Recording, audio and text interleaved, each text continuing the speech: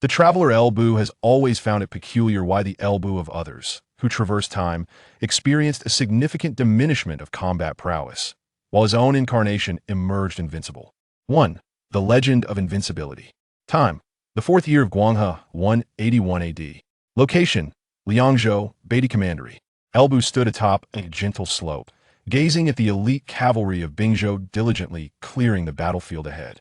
He remarked nonchalantly, with He Lian's demise, "This frontier shall enjoy a semblance of tranquility for a time."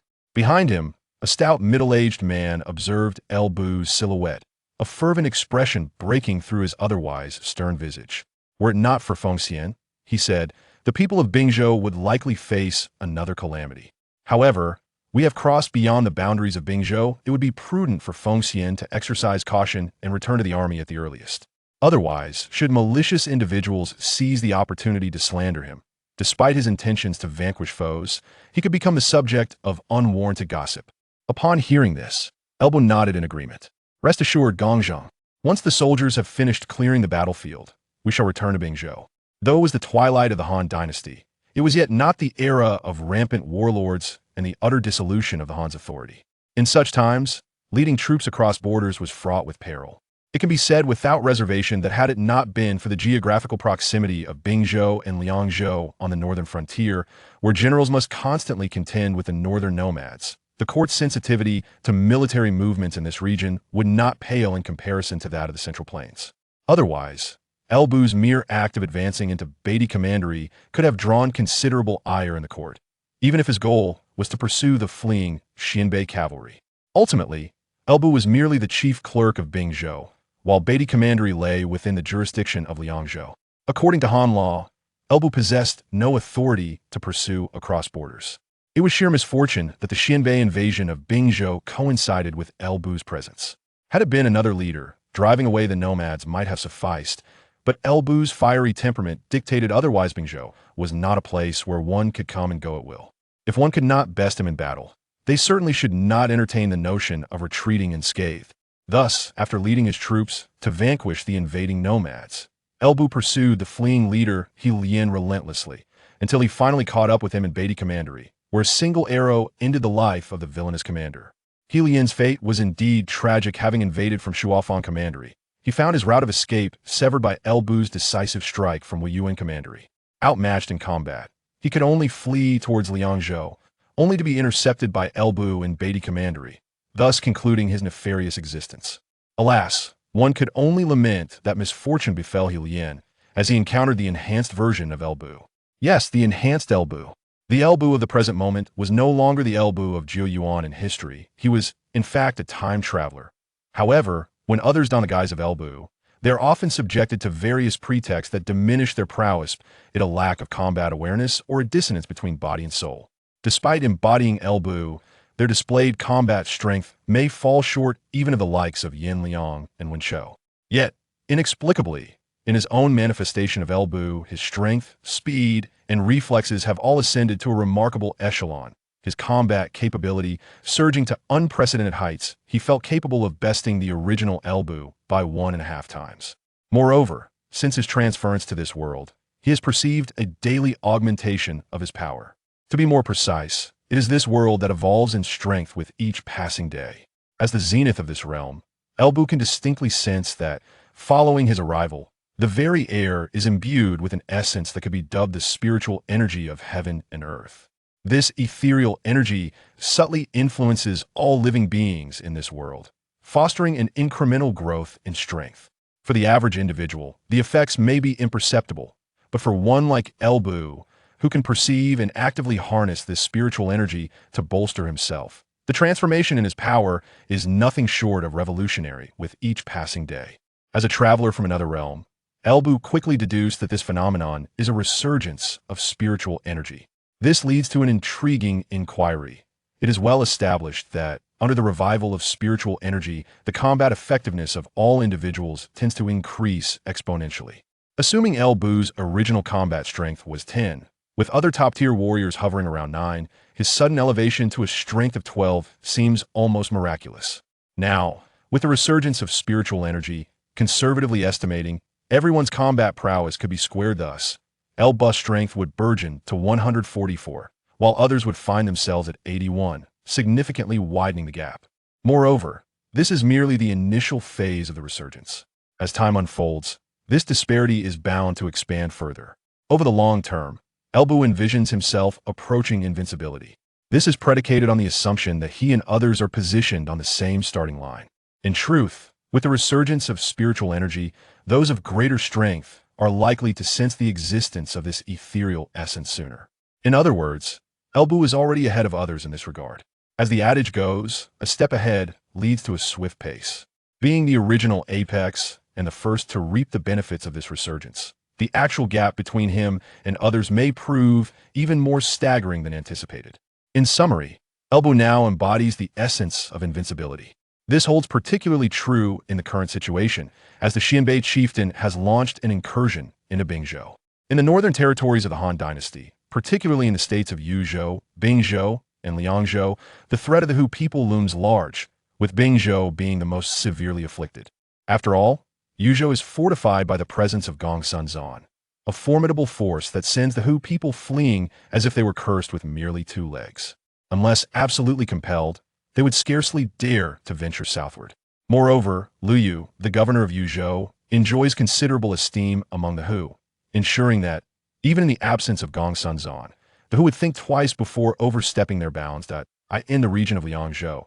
Due to the numerous military campaigns of the Han dynasty, the threat posed by the Chang people has considerably diminished. Additionally, with adept commanders such as Dong Zhuo, Han Sui, and Ma Teng overseeing the Chang, any disturbances that may arise are generally minor, provided these 3 individuals remain untroubled. However, in Bingzhou, the newly appointed governor Ding Yuan has proven somewhat ineffectual, resulting in a grave situation with the Hu people, particularly as the Xianbei have repeatedly invaded the borders. Notably, in the 6th year of Shiping 177 AD, the Han forces, divided into 3 contingents, ventured beyond the frontier to confront the Xianbei, only to suffer a calamitous defeat. This setback emboldened the Xianbei, whose leader at the time was Tan Shihua. Fortunately, although the Xianbei were at the height of their power, Tan Shihua was acutely aware that a dying camel is larger than a horse. Thus, even after vanquishing the Han forces that ventured forth, he exercised restraint in plundering the border regions of Bingzhou, seeking to avoid inciting the Han's ire. Regrettably, following Tan Shihua's demise, his son Huang lacked such prudence.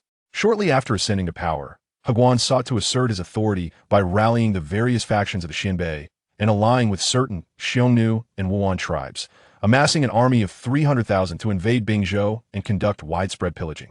Logically, an army of 300,000 Hu, even if largely composed of disorganized forces, would pose a formidable threat. Moreover, this contingent included a significant number of elite cavalry from Xianbei, Xiongnu, and Wuyuan. In terms of sheer strength, the current Bingzhou forces would struggle to withstand such an invasion. The primary fighting force in Bingzhou numbered only around 80,000, comprising 20,000 elite cavalry and 60,000 infantry. Typically, under such circumstances, the Bingzhou army would likely abandon the frontier regions of Huang Fuong, and Yuncheng, allowing the Hu to pillage freely, while consolidating their forces to defend the more central districts of Taiyuan, Shandong, and Shihe, awaiting the Hu's departure post-raid. After all, the Hu's incursions were primarily for plunder, and they did not intend to occupy territory. However, the situation is far from typical, for Bingzhou is now under the command of Elbu. 3 years prior, when the Han forces ventured forth and suffered defeat at the hands of Tan Shihua, Elbu had yet to enter service. Now, 3 years later, he has risen to the position of chief clerk in Bingzhou, commanding the elite cavalry of 20,000. Compounding the situation, as Huang led his forces from Huang to invade, Elbu was stationed in Wuyuan. Upon receiving intelligence regarding unusual movements of the Hu on the grasslands, he advanced northward to prepare for a potential incursion. Thus, upon learning of Huang's large-scale invasion from Huang, Elbu promptly maneuvered to cut off Huang's retreat. Under normal circumstances, even with Elbu's prowess as the pinnacle of martial strength during the Three Kingdoms era, the odds would be daunting: 20,000 elite cavalry against 300,000 Hu cavalry, even if the latter were mostly an uncoordinated mass. Furthermore, due to the need to allocate forces to defend his homeland of Jin, Elbu could only muster around 10,000 of his elite cavalry. However, Elbu is no ordinary general, he is a time traveler, endowed with the first wave of benefits from the revival of spiritual energy. Thus, Elbu, accompanied by over 10,000 elite cavalry from Bingzhou, confronted the 30,000 Hu cavalry and demonstrated what it truly meant to be invincible. The 30,000 Hu cavalry were utterly routed in a single battle, with no one able to impede Elbu's advance. The elite cavalry merely followed Elbu into the fray, and the enemy collapsed entirely. All the Hu leaders who attempted to step forward to salvage the situation fell victim to Elbu's arrows amidst the chaos. The Xianbei leader He Lian, the commander of this southern invasion of Hu, could only lead his remaining elite cavalry in retreat. However, although He Lian wished to escape, he found no avenue for flight. Had He Lian chosen to invade from Wuyuan County, he would have encountered Elbu directly, yet behind him lay the vast expanse of the grasslands, allowing for a hasty retreat. Instead, He Lian opted for an incursion from Huang County, achieving continuous victories that brought him deep into the heart of Bingzhou. Thus, when Elbu cut off his route of escape, He Lian found himself with nowhere to run. He could only flee towards Bingzhou, hoping to return to the grassland from that direction. Upon learning of He Lian's flight, Elbu promptly declared that Bingzhou was not a place one could enter or exit at will.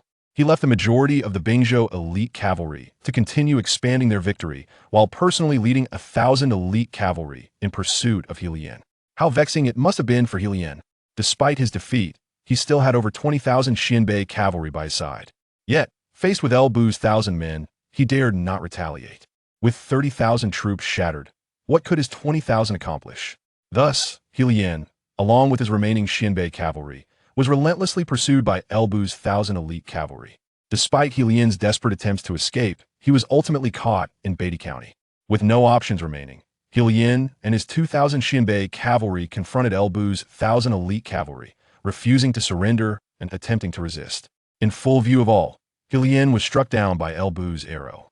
With He Lian's demise, the already demoralized Xianbei cavalry scattered, some fleeing while others surrendered. After eliminating He Lian, Elbu refrained from further pursuit, recognizing that Beatty County was now within Liangzhou territory. With the instigator He Lian dead, he conducted a brief assessment of the battlefield before preparing to return to Bingzhou. Ultimately, the blame lay with Dong Zhuo. Had Dong Zhuo delivered the steed Red Hair to Elbu sooner, he would have swiftly pursued and slain He Lian, rather than chasing him all the way to Liangzhou. Reflecting on this, Elbu silently noted Dong Zhuo's negligence. What? You say Red Hair originally belonged to Dong Zhuo? That is simply inconceivable. Red Hair is Elbu's steed. Even if the King of Heaven himself appeared, Elbu would assert the same. Anyone with objections could first discuss it with Fong Tianhuaji. Fortunately, though he lacked red hair, He Lian's mount was a fine steed from Wuyuan, which could serve adequately for the time being. In any case, with He Lian's death, Elbu returned to Bingzhou, marking the conclusion of this conflict. However, while the battle may have reached a conclusion, the repercussions of this encounter were just beginning to unfold.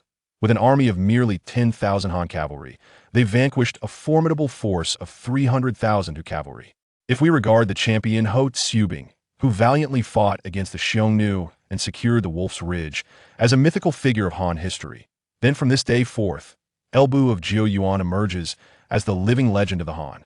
Upon returning to Wuyuan County, Elbu, a native of Jiuyuan, occupied the position of the chief clerk in Bingzhou. Unlike the provincial governor Ding Yuan, who luxuriated in Jinyang, Elbu proactively volunteered to station himself in Wuyuan County to fend off the invasion of the Hu. It was precisely due to this initiative that he was able to swiftly outmaneuver the He Lian forces during their incursion. However, such a significant triumph warranted reporting to Ding Yuan otherwise. The dignitaries sheltered in Jinyang would remain oblivious to the retreat of the Hu, likely losing their peace of mind. Furthermore, Elbu required Ding Yuan, his superior, to commend his military achievements for the purpose of securing rewards. Thus, en route back to Wuyuan County, Elbu dispatched a messenger to deliver a battle report to Ding Yuan. Upon his return to Jiuyuan County, a smile graced Elbu's face as he gazed upon the county seat. The Hu had suffered a devastating blow, and it was likely they would refrain from casting covetous glances southward for quite some time, allowing the local populace a period of respite. "Gong Zheng," he called out. "I am here," replied Gao Shun, emerging on horseback. After a brief exchange of glances, Elbu instructed, "Please make suitable arrangements for the troops. I shall enter the city first." "Understood," Gao Shun responded with fervor. With Gao Shun's assurance, Elbu felt at ease as he led his personal guards into the city. As a time traveler, Elbu recognized the immense value of capable individuals like Gao Shun and Zhang Liao. Although Zhang Liao was still young and needed nurturing for significant roles, Gao Shun had already proven himself worthy of great responsibilities. Under Elbu's patronage, Gao Shun had ascended to prominence, managing military affairs on Elbu's behalf. Upon entering the city, Elbu made his way directly to the governor's residence of Wuyuan. Though Elbu currently held the title of chief clerk in Bingzhou rather than the governor of Wuyuan, the position had remained vacant for years due to continuous Hu invasions. Consequently, upon arriving in Zhuoyuan County, Elbu deemed it unnecessary to burden the populace by seeking alternative lodgings, opting instead to reside in the governor's estate. After all, he was already overseeing the governor's affairs in Wuyuan, thus, his occupancy of the governor's residence seemed entirely justified. Upon reaching the estate, his personal guards remained in the front courtyard, which Elbu designated for their accommodation, serving also as the estate's protectors. Given the precarious nature of Wuyuan, it was imperative to maintain a sufficient defensive force. While Elbu harbored no fear of danger, the estate housed those he held dear. The presence of these guards ensured the safety of the inhabitants during his absences. After ensuring the security of his guards, Elbu dismounted, removed his armor, donned casual attire, and proceeded to the rear courtyard. The front courtyard of the governor's residence served as the quarters for the personal guards, while the rear courtyard was, naturally, the domain where Elbu and his family resided. As Elbu entered the rear courtyard, he had scarcely taken a few steps when a graceful young woman, clad in a simple azure-long gown, emerged to greet him. Evidently, she had likely heard the commotion from the front and came forth to welcome Elbu. Observing Elbu's commanding presence and extraordinary demeanor, a genuine smile illuminated her face as she gracefully bowed and said, "Congratulations, my lord, on your victorious return." The one who resided in Elbu's household and addressed him as my lord was none other than his primary wife, Yanshi. Her true name was Yanqing. Although Yanshi may not possess the historical prominence of figures like Giao Chan, she was indeed Elbu's original spouse. Upon Elbu's initial arrival in this world, he had momentarily forgotten about this marital arrangement until someone reminded him of his betrothal to the Yan family. To be candid, Elbu had contemplated renouncing the engagement, as, being a time traveler, his thoughts were naturally occupied with renowned beauties such as Jiao Chan, Cayenne, Xianbei, and the two Xiaos. Had he already married Yanqing upon his arrival, it would have been a different matter, however. Since he had not yet wed, Elbu found himself contemplating a change of heart. Nonetheless, these were merely his thoughts prior to meeting Yanqing. Upon their encounter, Elbu's perspective shifted entirely. One might question Elbu's character or his prowess in battle. Yet as a seasoned connoisseur of beauty, one could never doubt his aesthetic sensibilities. Yanqing, as Elbu's historical first wife, may not have been as infamous as Jiao Chan or Xianbei, but she was undeniably a woman of stunning beauty. Thus, Elbu promptly dismissed his initial thoughts of rescinding the marriage and embraced the idea of marrying Yanqing wholeheartedly. At that moment, seeing Yanqing bowing before him, he quickly stepped forward to assist her up, saying, "Why should you worry, my dear? When have I ever faced defeat?" Hearing Elbu's words, Yanqing smiled gently and echoed, "Indeed, indeed, my lord is the mightiest." However, despite her words, as a devoted wife, she could not completely quell her worries while her husband fought on the battlefield. It was only upon his triumphant return that she could truly breathe easy. Elbu was well aware of Yanqing's sentiments, which is why he always took the time to reassure her upon his return. This occasion was no different. As he lifted her in response to her soft call, Elbu carried her towards the rear courtyard, stating, "Indeed, I am the mightiest, but beyond leading troops in a battle, there are other remarkable aspects of myself that you are about to discover. My lord, it is still daytime." And what of daytime? In my residence, who would dare to speak out of turn? As Elbu busied himself in comforting Yanqing, not far from the governor's mansion of Wen, in a modest courtyard, a middle-aged man clad in a black scholar's robe, with a round, plump face and a robust figure, received the news of Elbu's triumphant return. Listening to his servant recount the intelligence in a flood of words, the corners of the scholar's mouth twitched involuntarily. 10,000 against 300,000, in a single battle resulting in the utter rout of the enemy forces. Although he was aware that the resurgence of the Great Era would inevitably give rise to formidable figures, it had only been a short while since then. How could Feng Xian single-handedly confront the enemy? If this continued, given a little more time, would he not become another overlord? The ancient texts detailing the exploits of Xiang Yu flashed through his mind, and the middle-aged scholar suddenly considered that being forcibly brought to this place might not be entirely a misfortune. After all, from their current interactions, Fengxian seemed reasonably receptive to counsel. With his own intellect, matched with Fengxian's martial prowess, seeking a life of affluence amidst the resurgence of the Great Era should not be insurmountable. Moreover, while Fengxian's methods were somewhat brutish, he exhibited no hesitation in dealing with the Hu invaders, marking him as a heroic figure in the scholar's mind. Having learned of Bu's remarkable performance in battle, the middle-aged scholar, who had been abducted to Wuyuan for some time, found himself contemplating allegiance for the first time. This scholar was named Jia Xu, styled Wenhe. Once a figure in Luoyang, he had returned to the frontier after experiencing disappointment in officialdom, serving as a minor official in Shuafang County. However, Jia Xu had been living quite well in Shuafang, despite the lack of prospects in his small official position. Since he had chosen to leave Luoyang, he naturally did not concern himself with future ambitions. As the saying goes, in poverty, one maintains one's integrity in prosperity. One seeks to benefit the world. At that time, Jia Xu's primary goal was merely the safety of his family and a life of comfort. Yet, fate had led him to cross paths with the formidable Bu. Shuafang County and Wuyuan County both belonged to Bingzhou and were adjacent to one another. As the head clerk of Bingzhou, Bu commanded an elite cavalry of 20,000. Though stationed in Wuyuan, he frequently led troops to inspect several bordering counties. It was during one such inspection of Shuafang that Jia Xu encountered Bu. To Jia Xu's eyes, this head clerk, Fengxian, seemed to have lost his senses as he inquired at their first meeting whether Jia Xu would consider working under him. Naturally, Jia Xu expressed his unwillingness, having already turned his back on the politics of Luoyang. Why would he care about a mere clerk of Bingzhou? Subsequently, Bu forcibly took him back to Wuyuan County. At that moment, Jia Xu was utterly bewildered. You are the head clerk of Bingzhou.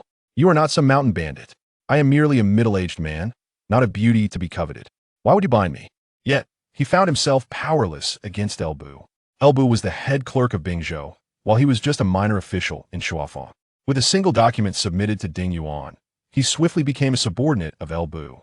If it had been someone else like Sun Yu or Tian Feng, and they had insisted on forcing him to serve against his will, he would have resolutely opposed them, as it would be a matter of principle. But he was Jia Xu. With no sense of honor, could one still expect him to possess integrity? Thus, the notion of yielding to death is utterly impossible. It shall never transpire in this lifetime.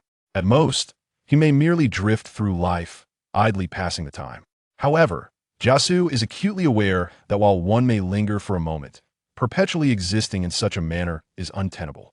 Although he does not comprehend why Bu holds such profound interest in him, it matters little if Bu proves to be a worthy ally regardless of whether he is a virtuous ruler. Jia Xu is prepared to serve him, as long as he believes Bu can ensure his lifetime of affluence. Indeed, Bu did forcibly bind him against his will, yet from another perspective, this very act attests to Bu's regard for him. Therefore, during this period, Jia Xu has been discreetly observing Bu. In light of recent events, Jia Xu finds himself somewhat swayed.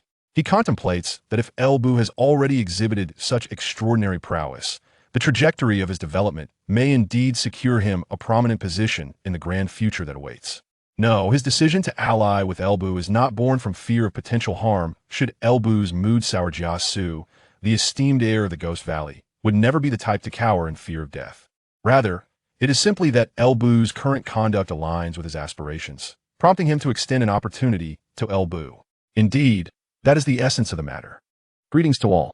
The thoughts of Jia Xu remain unknown to Bu for the time being. Upon his return to the city, he first took the time to reassure Yan Qing, allowing himself to alleviate some stress in the process. By the following day, he commenced the management of the aftermath of the recent battle. Although he emerged victorious, having slain the enemy chief and countless foes while capturing innumerable prisoners and seizing an unknown number of horses and livestock. The conclusion of a battle does not signify the end of all matters pertaining to war. Quite the contrary. It is often after the fighting ceases that numerous tasks begin anew. Foremost among these is the matter of post-war commendations and rewards. This does not solely pertain to the recognition of his valiant soldiers, but also significantly involves the imperial court's bestowal of honors. As the Han dynasty remains intact, it is only fitting that Bu, having triumphed as a frontier general, is rewarded accordingly. After all, had he not led his forces to victory against the He Lian in Shuafang County, even if Ding Yuan had ultimately defended Bingzhou, The devastation across the border regions would have been inevitable, given Ding Yuan's strategy of abandoning border garrisons in favor of fortifying the heartland. Indeed, Elbu's decisive intervention in Shuafang effectively turned the tide, a feat deserving of commendation akin to saving a crumbling edifice from collapse. Naturally, in such circumstances, rewards for Elbu are to be anticipated. However, it is essential to acknowledge that although Elbu single-handedly secured this victory, Ding Yuan, as his superior, is entitled to a share of the accolades, adhering to the principles of the bureaucracy. Despite the growing caution Ding Yuan has exhibited towards Elbu, particularly following his refusal to accept Ding Yuan's request to adopt him as a son, their relationship has not deteriorated to the point of animosity. Thus, in Elbu's view, conceding a portion of the accolades to Ding Yuan seems reasonable, as he ultimately stands to gain the lioness share. Moreover, by sharing some of the glory with Ding Yuan, Elbu could enhance the latter's motivation when appealing to the court for rewards. Additionally, to secure the court's favor, one must also navigate the intricacies of bribery to the 10 attendants. Under normal circumstances, a general victorious at the frontier would naturally expect various rewards. However, the current climate renders this expectation impractical.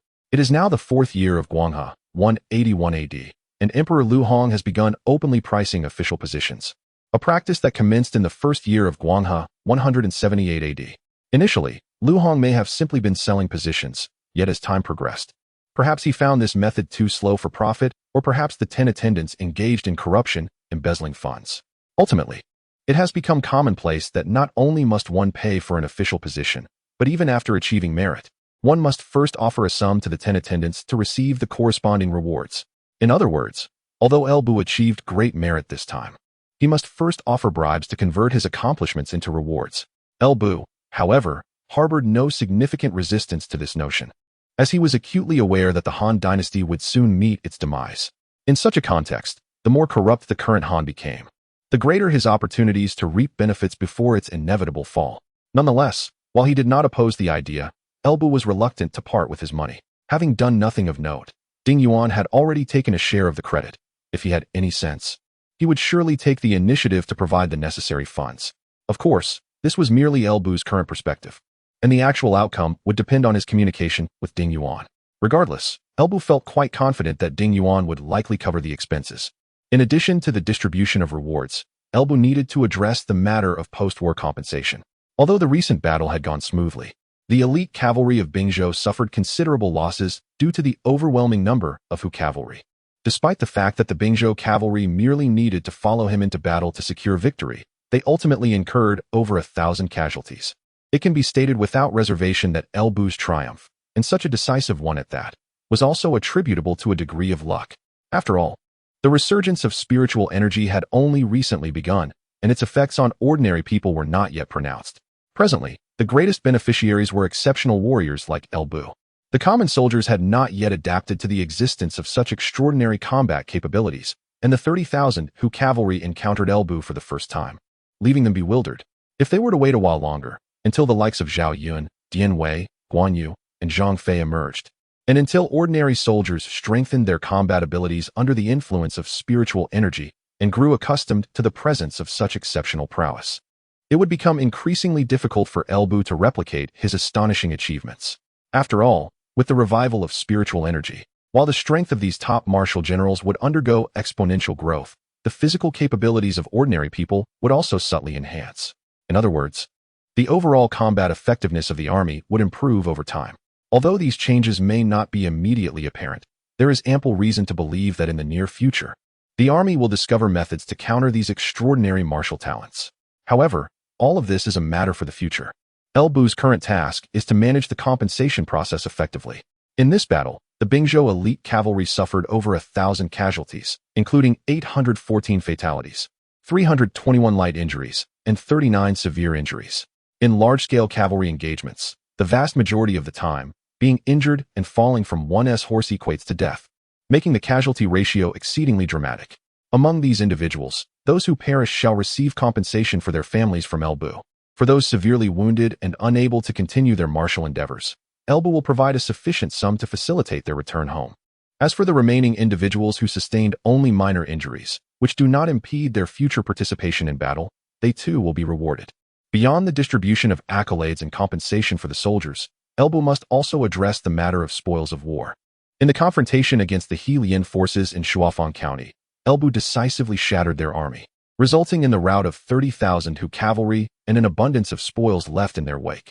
These spoils include not only countless cattle and sheep driven south by the Hu as provisions, but also a significant amount of wealth pillaged during their incursion. Furthermore, Elbu captured numerous Hu riders and seized a large number of war horses. The aggregate of these items undoubtedly constitutes an immense fortune. Thus, the subsequent distribution of these spoils presents a considerable challenge. Similar to the military achievements, while Elbu is the one who has secured these riches, it is incumbent upon him to share a portion with his superior, Ding Yuan. Naturally, Elbu will retain the lion's share of the spoils. Yet the distribution process remains a substantial undertaking. Consequently, for a period, Elbu tirelessly engaged with these matters. Although there were individuals assisting with the logistics, the final decisions rested upon Elbu's shoulders, keeping him occupied for quite some time. When these affairs finally reached a resolution, news from Ding Yuan arrived. As a seasoned politician with years of experience, Ding Yuan's awareness was evidently astute. Despite Elbu's silence regarding specifics when sending battle reports, Ding Yuan had already considered various aspects when dispatching his response. He would provide the funds necessary for bribing the 10 consorts, leaving Elbu merely to await his accolades. As for the allocation of the captured spoils, Elbu had full autonomy, and Ding Yuan raised no objections. Clearly, Ding Yuan was not the sort to take advantage while feigning innocence. He recognized that Elbu had fought this battle single-handedly and thus adopted a humble stance. Given that Ding Yuan, as Elbu's direct superior, had assumed such a demeanor, Elbu felt compelled to grant him due respect. With a grand gesture, he assured Ding Yuan's envoy that matters pertaining to Luoyang were entirely at Ding Yuan's discretion. Regarding the spoils, Elbu allocated 3,000 warhorses and 50,000 cattle and sheep to Ding Yuan's envoy to take back. In summary, both Elbu and Ding Yuan were content with the outcome. For Ding Yuan, it was a windfall as he reaped the rewards without effort, while Elbu, recognizing the lingering authority of the Han and the prevailing order, appreciated having a seasoned official like Ding Yuan to help translate his accomplishments into tangible benefits. This arrangement proved mutually beneficial for all parties involved. However, having resolved the issue of profit distribution, Elbu was compelled to contemplate his future path. Following this battle, it was anticipated that the borders of Bingzhou would remain relatively tranquil for several years. The main force of the Hu had essentially been decimated within Shuafang County, with even He Lian being struck down by a single arrow. While a few Hu cavalry might manage to flee back to the steppes, the resources they had plundered were left behind in Shuafang County.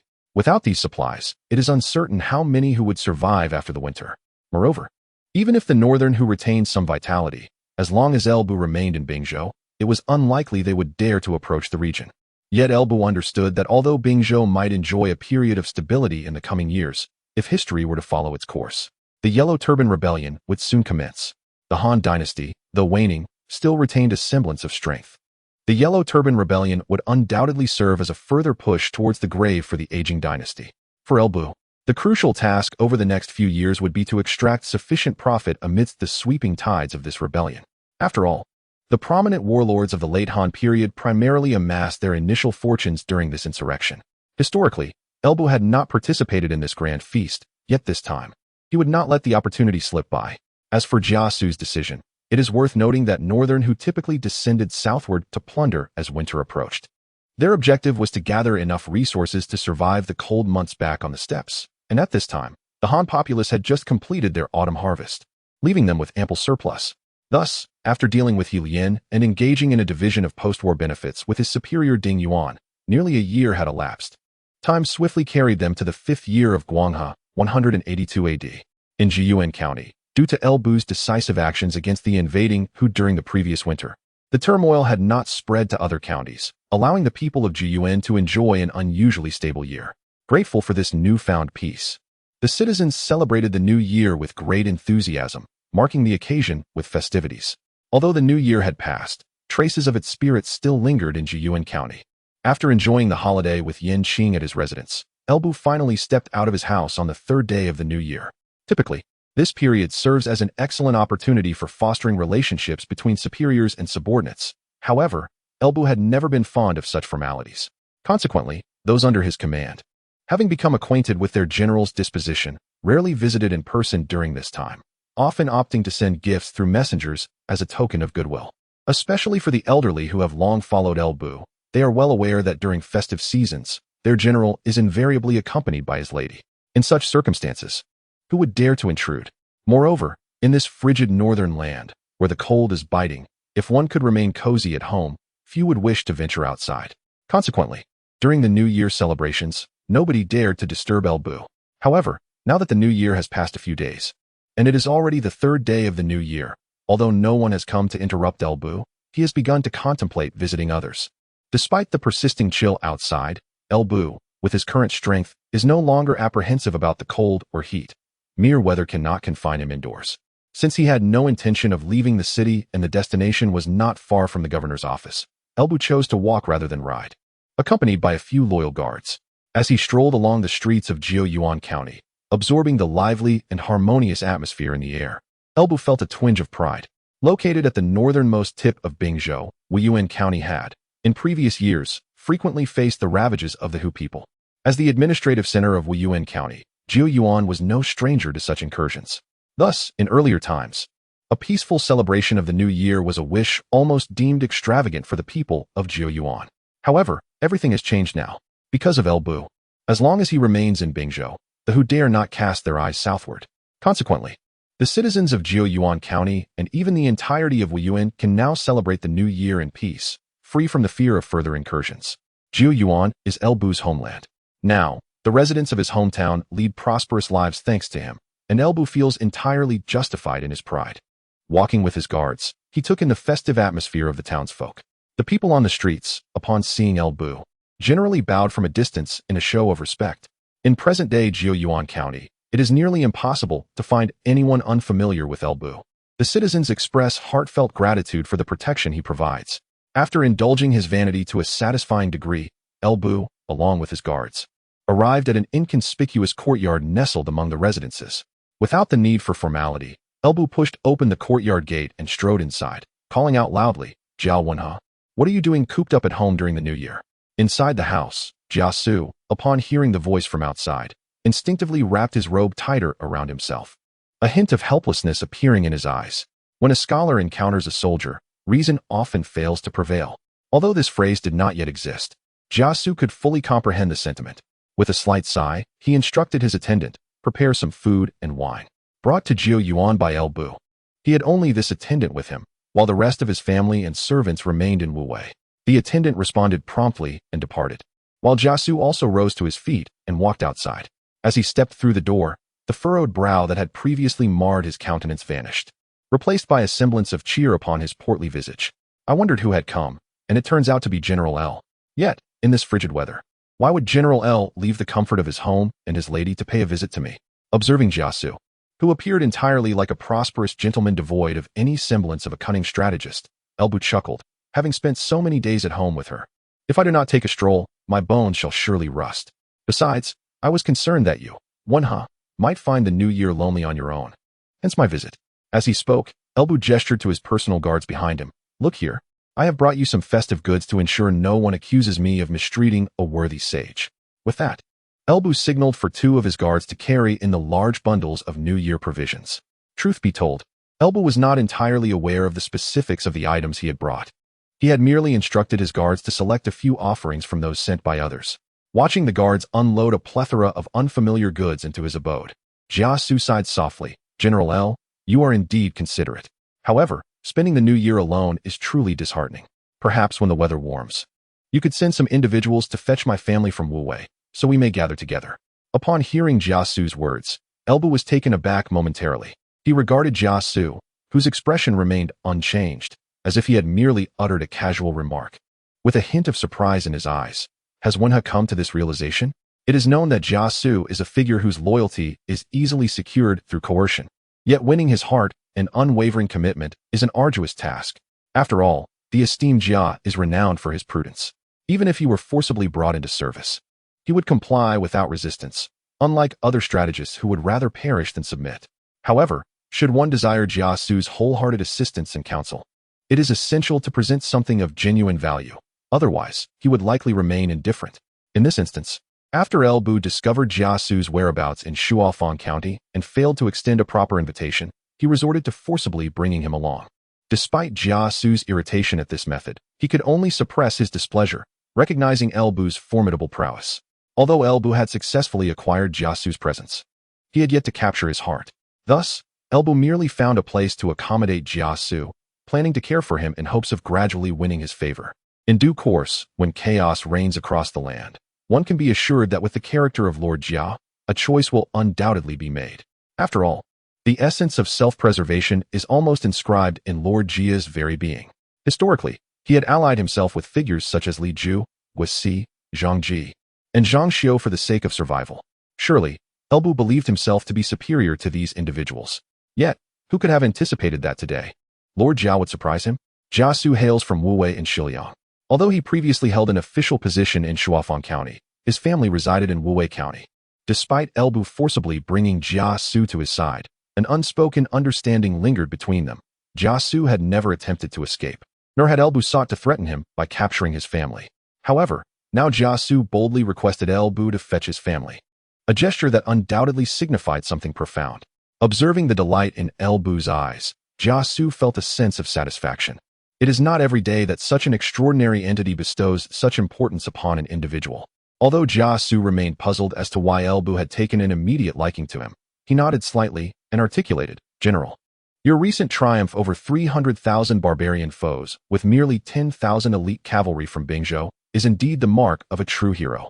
I am honored by your regard. To feign indifference now would be to show a lack of appreciation."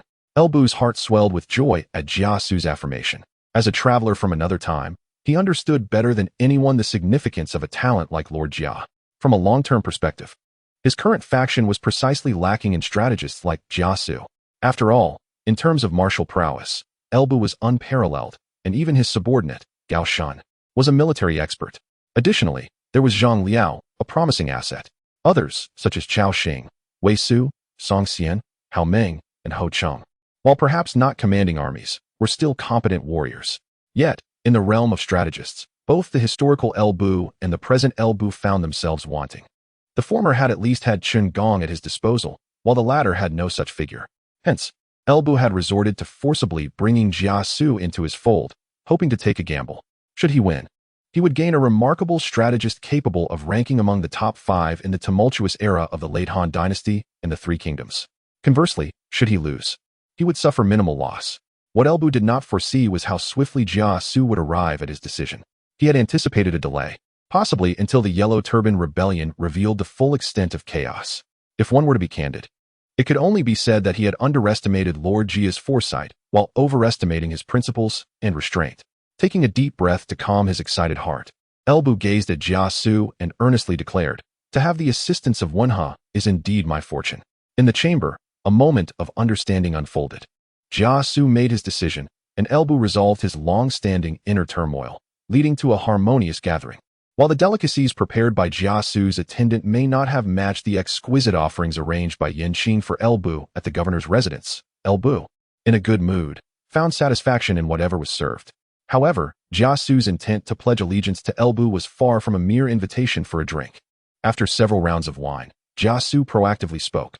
"General, your recent victory over the Hu invaders has spared the border regions of Bingzhou from plunder. Surely, rewards will follow. May I inquire about your future plans?" Upon hearing this, Elbu recognized the underlying motive in Jia Xu's words. He understood that Jia Xu sought to demonstrate his capabilities. Historically, strategists have chosen their lords wisely, first needing to prove their worth to earn trust. For instance, Sun Yu proposed a foundational strategy to Cao Cao after aligning with him, while Zhuge Liang meticulously prepared the Longzhong plan before approaching Liu Bei, both securing the trust of their respective leaders. Although Jia Xu might not possess the same esteemed reputation as Sun Yu or Zhuge Liang, it appeared he was far from complacency. After contemplating for a moment, Elbu candidly replied, "The rewards from the court were issued recently. The emperor has conferred upon me the title of Duke of Duding and appointed me as the governor of Wuyuan. Additionally, the inspectorate has granted further rewards. As for my future plans, I have yet to finalize them. I wonder if you have any insights?" In truth, given Elbu's significant achievements, the rewards he received were rather meager. The exaggeration of military exploits was common during the late Han Dynasty. Reports of thousands of enemy heads taken could easily swell to tens of thousands. Consequently, despite Elbu's honest reporting, he was often categorized alongside those who inflated their accomplishments. Thus, few took his report of defeating 300,000 Hu cavalry seriously. Ding Yuan, the governor of Bingzhou, being somewhat closer to the front lines, might have believed there were approximately 100,000 Hu riders, but among the court officials, the estimate was often reduced to 30 to 50,000 at most. In this context, while exaggeration had become customary, no one dared to challenge it, yet actual rewards were invariably aligned with the court's perceptions. Hence, Elbu's rewards were disappointingly scant. Nevertheless, Elbu bore no resentment over this situation. He believed that until the Han Empire's authority was utterly diminished, it would be prudent to maintain a low profile. Those who were ostentatious would likely become targets in the ensuing chaos. Therefore, he accepted the modest rewards with equanimity. After all, he resided on the frontier where the emperor's reach was limited.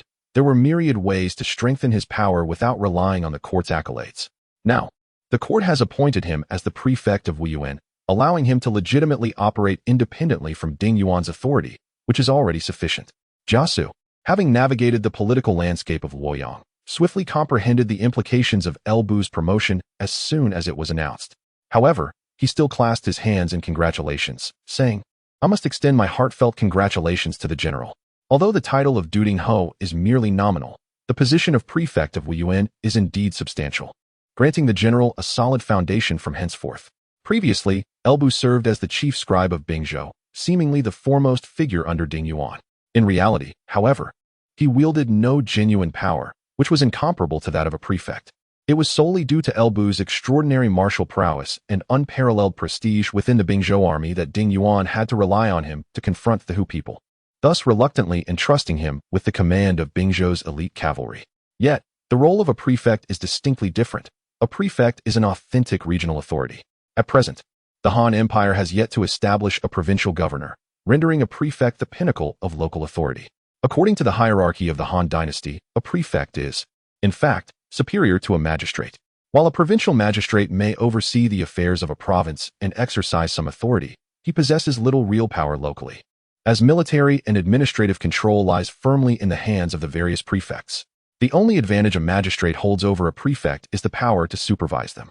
The peculiar arrangement is straightforward. It serves as a check on the magistrate's authority. After all, if a magistrate were to oversee provincial officials while simultaneously commanding local military and administrative power, wouldn't that effectively make him a local despot? In the current situation, prefects wield genuine authority yet are subjected to the magistrate's oversight, while magistrates, despite their supervisory role, lack true power. This mutual restraint is precisely what the court seeks to maintain. Ding Yuan, prior to this, managed to control the military and political power of Bingzhou solely because of its unique circumstances. Situated on the frontier and frequently besieged by Hu invasions, many of Bingzhou's 9 commanderies lacked a prefect, and those that did often fell victim to the Hu. Under such circumstances, Bingzhou required a unified force to resist the Hu threat, rather than engaging in disjointed skirmishes. Thus, Ding Yuan could assume authority over Bingzhou's military and political affairs in his capacity as provincial magistrate. In truth, until the Han Empire established provincial governors, prefects held the greatest local power, while magistrates were largely symbolic figures. It was only with the advent of provincial governors that true centralized power over military and administrative matters within a province emerged. As of now, the first provincial governor of the Han has yet to appear, and Elbu's appointment as prefect of Wuyuan marks him as a legitimate local authority, fully capable of operating independently from Ding Yuan. It is precisely for this reason that Jia Xu articulated his congratulations. Faced with Jia Xu's flattery, Elbu, although inwardly pleased, maintained a facade of indifference. He casually waved his hand and remarked nonchalantly, "It is of no great significance. In this bitterly cold northern land, even becoming a governor of a commandery holds little value." Observing this, Jia Xu smiled faintly, choosing to see through Elbu's act without exposing it. He continued, "That may be so, yet since the general has already assumed the position of governor of Wuyuan, he need no longer be constrained by Ding Jianyang in his future endeavors. Many matters can now be pursued with greater freedom." Upon hearing this, Elbu recognized that Jia Xu was likely about to begin his performance, and thus he cooperatively replied, "Wenhe, please share your thoughts." Elbu had certain ideas about the forthcoming developments, yet since this was Jia Xu's inaugural proposal after joining his ranks, he was determined to grant Jia Xu the stage. Indeed, noticing Elbu's accommodating demeanor, Jia Xu seized the opportunity to speak, since the general has expressed himself thus. "Allow me to share my humble opinion. In my view, Now that the general is the governor of Wuyuan, the first course of action should be to clarify the military matters concerning Ding Jianyang. Previously, when the general served under Ding Jianyang, the elite cavalry of Bingzhou was under your command. Now that you hold the position of governor, it is likely that Ding Jianyang will seek to reclaim this elite cavalry. Correct? Elbu nodded slightly, acknowledging that Jia Xu's assumption was accurate. In truth, after the court's bestowal of titles, Ding Yuan had subtly indicated to Elbu the need to return military authority. However, this elite cavalry of Bingzhou was indeed raised by Elbu himself, having followed him into numerous battles. If Elbu were to disregard martial ethics, it was probable that most of these 20,000 elite cavalry would prefer to remain loyal to him. Thus Ding Yuan dared not press too tightly. Receiving Elbu's affirming response, Jia Xu inquired further, "What are your thoughts on this matter?" Elbu contemplated for a moment before candidly replying. Ding Jianyang is aware that this elite cavalry was raised by me. It would be quite impossible for him to reclaim them entirely. Thus, his proposal is that I may retain 10,000 cavalry as compensation, and he will additionally provide me with 5,000 infantry to assist in the defense of Wuyuan. And what is your stance on this? Jia Xu asked. Elbu replied, I believe it is reasonable to acquiesce to his request. After all, while these 20,000 elite cavalry were indeed raised by me, they owe a great deal to Ding Jianyang's logistical support. Thus he deserves some credit. Moreover, his willingness to provide 5,000 infantry indicates a measure of sincerity. At this juncture, Elbu paused briefly before continuing. Furthermore, Ding Jianyang was once my superior. To be overly calculating could lead to criticism. Additionally, as the governor of Bingzhou, we will inevitably need to interact with him in the future. So this can be seen as an opportunity to foster good relations. Besides, I still possess many warhorses captured from the Hu people in our previous engagements. Even should I allocate 10,000 to Ding Jianyang, I could easily replenish them in a short time. Watching Elbu articulate his analysis with such clarity, Jia Xu felt a twinge of embarrassment. This was not the typical demeanor one would expect from El Fengxian. Should you not boldly declare your intentions and confront Ding Jianyang, risking everything tonight? Yet, surprisingly, Elbu recognized the necessity of sacrificing certain interests to preserve his reputation. It must be noted that the historical Elbu suffered greatly in terms of his public image, and now, as a time traveler, he must heed these lessons. Importantly, Ding Yuan's actions were relatively commendable. He did not demand the return of all the elite cavalry from Bingzhou, and even offered 5,000 foot soldiers as compensation. Overall, Elbu found this arrangement satisfactory.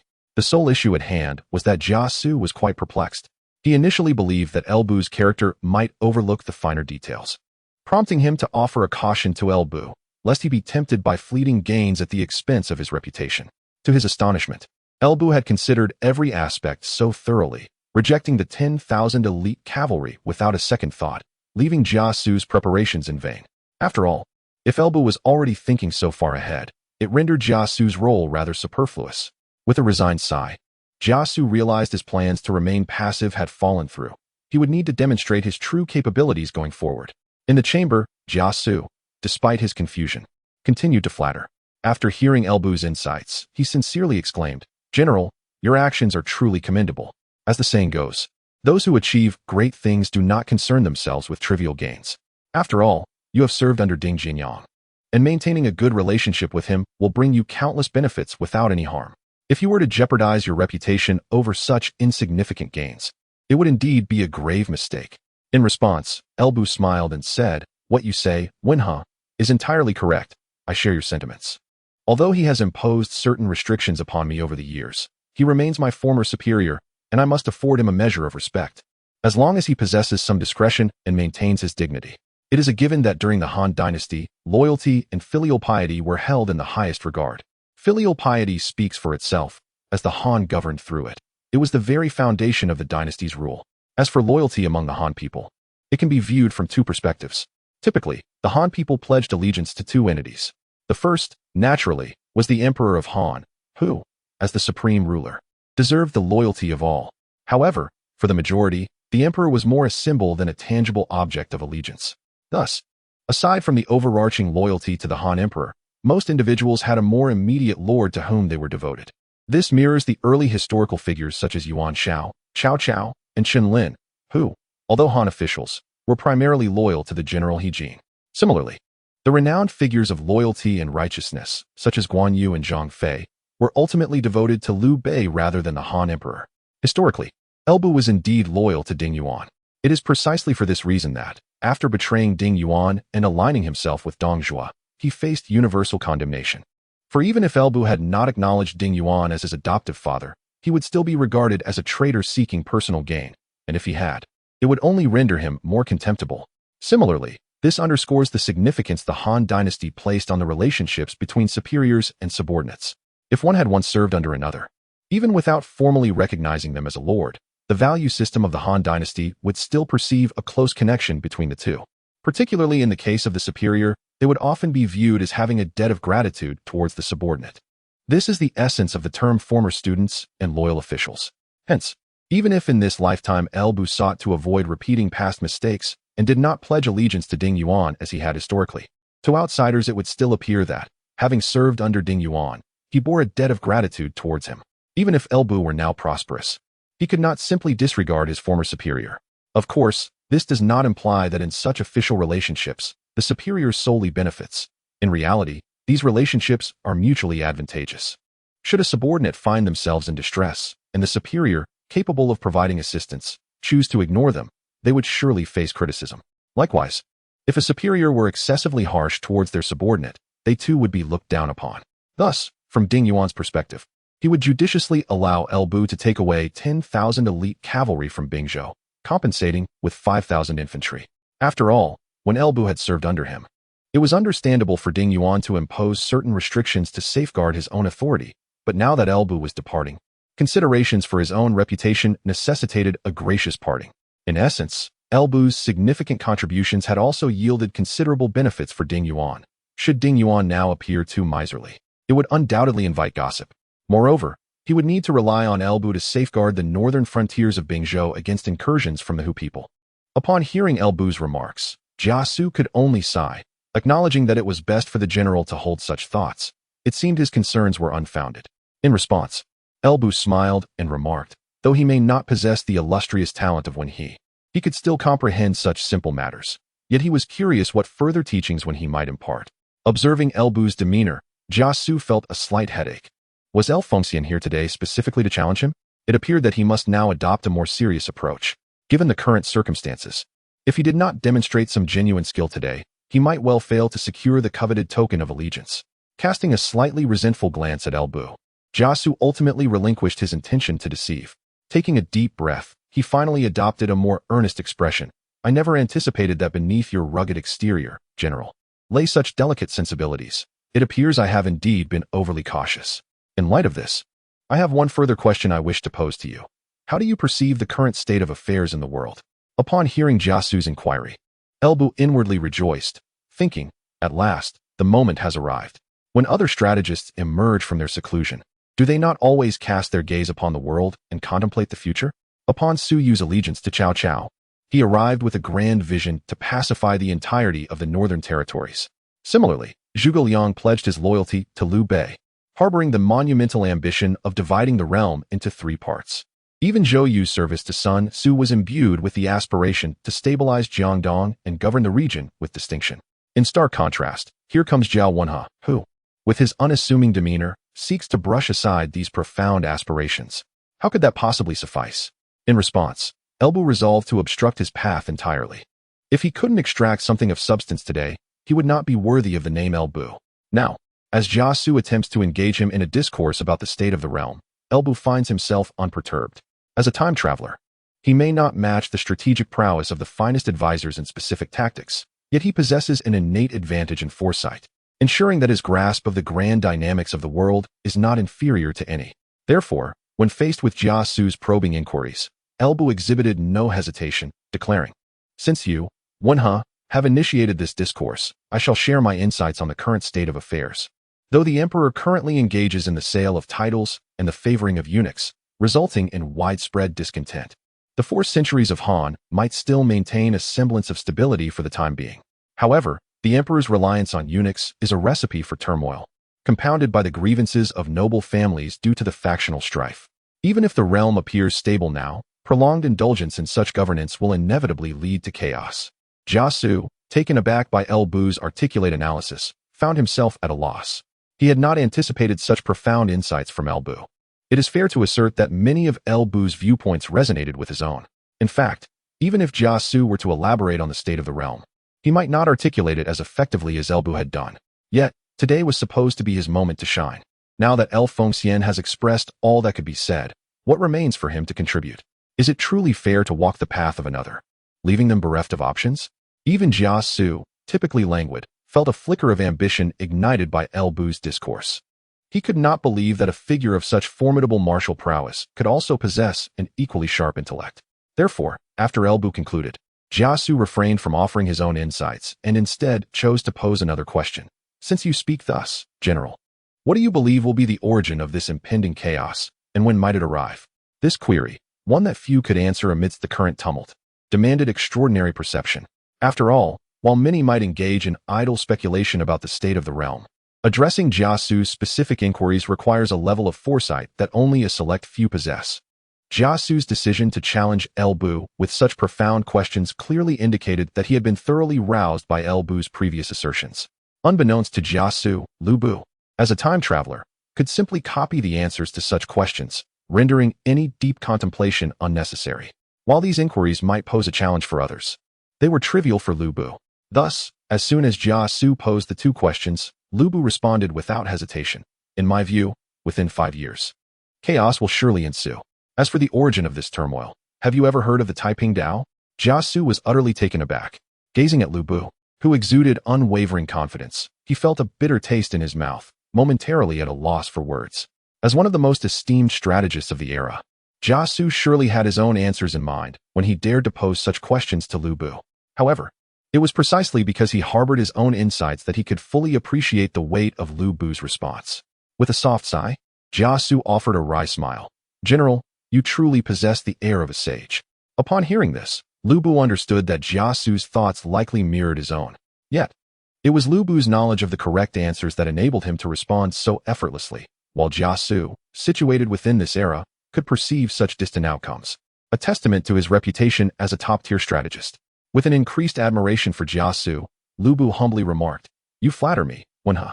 I merely spoke offhandedly. My words should not be taken too seriously. You are the true talent here, and I shall rely on your wisdom in the future." Seeing Lu Bu graciously offer him a way out, Jia Xu chuckled self-deprecatingly and replied, "I had intended to present a strategy to the general today, as a token of allegiance, but it seems I have only revealed my own inadequacies. You, General, possess both remarkable strength and such profound talent, yet you still deign to employ someone like me. I can only strive to contribute my utmost for your cause, lest I fail to honor your regard." "You are too modest," Lu Bu responded, a genuine smile gracing his face.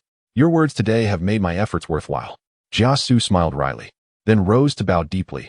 "Xu pays his respects to the Lord. Please rise, Wenhe," Lu Bu urged. Thereafter, Lu Bu remained at Jia Xu's residence for quite some time, engaging in discussions on a myriad of topics until dusk fell, at which point he took his leave. On that day, Lu Bu spoke extensively with Jia Xu about the future development of the Wuyuan commandery. Upon exiting Jia Xu's abode, Lu Bu felt invigorated. Regardless of Jia Xu's reputation as a cunning strategist and his notorious longevity, Lu Bu felt assured that winning Jia Xu's allegiance would undoubtedly benefit his future endeavors. Within the annals of history, it is well known that Master Jia lived until the era of Chao Pai. It can be stated without hesitation that securing the loyalty of Master Jia is akin to acquiring a long-term, high-quality investment that can yield returns for a lifetime. For a premier strategist, longevity is of utmost significance. Take Sima Yi for instance. Although he may not have been the most formidable among the top strategists, the more skilled have all perished, thus he stands as the most accomplished by default. In terms of longevity, Master Jia surpasses even Sima Yi, who lived to the age of 73, while Master Jia thrived until 77. Naturally, having mentioned Sima Yi as a positive example, one cannot overlook several cautionary tales. Take Shi Jia, for instance, renowned yet short-lived. Guo Jia was formidable too, yet he too was a victim of an early demise. Similarly, Fa Zheng was esteemed, but met the same fate. It is only fair to highlight Zhou Yu as well. One could assert that had Cao Cao's earlier strategists, Shi Jia and Guo Jia, possessed even half of Master Jia's longevity, Cao Cao's ambitions would have encountered far fewer obstacles. Their premature deaths undoubtedly complicated Cao Cao's path to success. The same applies to Fa Zheng, as Liu Bei's most relied-upon strategist in the conquest of Shu. Had Fa Zheng not perished, Zhuge Liang would not have been forced to transition from a domestic expert to a versatile talent. With Fa Zheng managing external affairs and Zhuge Liang overseeing internal matters, the blunders in the Battle of Yiling could have been significantly averted. Not to say that the entire history of the Three Kingdoms would have been rewritten, but the fortunes of Shu Han might have been extended for several more years. As for Zhou Yu, he requires no further elaboration. A nearly perfect commander, adept in warfare, strategy, and the arts, had he not met an untimely end. The situation in Eastern Wu would undoubtedly have been markedly different.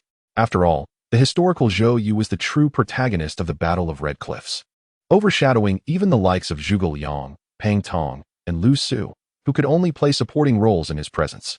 Moreover, history does not record Zhou Yu's demise as a consequence of Zhuge Liang's actions. It is evident that for the development of a power, the presence of a long-lived premier strategist is of paramount importance. While Master Jia's allegiance is indeed a momentous occasion, the subsequent focus must shift to the developmental issues of Wuyuan County. The foundation of Wuyuan County is rather fragile. Although historical records indicate a substantial population during the early Han Dynasty, with 39,000 households and over 230,000 individuals in the second year of the Yuan Shi era, Wuyuan County, as the northernmost frontier of the Han Empire, has long suffered from incursions by the Hu people, resulting in a steady decline in population.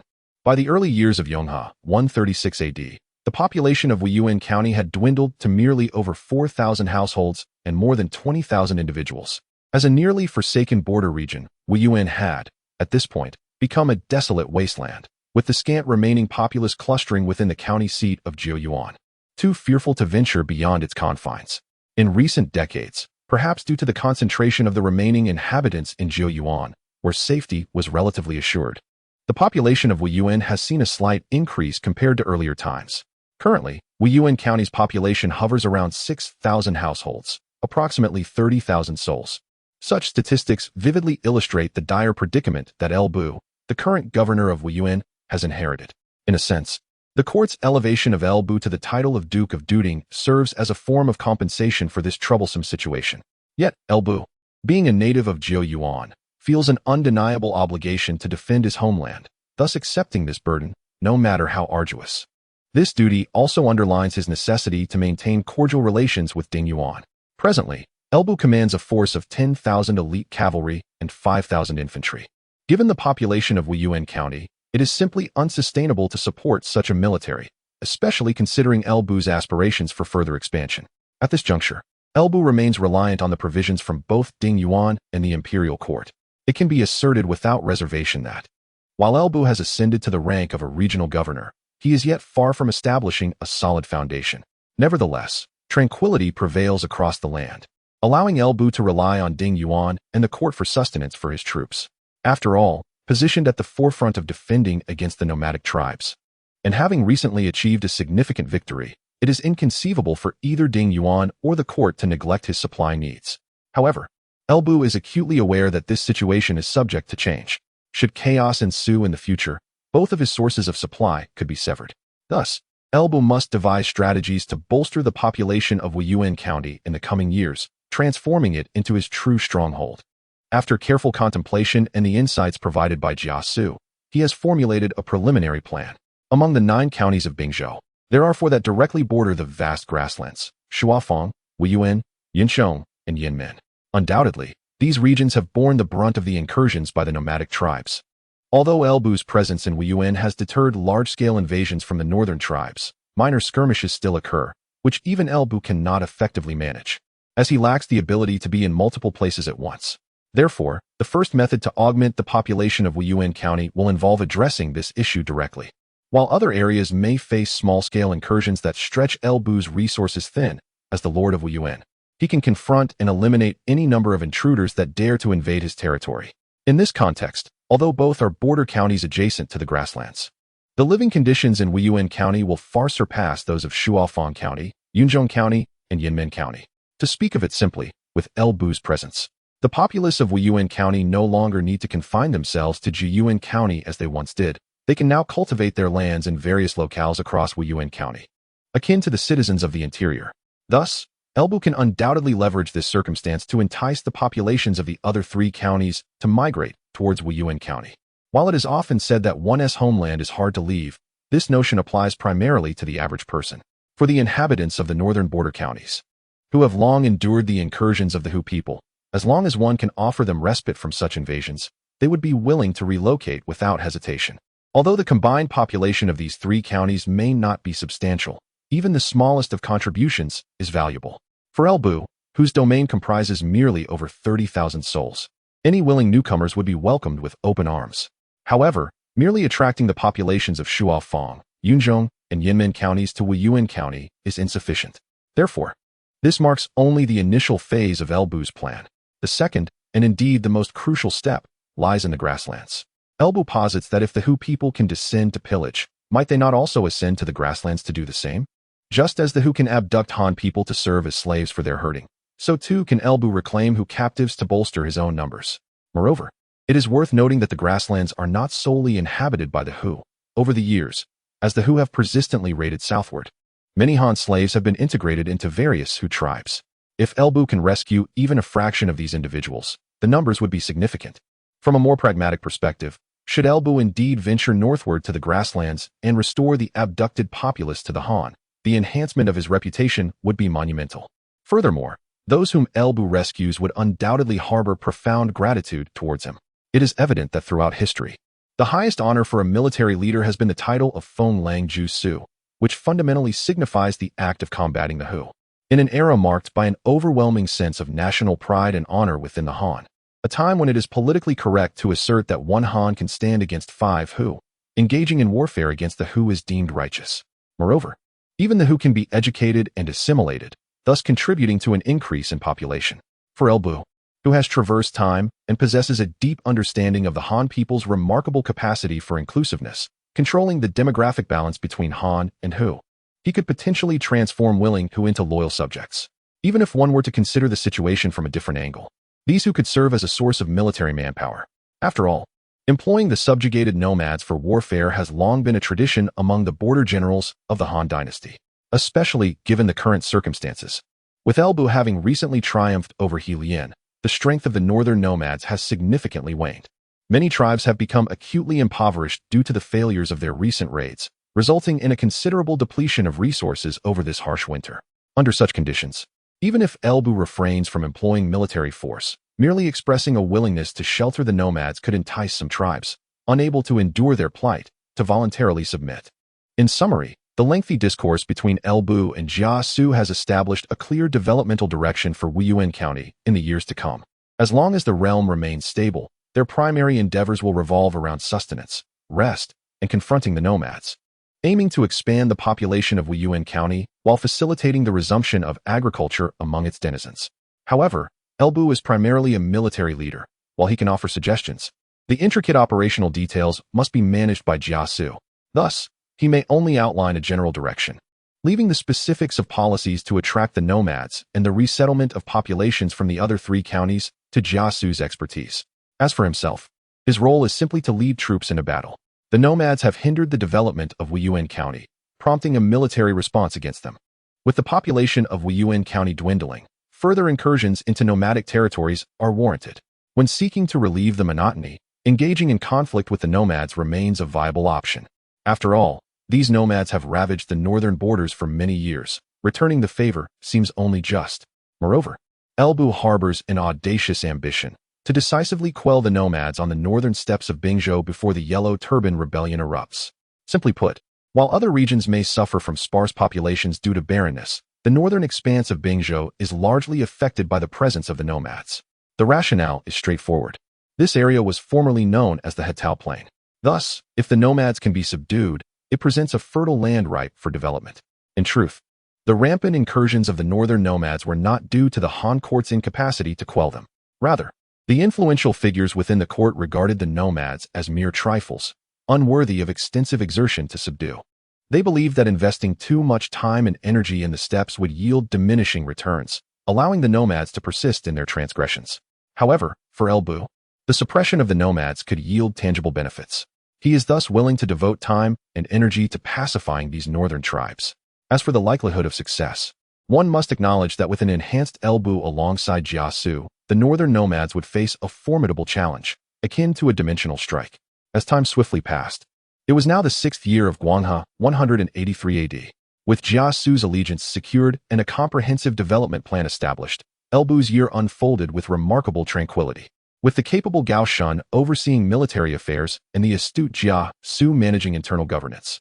Even the occasional troublesome people were dealt with by the emerging strategist Zhang Liao, who utilized them as valuable learning experiences. Thus, during this year, Elbu finally experienced the joys of being a proprietor.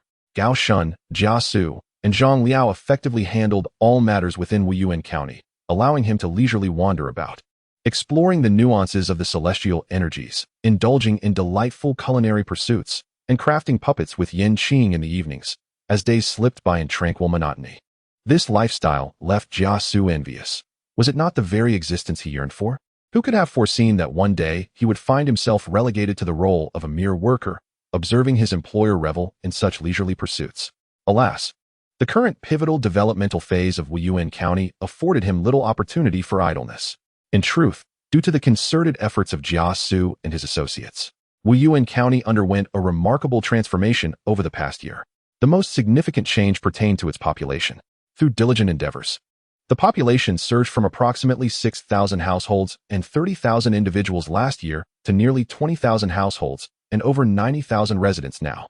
Frankly, this surge in population was quite unexpected for Elbu, even catching Jia Xu by surprise. According to their initial assessments, although there were two methods to augment Wuyuan County's population, the primary focus in the beginning would be to attract individuals from the northern border counties.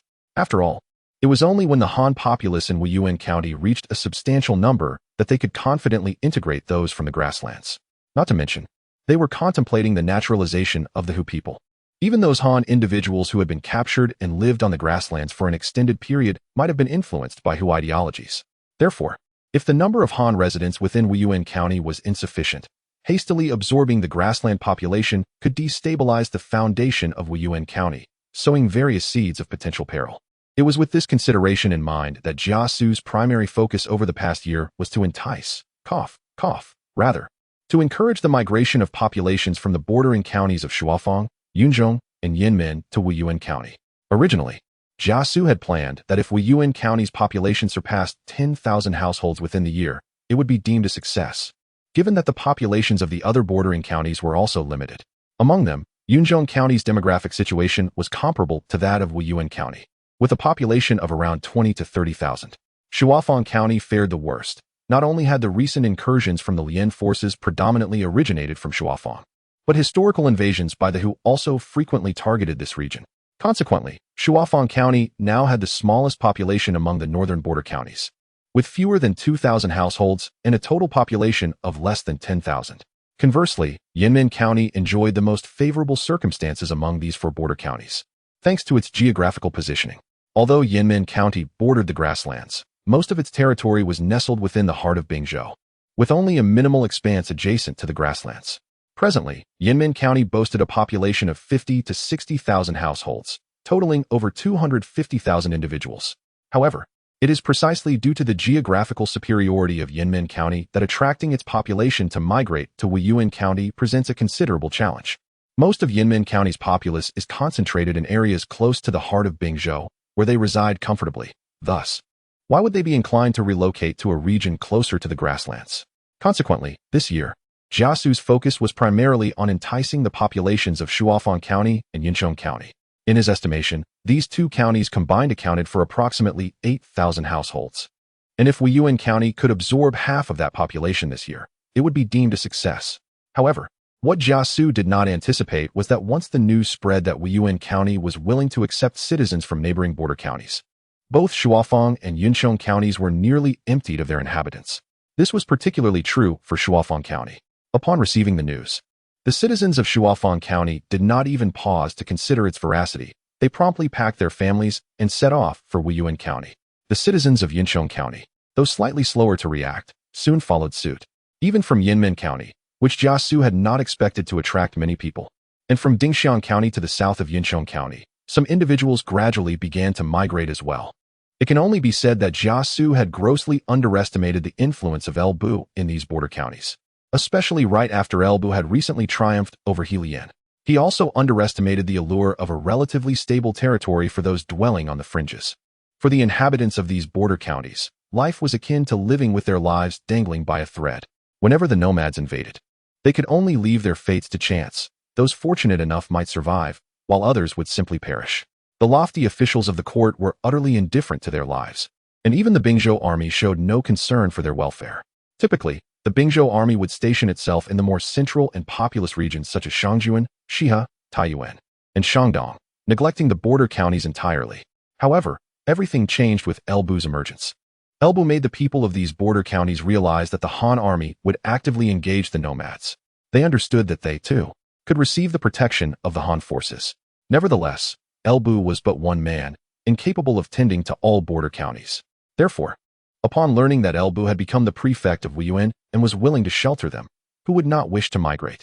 It can be said that for the people living in the border counties, as long as one is willing to offer them a chance at survival, they would be eager to comply with any request. Thus, the migration unfolded. Over the past year, there have been almost daily migrations to Wuyuan County from Shuofang County, Yunzhong County, Dingxiang County, and even Yinmen County. Even among the nomads on the grasslands, some have voluntarily sought to affiliate themselves.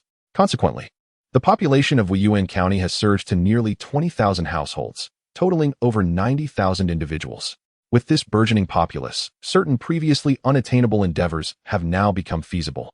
For instance, raiding the grasslands for captives or organizing the populace for agricultural settlement to reclaim the northern lands of Wuyuan County, specifically the Hetao Plain. Everything is progressing favorably, and in a fortuitous turn of events, after Lu Bu's tireless efforts, Yanqing has finally conceived. Lu Bu has resolved that upon the child's birth, if it is a daughter, she shall be named Lu Lingqi. If a son, that shall be determined in due time, regardless of the child's gender. Lu Bu is filled with joy at Yanqing's pregnancy. He intends to take measures to clear out the northern nomads to ensure a safe environment for the little one in the future. In Jiuyuan County, at the governor's office, Lu Bu summoned Gao Shun, Jia Xu, and Zhang Liao.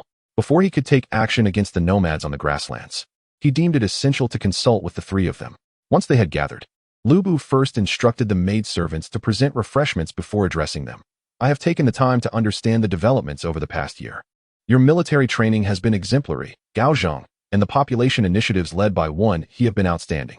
Without Wen He, even if many were willing to migrate to Wuyuan County, I would find it difficult to manage the arrangements. As for Wuyuan, you two have performed admirably, having deterred the northern nomads from entering Wuyuan County this past year, reflecting some of my own spirit. Upon receiving Lu Bu's praise, Gao Shun remained stoic. Jia Xu chuckled softly without speaking, and only Zhang Liao, being younger, could not suppress his excitement. Nevertheless, they all understood that Lu Bu had summoned them not merely for commendation, but for other matters as well. Indeed, after the pleasantries, Lu Bu continued, however, that pertains to the past year. Today, I have called you here to discuss our forthcoming strategies. I would like to hear your thoughts. The first to respond was Gao Shun, known for his forthrightness among the trio. Unlike the cunning Jia Xu or the still youthful Zhang Liao, Gao Shun was always straightforward. Thus, addressing Lu Bu's inquiry, he candidly stated, "My lord, over the past year, I have selected some individuals from the captured nomads and recruited several young men, training a total of 5,000 cavalry and 3,000 infantry, together with the troops you brought from Governor Ding. We now have a total of 15,000 cavalry and 8,000 infantry, even with the population growth over the past year. Wuyuan County's total populace is still only over 90,000. Although both Governor Ding and the court provide us with some assistance regarding provisions, it is my humble opinion that expanding our military at this time would be unwise." Upon hearing this, Jia Xu nodded slightly in agreement. In truth, even if Gao Shun did not voice this concern, he would seek an opportunity to discuss it with Lu Bu. Over the past year, while the population of Wuyuan County saw a significant increase, the total number remains relatively modest. In such circumstances, it is paramount to allow the people to recuperate and thrive. Even the 5,000 cavalry and 3,000 infantry trained by Gao Shun last year predominantly consisted of the able-bodied captives from the Hu people previously captured by Lu Bu, with very few recruits from the local populace. Although Ding Yuan and the court can provide provisions, they cannot supply manpower. Given the current population of Wuyuan County, it is certainly imprudent to expand the military blindly. After hearing Gao Shun's proposal, Lu Bu also nodded in approval. In fact, even if Gao Shun had not spoken up, he had no intention of further military expansion. The reason he had Gao Shun train an additional 8,000 troops last year was primarily to utilize the capable captives among the Hu people and the fine warhorses acquired. And now that this goal has been achieved, there is no need for continued expansion. As for the remaining captives, they could be employed as laborers for farming or herding. There is no fear of wastage. Thus, he expressed, what you say is indeed correct. We must focus on the livelihood of the people and refrain from hasty military expansion. Furthermore, if expansion is necessary, the Hu people would suffice as a source of soldiers without disturbing the populace. Hearing Lu Bu's words, Gao Shun and the others exchanged glances, each reflecting a sense of disbelief. Did their lord truly regard the Hu people on the grasslands as mere resources from his backyard? Regardless, Gao Shun's suggestion was quite sensible. Therefore, after considering Gao Shun's advice, Lu Bu turned his attention to Jia Xu. With a martial general presenting such a reasonable suggestion, Zhao Wenhe, as Lu Bu's only strategist, could not afford to remain idle. Noticing Lu Bu's gaze, Jia Xu understood that he was likely to be called upon for his insights. Indeed, after commenting on Gao Shun's proposal, Lu Bu wasted no time and directly addressed Jia Xu. Gao Shun's perspective is quite astute. However, over the past year, various affairs have been managed by Wenhe. I presume you have something to contribute as well? Jia Xu was tempted to say he had nothing to offer, for who would wish to work if they could avoid it? Yet, being a man of subtlety, he replied more diplomatically, since the Lord has convened us today, it is evident that you have certain thoughts in mind. Why not share them with us first? Observing Jia Xu's demeanor, Lu Bu laughed heartily and responded, indeed. Nothing escapes your keen perception, Wenhe. In that case, I shall speak plainly. Rising to his feet, Bu surveyed the three individuals in the hall and spoke. Over the past year, with the assistance of Wenhe, the newly relocated populace of Wuyuan County has been well accommodated. Presently, Wuyuan County boasts nearly 20,000 households and a population exceeding 90,000, thus establishing a solid foundation for us. However, the populations of Shuafang County, Yinchongjun, and Dingxiang County are limited. Even if all were to migrate to Wuyuan County, the numbers would not be significant. Moreover, a considerable portion of Yanmen County's inhabitants reside close to the interior and cannot be expected to relocate to Wuyuan County. Therefore, in the near future, it is likely that we will not be able to receive many more people from these border counties. Upon hearing Bu's words, Gao Shun maintained his usual stoic demeanor. As a military general, his focus lay solely on training and warfare. Such matters were the concern of Jia Xu and were beyond his contemplation. In contrast, Zhang Liao, confronted with Bu's discourse, displayed a flicker of comprehension as if he were deep in thought. As for Jia Xu, being one of the era's foremost strategists, he undoubtedly grasped the underlying implications of Bu's statement. Perhaps he had already surmised the purpose of Bu's summons before he even spoke, which was why he allowed Bu to take the lead. After listening to Bu's remarks, Jia Xu cautiously inquired, does the Lord intend to take action against the nomadic tribes of the steppe? Wenhe understands me, Bu replied with a smile. The reason we have not acted against them thus far is due to our limited population. Even if we were to defeat the nomads, we would not have the means to assimilate them. Now that we have reached a certain scale in population, it is time to address these nomads. After all, to the north of Wuyuan County lies fertile land, and only by eliminating these nomads can the populace feel secure in their agricultural endeavors. Jia Xu nodded slightly. In the present northern grasslands, the once dominant Xiongnu had long been diminished under the might of the Han Empire, with the unwilling northern Xiongnu having vanished, leaving only the southern Xiongnu, who had submitted to the Han. Currently, the nomadic tribes of the northern grasslands are primarily represented by the Xianbei and Wuyuan, with the Xianbei being the most formidable. The recent defeat of the Han army by the grassland warlord Tan Shihui, as well as the earlier large-scale southern incursions orchestrated by He Lian, were both led by Xianbei chieftains. However, He Lian's earlier alliance with Wuyuan and various Xiongnu factions, leading an army of 300,000 southward, resulted in a catastrophic defeat at the hands of Bu, severely wounding the morale of the nomadic tribes. The Xianbei, in particular, suffered significant losses. While they still possess the greatest overall strength, the elite forces of the Xianbei have been decimated, leaving their chieftain's authority undermined.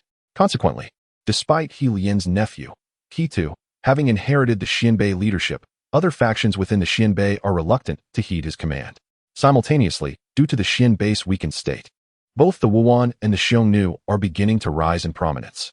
Although Ketu wishes to curb this trend, he currently lacks the authority to manage even the Xianbei factions, let alone contend with the Wuyuan and the Xiongnu. Overall, the current state of the Hu people on the grasslands is markedly diminished in strength and rife with disorder. In Jia Xu's perspective, should Lu Bu lead his troops northward, there would be no one capable of withstanding the might of Lu Bu's forces. It is not that Jia Xu underestimates the Hu people. Rather, he believes that with Lu Bu's current martial prowess, Commanding merely 1,000 elite cavalry from Bingzhou would suffice to dominate the plains. Nevertheless, despite the promising situation and his unwavering faith in Lu Bu's capabilities, Jia Xu, as a strategist, feels a sense of responsibility to caution. Your Excellency's intentions are undoubtedly commendable, and I trust in your strength. However, have you considered how to manage the Han people who have been captured by the Hu? Lu Bu's objective in moving northward is to raid the population of the grasslands to replenish Wuyuan County. Yet, Jia Xu asserts that the treatment accorded to those rescued from the Hu must differ significantly from that of the previous populace. As for the captured Hu people, it goes without saying that they possess no rights, particularly given their status as Hu. Even with the Han populace, Jia Xu opines that it is only natural for them to receive lesser treatment after being rescued from the Hu's grasp. However, in response to Jia Xu's concerns, Lu Bu does not take a moment to ponder. With a sweeping gesture, he replies, "These matters can be handled by one. Why need you consult me?" Faced with Lu Bu's dismissive demeanor, Jia Xu finds himself at a loss for words. Is he merely regarded as a laborer? Alas, what misfortune to encounter such a disposition. The thought of the impending workload weighing upon him, potentially surpassing that of the past year, causes Jia Xu to furrow his brow and sigh in despair. He feels increasingly distant from the idyllic, leisurely life he yearns for. Yet, this lamentation belongs solely to Jia Xu. Listening intently to the exchange between Lu Bu and Jia Xu, Zhang Liao's eyes sparkled with enthusiasm. As the dialogue reached a pause, he promptly interjected, "Your Excellency, I wish to accompany you north." Over the past year, while Lu Bu had afforded Zhang Liao numerous opportunities for growth, he had primarily dealt with small incursions of Hu forces into the northern border, lacking substantial chances to showcase his skills. Now, with Lu Bu's intention to confront the Hu directly, the prospect of a grand battle ignited a fervor within Zhang Liao's youthful heart. After all, who among the young is not impulsive? Although Zhang Liao may evolve into a mature and composed leader in the future, he is merely 15 now, at an age brimming with vigor. Youthful exuberance is the essence of his generation. Observing Zhang Liao's eager expression, Lu Bu let out a hearty laugh. This is Zhang Liao, one of the few talented individuals under his command. Though still inexperienced, there is ample time for cultivation ahead. Thus, in response to Zhang Liao's proactive request to lead, Lu Bu did not hesitate and readily agreed. Very well, Wuyuan, let us have Gongzheng remain behind while you accompany me northward. Upon hearing this, Zhang Liao was overjoyed and immediately expressed his gratitude. Thank you, my lord. As for Gao Shun, he had no objections. Perhaps it could be said that he was naturally stoic. Even if he had reservations, they would remain imperceptible to others. Moreover, Gao Shun understood well that with Lu Bu personally leading the northern expedition, it was essential to leave a trusted general to guard Wuyuan County. Even if Zhang Liao chose not to accompany Lu Bu, he was still relatively young, and others such as Chao Xing, Hao Meng, and Wei Su, while competent warriors, were far from being suitable commanders for a stronghold. Thus, under Lu Bu's banner, there was no alternative, only he could remain behind. With the decision on who would accompany and who would stay solidified, the next consideration was the allocation of military forces. After a year of training under Gao Shun's guidance, Lu Bu now commanded a total of 15,000 cavalry and 8,000 infantry. Given that the northern campaign would face mounted Hu tribesmen, it was only logical to prioritize cavalry. However, with Gao Shun tasked to defend Wuyuan County, it was prudent to retain a portion of cavalry as mobile forces to ensure the region's security. As a seasoned battlefield veteran, Lu Bu contemplated briefly before reaching a decision. Gongzheng, for this northern expedition, I shall take only the cavalry, leaving all the infantry to you. Additionally, I will provide you with 3,000 cavalry to ensure Wuyuan County remains unscathed from Hu incursions. Understood. Gao Shun responded with a firm nod. Observing Gao Shun's compliance, Lu Bu then turned to Jia Xu. Wenhe, I entrust Wuyuan County to you and Gongzheng. Though Jia Xu harbored a hint of discontent, he stood and replied, Then I shall await your triumphant return in Wuyuan. Lu Bu laughed heartily. I appreciate your auspicious words, Wenhe. Now, let us all return to our preparations, particularly you, Wuyuan. Once the weather warms a bit, we shall set forth. Yes, my lord. With that, Jia Xu and the others departed. Lu Bu sat alone in his seat, contemplating the matters that required attention, unaware that a graceful figure had emerged from the rear of the hall. Approaching Lu Bu, the visitor sighed softly. My husband, are you to embark on another campaign? Startled at first, Lu Bu quickly enveloped her in his embrace. Wrapping his cloak around her snugly, he looked at Yan Xing, whose face was barely visible, and sternly remarked, The initial months of pregnancy are the most perilous. With the weather still so cold, how can you neglect your rest and come out here? Adjusting the cloak tightly around herself, Yanqing smiled at the concerned Elbu. I am well bundled up. That is not sufficient, Elbu insisted, maintaining his serious demeanor. Even if it were warm, you should not be wandering about. Very well, she replied in a tone meant to soothe the child, though her smile gradually faded, replaced by a hint of worry. My husband, are you indeed preparing for another expedition? Seeing Yanqing in such a state, Elbu gently stroked her abdomen through the fabric of her cloak, murmuring softly, Qing'er, before our child is born, I wish to create a stable environment for her growth. Rest assured, my dear, I am invincible in this world. Mere barbarian tribes are no match for me. With her delicate hand pressing lightly against Elbu's, a glimmer of tenderness flashed in Yanqing's eyes. My lord, I have always believed in you. Indeed, Elbu nodded, grasping Yanqing's hand in return with a gentle yet firm grip. For the sake of Yanqing and the child she carried, he must become unrivaled across the land. As he journeyed northward, Elbu would inevitably encounter the perennial challenge of intelligence gathering. Since the time of Emperor Wu of Han, when the Xiongnu had been severely weakened, the might of the Han Empire had surpassed that of the various tribes on the grasslands. The reason the grasslands were not fully pacified lay not only in the cost-benefit ratio of conquest. Subduing the grasslands would yield little advantage for the Han, but also in the lack of sufficient intelligence.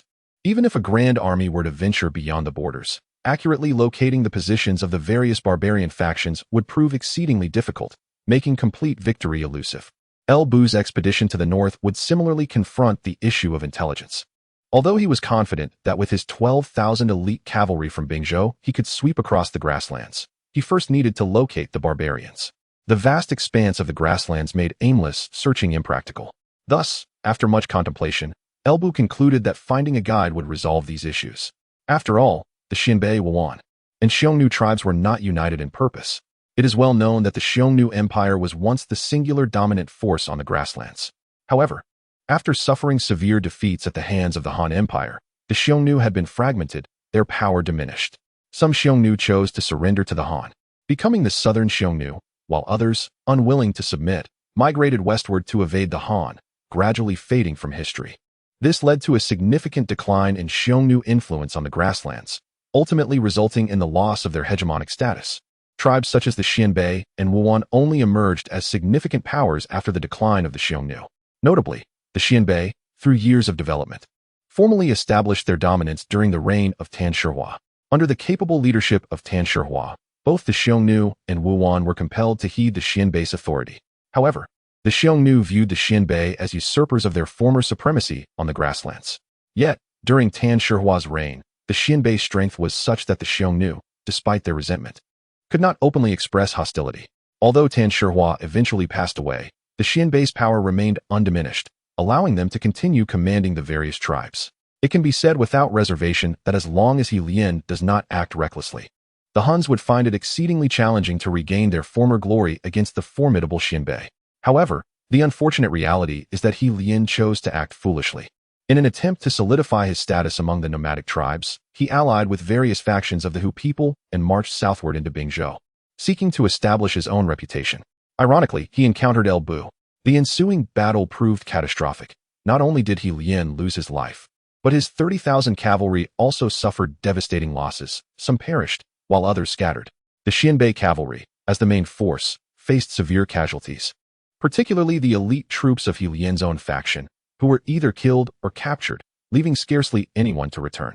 This debacle resulted in Ketu, upon ascending to leadership, facing immense difficulties in commanding the remaining factions of the Xianbei due to the diminished strength of He Lian's forces. The Huns, sensing an opportunity in the wake of the Xianbei's weakened state, sought to reclaim their dominance over the steppes. Yet, having held the title of steppes overlord for so long, Ketu was certainly unwilling to relinquish this hard-fought position to the Huns without a struggle. Complicating matters further, Ketu not only faced external pressure from the Huns, but also internal dissent from those within the Xianbei who aspired to usurp his position, making his governance exceedingly precarious. In summary, the recent defeat had laid bare various conflicts among the nomadic tribes of the steppes. Elbu perceived that, with proper manipulation of these tensions, finding a guide to navigate through should not pose a significant challenge. Of course, Elbu merely harbored this thought. The specifics of execution would require the expertise of seasoned professionals like Jia Xu. Thus, as Elbu tasked Jeang Xiao with preparations for the northern expedition, He proceeded to Jia Xu's office to discuss his thoughts. Upon El Bu's arrival, Jia Xu welcomed him and, after listening to El Bu's ideas, could not help but smile, stating, "It seems our thoughts are aligned. Ever since you first mentioned the idea of a northern campaign, I have been dispatching scouts to gather intelligence on the movements across the steppes to prepare for your army's advance. I did not anticipate that I would not have the chance to inform you before you arrived." "Oh," El Bu exclaimed, his countenance brightening.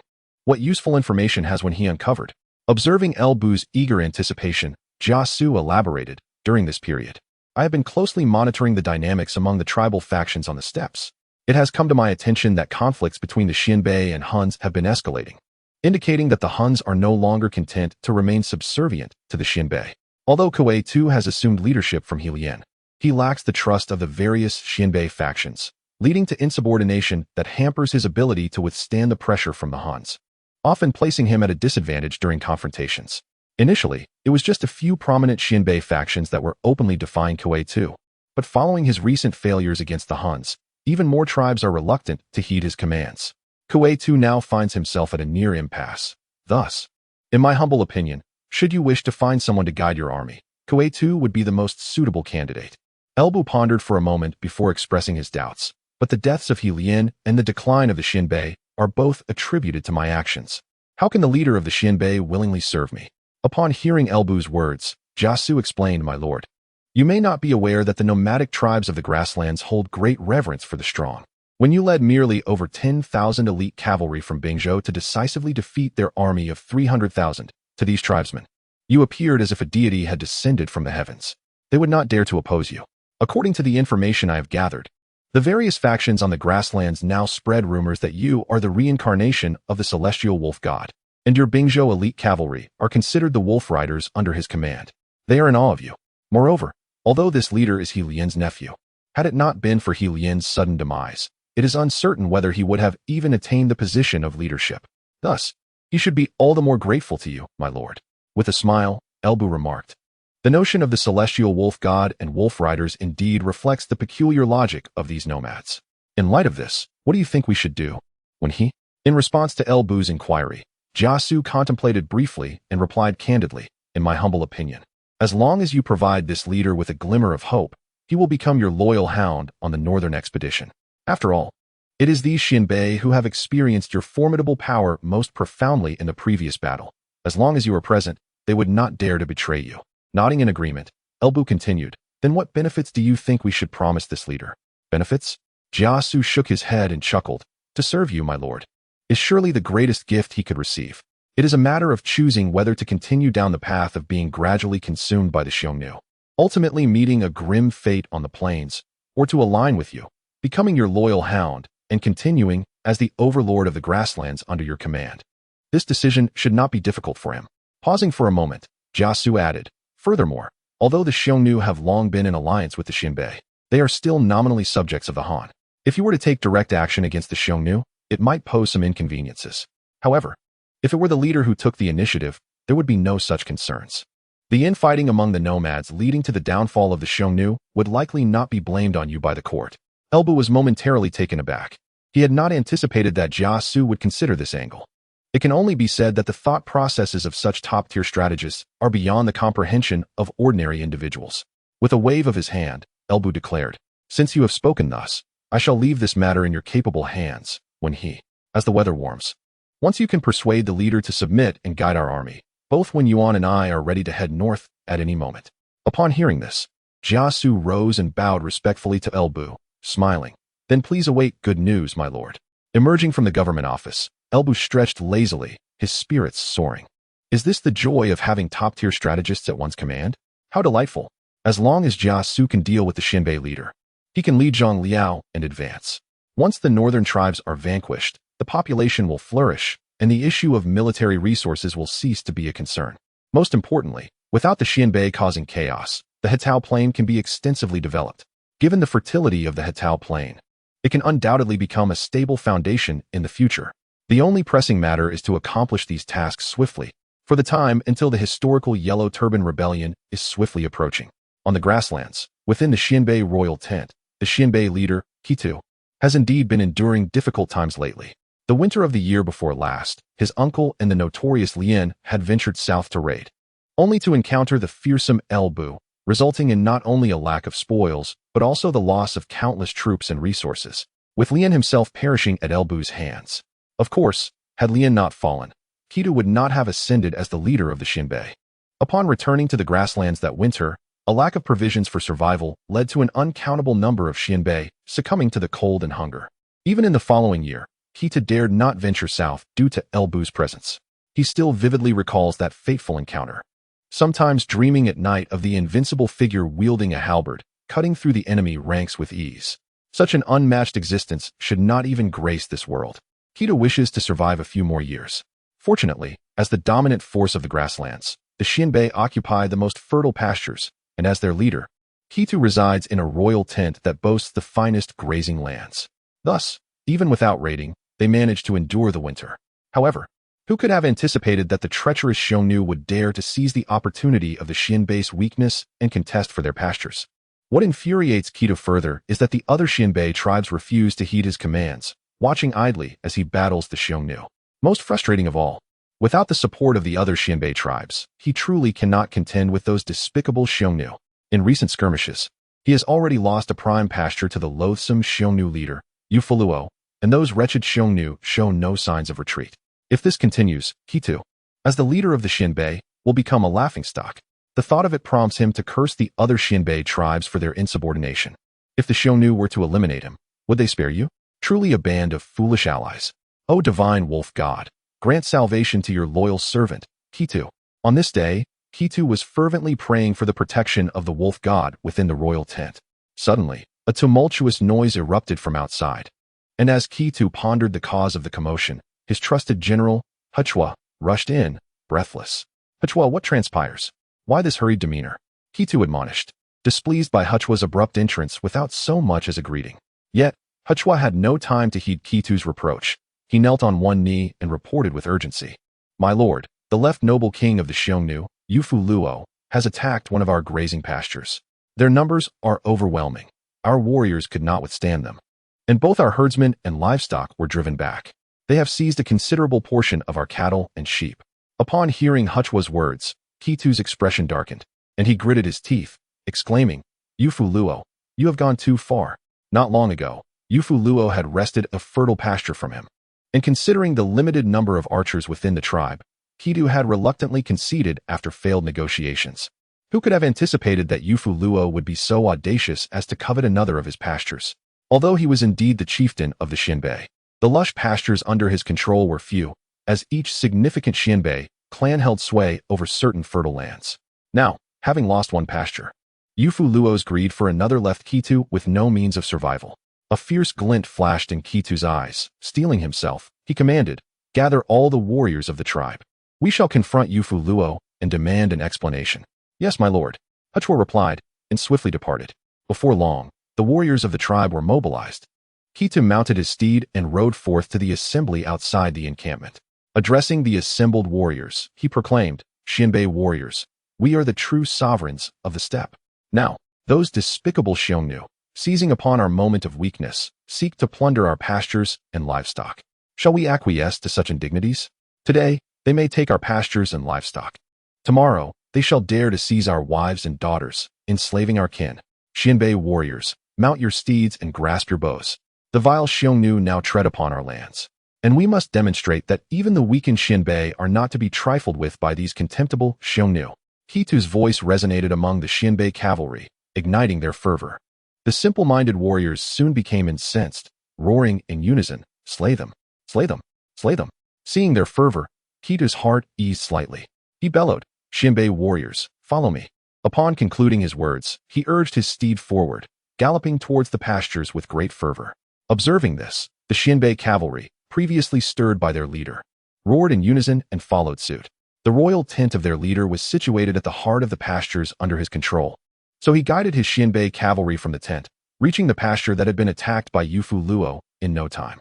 In the pasture, some Huns were herding cattle and sheep towards their clan, while Yufuluo, the left noble king of the Huns, stood by, commanding a legion of Hunnic cavalry in vigilant watch. Although the Xianbei royal tent was weakened, it still had the potential to retaliate. Thus, Yufu Luo's incursion merely declared his intent to claim the pasture while raiding some livestock. Should the Xianbei royal tent refrain from counterattack, he would subsequently allow his Hunnic tribesmen to graze here. Until then, neither side could continue to pasture their herds. As the leader approached the vicinity of the pasture with his Xianbei cavalry, he chanced upon the Hunnic horsemen driving off the cattle and sheep. In an instant, rage consumed him. Those were his livestock. Yufu Luo, you have gone too far. With a furious roar, he harbored no intention of negotiation this time. Charging directly at the Hunnic cavalry under Yufu Luo's command, the extensive movement of cavalry across the plains was difficult to conceal, and thus, Yufu Luo had detected the approach of the Xianbei horsemen early on. Although slightly taken aback by the decisiveness of the leader, Yufu Luo wasted no time in commanding. Form ranks to meet the enemy. With Yufu Luo's command, his elite Hunnic cavalry surged forth to engage the Xianbei forces. This time, Yufu Luo had brought only 5,000 of his finest riders to attack the Xianbei pasture, while the gathered Xianbei cavalry numbered nearly 10,000. Thus, in terms of sheer numbers, the Xianbei forces had the advantage. However, upon contact, the tide of battle unexpectedly tilted in favor of the Huns. As both sides clashed, the Xianbei cavalry suffered over 100 casualties, while the losses among the elite Hunnic cavalry were minimal. Witnessing this scene, the leader's heart ached as his mind began to regain composure. Despite their numerical superiority, the Xianbei cavalry consisted mostly of ordinary warriors, lacking the combat prowess of Yufu Luo's elite Huns. Therefore, even with the advantage in numbers, his 10,000 Xianbei horsemen found it exceedingly challenging to contend with Yufu Luo's 5,000 elite cavalry. With gritted teeth, the chieftain suppressed the urge to continue his fierce battle against Yufu Luo. He shouted, "Yufu Luo, I have already conceded a grazing ground to you, yet you dare to attack again. Do you truly wish to provoke war with the great Xianbei?" Observing that the chieftain had no intention of further combat, Yufu Luo refrained from pressing the advantage. He was not ready to corner the chieftain just yet. Gazing at the furious chieftain, Yufu Luo laughed heartily. "Chieftain, it is not my desire to seize your grazing land. Rather, I find my own pastures insufficient of late. I merely wish to borrow yours for a time. After all, your Yuan tribe recently suffered great losses in Bingzhou. And with so much pasture land left unused, why not lend it to me? I shall return it once I have made sufficient use of it." At the mention of Bingzhou, the chieftain's teeth ground in anger.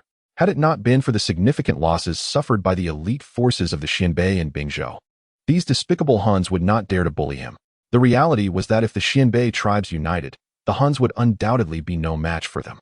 Yet, as a singular tribe, the Xianbei found it difficult to contend with the Huns. The problem lay in the fact that those foolish individuals were unwilling to heed his command and were even eyeing his position. How could he expect their assistance against the Huns? Was the great Xianbei truly destined to perish by his hand? Casting a resentful glance at Yufu Luo, the chieftain longed to devour him, yet he understood that today, he would gain no advantage over Yufu Luo. Ignoring Yufu Luo further, the chieftain reluctantly commanded, "We depart." On horseback, Yufu Luo watched with a smile as the chieftain led his Xianbei cavalry away in defeat, a glimmer of ambition flickering in his eyes. The true sovereign of these plains could only be the great Huns. The insignificant Xianbei were merely jesters. The chieftain, brimming with rage, led his Xianbei cavalry into battle, only to retreat in disgrace after the loss of over 100 men, a significant blow to the morale of his troops. However, the chieftain found himself powerless. Had Yufu Luo's forces been even slightly fewer, he could have leveraged his numerical advantage, but Yufu Luo had brought 5,000 elite Huns. In a direct confrontation, it would only be he who faced ruin. Upon returning to the Xianbei king's tent, the chieftain looked at his demoralized cavalry and, in despair, turned to his trusted aide, Hechua, asking, "Do you believe the Xianbei will perish by my hand?" To have the chieftain pose such a question was utterly unexpected, and Hechua hurriedly dismounted and knelt, exclaiming, "My lord." Seeing Hechua's reaction, the chieftain sighed. His grandfather, Tanshihuai, was a figure of great talent, uniting the various Xianbei tribes and establishing their dominance on the steppes. The Yuan tribe had ascended to become the royal house of the Xianbei. At that time, both the Huns and the Wuyuan had to act according to the Xianbei's wishes. Yet now, only a few years after Tanshihuai's death, the Xianbei had fallen to such a plight. If one were to assign blame, his arrogant uncle and the others certainly bore significant responsibility, but he too could not absolve himself of fault. However, the Xiongnu are closing in relentlessly, and the various factions of the Xianbei refuse to heed his command. What can he possibly do? Relying solely on the strength of the Xianbei royal tent, he is incapable of even contending with a single Xiongnu left noble, let alone others.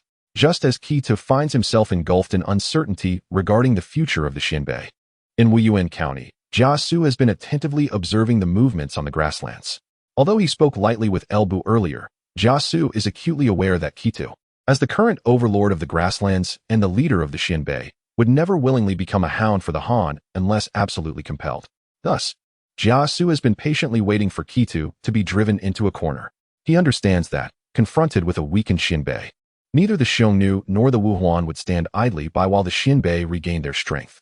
When Ketu first clashed with Yufuluo, Jia Xu received the news immediately.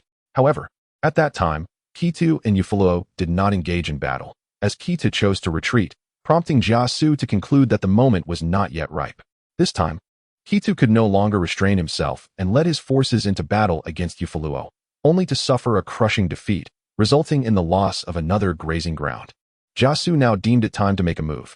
Thus, just as Ketu pondered how to respond to the relentless pressure from the Xiongnu, he was met by an envoy dispatched by Jia Xu. The envoy, Jia Fu, is an old servant of Jia Xu. Given the perilous nature of a mission to the Xianbei, it was inconceivable that the esteemed Jia would undertake it personally. Of course, despite being merely an old servant, Jia Fu, as a trusted aide of Jia Xu, was no ordinary individual. Without further ado, he was certainly competent enough to deal with Ketu. Otherwise, Jia Xu would not have entrusted him with this mission. Moreover, to ensure the safety of his old servant, Jia Xu had instructed Jia Fu to carry the banner of Elbu. Inside the Xianbei royal tent, He Chua hurriedly entered. "My king." Observing He Chua's panicked demeanor, Ketu's heart sank. It was worth noting that even when Yufuluo had previously come to seize grazing lands, He Chua had not displayed such alarm. Now, however, He Chua appeared utterly distraught. Had something even more dreadful occurred?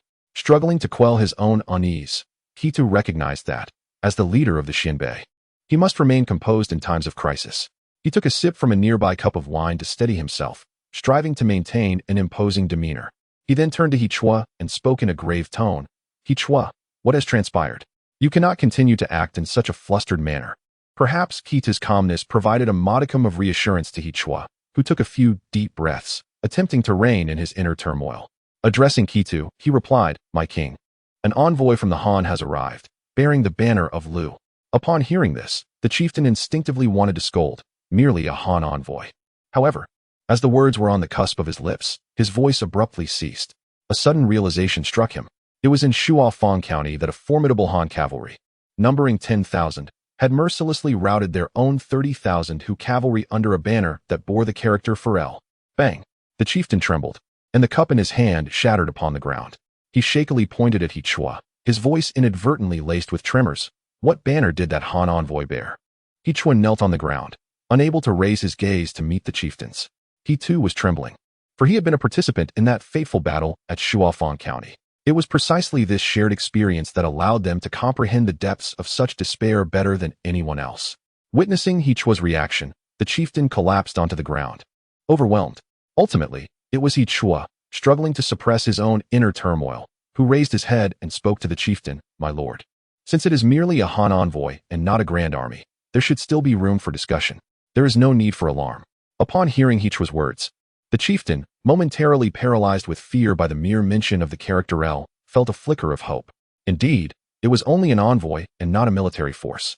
This suggested that their annihilation was not the immediate intention. Even if it were, it would not be at this moment. At the very least, there was still an opportunity for dialogue.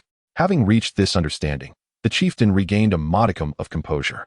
Yet, he soon recollected something and hastily admonished He Chua. "Damn it.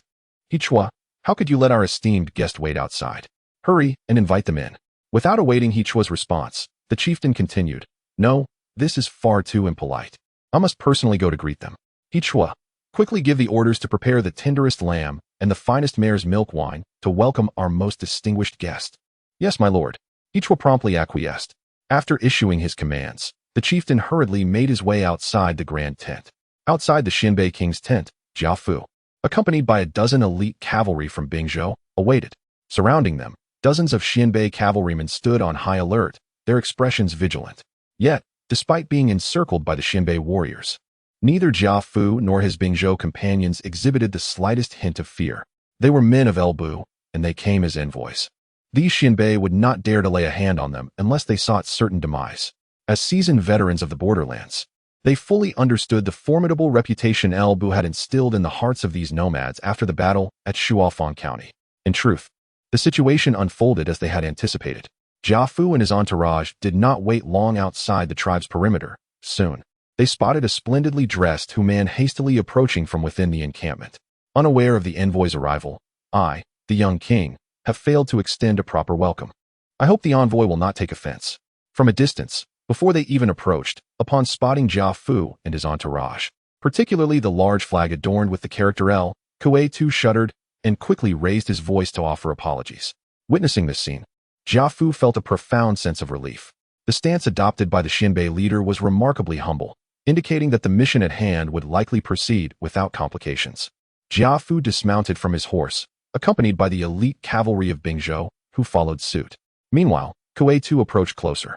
Observing the perspiring Ketu, Jia Xu slowly inquired, I, as a humble servant, come bearing urgent matters on behalf of Governor L. Might you be the Xianbei leader? Despite Jia Xu's appearance as a mere steward, Ketu dared not exhibit the slightest semblance of negligence. In response to Jia Xu's query, Ketu promptly affirmed, Indeed, that is I. Please, esteemed envoy, do not rush. I have arranged a feast within the tent for you. As for the urgent matters you mention, whatever orders Governor L has, I shall comply without hesitation. Since the Battle of Shuafang County, Ketu, as the leader of the Xianbei, was well aware of the identity of the formidable opponent who had decisively defeated them, none other than the current governor of Wuyuan, Elbu. Consequently, over the past 2 years, Ketu had diligently restrained his subordinates, forbidding them from encroaching even a step into the borders of Bingzhou. Upon hearing the name Governor L, any lingering thoughts of resistance vanished from Ketu's mind. To him, that figure was akin to a divine being, an entity beyond human capacity to confront. He had no doubt that if Governor L so desired, he alone could vanquish the entirety of the grasslands. Thus, Ketu resigned himself to the situation, resolving to acquiesce to whatever Jia Xu proposed henceforth. Given his experience in the Battle of Shuafang County, it seemed unlikely he would ever muster the courage to face Elbu again in his lifetime. Therefore, seizing the opportunity to align himself with the esteemed governor was not without merit. Ketu's demeanor surprised Jia Xu. The leader before him was not merely polite. He exhibited a level of humility that was striking. The more Ketu displayed such deference, the clearer it became to Jia Xu the formidable influence Elbu wielded over these nomadic people. Thus, he felt no need for pretense and directly addressed Ketu. In that case, lead the way, my friend. Please follow me, Ketu replied, unguarded, as he guided Jia Xu into the heart of the tribe. With the elite cavalry of Bingzhou trailing behind without restraint, they arrived at the main tent, where Ketu personally lifted the entrance flap before turning to Jia Xu and saying, Esteemed envoy, please enter. Inside the tent, Hichua had already prepared a banquet as directed by Ketu. Under the guidance of the chieftain, Jia Xu entered the grand tent, while the elite cavalry of Bingzhou remained outside, tending to their steeds. The chieftain, however, expressed no dissent, instead commanding, Bring forth food and drink for these brave warriors. Let them not suffer hunger. After issuing his orders, the chieftain took his seat within the tent.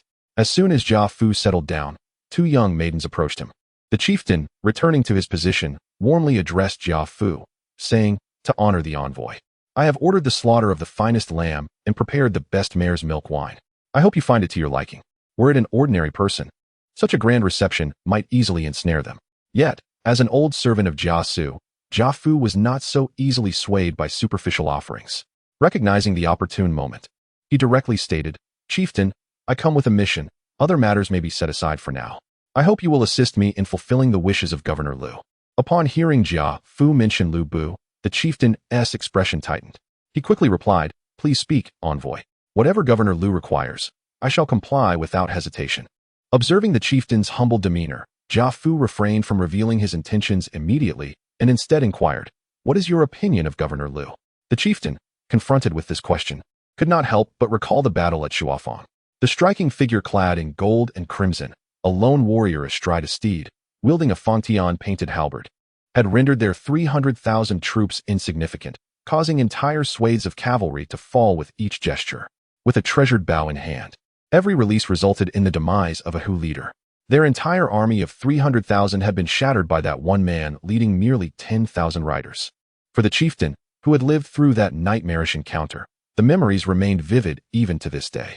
Taking a deep breath, the chieftain gazed at Jia Xu, his voice trembling slightly as he declared, "Governor Lu is like a celestial being descended to earth, invincible, akin to the reincarnation of the heavenly wolf." Seeing the chieftain in such a state, Jia Xu smiled enigmatically and replied, "How does the chieftain know that my Governor Lu is not indeed the reincarnation of the heavenly wolf?" The chieftain was taken aback. Indeed, if he were not the reincarnation of the heavenly wolf, how could he possess such formidable strength? The power displayed that day was truly beyond that of an ordinary human.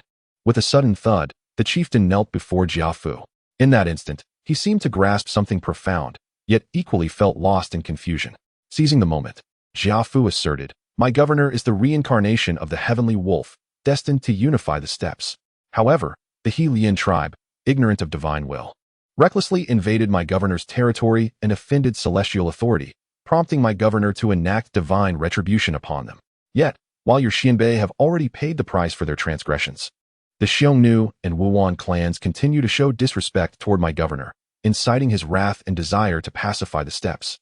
However, since our esteemed governor is the reincarnation of the celestial wolf god, it would be unthinkable for him to lack loyal hounds. Therefore, he does not intend to annihilate all of you. Considering your commendable conduct in recent days, our governor, in a moment of great mercy, is willing to grant you an opportunity for redemption, provided that." Yet before Jia Xu could finish his words, Ketu immediately prostrated himself on the ground, declaring, "I am willing to serve as a loyal hound under Governor L, ready to face death without hesitation." Ketu is no fool. If he were merely an ordinary barbarian from the steppes, he might have believed the notion of El Bu as the reincarnation of the celestial wolf god. However, for Ketu, while he could not entirely dismiss it, he certainly harbored doubts. Nevertheless, at this moment, he must feign a belief stronger than anyone else's. There was no alternative. Ketu found himself with no path left to tread. In the previous battle at Shuafang County, he lost the elite forces of the Xianbei royal tent, and although he inherited the position of Huang, the power he commanded was inferior to that of numerous Xianbei factions. Of course, the Yuan clan, once the mightiest tribe on the steppes, could, given Ketu some time to recuperate, have a chance to regain their former strength. Yet the pressing issue was that no one was willing to grant him the luxury of time to restore his power. Since Ketu ascended to the leadership, not only did various Xianbei leaders covet his position, but the Xiongnu also relentlessly pursued him, leaving him no respite. The Xianbei leaders, being of the same kin, would refrain from attacking him without cause, but the Xiongnu harbored no such scruples. The Xiongnu's left noble king, Yufu Luo, had already seized 2 of his fertile pastures. Should this continue, even if he were not usurped by other Xianbei leaders, he would inevitably be consumed by the Xiongnu. Thus, it can be said without reservation that before Jia Xu's arrival, Ketu had already been cornered by the Xiongnu. It was precisely for this reason that he cooperated so readily with Jia Xu, promptly expressing his allegiance to El Bu. Ketu understood clearly that by submitting to El Bu, he had a chance to survive. However, should he refuse Jia Xu, even if El Bu spared him, he would not escape the clutches of the Xiongnu unless he chose to ally with them. Since he was destined to serve someone, why not choose a stronger master? Furthermore, over the years, conflicts among the tribes on the steppes had been incessant, particularly between the former hegemon, the Xiongnu, and the rising power of the Xianbei, rife with treachery. Ketu felt that even if he allied with the Xiongnu, his fate would be grim. Therefore, why not align himself with El Bu instead? Most importantly, in the presence of El Bu, the Xiongnu appeared utterly powerless. The steppes' dominant Xianbei had been thoroughly subdued by El Bu, let alone the Xiongnu. Moreover, since the battle at Shuafang County, rumors regarding El Bu as the reincarnation of the celestial wolf god had circulated widely, providing Ketu a perfect pretext for his allegiance. Taking all these considerations into account, regardless of whether others believed in El Bu's divine nature, Ketu was resolute in his newfound faith. The reaction of the chief took Jia Xu by slight surprise, yet it was not entirely unexpected. Prior to sending him on this diplomatic mission, Jia Xu had already discussed the potential responses of the chief and the strategies he should adopt. Thus, Jia Xu was merely a bit taken aback by the chief's decisiveness. With a smile gracing his face, he approached the chief, offered him a hand to help him up, and remarked, "My Lord Lu, the governor, shall soon lead his troops northward. If he were to learn of your timely wisdom, he would surely be pleased." As the chief was lifted from the ground and heard Jia Xu's words, a wave of trepidation washed over him. Could it be that the god of death was indeed coming to the grasslands? Thankfully, he had made a decisive choice. Otherwise, upon the arrival of that formidable figure, the Xianbei royal tent and their Yuans might have been consigned to history. Suppressing his lingering fears, the chief hastily reaffirmed his loyalty, declaring, "I shall serve as the vanguard for Lord Lu," guiding him and sweeping away all dissenters upon the grasslands. A glint of ferocity flickered in his eyes as he spoke. "You Fu Luo and Chang Chu, you rascals, how pleased you must have been while bullying this king. Now that I have found a powerful ally, I shall ensure that you meet a fate worse than death." After reaching a preliminary consensus with the chief, Jia Fu dispatched a messenger back to Wuyuan County to inform Jia Xu of the developments. As for himself, he remained at the Xianbei royal tent, serving as a liaison while discreetly monitoring the chief's actions. In Wuyuan County, with the swift horses of Bingzhou racing along the road, Jia Xu soon received Jia Fu's intelligence. In his office, as he perused the report from Jia Fu, a smile spread across his round face. This plan has borne fruit. As the chief of the Xianbei, he possessed an intimate knowledge of the distribution of various nomadic tribes on the grasslands. With his willingness to submit to El Bu, there would be no hindrance to El Bu's campaign to pacify the region. After carefully stowing away the letter, Jia Xu rose, preparing to personally convey this news to El Bu. However, before departing, he addressed the other clerks in the office, saying, "I have urgent matters to discuss with the governor. During my absence, I trust you will not be idle." During this period, the clerks had grown quite familiar with Jia Xu, who had been appointed as the governor's chief assistant by El Bu. Thus, upon hearing Jia Xu's words, one clerk boldly exclaimed, "Jeang Xiao, I suspect you simply wish to sneak off to the governor for a leisurely chat." In response, Jia Xu merely chuckled, unperturbed, and replied, "I am going to report important matters to the governor. How can that be considered idleness?" Laughter echoed through the office. Jia Xu smiled, choosing not to dwell on their playful banter, and promptly stepped outside. As the minor officials raised a ruckus, they returned to their duties after Jia Xu's departure. The administrative office of Wuyuan County was situated not far from Lu Bu's prefectural residence, so it was not long after leaving the office that Jia Xu arrived at Lu Bu's abode. Upon his arrival at the gates of the prefectural residence, the guards jested, "Jeang Xiao, have you come to steal a moment of leisure again?" Having frequented Lu Bu's residence during this period, Jia Xu was well acquainted with the guards, and thus felt no embarrassment. He merely smiled and replied, "Li San, do not tarnish my reputation. I have come to report my work to the prefect." "Can a scholar's duty be deemed as idleness?" "Idleness, Jeang Xiao? I distinctly heard a maid from the residence mention how you lingered at the general's place, enjoying several pots of tea while he urged you to leave," chimed in Zhao Wu, a guard nearby, joining in the jest. Jia Xu shook his head, unfazed, and replied with a chuckle, "Zhao Wu, I assure you, I truly have pressing matters to report to the prefect. Believe it or not, but do let me in swiftly. Otherwise, it may impede important affairs, and the prefect's wrath would be dire for you." Zhao Wu laughed. "You said the same last time." This provoked laughter among the other guards, filling the air before the prefectural gates with a jovial atmosphere. However, despite their banter, the guards did not genuinely obstruct Jia Xu's entry. After their laughter subsided, they opened the gates for him. Upon entering the prefectural residence, Jia Xu found that someone had already informed Lu Bu of his arrival. In the rear courtyard, within Yanqing's chamber, Lu Bu sat at the bedside, listening to the maid's report, his expression wavering with uncertainty. It was difficult for him to discern whether Jia Xu had come with genuine business or merely to indulge in idleness once more.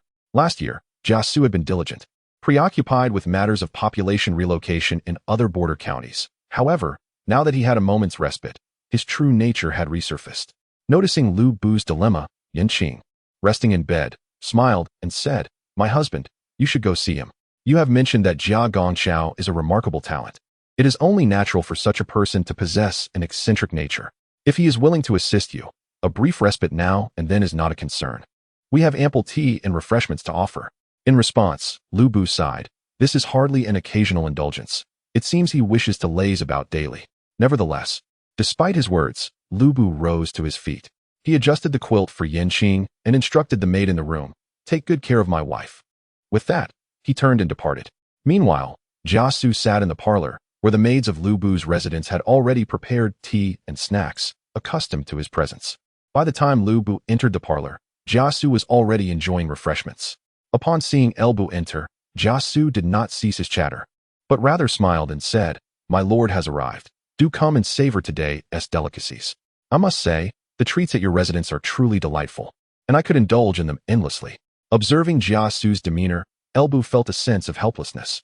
This Jia Wenhe, initially not so lackadaisical, had completely let himself go after becoming familiar, revealing his true nature. Fortunately, Although Jia Xu might be somewhat lazy, he never neglected his duties, which allowed Elbu to tolerate his behavior. After all, he was not an avaricious capitalist. As long as Jia Xu fulfilled his responsibilities, a little idleness was acceptable. Of course, when it was time to work, he still had to put in the effort. Clearing his throat, Elbu entered the sitting room and took his place, lifting the tea beside him for a sip before inquiring, what matters do you wish to report today? Though Jia Xu visited him 10 times, 9 were for the sake of food and drink. There were occasional serious matters, which prompted Elbu to ask. Should there be a pressing issue, they would discuss it. If not, Jia Xu would be left to entertain himself. In response to Elbu's question, Jia Xu swallowed the pastry in his mouth, took a sip of tea to clear his throat, and leisurely replied, My lord, news has returned from the grasslands. The leader of the Xianbei, Ketu, wishes to submit to you and serve as your vanguard. You may prepare to head north. Is this truly the case? Startled by Jia Xu's words, Elbu rose to his feet. He had not anticipated that Jia Xu would bring such good tidings today. How could I deceive you regarding such matters? Jia Xu smiled and continued. Ketu finds himself in dire straits. Without aligning with you, he faces being devoured by the Xiongnu. So this matter is undoubtedly true. Excellent. With Jia Xu's affirmation, Elbu could hardly contain his excitement. Convey the order to Wuyuan. Have the troops prepare. In 3 days, I shall lead my forces northward. At Elbu's command, the entire Wuyuan county swiftly sprang into action. The elite cavalry of Bingzhou, organized by Jeang Xiao, quickly assembled. Aside from leaving a portion to assist Gao Shun in defending Wuyuan County, the remaining elite cavalry would accompany Elbu northward. As Elbu's sole strategist, Jia Xu diligently prepared all necessary provisions, such as food and arrows for the impending northern expedition over the next 3 days. In the blink of an eye, the 3 days passed. On that morning, 12,000 elite cavalry of Bingzhou were fully gathered outside Wuyuan County. Are you nervous, Wuyuan? Outside Wuyuan County, Elbu, mounted on a magnificent steed seized from He Lian, turned to Jeang Xiao and asked. Although Jeang Xiao had previously acquired some combat experience, it was largely limited to minor skirmishes.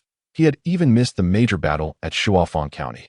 Thus, accompanying Elbu northward marked Jeang Liao's inaugural participation in a grand-scale campaign.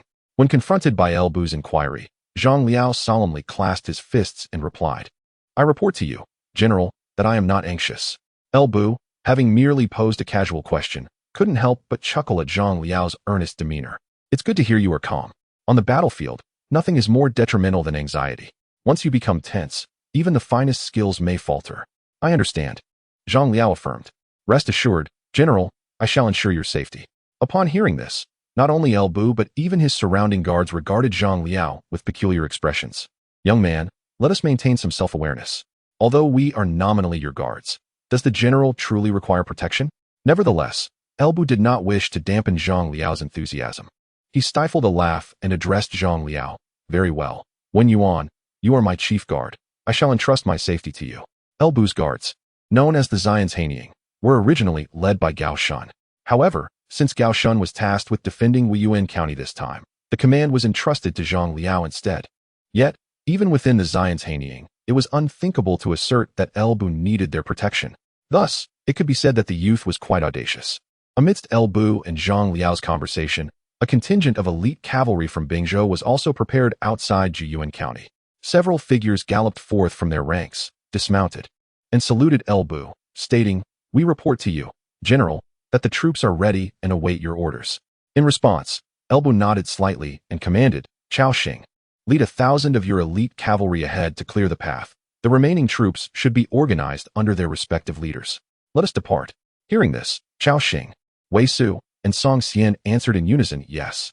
On the city walls, Jia Xu observed the advancing army and turned to Gao Shun, saying, General Gao, with the Lord absent, the security of Wuyuan County rests entirely upon your shoulders. To this, Gao Shun solemnly replied, Rest assured, Master Jia. Before the Lord's return, I shall ensure that Wuyuan remains as secure as an impregnable fortress, without a hint of negligence. Jia Xu nodded slightly in acknowledgement. Among Elbu's subordinates, the only martial generals he esteemed were Gao Shun and Jeang Liao. The others were merely a band of common fighters. However, due to Jeang Liao's youth and his current expedition with Elbu, the only one capable of shouldering significant responsibilities was Gao Shun. As the army ventured beyond the borders and delved into the grasslands, the most crucial concern became the issue of provisions. Yet, Elbu's current expedition would be supported by Ketu on the grasslands, thus eliminating the need for extensive supplies. He carried only 7 days' worth of rations. After all, once Elbu reached the Xianbei king's tent, he could procure provisions from the enemy. Devoid of provisions, it was decided to seize from the Hu people. As there was no cause for concern with the guidance of the leader, Kuei, under normal circumstances, a cavalry force of over 10,000 Han soldiers venturing beyond the frontier would surely attract the attention of the Hu tribes scattered across the plains. However, with Kuei already having pledged allegiance, Lu Bu opted for a route under the control of the Xianbei king, which allowed the other Hu tribes to remain oblivious to their movements. Lu Bu's forces, being entirely cavalry and burdened with little in terms of supplies, naturally outpaced ordinary armies in their march. Thus, within mere days, they approached the vicinity of the Xianbei king's tent. Prior to Lu Bu's arrival, scouts from the Xianbei had already reported to Kuei. Upon learning of Lu Bu's imminent approach, Kuei, accompanied by Jia Xu and several trusted aides, rode out 10 miles to greet him. In this situation, as the vanguard, Cao Xing had yet to see the Xianbei king's tent when he encountered Kuei and his entourage coming to welcome them. Since Kuei and his company were waiting on horseback and had brought only a few attendants, Cao Xing did not perceive them as foes. He signaled his troops to slow their advance and approached with a few men, inquiring aloud, "Who are you ahead, and why do you obstruct our army's path?" Before Kuei could respond, Jia Fu, recognizing Cao Xing, interjected, "Are you not General Cao? I am Jia Fu, sent by my lord, Gong Chao, to liaise with Chief Kuei and await the arrival of General Lu." He continued, "Chief Kuei, having learned of General Lu's impending arrival, has come to extend his greetings." Upon hearing Jia Fu's words, Cao Xing realized, it is indeed the man from Gong Chao. He then scanned the gathering and fixed his gaze upon Kuei at the forefront, stating, "Then you must be Chief Kuei." Only at this moment did Kuei dare to speak. "Indeed, that is I. May I inquire where General Lu is?" Cao Xing responded, "I am the vanguard general, Cao Xing. My lord shall arrive shortly. Chief Kuei may wait for a brief moment." While speaking, Cao Xing gestured for his personal guards to return and report to Lu Bu, while the remaining elite cavalry stood by, observing Cao Xing's 1,000 elite cavalry from Bingzhou. Kuei could not help but marvel at Lu Bu's unmatched martial prowess and the exceptional quality of his troops, realizing that he had indeed aligned himself with a formidable ally. The distance between Cao Xing's vanguard and Lu Bu's main army was merely 10 miles, and it was not long before Lu Bu received the news. Hearing that Kuei had come forth to greet him from such a distance, Lu Bu smiled slightly, appreciating Kuei's humility. After contemplating for a moment, he promptly issued a command, "Relay my orders. The entire army shall hasten forward." Understood. The resonant echoes of agreement spread forth, swiftly invigorating the entire army's pace. Lu Bu, undeterred, spurred his steed forward, leading the charge. Observing this, Zhang Liao and a contingent of loyal guards hastily urged their horses to follow suit. Meanwhile, on Cao Xing's side, the leader did not linger for long. Soon, he beheld a golden-red figure galloping across the distant plains. Behind this figure, even the nearest troops from the Bingzhou army were left far behind. At that moment, the leader was reminded of the scene in Shuafang County, when that same golden-red figure had boldly plunged into the midst of their 300,000 soldiers, a solitary force. Although he had chosen to submit now, this was no longer the enemy he had to confront. Yet, in this instant, the leader could not suppress his inner trepidation and fell prostrate to the ground. His action seemed to ignite a chain reaction. Quickly, as the sound of kneeling echoed around him, the other Xianbei leaders who had accompanied him followed suit, bowing down in reverence. When Lu Bu approached, not a single Xianbei warrior remained standing. "My lord." Upon seeing Lu Bu, Cao Xing hastily urged his horse forward to pay his respects. Lu Bu nodded in acknowledgement, casting a sidelong glance at the prostrate Xianbei, and addressed the leader. "Are you the chief of the Xianbei?" The leader, still kneeling, dared not raise his head and trembled as he replied, "Indeed, it is I, the humble king, who welcomes you, Governor Lu." Hearing this, Lu Bu furrowed his brow and replied coolly, "Remove the title of king." In Lu Bu's eyes, this mere Xianbei leader was unworthy of such a designation. "What? You believe the leader should be treated with kindness to secure his loyalty?" Apologies, but in Lu Bu's view, the disobedient Hu people needed to be sufficiently chastised. A good beating would suffice. As for bestowing favors, he had countless subjects and soldiers to consider. Even if he were to grant kindness, it would not extend to these newly submitted Hu people. Rewards would come only after merits were established.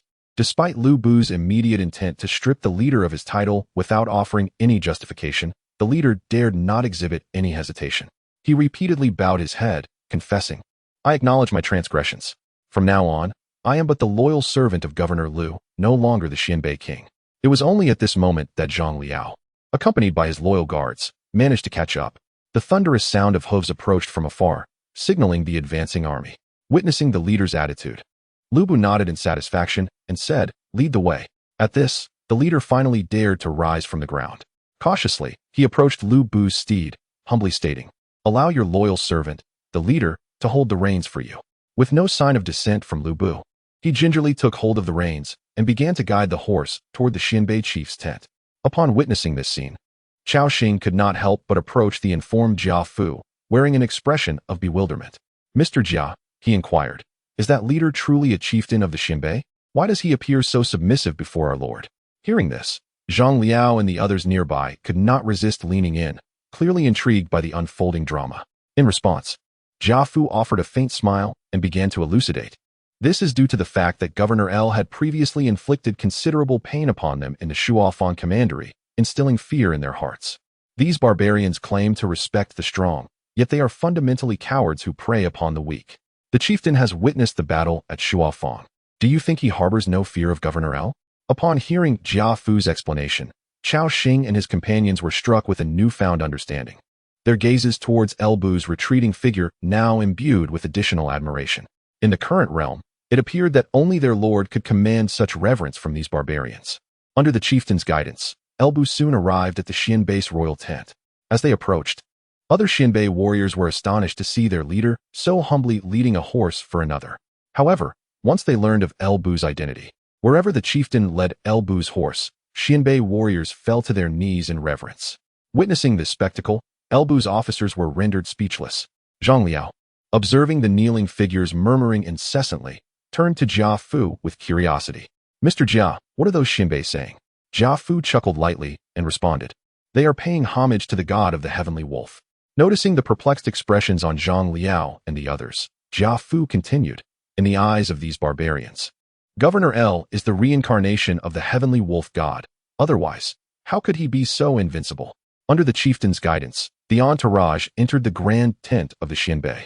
Once inside, El Bu unhesitatingly took the seat of honor, while Zhang Liao, Cao Xing, and the other generals took their places on either side. The chieftain, however, stood anxiously in the center of the tent, awaiting El Bu's judgment. Although he had resolved to ally with El Bu, and it was El Bu's men who had initially approached him, he could not help but feel apprehensive about the treatment he might receive.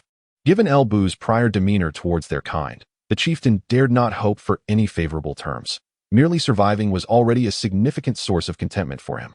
Seated in the chieftain's former position, El Bu regarded the anxious figure standing in the center of the tent and spoke calmly. "Though you and your kind have repeatedly trespassed upon the borders of the Han, as the saying goes, to recognize one's mistakes and amend them is of utmost importance. Now that you have chosen to submit to me, as long as you can reform and diligently serve, all past grievances shall be forgiven.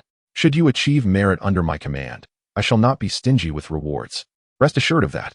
Upon hearing El Bu's words, Ketu felt a wave of relief wash over him, promptly expressing his gratitude while also adjusting his mode of address. "I am greatly thankful to you, my lord." With a slight nod, El Bu was quite pleased with this shift in Ketu's title, since he intended to integrate the population of the grasslands into Wuyuan County. Facilitating the assimilation of the nomadic Hu people, it was only natural for Ketu to refer to him as my lord, just as his other generals did. After all, the essence of assimilation lies in subtly encouraging these Hu people to adopt Han customs.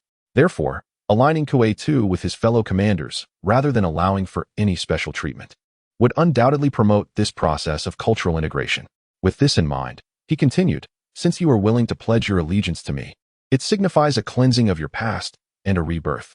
You are the first to sincerely submit to me in this vast grassland, and as a token of my favor, you shall henceforth be known as El Kue.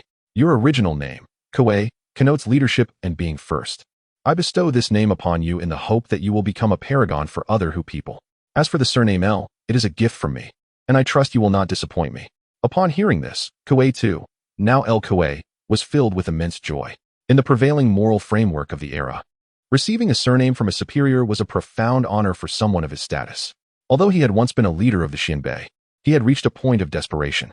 Now, having allied himself with El Bu, receiving such a name was a source of great delight. This at least indicated that he still held value in El Bu's eyes, and he could dare to hope for future wealth and glory. Thus, El Kuei unhesitatingly expressed his thanks once more. I, El Kuei, am deeply grateful for your bestowed name, my lord. Waving his hand dismissively, Elbu replied, there is no need for further thanks. If you wish to show your gratitude sincerely, simply serve me well in the future. As for the present, El Kuei, I trust that Jia Xu has briefed you on my purpose for journeying north to the grasslands. Pray, enlighten me about the current situation here. Yes, my lord. Renewed with hope for the future, El Kuei responded, and then called out to the tent's exterior, He Chua, hasten and present the map to our lord. At the sound of his name, He Chua, who was waiting outside due to his lack of rank, quickly replied and entered the great tent. He approached El Kuei and knelt behind him, retrieving a piece of sheepskin from his bosom. El Kuei took the sheepskin map from He Chua, holding it with both hands, and declared, my lord, this map delineates the various tribes of the grasslands as well as the locations of every grazing ground. It should prove beneficial to you. Evidently, El Kuei had exercised caution, for he had not kept this crucial sheepskin map on his person, but had entrusted it to his loyal general, He Chua. It was only after confirming El Bu's genuine intention to accept him that he allowed He Chua to present the map. Nevertheless, this was of little consequence. Had El Kuei been able to trust El Bu wholeheartedly from the outset, it would have been unusual. Thus, El Bu did not delve into the intricacies of this matter. What occupied his mind now was the significance of the sheepskin map. As he gazed upon the sheepskin map, held by El Kuei, El Bu called out to Jeang Xiao. Upon hearing his voice, Jeang Xiao understood and promptly approached El Kuei to retrieve the map, which he then handed over to El Bu. Accepting the map from Jeang Xiao, El Bu addressed El Kuei, saying, please, take a seat. Indeed, El Kuei responded, and with great tact, he guided He Chua to the end of the assembly of generals. Meanwhile, El Bu unfurled the sheepskin map that El Kuei had presented. Although this map was somewhat crude compared to those commonly used by the Han army, it still managed to delineate various locations adequately. Clearly marked upon the map were the territories of the Xianbei, the Xiongnu, the Wuyuan, as well as the numerous pastures utilized by these nomadic tribes. It can be asserted without hesitation that with this map in hand, El Bu could easily dominate the entire grassland. To speak frankly, maps were of paramount importance for military endeavors during this era. Without a map, even possessing extraordinary strategies or unparalleled valor would often render one powerless in many circumstances. Historically, had Zhang Song not presented a map, Liu Bei's conquest of Sichuan would have been exponentially more difficult, despite the fact that Sichuan remained Han territory, which a Han person would understand somewhat. Even so, the difficulty of conquering Sichuan without a map was considerable. Now, El Bu sought to campaign in the vast grasslands, a realm scarcely traversed by Han individuals. Thus, the challenges of navigating without a map were evident. However, El Bu recognized that this was not the time to delve deeply into the intricacies of the map. Therefore, he merely cast a brief glance over it before rolling it up and putting it away. Observing El Kuei sitting attentively at the end of the table, El Bu openly praised him, saying, excellent. By virtue of this map you have provided, once I have pacified the grasslands, you shall be duly recognized for your contributions. Upon hearing El Bu's commendation, El Kuei felt a wave of relief wash over him, silently affirming his gamble had paid off. Eagerly, he rose and said, my lord is a manifestation of the celestial wolf. Even without my humble self, others would surely lend their support. I dare not claim credit. While uttering these words, El Kuei cast a discreet glance at El Bu. Although there were many rumors among the tribes of El Bu being the reincarnation of the celestial wolf, and he had used this notion to rally his kin to El Bu's cause, it was still the first time someone had spoken such words in El Bu's presence. Truthfully, El Kuei was quite curious about El Bu's reaction. However, El Bu seemed utterly unfazed by the implications of El Kuei's statement. He simply replied, merit is merit, and faults are faults. What is rightfully yours belongs to you. If you do not reward accomplishments, how shall I govern my troops in the future? Upon witnessing the situation, El Kuei, while deeply aware of El Bu's profound and inscrutable nature, promptly responded, yes, my lord, I understand. Slightly nodding, El Bu continued, El Kuei, since you possess such a detailed map, I presume you are well acquainted with the conditions of the various tribes on the grasslands. If that is the case, please share your insights with me. After all, without knowledge of the tribe's circumstances, having a map alone would render our forthcoming actions difficult to orchestrate. Upon hearing this, El Kuei did not dare to be negligent and quickly replied, yes, my lord. He organized his thoughts and began, my lord. The current grasslands are primarily dominated by the Xianbei, Wuyuan, and Xiongnu tribes. Among these, the Xianbei are the most powerful, followed by the Xiongnu, with the Wuyuan being the weakest. However, The former leader of the Xianbei, in his arrogance, attempted to unite the Xiongnu and Wuyuan to march southward, only to be defeated by your might, resulting in a significant depletion of the Xianbei's strength. Although the Xianbei tribes, if united, would still be the strongest among the three, they are currently fragmented and unable to present a unified front. I, previously the newly appointed leader of the Xianbei, found my authority undermined as the elite forces of the Xianbei were lost. Thus, despite my title, the major clans of the Xianbei did not heed my commands. The Xiongnu's left noble, Yufu Luo, has repeatedly seized 2 of my fertile pastures. Thankfully, you have arrived, or I might have met my demise upon the grasslands in due time. El Bu, refraining from commenting extensively on El Kuei's words, continued to inquire. How many troops remain in your tribe? In response to your inquiry, my lord, I command over 30,000 archers, more than 50,000 herdsmen, and over 100,000 Han people, El Kuei replied. He had intended to mention over 100,000 slaves, but halfway through, he realized his misstep and hastily corrected himself to Han people. El Bu, having caught El Kuei's slip, chose to remain silent, though a sense of melancholy inevitably filled his heart. The mere Xianbei royal tent harbored over 100,000 Han individuals, and significantly, there were more Han than non-Han. It left him pondering how the Han populace along the borders had endured these years. However, from another perspective, this also indicated that the number of Han individuals he could potentially acquire from the grasslands might exceed his initial expectations. What of the other Xianbei tribes? Suppressing his other thoughts, El Bu continued to question. El Kuei discreetly glanced at El Bu, noticing that he exhibited no reaction to his earlier mistake, which relieved him. Hearing El Bu's subsequent question, he promptly replied, in response to your inquiry, aside from my Yuan tribe, the other major Xianbei clans have not sustained such heavy losses and, in fact, remain largely intact. Presently, the archers among them number above 50,000, with herdsmen exceeding 100,000 and countless Han people. As for the smaller Xianbei tribes, their sheer number renders them inconsequential, so I am not well versed in their specifics. Besides your Yuan tribe, how many major clans does the Xianbei still possess? In response to your query, my lord, there are 11 remaining. El Kuei remarked that the 12 great tribes of the Xianbei were established during the era of his late grandfather, Tan Shihui. These tribes were categorized into 4 eastern tribes, 3 central tribes, and 5 western tribes. Our Yuan tribe is one of the 4 eastern Xianbei tribes. It was solely due to the extraordinary talents of my late grandfather, Tan Shihui, that the position of the Xianbei royal tent was solidified. Nodding slightly, El Bu looked at El Kuei and calmly stated, within a month, I wish to see the other Xianbei tribes submit. Is that feasible? El Kuei was momentarily taken aback. However, upon observing the impassive expression of El Bu, he steeled his heart and pledged, it is possible. Satisfied with this response, El Bu nodded and encouraged him, proceed with confidence. Should any obstinate individuals arise, you may invoke my name. If matters become insurmountable, simply return to inform me. Hearing this, El Kuei felt emboldened, exclaiming, I shall execute my orders. The Xianbei people constitute a remarkably intricate ethnic group. Among them are the original Xianbei, as well as the Xiongnu whom the Xianbei conquered during their defeat of the northern Xiongnu, along with various other nomadic tribes. This diversity has resulted in a loose relationship among the Xianbei tribes. It was only during Tan Shihuai's time, a period marked by exceptional leadership, that he managed to subdue the various Xianbei tribes, forming a tenuous alliance and establishing the Yuan tribe as the Xianbei royal tent. It was from this point that the Xianbei triumphed over the Xiongnu and Wuyuan, asserting their dominance on the steppes. Alas, following Tan Shihuai's demise, this unity dissipated. After Tan Shihuai's death, He Lian ascended to power. Although he retained the title of Xianbei leader, he lacked the prestige of Tan Shihui, leading to a superficial compliance from the various tribes. Consequently, He Lian sought to rally the tribes southward, hoping to secure a decisive victory to cement his authority. However, during this campaign, several major Xianbei tribes did not even dispatch troops. Ultimately, He Lian suffered defeat, failing to preserve his own life.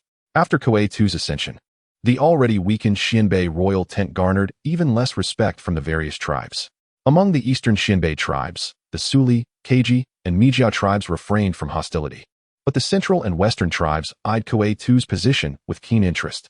After all, they believed that it was only under Tan Shihuai's remarkable leadership that they had consented to recognize the Yuan tribe as the Xianbei royal tent. With Tan Shihui gone and the Yuan tribe weakened under He Lian's rule, they questioned the rationale for the Yuan tribe's continued authority. Particularly, the formidable central Xianbei Murong tribe and the western Xianbei Tuoba tribe had already shown signs of insubordination during Tan Shihuai's reign, their defiance has only intensified in the present. It can be said without exaggeration that none of the 12 great tribes of Xianbei from Tan Shihuai's time can currently be mobilized by Ketu. Even the actions of the Xiongnu left virtuous King Yufulu against Ketu have been subtly encouraged by other Xianbei tribes.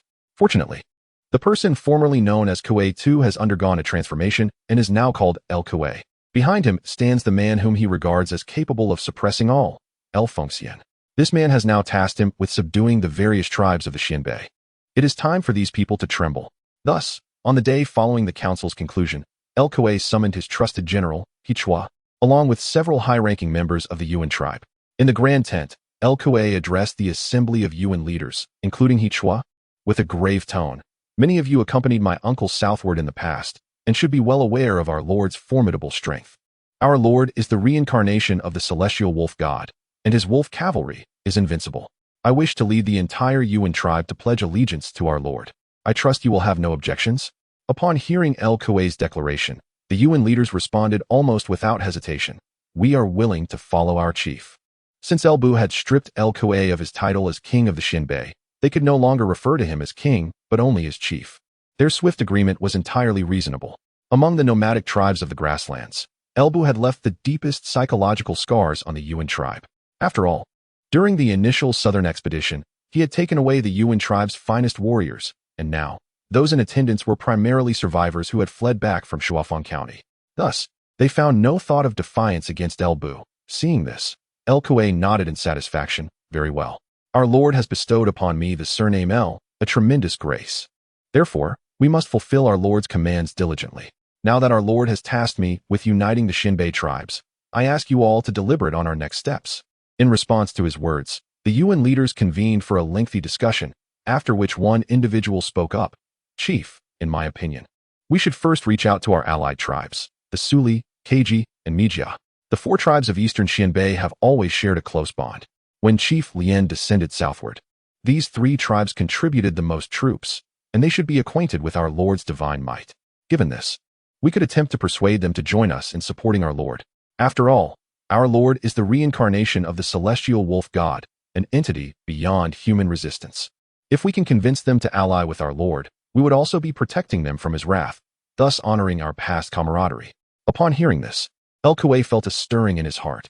Indeed, the 4 tribes of eastern Xianbei had always been closely connected, even during his lowest moments. The other 3 had not taken advantage of his misfortune. Moreover, they had witnessed El Bu's might. If they learned that El Bu had arrived on the grasslands, it might be possible to persuade them to ally without bloodshed. If he could secure the support of these 3 tribes, he might not even need El Bu's intervention to bring the entire Xianbei under his control.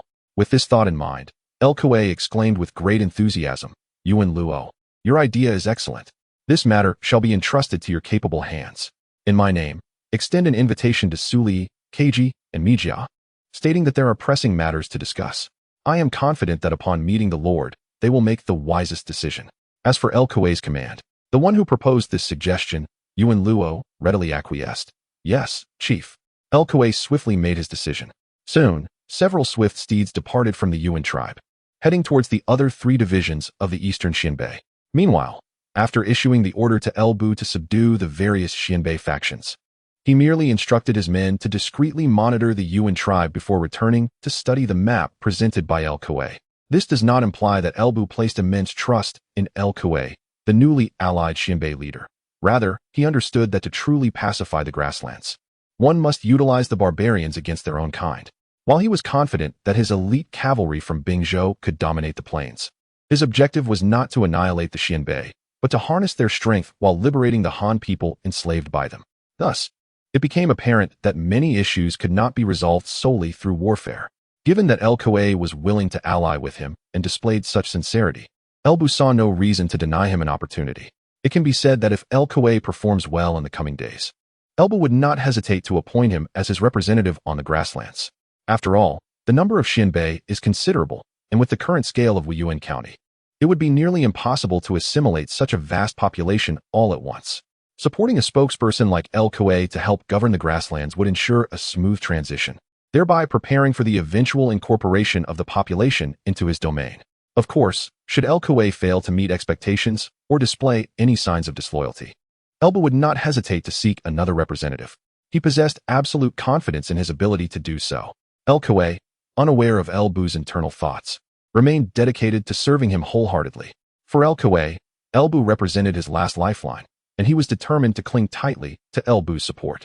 Upon receiving Kuei's invitation, the leaders of the other 3 divisions of Eastern Xianbei, Suli, Keiji, and Mijia, quickly accepted the meeting without much hesitation, given their past camaraderie. Thus, a few days later, Suli, Keiji, and Mijia arrived at the Yuan tribe, each accompanied by hundreds of elite Xianbei cavalry. On that day, Kuei had been eagerly awaiting their arrival outside, and upon seeing the trio approaching together, they were somewhat taken aback. After all, although the Yuan clan has diminished in strength, it still retains the nominal title of the Xianbei King's tent. Under normal circumstances, Wolf Qi, as the ostensible leader of the Xianbei, would command considerable respect. Thus, it was quite unexpected for Wolf Qi to personally come forth to greet them. Was it truly a sign of the sun rising from the west? Suppressing their astonishment, the 3 men rode forward to Wolf Qi. Observing Wolf Qi atop his steed, Suli was the first to speak. Wolf Qi, you summoned us to discuss matters. Yet here you are to welcome us personally. Surely, you do not expect our assistance against the Xiongnu? I must clarify that while our friendship is strong, we suffered significant losses in the previous battle at Shuafang County and cannot dispatch troops to aid you again. Upon hearing Suli's words, Keiji and Mijia also voiced their agreement. In response, Wolf Qi merely smiled. Rest assured, my purpose in summoning you today is not to request military support. Furthermore, please refrain from calling me Wolf Qi in that manner. I now prefer to be addressed simply as Wolf Qi. Wolf Qi? The trio exchanged glances, each reflecting a shared sense of trepidation. Keiji, more forthright than the others, remarked, why have you adopted such a name and that surname? Noticing their apprehensive expressions, Wolf Qi felt a surge of confidence regarding his intentions for the day. He cheerfully urged, come, let us proceed inside. I have prepared a feast and awaited your arrival. Given Wolf Qi's warm demeanor, the 3, though puzzled by his name change, dismounted and followed him into the heart of the Yuan clan, while their accompanying elite Xianbei cavalry were attended to by others. Thus, the 4 entered the main tent of the Yuan clan. Wolf Qi stepped forward to lift the tent flap and gestured for the 3. Please, gentlemen, do come in. As the tantalizing aroma of roasted lamb wafted from within the tent, the trio, trusting in the hospitality, entered without hesitation. However, upon stepping inside, they were taken aback to find another individual seated in the place where Wolf Qi was expected to sit. When they finally focused on the figure, words failed them. At that moment, Wolf Qi followed them in, casually closing the tent flap behind him. A profound silence enveloped the tent. Suddenly, Suli, Keiji, and Mijia, as if rehearsed, spoke in unison. I just remembered there are matters in the tribe I have yet to address. I recalled that 2 minor tribes have clashed, and someone sought my assistance to mediate. I just realized my wife is about to give birth.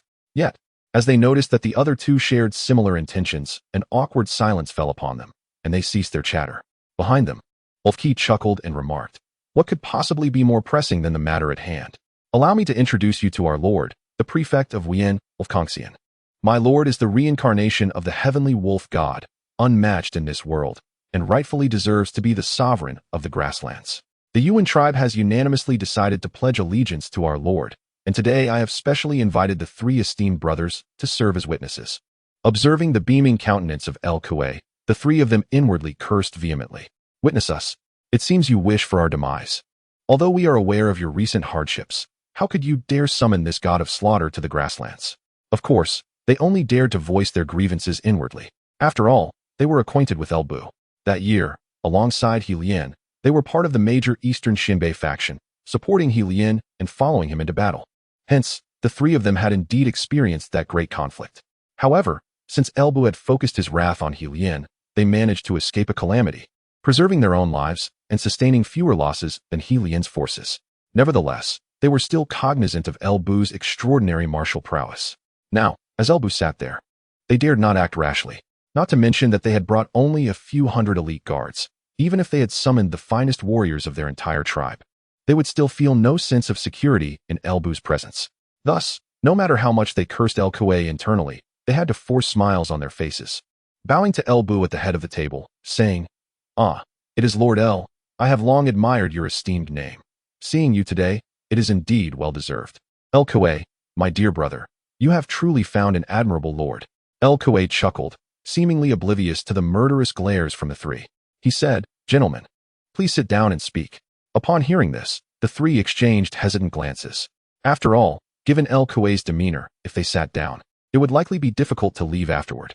However, just as they were contemplating whether to resist further, a voice filled with impatience emanated from the head seat. "Sit." At this command, the three of them shuddered and promptly took their seats, their obedient postures resembling that of elementary students in the presence of a stern teacher. Observing this, El Kuei stepped forward to personally serve the three with roasted lamb and pour mare's milk wine, saying as he poured, "Gentlemen, do not stand on ceremony. Consider this as if you were in your own tribe. Today, in honor of your visit, I had the tenderest lamb slaughtered and the finest mare's milk wine brought forth for you to enjoy. Yet, no matter how tender the roasted lamb or exquisite the mare's milk wine, given the current circumstances, how could the three of them possibly find joy in feasting?" Stealing a glance at Elbu seated at the head, Suli could not help but lower his voice, saying to El Kuei, to speak frankly, our tribes have shared a considerable bond, have we not? When your uncle ventured south with He Lian, the central and western Xianbei tribes disregarded him. It was we who sent our forces to assist him. Later, when you ascended, although we did not aid you, we also did not seek to exploit your misfortune. Moreover, our recent inaction has been due to our own significant losses. You mentioned how we treated your Yuan clan back then, so you must not betray us now. Upon hearing Su Li's words, KG and Mi Jia chimed in. Indeed, Lu Kuei, we have never wronged your Yuan clan. Observing the trio's demeanor, Lu Kuei couldn't help but feel amused. In the past, after the death of Lian and the near annihilation of the elite troops, these individuals had shown him indifference, hardly acknowledging him as a leader of the Xianbei. Yet now, simply because Lu Bu was present, these once arrogant chieftains were compelled to speak to him with deference. Was this the might of a formidable warrior? Of course, Lu Kuei was acutely aware of his own standing and understood his responsibilities. Thus, he refrained from displaying any disdain towards Su Li and the others. With a feigned sigh, he remarked, "My dear brothers, please cease your words. Why would I ever harm you? I am here to save you."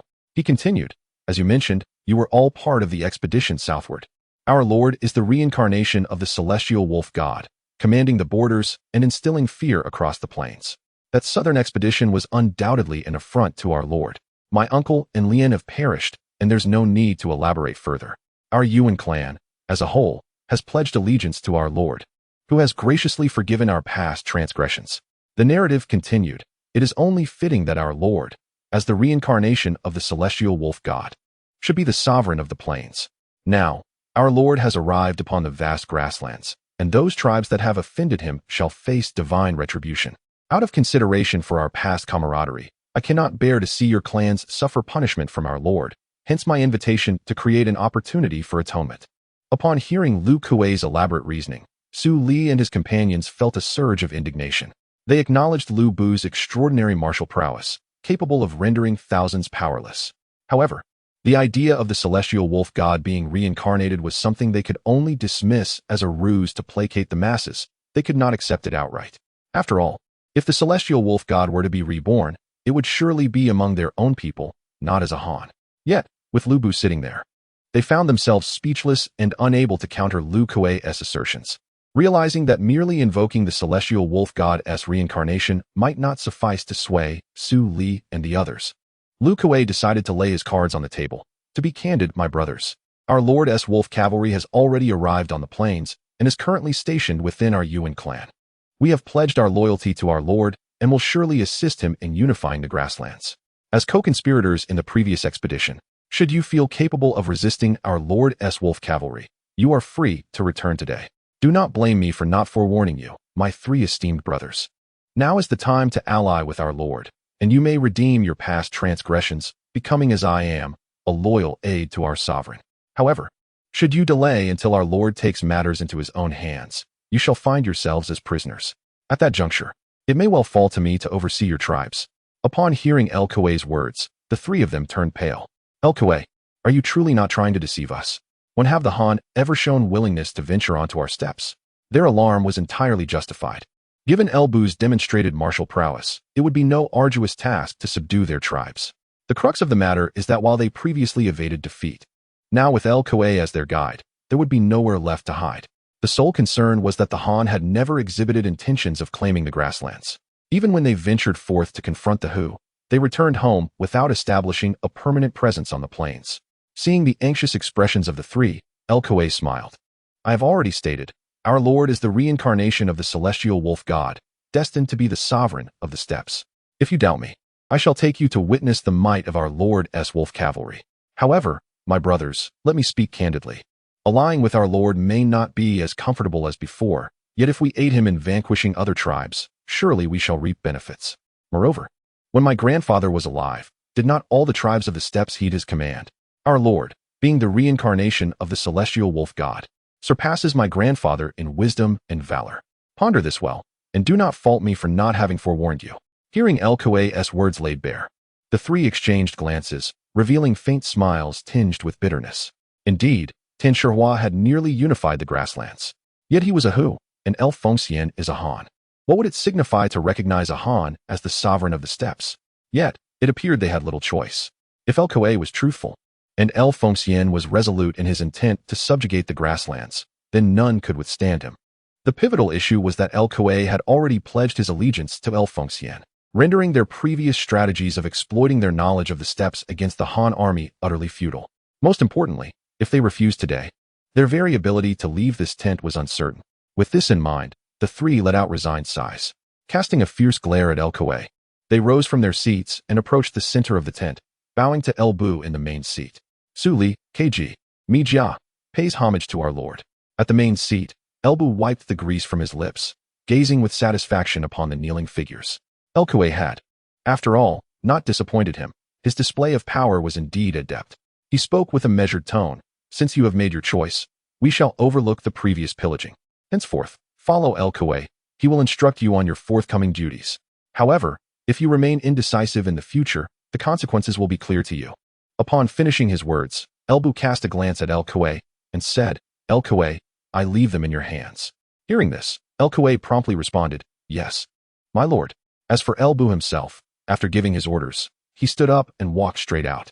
When El Bu passed by Su Li and the others, they lowered their heads even further, not daring to make a sound. It was only after El Bu had exited the main tent that Su Li and the others let out a quiet sigh of relief and raised their heads. Glancing at El-Kuei beside them, they could not help but exclaim, El-Kuei, you truly are, Sai. With Su Li, KG, and Mi Jia having submitted, El Bu's plan to conquer the grasslands had taken its first step toward completion.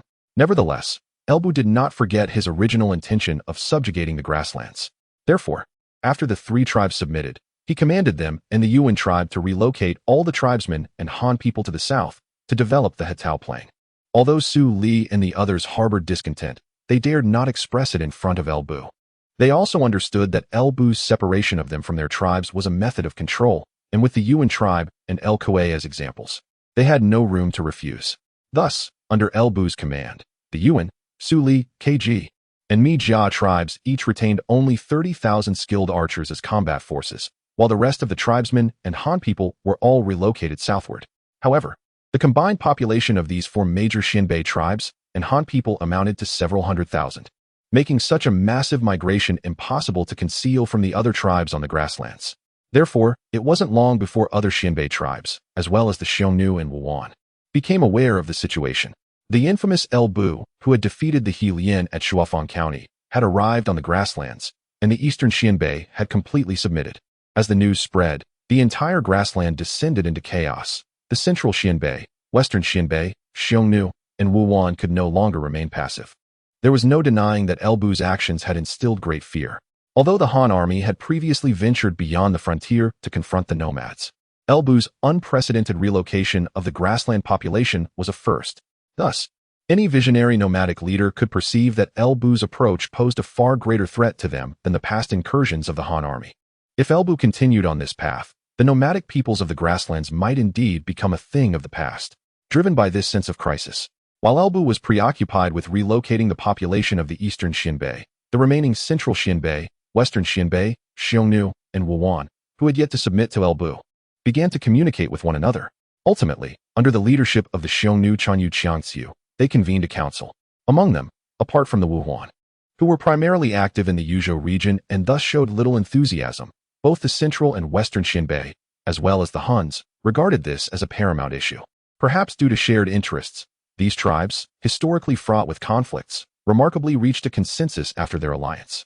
They resolved to unite their forces to expel El-Bu from the grasslands, while simultaneously dividing the eastern Xianbei, who had betrayed the grasslands, to ally with El-Bu.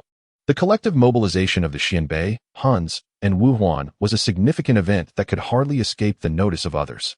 Furthermore, El-Kuei, Su Li, Kg, and Mi Jia, who had their own vassals on the grasslands, soon became aware of the news.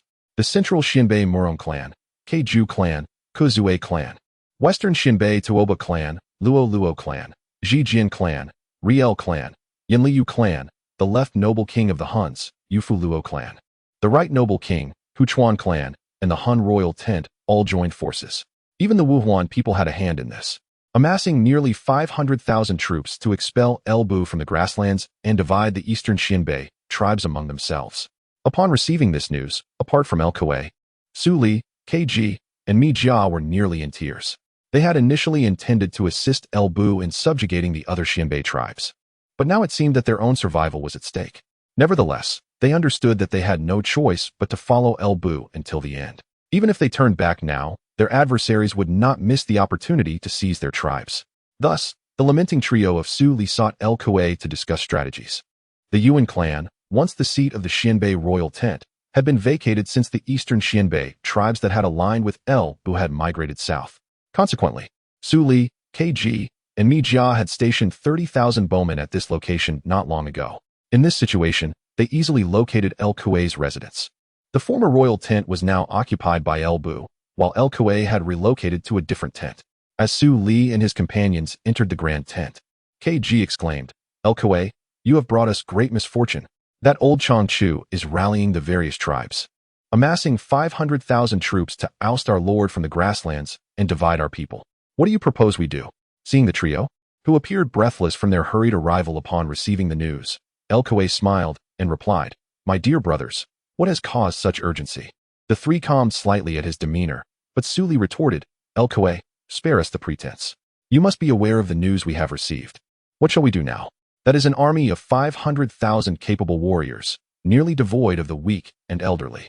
Such a coalition is beyond our capacity to confront. And what can be done about it?" El-Kuei countered, "When my uncle and Lian assembled an army of 300,000 to march south, they believed they could plunder Bingzhou and return laden with spoils. Yet, what was the outcome? They were ultimately routed by our lord and forced to flee, with my uncle himself meeting his demise at the hands of our lord's arrow. At that time, our lord commanded merely 10,000 wolf riders, while now we have over 100,000 skilled archers combined from our four factions, supported by the lord's leadership. Do you truly fear them?" Upon hearing El-Kuei's words, Su Li and the others found themselves slightly calmed. Indeed, the army of 300,000 led by Lian was defeated by El-Bu, and now, under El-Bu's command, they had a fair chance against the coalition of Qianchuan's chieftains. However, despite this reasoning, Mi Jia could not suppress his concerns, exclaiming, "But this is an army of 500,000. Although we marched south alongside Lian, we fought our own battles, lacking unity. Had the 300,000 been united, we might not have faced defeat. Now, the various tribes on the grasslands have banded together, resolutely intent on driving our lord out and dividing our people. They will not fight as disunited factions as we did. In this situation, can our lord truly lead us to victory?" El-Kuei stepped forward, approaching Mi Jia, and clapped him on the shoulder with a smile, saying, "Do not frighten yourself, Mi Jia. Even if I told you again that their 500,000 are united as if from a single tribe, would you believe it?" Mi Jia fell silent. Su Li and Kg also remained quiet. As the saying goes, one's own family knows its own affairs. They were all leaders of the Hu people and were acutely aware of one another's characters. Even if the 500,000 under Qianchuan had a common goal, uniting them in purpose remained an impossibility. When the great battle commenced, it would already be a feat if the disparate tribes could coordinate without betraying one another. Seeing their expressions, El-Kuei seized the moment to add, "Moreover, how do you know our lord did not exert his full strength in that initial battle?" "What?" The three exclaimed in astonishment at El-Kuei's enigmatic demeanor. They had all witnessed El-Bu from a distance during the incident in Shuafang County, where he wielded his Fangtian Huaji, charging through the ranks like a divine being, leaving an indelible shadow in their hearts. Otherwise, they would not have so readily chosen to pledge allegiance to him. Now, to suggest that El-Bu had not fought with all his might at that time? Surely, such jesting is unwarranted. Observing their incredulous expressions, El-Kuei sighed. "I, too, found it hard to believe at first. How about this? I shall take you to a certain place. After you see it, you will understand. As he spoke, Kuei strode directly toward the entrance of the tent.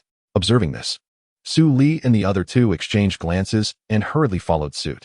Upon exiting the tent, they saw Kuei already mounted on his horse, prompting the three of them to mount as well. Noticing Su Li and his companions had emerged, Kuei remained silent and spurred his horse toward the outskirts of the Yuan tribe.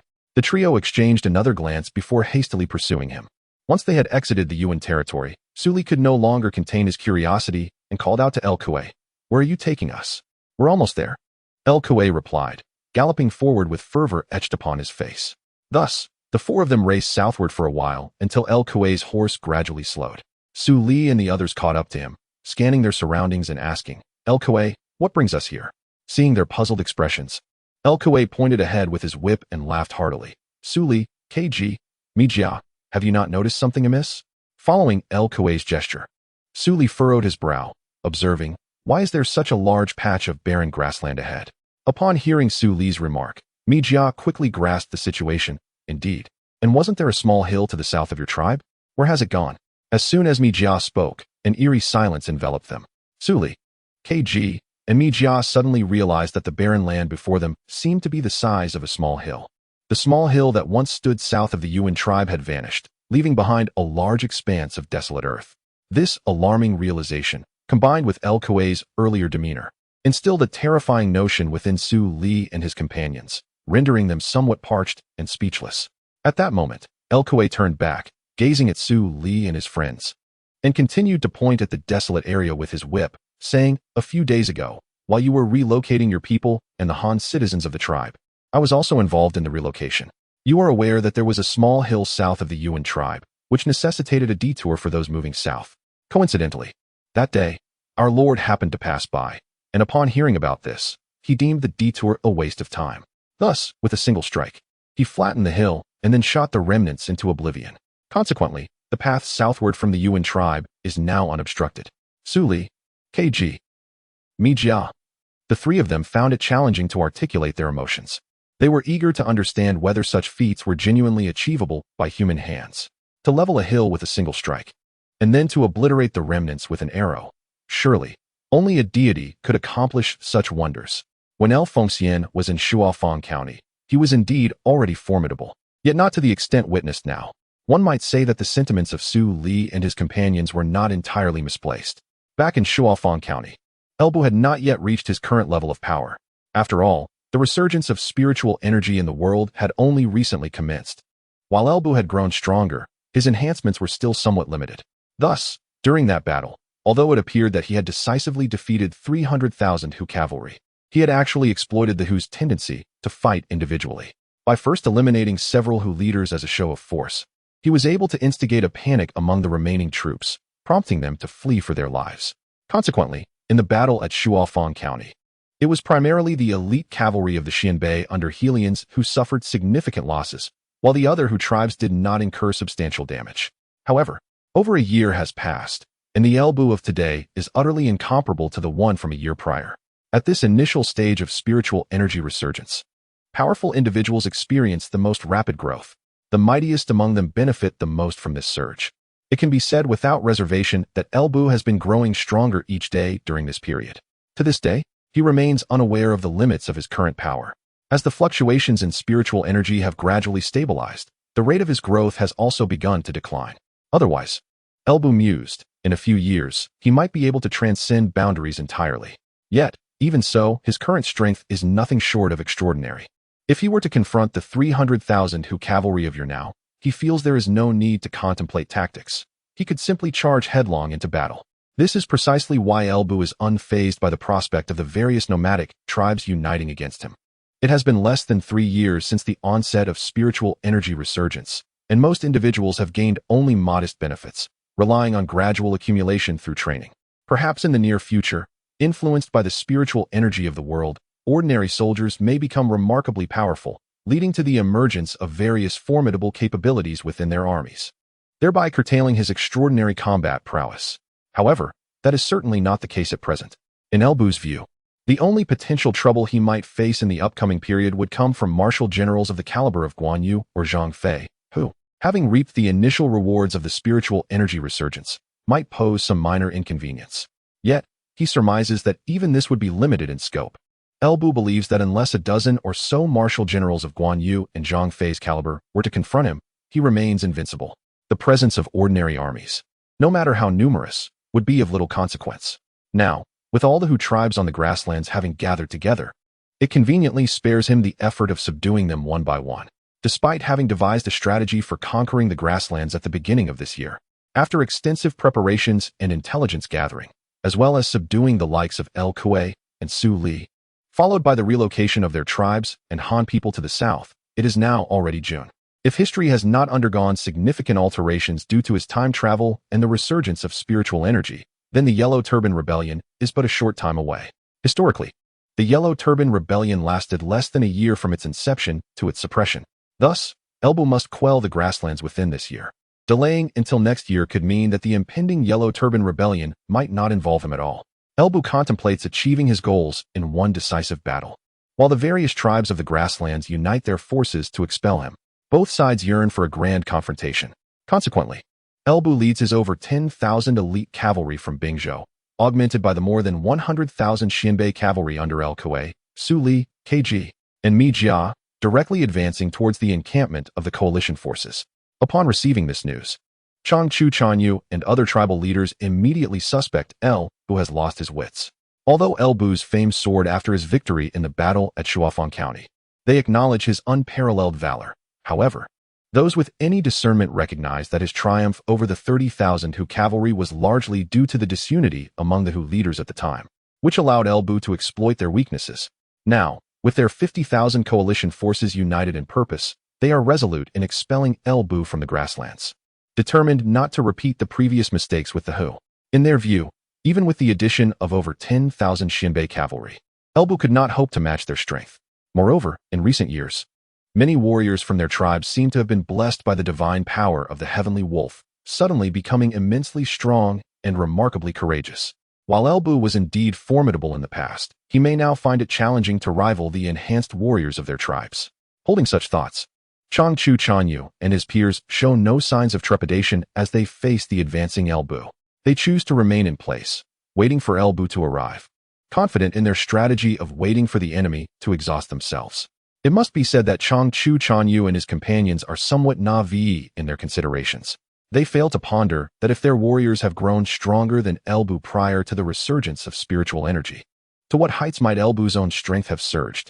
It seems they have mistakenly perceived this resurgence of spiritual energy as a singular blessing from the heavenly wolf, believing that only their own tribes have undergone such transformations. A formidable coalition of 500,000 cavalrymen has chosen to encamp upon an expansive prairie.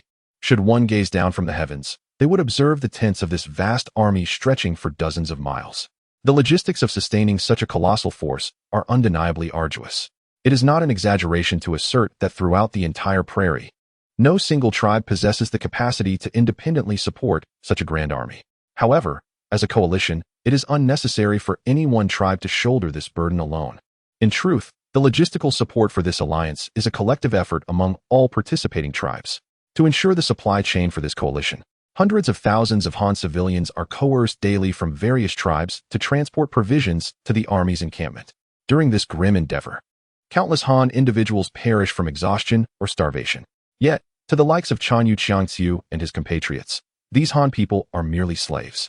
Their lives hold little value as long as they can expel Elbu from the prairie. Moreover, should they succeed in vanquishing Elbu, the loss of Han slaves could be replenished through future plundering, rendering their current plight inconsequential. Meanwhile, during his march, Elbu has gradually gleaned intelligence regarding the coalition through the insights of El Kuei and others. Upon learning that Chanyu Xiangxiu and his allies have driven tens of thousands of Han civilians to sustain their logistics, he silently pronounces their death sentences in his mind. Although these Han civilians remain enslaved by the various nomadic tribes, in Elbu's eyes, they are already his subjects. Once he concludes this battle, he intends to relocate these Han individuals, just as he plans to do with those from El Kuei's tribe, to the regions of Wuyuan or the Hetao Plain for agricultural development. The fact that Jiang Xiu and his allies allow so many Han civilians to perish from exhaustion and starvation is, in Elbu's perspective, an assault on his foundation. Thus, if they do not perish, who will? Consequently, Jiang Xiu perceives Elbu as a harbinger of death, while Elbu views Jiang Xiu and his compatriots as courting their own demise. After several days, Elbu finally leads his troops to the vast prairie where the coalition is encamped. Naturally, Jiang Xiu and his forces cannot be oblivious to the stirrings of El Kuei and the tens of thousands of cavalrymen under his command. In response, countless cavalry surge forth from the coalition's main camp, forming battalions of thousands on the prairie, poised for Elbu's arrival. On this boundless expanse of grassland, the combined forces of over 600,000 warriors stand merely 5 miles apart, a prelude to imminent conflict. What does this 5-mile distance signify in such a context?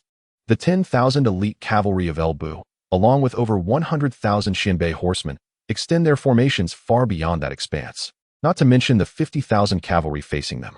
In the presence of such a grand army, a mere 5 miles becomes indistinguishable from being face-to-face. At the forefront of the Bingzhou army, Elbu sits astride his steed, surveying the distant horsemen. Accompanying him are El Kuei, Su Li, Keji, Mijia, and the valiant Zhang Liao, all esteemed leaders of the Xianbei.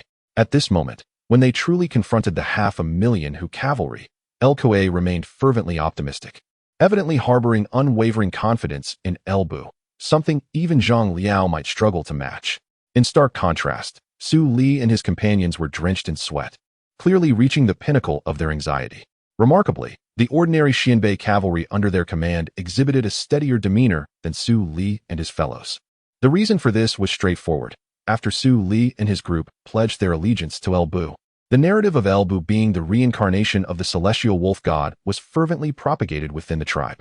In this context, these ordinary Xianbei soldiers had transformed into fervent adherents of Elbu, believing wholeheartedly that the reincarnation of the celestial wolf god was invincible, capable of leading them to triumph against any foe. Moreover, despite facing an army of 500,000, they still boasted over 10,000 troops. To the average soldier, whether they faced hundreds of thousands or merely tens of thousands, the sight was equally daunting, a vast, indistinct mass. As long as they did not impose psychological barriers upon themselves, the distinction became negligible. As the decisive battle loomed, Elbu and his comrades ascended a small mound, gazing at the distant coalition forces on the grasslands. Elbu suddenly called out. Hearing his voice, Zhang Liao, who was closely following Elbu, snapped to attention and responded, "This subordinate is here." Observing Zhang Liao's serious demeanor, Elbu chuckled, "Do not be anxious. I merely wish for you to ponder what rallying cry our soldiers should shout as they charge." Zhang Liao was momentarily taken aback, unable to fathom that Elbu would pose such a question in this critical moment. While it was common for soldiers to utter phrases to galvanize themselves during a charge, these were typically spontaneous or prearranged. With the impending battle at hand, should they not concentrate their efforts on the imminent conflict? In truth, it was not just Zhang Liao who appeared bewildered. Even Su Li and his companions wore expressions of confusion. What purpose did a rallying cry serve? Could it truly aid them in vanquishing the 500,000 coalition forces? Only El Kuei, now an ardent supporter of Elbu, stepped forward while Zhang Liao hesitated. "My lord," he proposed, "may I suggest that we have the soldiers shout the celestial wolf god shall prevail?" Upon hearing El Kuei's suggestion, not only did Su Li and the others react with astonishment, but even Zhang Liao regarded him with a hint of suspicion. Was this fellow trying to curry favor with the Lord, perhaps aiming to usurp his position as the personal guard? Nevertheless, Elbu was not particularly impressed with El Kuei's proposition. He gently shook his head, dismissing it. No, that rallying cry lacks immediacy. This left even El Kuei somewhat perplexed. Had they not proclaimed victory? Was that not direct enough? However, Zhang Liao, having spent considerable time with Elbu, began to comprehend that Elbu likely had a more profound intention in mind. He directly inquired, "What are the Lord's intentions?" Glancing approvingly at Zhang Liao, Elbu smiled and suggested, "Let us allow the soldiers to shout, 'Those who surrender shall not be killed when we charge.'" Upon hearing this, El Kuei displayed a look of admiration.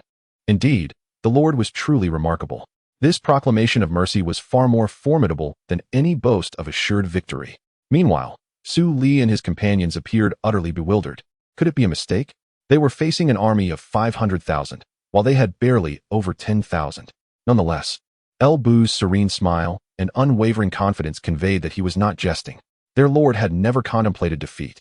In that moment, Su Li and the others felt a sudden alleviation of their anxiety. Indeed, they had over 10,000 troops. Why should they be destined to lose against 500,000? Before them stood a living legend. With this thought, Su Li and his companions responded in unison, "We shall obey your command." Observing the change in the trio's spirits, Elbu nodded slightly. "Go forth." "Yes." With that, El Kuei, Su Li, KG, and Mi Jia each acknowledged and galloped off towards their respective troops. As El Bu's orders spread, the morale of the tens of thousands of Xianbei cavalry visibly surged. After all, what could inspire a soldier's resolve more than a commander who boldly proclaimed, "Those who surrender shall not be killed before battle"? In the ranks of the coalition on the steppes, beneath the standard of the Chang chieftain, along with the left and right virtuous kings and numerous leaders of the Xianbei tribes, gathered closely. The commander sent by the Wuyuan had no standing to be amidst them. This was simply because the Wuyuan, whose primary activities lay elsewhere, had only dispatched a token force, rendering their leader unworthy of standing alongside these prominent chieftains. As Elbu observed the coalition, the Chang chieftain and his companions scrutinized Elbu's formation.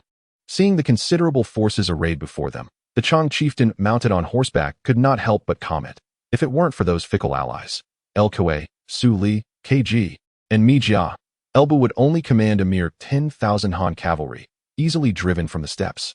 How could we be compelled to engage in such a grand conflict?" To this, Tuoba E, leader of the western Xianbei Tuoba tribe, laughed heartily. Why should the old chieftain be angered by these worthless individuals? Our forces are nearly 5 times theirs. Do we truly fear them? Their defection to Elbu only means we shall divide their troops and seize their cattle and sheep. Wouldn't you all agree? Upon hearing Tuoba Yi's words, the other tribal leaders nodded in agreement. 500,000 against merely 10,000. Even with the recently famed Elbu on the opposing side, they felt overwhelmingly confident in their superiority.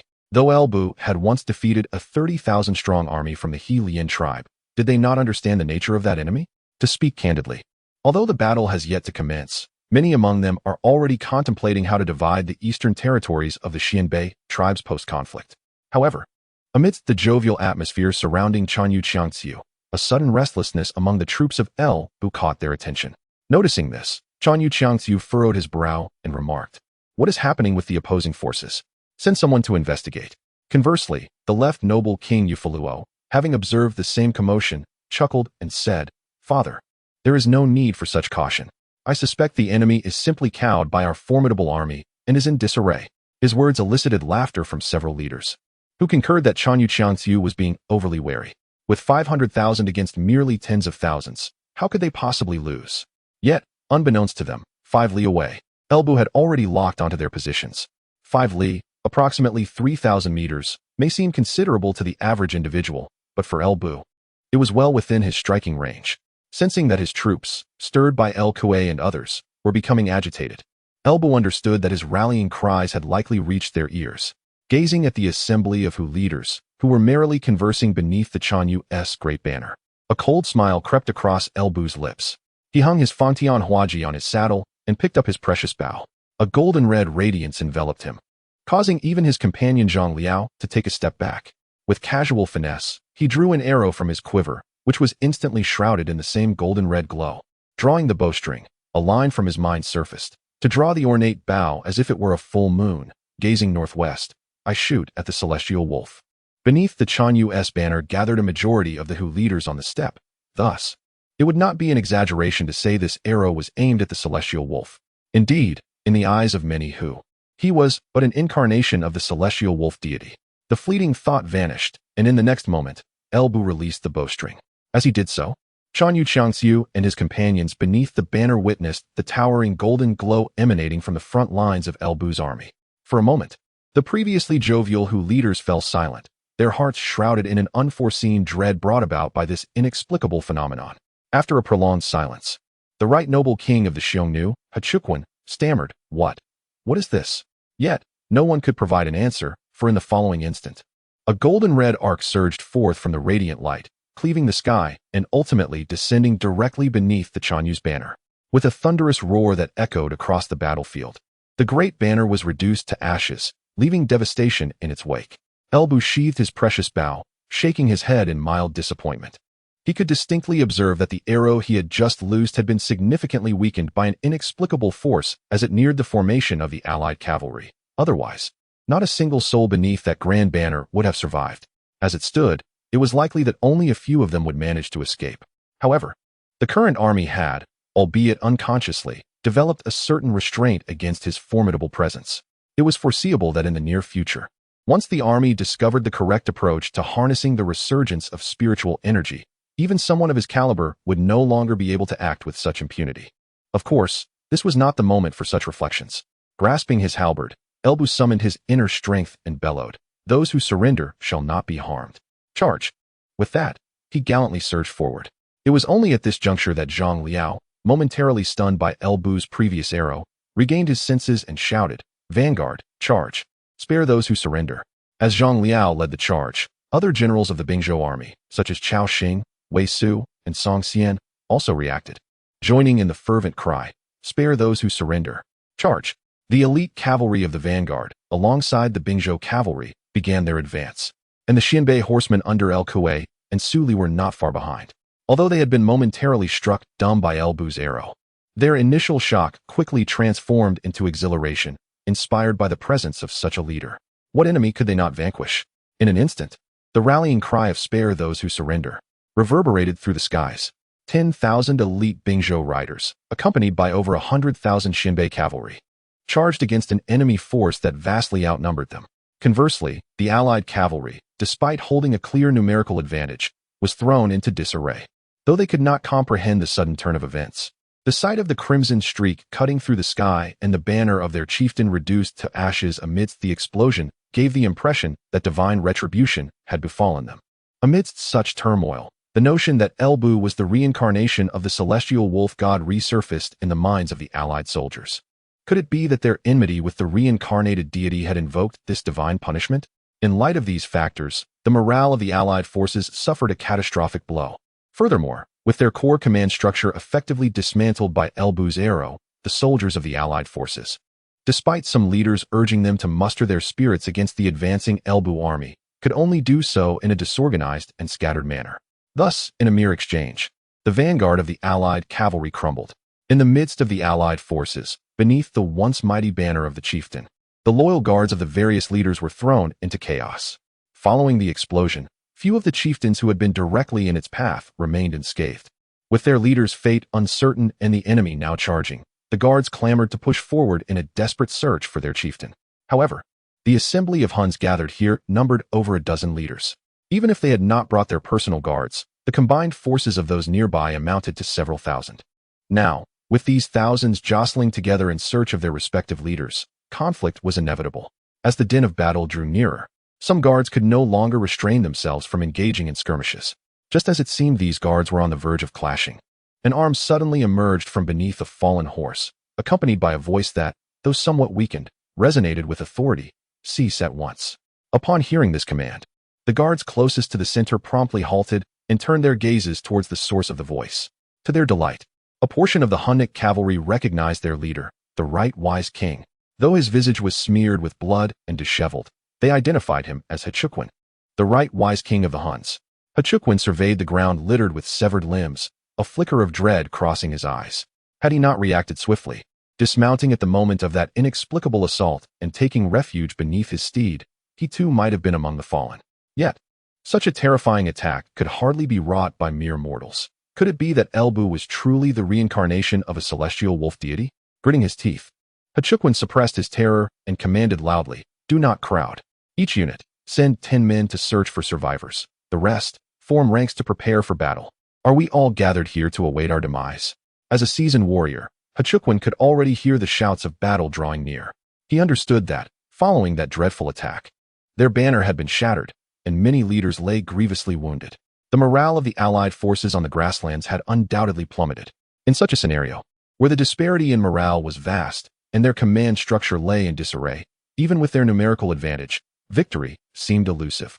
Yet, he also realized that if he did not act decisively, none of the leaders would escape. A defeat was one matter, but if they perished here, all hope would be lost. Thus, even in defeat, they must at least buy themselves time to flee. In response to Hechuquan's orders, the surrounding guards regained their composure. Their previous chaos stemmed from a lack of leadership. With He Lian, a figure of sufficient stature, stepping forward, they began to follow his directives. Each unit dispatched 10 men to search for their leader, while the remaining guards formed ranks, bracing themselves for the impending confrontation. Alas, despite the soundness of He Lian's strategy, Elbu had already set his sights on them. He was acutely aware that the force of his previous arrow had been diminished by the formation of the allied forces, leaving room for potential survivors. Thus, his foremost target was the very location where his arrow had struck. As Elbu charged ahead, his Fangdianhua halberd swung with grace, unleashing a flurry of golden-red blades that effortlessly breached the feeble outer defenses of the morale-deficient Prairie Coalition. His gaze swiftly fell upon a contingent of elite guards, conspicuously more formidable than their counterparts among the Prairie forces. It could be said that He Lian was rather slow to awaken to the urgency of the moment. Thus, as these elite guards lined up to prepare for battle at He Lian's command, Elbu was already upon them. In an instant, several golden-red blades cleaved through the air, sending the guards reeling, their ranks shattered with grievous losses. The next moment, Elbu, a singular force on horseback, plunged into the midst of this throng of several thousand guards. Even the elite formation led by Jeang Xiao, which had been the swiftest to follow Elbu into the fray, found themselves left at a considerable distance, still several hundred meters away. Yet this one man on horseback had already left the elite guards in disarray. As Elbu wielded his halberd, none could withstand his might, nor could anyone dare approach within 10 paces of him. He carved a path through the sea of guards, making his way to the very spot where the Chanyu's grand banner had once stood, casually dispersing the remaining Hu cavalry in his wake. Finally, he halted before He Lian, his halberd poised threateningly. Beside He Lian stood several Hu leaders, recently rescued from beneath the bodies of the fallen. Gazing up at the mounted Elbu, He Lian was momentarily transfixed, unable to comprehend how a single individual could achieve such a feat, yet the evidence lay stark before him. Thus, confronted with Elbu's formidable halberd, He Lian sank to his knees with a thud. Shortly thereafter, the other Hu leaders, who had narrowly escaped death, followed suit, collapsing to the ground in a series of muted thuds. Once the leaders had knelt, the surrounding guards had no choice but to do the same. In a cascade reminiscent of dominoes, Hu warriors tumbled from their horses, kneeling in submission. It was only at this moment that Jeang Xiao and the elite troops of the Xianjing camp arrived, shouting for those who surrendered not to be harmed. However, upon witnessing the multitude of kneeling Hu warriors and Elbu, the sole figure still mounted, the fervor of their battle cry dwindled. What need was there for such proclamations when Elbu had already resolved the conflict before they even arrived? As the distant clamor of battle continued, Jeang Xiao and the entire Xianjing camp felt a sense of discontent. They were the elite among the elite, the strongest contingent under Elbu's command. Yet here they were, seemingly mere bystanders in the unfolding events. On horseback, Elbu regarded He Lian, who was prostrate before him. Though he did not know this man's identity, it was evident that he held a significant position among the Hu. Thus, he gently tapped the face of Hu Chuqian with his Fangdianhua halberd, and then raised the weapon to gesture around, calmly stating, "Those who surrender shall not be slain." Hu Chuqian certainly understood the implication behind Elbu's words. With a bitter nod, he proclaimed loudly, "The right Xianwang of the Xiongnu is willing to surrender." Upon witnessing this, the other several Hu leaders kneeling beside Hu Chuqian grasped the necessity of the situation. Soon, a chorus of declarations echoed from the vicinity. The Luoluo tribe is willing to surrender. The Tuoba tribe is willing to surrender. The left Xianwang of the Xiongnu is willing to surrender. The Kazue tribe. Among them, some of the Hu leaders, who had narrowly escaped death, shouted for the sake of their lives, while others sought to take advantage of the chaos. After all, many Hu leaders had perished under Elbu's arrows, rendering them incapable of ordering a surrender. As these declarations, whether genuine or fabricated, spread, the morale of the already demoralized Prairie Coalition forces further crumbled, extinguishing any thoughts of resistance. In an instant, countless Hu cavalry fled, while many dismounted to surrender. The outcome of this great battle was thus sealed. Nevertheless, the Prairie Coalition still numbered 500,000. Even with a complete surrender, Elbu's forces took several days to mop up the remnants. 3 days later, within the encampment of the Prairie Coalition, in the former royal tent of Chanyu Qiangxiu, Elbu occupied the main seat, flanked by Zhang Liao, Chao Xing, El Kuei, Su Li, and others, while in the center of the tent, Hu Chuqian and several other surrendered Hu leaders, along with various captives or defectors, knelt. Of the numerous Hu leaders who had gathered under the Chanyu's grand banner, only 5 remained alive, including Hu Chuqian, following Elbu's precise strikes. The others, such as Chanyu Xiangxiu, left Xianwang Yufu Luo, and Tuoba leader Tuoba Yi, all met their demise. Observing the kneeling Hu leaders, Elbu remarked casually, "Speak up. What is your identity? What purpose do I have in keeping you?" Though his tone was light, the implication weighed heavily on the Hu leaders. Clearly, if they could not demonstrate their worth, many among them might soon lose their heads. Consequently, as Elbu's words faded, Hu Chuqian quickly interjected, "I, Hu Chuqian, the right Xianwang of the Xiongnu, wish to pledge my loyalty to the general on behalf of the southern Xiongnu." Right Xianwang. Elbu glanced at this survivor of his arrows and inquired, "Can you truly represent the southern Xiongnu?" In response, Hu Chuqian hastily asserted, "General, Chanyu Xiangxiu and left Xianwang Yufu Luo have perished. As a surrendering general, I am fully capable of representing the southern Xiongnu." Hearing Hu Chuqian's assertion, a young man kneeling beside him seemed to be reminded and quickly added, "The sinner Lu Bao is also willing to pledge loyalty to the general on behalf of the left Xianwang's faction." The sinner's father was the left Xianwang, and with his death, the sinner stands as the leader of the left Xianwang's faction. Elbu was taken aback and regarded the youth meaningfully. "What is your name?" "Lu Bao." The youth repeated his name once more, then elucidated, "It is because a sinner admires the culture of the Central Plains that I specifically requested my father to bestow upon me a Han name. If the general finds it unsatisfactory, I shall gladly change it." However, after his explanation, Elbu's expression became even more peculiar. After a moment's contemplation, Elbu glanced at El Kuei, who sat nearby, and suddenly inquired, "El Kuei, if my memory serves me right, did the left Xianwang's forces of the Xiongnu not seize two of your pastures?" Although uncertain as to why Elbu had suddenly brought this up, El Kuei promptly stood and replied, "Indeed, my lord." With this affirmative response, Elbu had already made up his mind. He cast a glance at the trembling Lu Bao, kneeling before him, and stated coolly, "One representative from the southern Xiongnu to pledge allegiance is sufficient. El Kuei, take this Lu Bao away, castrate him, and make him your slave." El Kuei was momentarily taken aback, but quickly responded loudly, "Yes, my lord." In his eyes, Elbu was evidently avenging him. Yet, Lu Bao was left in utter shock, exclaiming, "General, General, spare me, General." Unfortunately, within the large tent, there was evidently no one to heed his pleas for mercy. El Kuei approached, grasped his leg, and dragged him away. Inside the tent, the remaining kneeling leaders of the Hu people were drenched in sweat. To them, it was clear that Elbu was establishing his authority. Particularly for Hu Chuqian, he felt immense relief at his earlier decisiveness. Otherwise, he might have been the one dragged away. Consequently, the terrified Hu leaders hurriedly expressed their willingness to submit, fearing they might share Lu Bao's fate if they hesitated. Witnessing this scene, Elbu nodded in satisfaction. With this, the prairie was effectively subdued. The next step was merely to gradually assimilate these populations. However, while El Kuei believed Elbu dealt with Lu Bao to avenge him, and the surrendering Hu leaders perceived it as a warning, what was Elbu's true motive behind Lu Bao's fate? Ahem. It was certainly not because historically, this Lu Bao had caused trouble for Kai Zhaoji. Dealing with Lu Bao was but a minor episode for Elbu.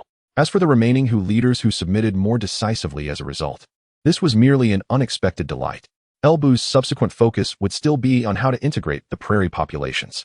Currently, the prairie, comprising various tribes of the Xianbei and Xiongnu, conservatively boasted a population of around 3 million, a significant portion of which consisted of Han individuals abducted to the prairie. Such a vast populace, even in contemporary times, would amount to nearly half the population of a major province in the Han dynasty. After all, this was still the late Han period, untouched by years of warfare, famine, and plague. Thus, the total population of the Han had yet to experience a drastic decline. In the present day, the population of the Han dynasty's administrative region exceeds 3 million, with major provinces such as Jizhou and Yuzhou boasting populations surpassing 5 million. Naturally, Bingzhou cannot compare to the wealth of regions like Sili, Jizhou, and Yuzhou. In fact, as one of the northernmost provinces of the Han, Bingzhou's total population is less than 100,000. This has been previously noted. Shuafang County harbors fewer than 10,000 inhabitants, while Wuyuan County has just over 20,000. Yinchuan County's population is under 30,000, and Yinmen County comprises over 250,000 individuals. Among the 9 counties of Bingzhou, aside from the aforementioned 4 bordering the grasslands, the demographics of the remaining 5 counties are not significantly better. Dingxiang County has a population of fewer than 20,000. Shihe County also contains just over 20,000 residents. Shan County approaches 30,000, and Taiyuan County consists of over 200,000 individuals, while Shandong County holds more than 120,000. It can be said that, amidst the constant incursions by the nomadic tribes, even the relatively stable counties of Bingzhou do not boast substantial populations. The entire province of Bingzhou has an actual population of around 700,000. In contrast, the combined population of the nomadic tribes on the grasslands far exceeds that of Bingzhou. Presently, Elbu is nominally the governor of Wuyuan. Thus, even though he has triumphed over the coalition of nomadic forces, it would still be unrealistic to expect rapid expansion. Frankly speaking, the populations of the four eastern Xianbei tribes, Yuan, Suli, Keji, and Mijia, already represent the upper limit of what Elbu could feasibly absorb. These four significant tribes collectively comprise approximately 500,000 Han people and over 300,000 nomads. With only Wuyuan County at his disposal, along with the development of the Hetao Plain, he might manage to accommodate them, albeit barely. However, should the numbers swell further, it would not only pose challenges for integration but also generate considerable commotion that would be hard to conceal.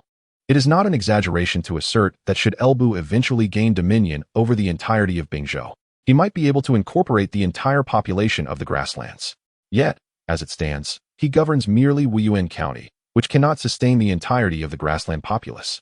If he were to forcibly assimilate more, it would only serve to expose his undertakings. Once those actions are revealed, unless Elbu were to audaciously rebel against the imperial authority, the government would surely devise means to resettle such a vast population, and would certainly not entrust it all to him. Consequently, Elbu's aspirations to utilize this populace as a foundation for his future ambitions would be rendered futile. Thus, in the short term, at least until Elbu secures control over Bingzhou, it would be inadvisable for the other populations of the grasslands to migrate southward. They must continue to live as they have in the past upon the grasslands. In light of this, Elbu will require aides to assist him in managing these tribes. He cannot remain stationed on the grasslands indefinitely, nor does he wish to re-establish dominance over them in the future. Loading more content. Please wait. This site only supports mobile browsers. If you see this paragraph, it indicates that the chapter content has failed to load.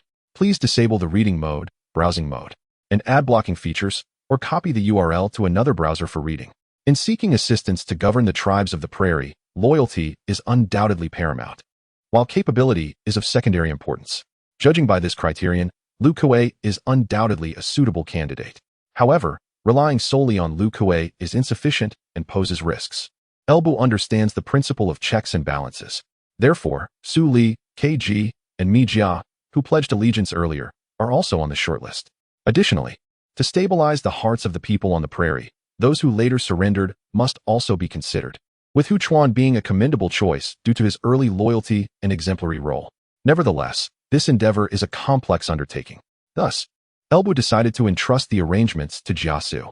Such a mentally taxing task would be exhausting for him alone. Now, he has the capable Jia Xu at his disposal. Why not utilize him effectively? Consequently, the esteemed Jia Xu, who was meant to await Elbu's triumphant return in Wuyuan County, was swiftly dispatched to the prairie by Elbu's troops. Upon realizing the purpose behind Elbu's summons, Jia Xu's mind was likely consumed by the thought of misfortune in companionship. At that moment, he felt an unprecedented darkness surrounding his fate. Was he destined to serve Elbu, this boundless capitalist, for a lifetime? In some cosmic sense, Jia Xu seemed to hear a distant call. Labor, soul of the worker, labor is the essence of humanity. Ahem, just a jest. Such trivial matters could hardly pose a challenge to Jia Xu. At most, he might acquire a few more gray hairs. Elbu, observing Jia Xu's vigorous demeanor, promptly entrusted the task to him, stating that he would return to Wuyuan County. Thus, nearly half a year after Elbu's northward journey to the prairie, he brought Jia Xu there while leaving Chao Xing and others to assist Jia Xu. Elbu himself, accompanied by Zhang Liao and the elite troops, returned to Wuyuan County at the beginning of August. In truth, Elbu's eagerness to return to Wuyuan County, even at the expense of bringing Jia Xu to the prairie as a tool, is understandable despite Jia Xu's reluctance. The reason is simple. Yanqing, who was pregnant at the end of last year, is now nearing the time of childbirth in August. Therefore, upon returning to Wuyuan County, Elbu delegated all matters to Zhang Liao and hurried to the governor's office. Upon arrival, he swiftly removed his armor in the front yard and made his way to the back courtyard. However, upon entering the courtyard, his steps slowed significantly, as if he feared disturbing something. Even the maidservants he encountered along the way were not greeted with any sound from him. Thus, Elbu stealthily approached the door of Yanqing's chamber. The maid waiting outside, upon seeing Elbu, was about to bow but was halted by his gesture. He quietly advanced to the door and softly inquired, "Where is Qing'oa?" The maid, lowering her voice, replied, "General, the mistress is resting inside. The midwife has advised her to rest more as her time approaches." Nodding slightly, Elbu signaled the maid to leave, then tiptoed inside. Inside the room, it was already evening when Elbu returned to Wuyuan County. Although the lamps were lit, the atmosphere remained somewhat dim. Yanqing abhorred extravagance and preferred simplicity. Thus, the lighting in her room was solely for illumination, unlike the lavish displays of wealth in other noble households. Fortunately, with Elbu's current prowess, the dimness posed no hindrance to his vision. On the bed, Yanqing lay beneath a thin blanket, resting. Her hands rested gently on her slightly protruding abdomen. Her eyes softly closed, and a serene expression radiated maternal grace. Although her figure may not possess the same elegance as before due to her pregnancy, in Elbu's eyes, she appeared even more beautiful than ever. Silently approaching the bed, Elbu crouched down, gazing at Yanqing. Yet, despite his complete silence, she seemed to sense his presence. Slowly opening her eyes, upon seeing Elbu before her, a glimmer of surprise illuminated her gaze. "Husband, you have returned," she exclaimed, attempting to rise. Elbu hurriedly pressed her down. "Do not move. Rest well." "Did I wake you? What caused you to awaken?" Not insisting on rising, Yanqing turned her head slightly to look at Elbu, gently stroking her abdomen, and softly smiled. "Perhaps she sensed that you, my husband, have returned, and thus woke me. Just a moment ago, she kicked me several times." Following her gesture, Elbu couldn't help but chuckle. He placed his hand on her hand, feeling the life within her, and murmured, "It seems our daughter is eager to meet her father." Hearing Elbu's words, despite it not being the first time, a hint of confusion appeared in Yanqing's eyes. As Mencius stated, there are 3 forms of unfilial behavior, and the greatest is having no descendants. The Han dynasty valued filial piety, placing great emphasis on lineage. Yet, since she became pregnant, her husband had incessantly expressed his desire for a daughter, which she found quite peculiar. Moreover, how could he discern the gender of the child within her? Despite her confusion, Yanqing refrained from questioning him. Though she wished to bear Elbu a son, if he so desired a daughter, then having a daughter would also be wonderful. Moreover, Elbu had even thoughtfully chosen a name for his daughter, Lingqi, a name that resonates beautifully. Of course, Elbu remained oblivious to Yanqing's inner doubts. Had he been aware, he would undoubtedly have remarked on the unpredictability of a child's future, questioning why one would not desire a daughter as splendid as Lingqi. Upon returning to Wuyuan County, Elbu devoted himself to accompanying Yanqing during this significant period. Others, having heard of Yanqing's impending delivery, refrained from intruding on their intimate moments. Before long, the latter part of August arrived, and Yanqing finally gave birth. Thanks to the presence of a highly experienced midwife and Elbu's use of celestial energy to nurture Yanqing's health, the birthing process unfolded seamlessly. As Elbu had anticipated, the newborn was indeed a daughter. Prepared in advance, Elbu wasted no time in naming his newborn daughter Lingqi. As the governor of Wuyuan and protector of the border of Bingzhou, Elbu's daughter's birth was met with widespread celebration. For several days, Wuyuan County was adorned with festive decorations, and the townsfolk spontaneously conveyed their blessings. Elbu's subordinates, including those far afield like Jia Xu, Chaoxing, and Kuei, also sent their congratulations, pledging to present grand gifts on Lingqi's first-month celebration. Elbu found himself utterly enamored with this newly arrived little one. As a time traveler, he had initially felt a disconnect from this world. However, after marrying Yanqing and establishing a family, this feeling had gradually diminished. Now, with the birth of his and Yanqing's child, a piece of his lineage existed in this realm, solidifying his roots and granting him a profound sense of belonging. Throughout the subsequent month, Elbu remained by Yanqing and Lingqi's side. He diligently employed celestial energy daily to nurture both their health, ensuring Yanqing recovered well from childbirth and that Lingqi would thrive in her formative years. During this period, Jia Xu managed affairs on the grasslands, while Gao Shun and Zhang Liao took care of matters in Wuyuan County, allowing the family of 3 to relish their serene life without interruption. However, blissful times always seemed to pass swiftly. As September drew to a close, Jia Xu had finally organized the affairs of the grasslands and returned to Wuyuan County. Accompanying him were Chao Xing and other valiant warriors under Elbu's command, along with the elite cavalry from Bingzhou who had journeyed north with Elbu. As for Kuei, Su Li, Hu Chuqian, and others, although they yearned to personally attend Lingqi's full moon celebration, their responsibilities to safeguard the grasslands and prevent any disturbances rendered them unable to leave easily. Thus, They could only rely on Jia Xu to convey their heartfelt offerings in the form of gifts.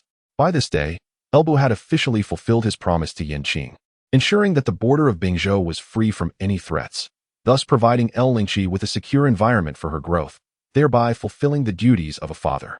In just a few days, Lingqi's full moon banquet would commence. Preparations had already begun in the governor's mansion days in advance. Simultaneously, the entirety of Jiyuan County was adorned with festive decorations, as Elbu's subordinates discreetly inquired amongst themselves, eager to discover the gifts prepared for their lord's daughter while keeping their own gifts closely guarded. Finally, the date arrived, September 28th. On this day, the atmosphere throughout Jiyuan County was ignited with excitement, as it marked Lingqi's full moon day. Early in the morning, the governor's mansion buzzed with activity as arrangements for the banquet were made. Elbu's followers, laden with gifts, hurried towards the governor's mansion.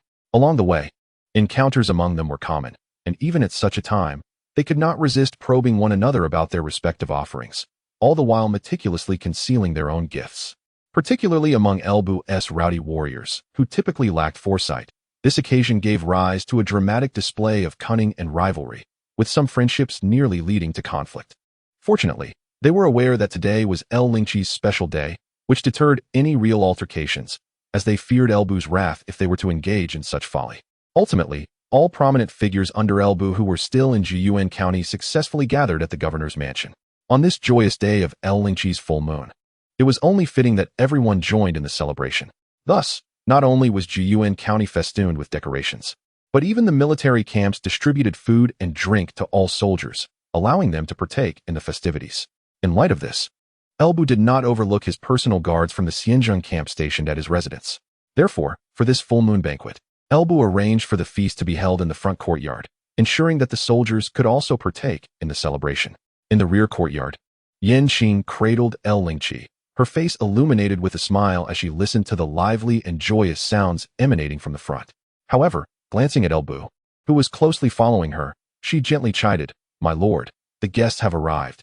You should at least greet them." Elbu, gazing at Lingqi in Yanqing's arms, replied, "Let them indulge in their food and drink for now. I wish to observe Lingqi for a while longer." As he spoke, Elbu reached out and pinched the chubby little face of Lingqi, causing the young girl to burst into tears. Observing this, Yanqing impatiently swatted Elbu's hand away, saying, "Look at what you've done. My husband, you clumsy oaf. All you do is make Lingqi cry." Feeling embarrassed, Elbu scratched his head. It is often said that daughters are closer to their fathers, yet in this case, whenever Yanqing held their daughter, all was well. But the moment he touched her, she wept. He could not fathom why this was so.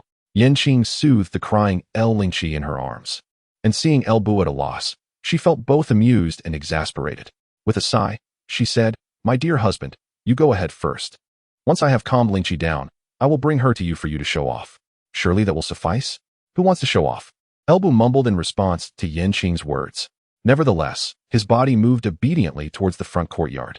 Watching Elbu's retreating figure, Yanqing rolled her eyes in annoyance. "If others fail to understand you, my husband, I know you all too well." Upon reaching the front courtyard, Elbu found that the guests had already begun their feasting. As soon as he appeared, Jia Xu was the first to rise and approached him with a cup in hand. "At last, my lord, you have graced us with your presence. But where is Miss Lingqi? Why do you not bring her out for us to see?" Taking the wine from Jia Xu's hand, Elbu downed it in one go and replied, "What is the hurry? Lingqi has just woken up. Let Qing calm her down first. You shall see her shortly." He then turned to Wen He and inquired, "What gifts have you prepared? If they do not meet my expectations, I shall not let you off easily." As he spoke, Elbu made his way to the main seat. Hearing this, Jia Xu returned to his own seat before responding, "Rest assured, my lord. The gift I have prepared will surely please you. During my recent travels on the plains, I happened upon a fine steed belonging to the Xianbei Tuoba tribe, which had just foaled. I thought it fitting to celebrate Miss Lingqi's full moon with this gift, so I purchased the young colt. It is a creature of pure blood, shining like polished ebony, its hooves treading upon snow, a truly magnificent beast. Had it been a stallion, it would rival the legendary steeds of history, but as a gift for Miss Lingqi, it is perfectly suitable." Upon hearing Jia Xu's words, Elbu nodded slightly. "You have put thought into this. Typically, stallions possess greater strength and size than mares, making them the preferred choice for war horses. However, given that Lingqi is a girl, a petite mare is indeed more appropriate for her. It is said that a daughter of a warrior must possess some skill in riding and archery. While this may not always hold true, it is inconceivable that Lingqi, as Elbu's daughter, would not learn such arts. Thus, Jia Xu's thoughtful gift of the fine mare was indeed commendable. Upon witnessing Jia Xu display his gifts, which garnered admiration from Lu Bu, the others could no longer contain themselves. Just as Lu Bu finished praising Jia Xu, Chao Xing, Wei Su, Song Xian, and others eagerly rose to present their offerings. However, to be candid, one could hardly expect these rough men to bestow anything imaginative. Their gifts were predominantly precious items such as gold and jade. Nevertheless, as long as the sentiment was genuine, Lu Bu would hardly concern himself with the nature of the gifts. Once everyone had presented their tributes, Jia Xu proceeded to relay gifts from those who could not attend, including Lu Kuei, Su Li, and Hu Chuqian. It went without saying that the offerings from the newly allied generals, like Lu Kuei, were exceptionally lavish, prompting Lu Bu to entertain thoughts of having another daughter with Yanqing. Following the display of gifts, the atmosphere of the banquet grew increasingly jubilant, even coaxing a rare smile from Gao Shan, who typically abstained from alcohol. After several rounds of toasting, Jia Xu rose from his seat and approached Lu Bu. Noticing him, Lu Bu, having just clinked glasses with Chao Xing, turned his gaze toward Jia Xu. Are you here to share a drink with me? He inquired. Jia Xu shook his head and lowered his voice. My lord, Hu Chuqian has another gift he wishes to present to you. Since the southern Xiongnu were nominally still vassals of the Han, while Lu Bu could command the Xianbei to cease their kingship, the southern Xiongnu still required a chieftain. As the first to pledge loyalty to Lu Bu and the highest-ranking survivor among the southern Xiongnu, Hu Chuqian naturally became their chieftain. Hearing Jia Xu's words, Lu Bu's curiosity was piqued. What gift? That you did not mention earlier, must you now reveal to me in private? According to the earlier list of gifts reported by Jia Xu, Hu Chuqian had sent an entire chest filled with gold, silver, and jade as a full moon gift for Lu Lingqi. Jia Xu smiled and explained, the previous gifts were for Miss Lingqi. This one is a tribute from Hu Chuqian, intended for you, my lord. Upon hearing this, Lu Bu's intrigue intensified. He then caught Jia Xu whispering with a chuckle, Hu Chuqian has learned that you have only a wife and have not taken concubines, so he has specially sent a daughter of the Xiongnu royal family to serve you. Lu Bu. As soon as Jia Xu uttered these words, not only Lu Bu, but even Wei Su, who had just approached to share a drink, hesitated, contemplating whether to pretend he had heard nothing. Despite being a distant cousin of Yanqing, Wei Su lacked the courage to report such matters to her. Most importantly, although Lu Bu had not taken a concubine since marrying Yanqing, Wei Su understood that Lu Bu was not averse to women. He simply had discerning tastes. Thus, the question arose, would Lu Bu not be tempted by the beauty that Hu Chuqian had painstakingly arranged to send?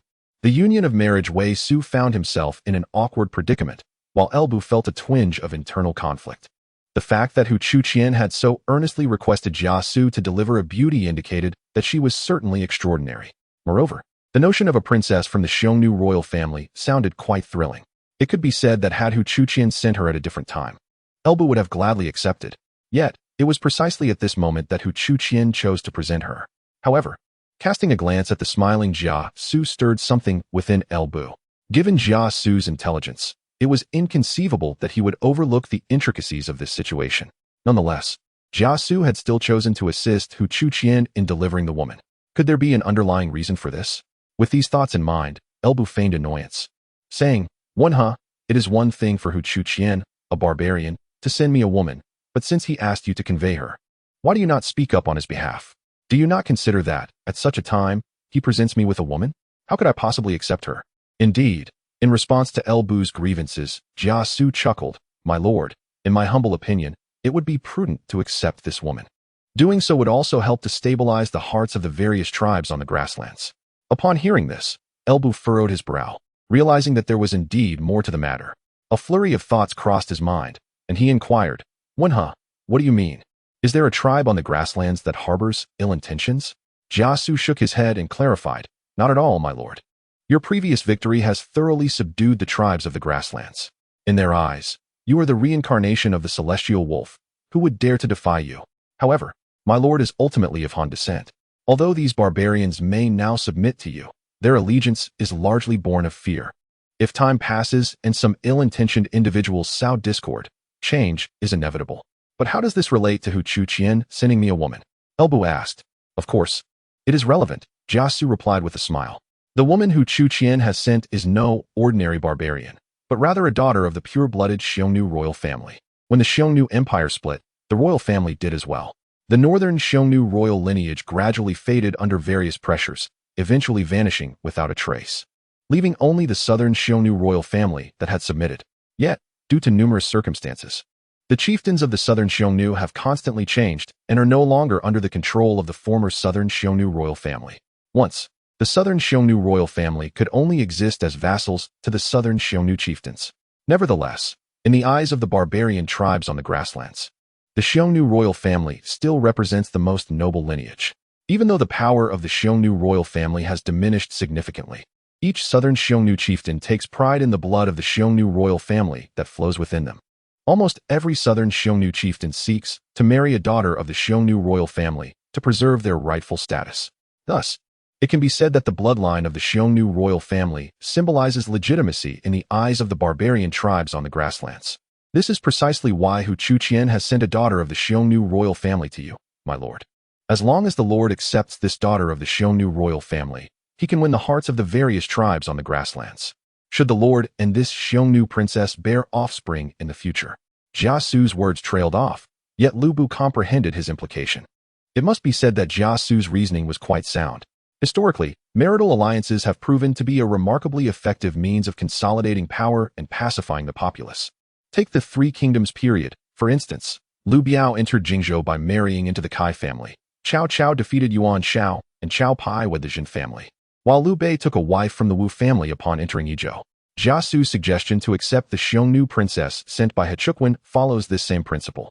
However, Lu Bu felt a twinge of discomfort at the prospect of acceptance at this particular juncture. After a moment's contemplation, Lu Bu replied, I understand your intentions, Wen, but let us postpone the acceptance of the Xiongnu princess for now. Perhaps you may send her over after some time has passed. Even if he were to accept her eventually, he did not wish to do so during Lingqi's full moon celebration. Upon hearing Lu Bu's words, Jia Xu clearly grasped his sentiments and responded accordingly. Indeed, my lord.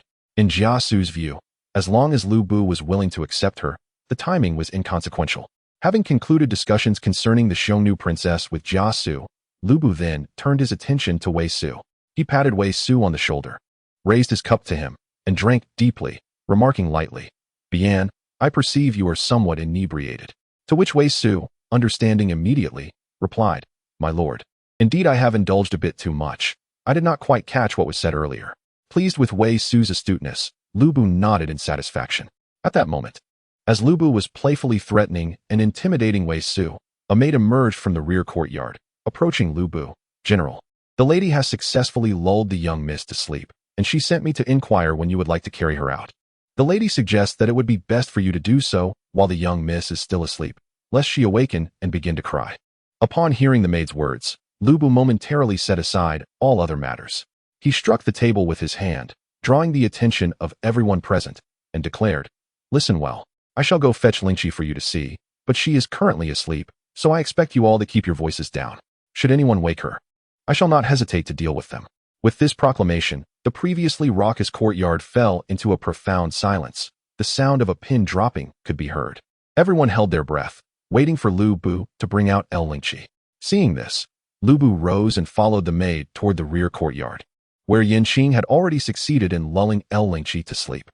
Lu Bu approached Yanqing quietly, observing the peacefully sleeping Lingqi in Yanqing's arms. His expression clouded with frustration. Why was it that this girl was so easily soothed in Yanqing's embrace, while she cried at his slightest touch? Noticing Lu Bu's arrival, Yanqing gently cautioned, Be careful not to wake Lingqi. Lu Bu nodded and carefully took Lingqi from Yanqing's hands. He looked at Yanqing and inquired, Qing, will you not accompany me outside? Yanqing shook her head and smiled. As a mere woman, I shall refrain from showing my face. Please remember to return Lingqi promptly. For a newborn child is prone to deep slumber, and should she be awakened, she may cry again. Reluctant to argue, Lu Bu acquiesced, responding, Very well. I shall let them see our Lingqi and bring her back to you. You all, take good care of the lady. After instructing the maidservants, Lu Bu cradled Lingqi and made his way to the front courtyard, where Jia Xu, Zhang Liao, Gao Shun, and Chao Xing awaited eagerly. Following the completion of Lingqi's full-month celebration, September came to a close. In the past 6 months, Lu Bu's campaign on the grasslands had met with tremendous success, and with the safe arrival of his daughter Lingqi, it was indeed a time for double happiness. Thus, in the forthcoming months, Lu Bu resolved to refrain from further military actions. If history unfolded as anticipated, the Yellow Turban Rebellion would erupt next year, necessitating his mobilization once more. In light of this, he intended to utilize the remaining months to allow his soldiers ample time for rest and recuperation, preparing them for the impending conflict. Meanwhile, he also planned to devote this interval to cherishing the company of Yin Qing and their daughter El Lingqi. And so, tranquil and blissful days passed, swiftly bringing them to the 7th year of Guanghe, 184 AD. During this time, no unexpected events transpired, save for the slight awareness of Ding Yuan, the governor of Bingzhou, regarding matters on the grasslands, prompting him to send inquiries to Lu Bu. However, due to Lu Bu's effective information control, he successfully misled Ding Yuan, who, as a local governor, deemed it inappropriate to probe further. Additionally, during the New Year festivities, the Xiongnu royal girl sent by Hechuan was also delivered to Lu Bu's residence. Since the time of Tu-Man Chanyu, the Luandi clan has been a part of the Xiongnu royalty. Renowned figures like Modu Chanyu and Laoshang Chanyu also hailed from the Luandi lineage. However, with the destruction of the Xiongnu Empire by the Han Dynasty, the Luandi clan lost its former glory. Although the current Xiongnu Chanyu still claims descent from the Luandi, in reality, they no longer are. The true Luandi clan exists in a diminished state, relying on the current Xiongnu Chanyu for survival. Nevertheless, within the hearts of the nomadic peoples on the grasslands, the bloodline of the Luandi remains the most noble, and every successive southern Xiongnu Chanyu weds a woman of the Luandi clan, which bolsters their claims of being descendants of the Luandi. Now, Hu Chuqin has bestowed upon Elbu the most exceptional maiden of the Luandia clan, rather than giving her to Zi Na, which subtly signifies allegiance to Elbu. It is noteworthy that when Tan Shihua dominated the grasslands, all attempts to procure women from the Luandia clan were rebuffed by the southern Xiongnu. Nevertheless, although this exotic maiden from the Luandia clan is undeniably captivating, Elbu understands that this is not a time for indulgence. Thus, he refrains from marrying her immediately, instead appointing her as a personal attendant to Yanqing. Meanwhile, Elbu must prepare for the impending Yellow Turban Rebellion. In the first month of the 7th year of Guanghe, 184 AD, Jeang Xiao's disciple Tang Zhou betrayed the Taiping Dao and reported to the court. In the same month, Ma Yuani, the leader of the Yellow Turbans commanding the Taiping Dao followers in Jing and Yang provinces, was captured in Henei County and subsequently executed in Luoyang. Concurrently, thousands of Taiping Dao adherents were apprehended and slain. However, despite Tang Zhou's treachery, the Han court remained oblivious to the gravity of the situation. Following the execution of Ma Yuani, they merely dispatched agents to Ji province to apprehend Jeang Xiao, showing little regard for the Taiping Dao. This may be attributed to the numerous rebellions across the Han realm in recent years, leading the court, under Lu Han's leadership, to underestimate the Taiping Dao as a minor insurrection. Alternatively, local aristocrats, well aware of the Taiping Dao's influence, yet suffering under the constraints of political factionalism, might have eagerly awaited a major upheaval to shatter their shackles. In summary, the entire Han dynasty continues in a state of revelry, exhibiting no signs of the approaching turmoil. In Jizhou, in the county of Jiulu, Jeang Xiao gazes at the news from Luoyang delivered by his devoted followers, letting out a resigned sigh. Is this the calamity foretold in the divination? Alas for Ma Yuani. Observing the scene before him, the devoted followers of Taiping Dao kneeling at the entrance urge him with urgency, "Great virtuous teacher, please escape." The court's decree for capture has been issued and will soon reach Ji province. Setting aside the secret letter, Jeang Xiao replies calmly, "Escape? Why should we flee? We have prepared for so long. How can we abandon our efforts due to such a minor setback? Relay the order to rise and advance. It is time for the heavens of the Han to change. Yes, great virtuous teacher." The devoted follower departs to fulfill his command. Alone in the room, Jeang Xiao gazes peacefully out the window, where distant thunder hints at an impending spring rain. His fingers gently curl as he silently calculates for a moment, ultimately releasing a sigh. The cosmic secrets have grown increasingly chaotic. In the second month of the 7th year of Guanghe, the Taiping Dao rebellion commences. Under the rallying call of Jeang Xiao, a staggering 8 out of the 12 provinces of the Han dynasty, excluding the capital province of Sili, experienced rebellion. The provinces of Qing, Su, Yu, Ji, Jing, Yang, Yan, and Yu were all affected, leaving only the remote regions of Liangzhou, Yizhou, Jiaozhou, and the sparsely populated Bingzhou unscathed. The entire realm was thrown into turmoil. Both the Han court, which remained oblivious to local conditions, and the local gentry who were complicit in the unrest, were astounded by the formidable power displayed by the Taiping Dao. By the time news reached Luoyang, 3 months had passed, inciting the wrath of Emperor Lu Hong. To ensure the safety of Luoyang, Lu Hong appointed He Lian as the Grand General, commanding the 5 battalions of the Imperial Guards to garrison the capital. He also stationed officers at strategic passes around Luoyang, including Hanga Pass, Degugu, Guangqing, Yik, Huanyuan, Xianmen, Mengjin, and Zhaopingjin. Concurrently, Lu Hong issued an edict for all provinces and prefectures to reorganize their military forces and summon righteous armies to quell the rebellion. In this critical moment, although the prominent families were taken aback by the power of the Taiping Dao, they remained steadfast in their original intentions, seizing the opportunity to coerce Lu Hong into lifting the political ban. Shortly after Lu Hong's order to suppress the rebellion, the esteemed Huang Fuong submitted a memorial, requesting the abolition of the political ban. At the same time, the court eunuch Lu Chong also submitted a memorial, advocating for the lifting of the ban and warning that failure to do so might lead to a collusion between the gentry and the yellow turbans, with dire consequences. Under such pressure, Lu Hong had no choice but to order the repeal of the political ban and grant amnesty to all political offenders. Furthermore, to pacify the Taiping Dao, Lu Hong was willing to offer treasures from the royal treasury and horses from the Western Garden as rewards for the soldiers. He appointed Lu Ji as the northern general, Huang Fuong as the left general, and Zhu Jun as the right general, each endowed with the authority to mobilize elite troops nationwide for the suppression of the rebellion. Thus, the demands of the major families were met, and the soldiers received their rewards, leading to the commencement of a grand campaign to eradicate the Taiping Dao. Meanwhile, in Wuyuan County, Elbu also received news of the Taiping Dao uprising. Although Elbu recalled that the Taiping Dao had begun its insurrection in the early months of the 7th year of Guanghe, 184 AD, he could not pinpoint the exact date. Consequently, he instructed his subordinates to keep a vigilant eye on inland news. However, due to Wuyuan County's remote location and lack of communication, it was not until March that Elbu learned of the Taiping Dao's rebellion. On the same day he received the news, Elbu summoned Jia Xu, Gao Shan, Zhang Liao, Chao Xing, Wei Su, and Song Xian to his residence. In the council chamber, Elbu observed his subordinates seated on either side, his tone imbued with an unmistakable excitement.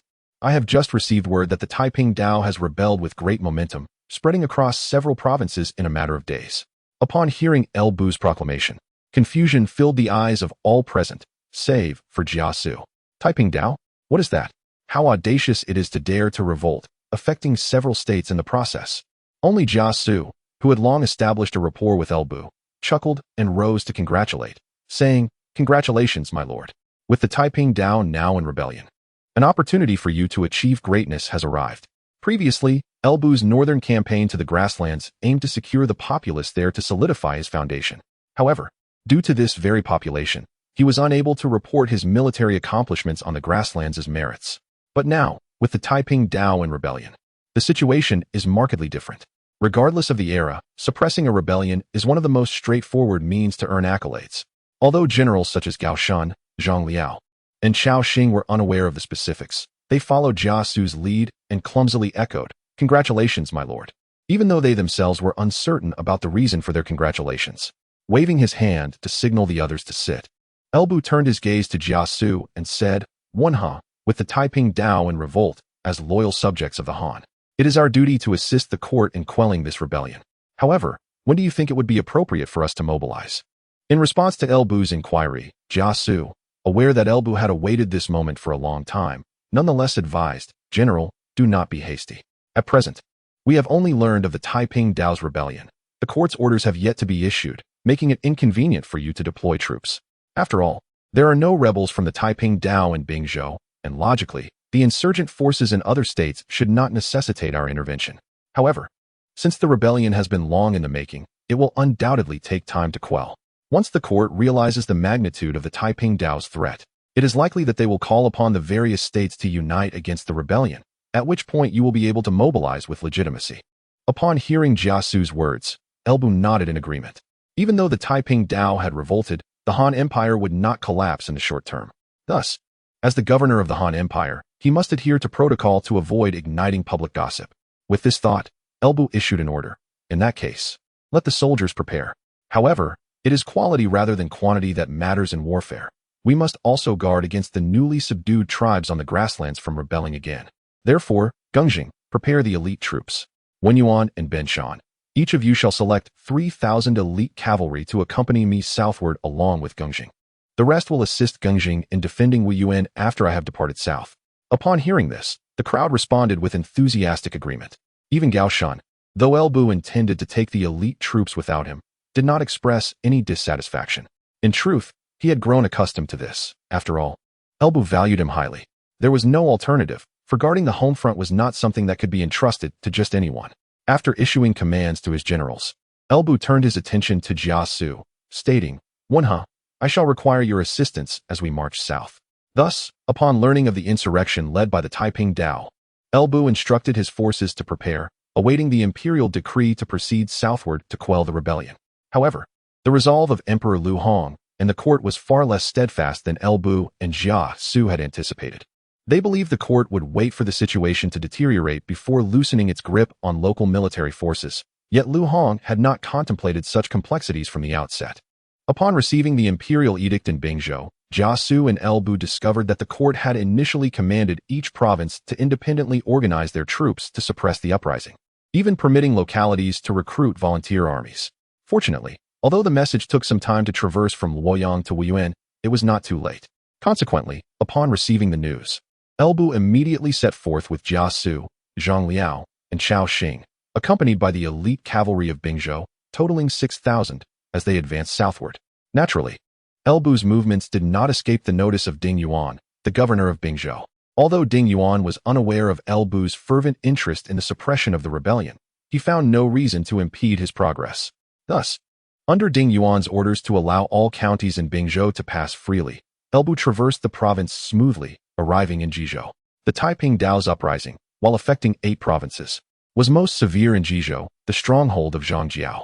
Given the proximity of Bingzhou to Jizhou, El Bu aimed to establish his accomplishments through the rebellion and thus sought to act swiftly. Upon entering Jizhou, however, El Bu did not rush forward recklessly. He was entirely uninformed about the current state of affairs in Jizhou, lacking clarity on the stage of the rebellion. Therefore, he resolved to remain at the border of Jizhou, intending to gather intelligence on the situation before proceeding.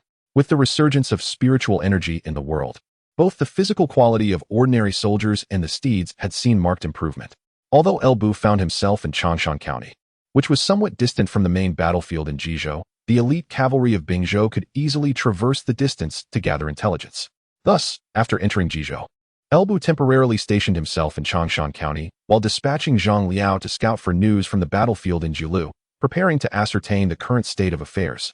Meanwhile, El Bu did not remain idle. He recognized that Changshan County was poised to produce notable figures in the future.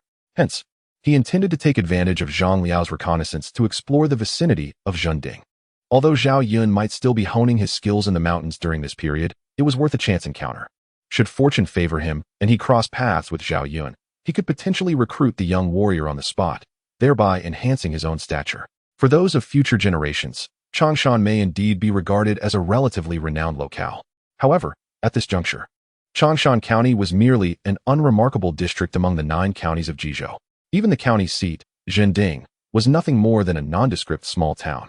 Therefore, although El Bu harbored no ill intentions, the sudden appearance of a cavalry force numbering in the thousands near Zhending startled the current governor of Changshan, Zhao Li. After all, while Changshan County boasted a population exceeding 600,000, its military strength was rather feeble. Even in the county seat of Zhending, the local garrison amounted to merely 2,000 soldiers, whose combat capabilities were quite varied. This force was hardly sufficient to contend with the elite cavalry. Fortunately, El Bu was accompanied by Jia Xu on this southern expedition, who had already anticipated such matters. Thus, upon entering the territory of Changshan County, Jia Xu advised El Bu to send word to the governor, thereby revealing their identity. Upon learning that this sudden force in Changshan was a regular army from Bingzhou, sent to assist in quelling the rebellion, Zhao Li secretly breathed a sigh of relief. Most reassuring to Zhao Li was El Bu's assurance that they would only encamp outside the city and would not disturb the populace.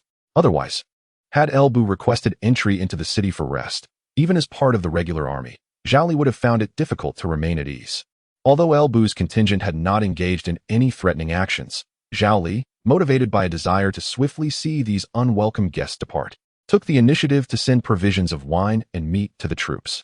While Zhao Li had largely confirmed that this force indeed belonged to the Bingzhou army, The presence of an uncontrollable force lingering beneath his very nose was intolerable. Thus, Zhao Li yearned to expedite their departure, allowing them to recuperate before heading to Jiulu to confront the yellow turbans, lest their continued presence disrupt his peace and rob him of restful sleep. Though Elbu was unaware of Zhao Li's thoughts, he could surmise them with a fair degree of accuracy. Nevertheless, he graciously accepted the provisions of wine and meat. While the Bingzhou army lacked for rations, they certainly could not indulge in wine and meat at every meal. Given the opportunity for a complimentary feast, Elbu had no reason to decline. Furthermore, if he were to refuse such offerings, Zhao Li might suspect ulterior motives. In truth, Zhao Li felt a measure of relief upon learning that Elbu had accepted the provisions sent to reward the troops. However, as he exhaled in relief, Zhao Li suddenly noticed something amiss. Observing the hundreds of soldiers who had just returned after delivering the provisions, he inquired with a puzzled expression, "Where is Zhao Sima?" Zhao Sima referred to Huang Fuong, the officer responsible for delivering the provisions. Zhending County had 2,000 soldiers, commanded by 5 military officers, with Huang Fuong being one of them. Thus, in a sense, Huang Fuong held a position of mid-level authority within Zhending County.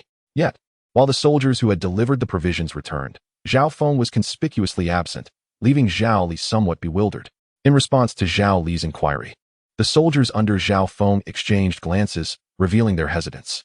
Ultimately, one bolder soldier spoke up, "Your Excellency, the commander of the Bingzhou army, Governor Elbu, has stated that they require a guide familiar with the terrain of Jizhou, and thus, they have borrowed Sima Zhao to lead them."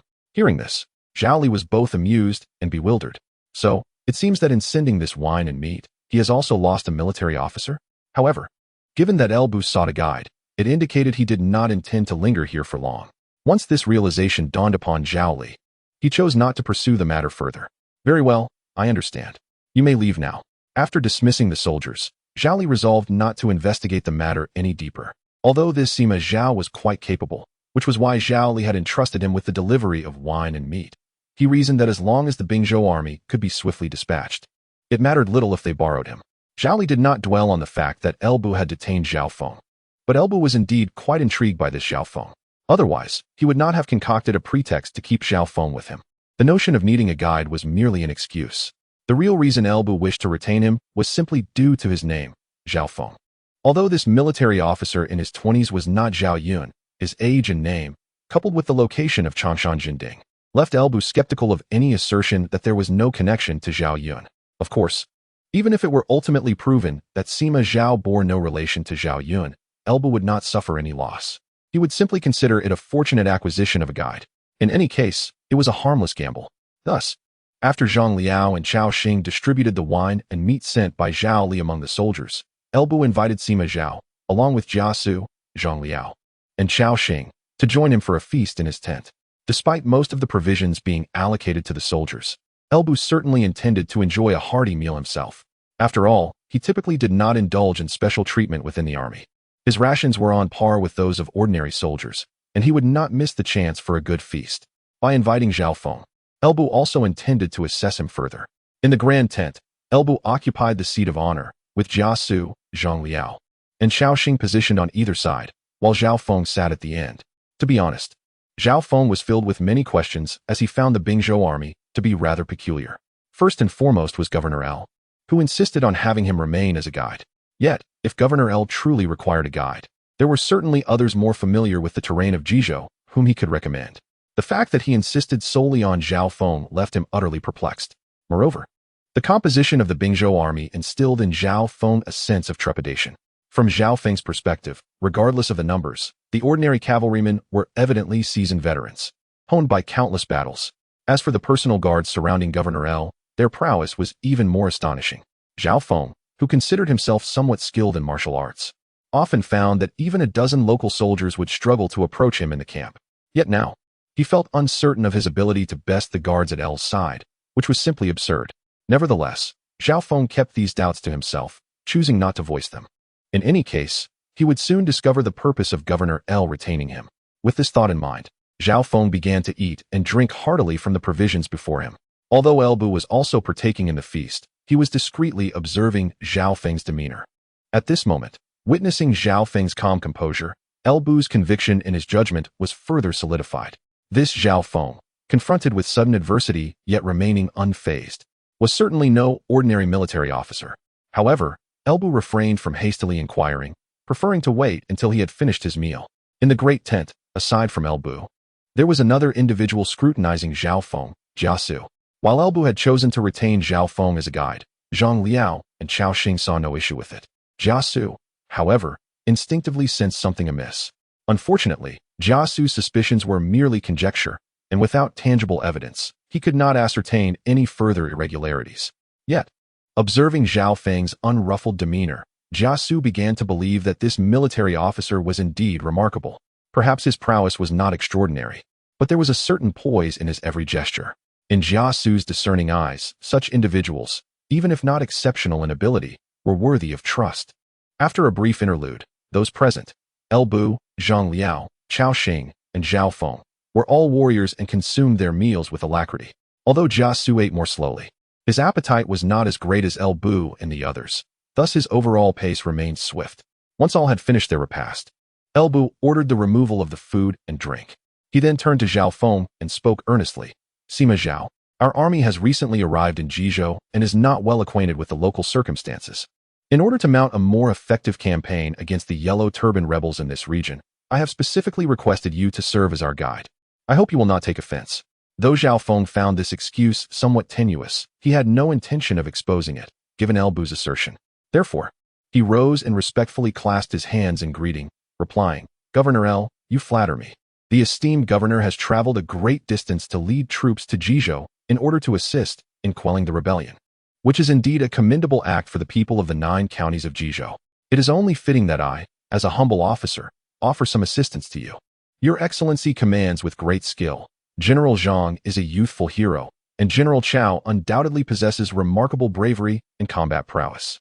The soldiers under your command are the finest of their time, and I firmly believe you will achieve a resounding victory over the Yellow Turban rebels. Upon hearing Zhao Feng's words, Elbu felt quite pleased.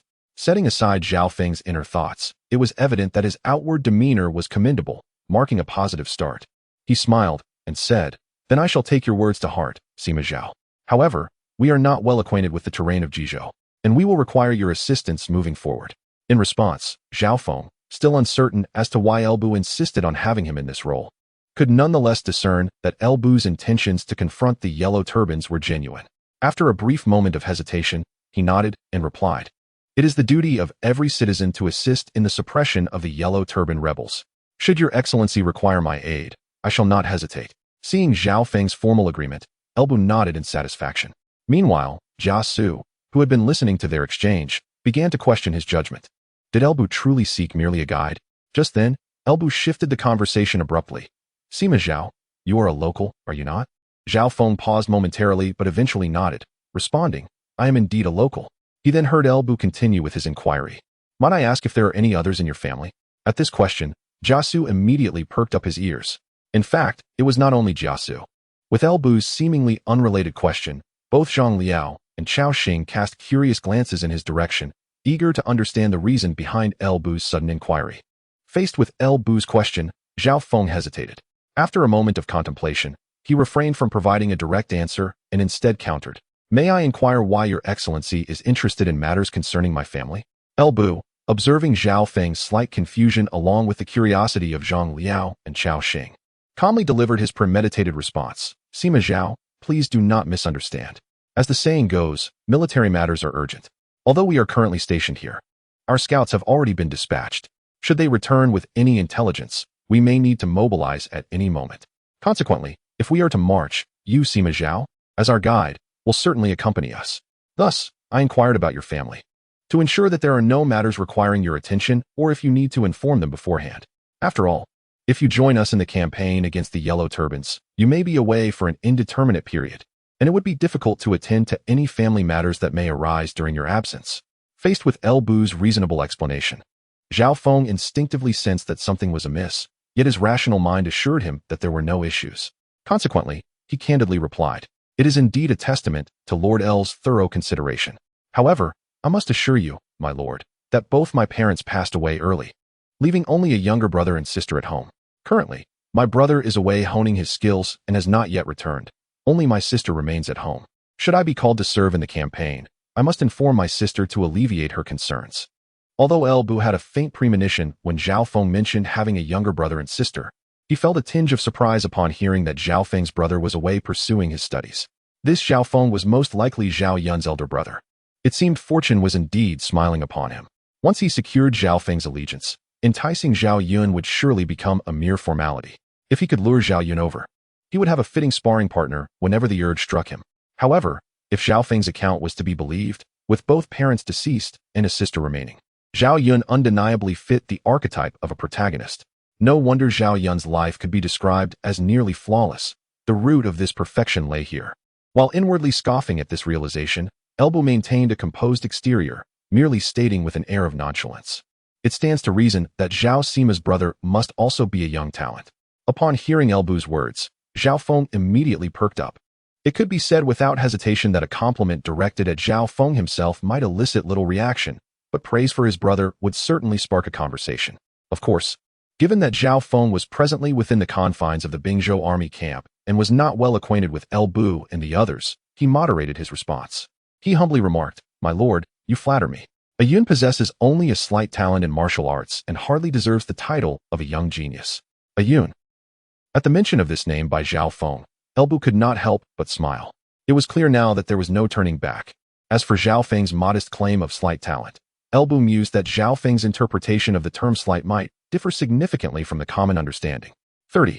The situation in Jizhou. Zhao Feng was left in the Bingzhou army by Elbu. Meanwhile, the scouts continued their reconnaissance of the battlefield in Jizhou. As time passed, Elbu gradually discerned the current state of affairs in Jizhou. The Yellow Turban Rebellion had spread across 8 provinces. Jeang Xiao, as the leader of the Taiping Dao, commanded unparalleled prestige within the sect, yet he was but one man and could not oversee every faction of the Yellow Turban Army. Consequently, following the uprising, Jeang Xiao focused on commanding the main forces of the Yellow Turbans in the north, while his 2 brothers, Zhang Liang and Zhang Bao, were tasked with unifying the Yellow Turbans in the southern provinces of Jingzhou, Yangzhou, and Yuzhou. Now, some time had elapsed since the Taiping Dao's insurrection, and in the face of the imperial court's military suppression, the main forces of the Yellow Turbans in the northern regions had largely gathered under Zhang Jiao's command to avoid being defeated in detail. Presently, the area of Jilu County, where Zhang Jiao resided, had effectively become the stronghold of the Yellow Turban Army. The troops from Jizhou, Yenzhou, and Yuzhou had essentially congregated in Jilu County, with an estimated 30,000 Yellow Turbans concentrated in the city of Guangzhou alone. It is essential to note that the Yellow Turban Army of this period was not the disorganized multitude that later boasted of numbers in the millions. The later factions, such as the Qingzhou and Heishan Yellow Turbans, consisted largely of the elderly, weak, and infirm, with the actual combat-ready soldiers barely numbering 10,000.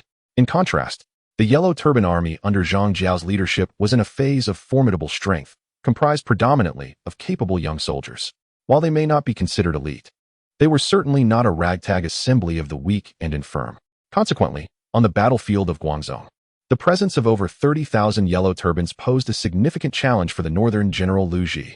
Lu Ji, a renowned scholar of his time, had as his students the illustrious General Gong Sunzan and the legendary Liu Bei. However, despite being an intellectual, during the era when scholars still bore the mantle of valor, it was customary for learned men to take up arms and lead their troops into battle. Scholars of this period were not akin to the impoverished scholars of later times, who were often incapable of even the slightest physical exertion. The 6 arts of a gentleman, including archery and horsemanship, were not mere jest.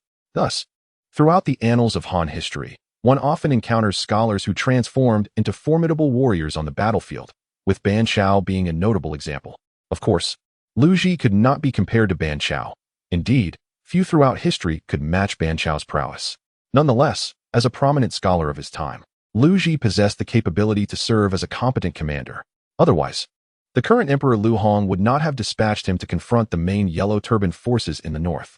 However, despite Lu Ji's considerable talents, he faced a predicament concerning the limited military resources at his disposal, commanding merely 30,000 elite northern troops and 20,000 local militia, his entire force. It is astonishing that the seemingly insignificant Taiping Dao could stir such considerable turmoil, leaving the imperial court in a hasty predicament, unable to muster substantial military forces. The capital, Luoyang, requires ample protection, as do the surrounding passes. Lu Hong's decision to dispatch the elite northern army of the Han to quell the rebellion demonstrates remarkable resolve. After all, the 50,000 elite soldiers are the most formidable shield for the city of Luoyang. Currently, Lu Hong has entrusted 30,000 of these elite troops to Lu Ji, while the remaining 20,000 are allocated to Huang Fuong and Zhu Jun respectively. However, this is the utmost he can manage, despite his courage. He must retain sufficient forces to safeguard Luoyang. Consequently, the guards of the Imperial Forest Army, the Jinwu Guards, and the garrisons at various passes surrounding Luoyang cannot be mobilized. In truth, after deploying the entire contingent of the elite Northern Army, the defenses around Luoyang have become alarmingly sparse. Lu Ji, Huang Fuong, and Zhu Jun find themselves unable to request more from Lu Hong. They must devise their own strategies to organize local troops and recruit valiant youth to combat the Yellow Turbans. Yet, mobilizing local forces and recruiting brave warriors requires time. Lu Ji has managed to assemble only 20,000 local troops, and the combat effectiveness of these hastily gathered soldiers is far from assured. They may barely surpass the Yellow Turbans in strength. In other words, Lu Ji can currently rely solely on the 30,000 elite Northern Army troops to confront the Yellow Turbans in Guangzhou. However, while the Northern Army is indeed elite, facing 300,000 Yellow Turbans with merely 30,000 soldiers is exceedingly precarious. Therefore, Lu Ji's strategy is to bide time. Under mounting pressure, Emperor Lu Hong has ordered the dissolution of the party's restrictions. It is foreseeable that in the near future, the prominent families across the realm will gradually mobilize to engage in the war against Taiping Dao. Thus, as long as they can delay, the forces for the suppression will grow increasingly formidable. Moreover, the daily sustenance costs for over 300,000 Yellow Turbans within Guangzhou are astronomical, a burden that Jeang Xiao will surely struggle to bear. Additionally, Lu Ji places hope in Huang Fuong and Zhu Jun, who are tasked with quelling the rebellion in the south. Although the Yellow Turbans in the south are also formidable, they are certainly not comparable to the main force led by Jeang Xiao. Should Huang Fuong and Zhu Jun succeed in subduing the southern Yellow Turbans swiftly, the remaining Yellow Turbans in Guangzhou, isolated and unsupported, would inevitably face defeat, regardless of their numbers. It is evident that Lu Ji, a paragon of contemporary scholarship, possesses a clear and astute strategy. In fact, Jeang Xiao within Guangzhou is indeed vexed by Lu Ji's tactics. He currently holds a decisive advantage in military strength. Had Lu Ji been willing to engage in open battle, Jeang Xiao would have been confident in defeating Lu Ji's forces, thereby clearing the path for the Yellow Turbans to advance towards Luoyang. Yet, Lu Ji deliberately refrains from confrontation. Moreover, the majority of the Yellow Turban army were of shorter stature. Even if Jeang Xiao wished to take the initiative and venture forth from the city to seek a decisive confrontation with Lu Ji, it would be a futile endeavor. Thus, after a period of stalemate between the two sides, Jeang Xiao began to seek a transformation. Just as Lu Ji had anticipated, he could afford to prolong the situation, whereas Jeang Xiao could not, setting aside the consumption of over 300,000 Yellow Turbans within Guangzhou. The current state of affairs in the realm would not permit Jeang Xiao to continue this deadlock with Lu Ji. Far away in Yuzhou, Zhang Liang and Zhang Bao, having unified the southern Yellow Turbans, were already engaged in combat with Huang Fuong and Zhu Jun. Zhang Liang and Zhang Bao faced consecutive defeats. If this continued, barring any unforeseen circumstances, their eventual downfall appeared inevitable. If Jeang Xiao did not wish for the situation of the Yellow Turban army to deteriorate day by day, he needed to achieve a breakthrough. Thus, in the face of the steadfast and battle-averse Lu Ji, Jeang Xiao opted to divide his forces. He dispatched the commander Guan Hai, leading a contingent of 100,000 Yellow Turbans eastward to cooperate with the local Yellow Turbans in Bingzhou to strategize the region. He sent another commander, Cheng Yuanji, with 50,000 troops northward to assault Yuzhou. Concurrently, he dispatched his disciple Xianbei, leading 50,000 troops to raid the various prefectures of Jizhou to replenish the supplies within Guangzhou. Jeang Xiao himself led the remaining 100,000 Yellow Turbans to continue the standoff against Lu Ji in Guangzhou. This constituted the intelligence acquired by El Bu. In the grand tent of the military camp in Changshan County, Lu Bu stood before a table, meticulously examining the map laid out before him. Addressing the astute strategist Jia Xu beside him, he remarked, "According to the intelligence gathered by our scouts, the Yellow Turban army has divided into 4 forces. Jeang Xiao personally leads a contingent of 100,000, confronting General Lu Ji in Guangzhou. The remaining 3 forces include one led by the Yellow Turban commander Guan Hai, advancing eastward to seize Qingzhou, another commanded by the Yellow Turban leader Cheng Yuanji, moving north to invade Yuzhou, and a third, led by Jeang Xiao's disciple Xianbei, plundering Jizhou to replenish their supplies. What route do you suggest we pursue next, Wen He?" In response to Lu Bu's inquiry, Jia Xu did not provide a direct answer. Instead, he gently waved his feather fan and smiled, saying, "That depends on what the Lord thinks." "Oh, what do you mean by that one, huh?" Lu Bu shifted his gaze from the map to Jia Xu, intrigued.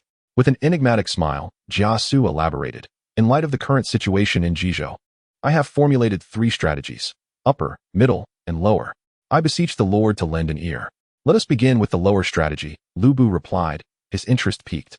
The lower strategy entails that the Lord immediately leads his troops southward to join forces with General Lu Ji, taking advantage of the Yellow Turban Army's current weakness in Guangzhou. They could together assault the city and eliminate the ringleader, Jeang Xiao. While General Lu Ji would undoubtedly receive acclaim for quelling the rebellion, the Lord's participation in this endeavor would not go unnoticed, and his contributions would be considerable. Jia Xu waved his fan lightly, as if he had already pronounced the death sentence upon the Yellow Turban Army. "And what of the middle strategy?" Lu Bu inquired further, not dwelling on Jia Xu's proposal. "Ah, the middle strategy." Jia Xu smiled knowingly, gesturing toward the map. The Yellow Turban forces have indeed split into 4 factions. The contingent led by Guan Hai, which is advancing towards Bingzhou, will likely traverse through the Qingshui region. Although our army consists entirely of cavalry, attempting to encircle and intercept this faction may prove time-consuming. Instead, it would be wiser to reposition our forces to Gaoyang, where we can effectively ambush the troops of Cheng Yuanji as they move northward. Gaoyang serves as a vital junction between Yu and Ji provinces. If Cheng Yuanji intends to advance north, he must pass through Gaoyang, providing us with an advantageous opportunity to await him. Despite Cheng Yuanji's 5,000 strong, with the elite forces led by the Lord and an additional 6,000 cavalry at our disposal, defeating this faction should pose no insurmountable challenge. Once we have neutralized this northern threat, the Lord may then advance southward to eradicate the forces of Xianbei, who are marauding in Bingzhou. Ultimately, the Lord can converge with General Lu Ji in Guangzhou to vanquish the ringleader, Jeang Xiao. In this manner, the accolades the Lord stands to gain will far exceed those from a direct assault on Guangzhou. As Lu Bu observed Jia Xu deftly sketching out such a comprehensive battle plan on the map, he couldn't help but feel a sense of relief. Having a reliable strategist by his side allowed him to focus solely on leading his troops into battle, while the complexities of planning were deftly handled by others. "And what is the upper strategy?" After a moment of reflection, Lu Bu inquired with curiosity. If the strategy that Jia Xu speaks of is already so exquisite, how astounding must the superior strategy be? Speaking of the superior strategy, Jia Xu smiled enigmatically. After carefully sensing his surroundings to ensure no one was eavesdropping, he continued, "My lord, with no one else present, I shall speak candidly. The Han dynasty is gravely ill, and the Yellow Turban Rebellion is merely the beginning. Therefore, our current decisions must not only focus on the present, but also contemplate the future.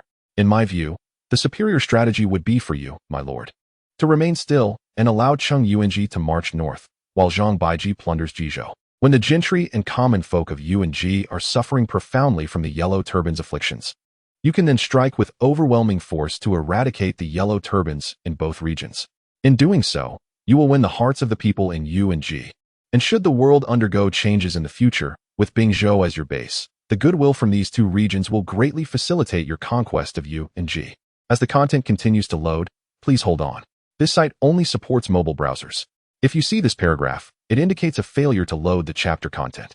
Please disable reading mode, novel mode, and ad blocking features, or copy the URL to another browser for reading. Thus, when compared to these long-term gains, any immediate achievements are utterly trivial. Observing Jia Xu, who rarely displayed such a serious demeanor, speaking as though he had the universe at his command, Lu Bu patted Jia Xu on the shoulder and sincerely remarked, "With Wenhe's assistance, how could I fear the failure of great endeavors?" Jia Xu slightly inclined his body, then, "My lord, are you prepared to choose the superior strategy?" Lu Bu nodded. "Of course, I shall choose the superior strategy, but it requires a minor alteration." "Oh." Upon hearing this, Jia Xu expressed interest. "I would be most eager to know the details." He recognized that while his lord was unmatched in martial prowess, he was not merely a reckless brute. Thus, he was keen to hear what additional insights Lu Bu might offer. Without beating around the bush, Lu Bu stated directly, "Zhang Baiji can be left unimpeded for now. However, I do not intend to allow Cheng Yuanji's Yellow Turbans to invade Yuzhou." "Why is that?" Jia Xu furrowed his brow. Since Lu Bu was willing to disregard Zhang Baiji, it was clear he agreed with Jia Xu's perspective. Therefore, why was Lu Bu reluctant to permit Cheng Yuanji to march north and disturb Yuzhou? Confronted with Jia Xu's inquiry, Lu Bu Aware that Cheng Yuanji's northern advance would merely serve to supply Lu, Guan, and Zhang, could not use that as a direct argument to persuade Jia Xu. Thus, he explained, while maximizing benefits is indeed commendable, we must also consider other factors. Like Bingzhou, Yuzhou has long been plagued by nomadic threats. If we allowed Cheng Yuanji to advance north, it would inevitably draw troops from Yuzhou's defenses, potentially exposing countless civilians to the ravages of the nomads. However, if we intercept Cheng Yuanji, such calamities can be averted. My lord's righteousness is admirable. I have not considered this thoroughly, Jia Xu conceded, genuinely impressed by Lu Bu's reasoning. He has always strategized from the perspective of maximizing benefits, seldom considering other factors. Now, when Bu invokes the greater good of the nation to persuade him, it indeed resonates with him. Observing that Jia Xu has accepted this reasoning, Bu breathes a sigh of relief. He pats the shoulder of the continuing companion and smiles, saying, there is no need for self-reproach. You have already considered the matter thoroughly, while I am merely an observer. Moreover, since we have arrived in Jizhou, we must at least make some display. We cannot remain utterly inactive, can we? Let us treat the extermination of Cheng Yuanji's northern Yellow Turban army as an opportunity for our soldiers to hone their skills. As Bu contemplates how to confront the Yellow Turban army, on the other side, at the battlefield of Guangzhou, Jeang Xiao, having divided his forces into 4, finds himself with only 10,000 Yellow Turban soldiers left under his command, compelled to entertain some thoughts as he faces the advancing Lu Ji. 32.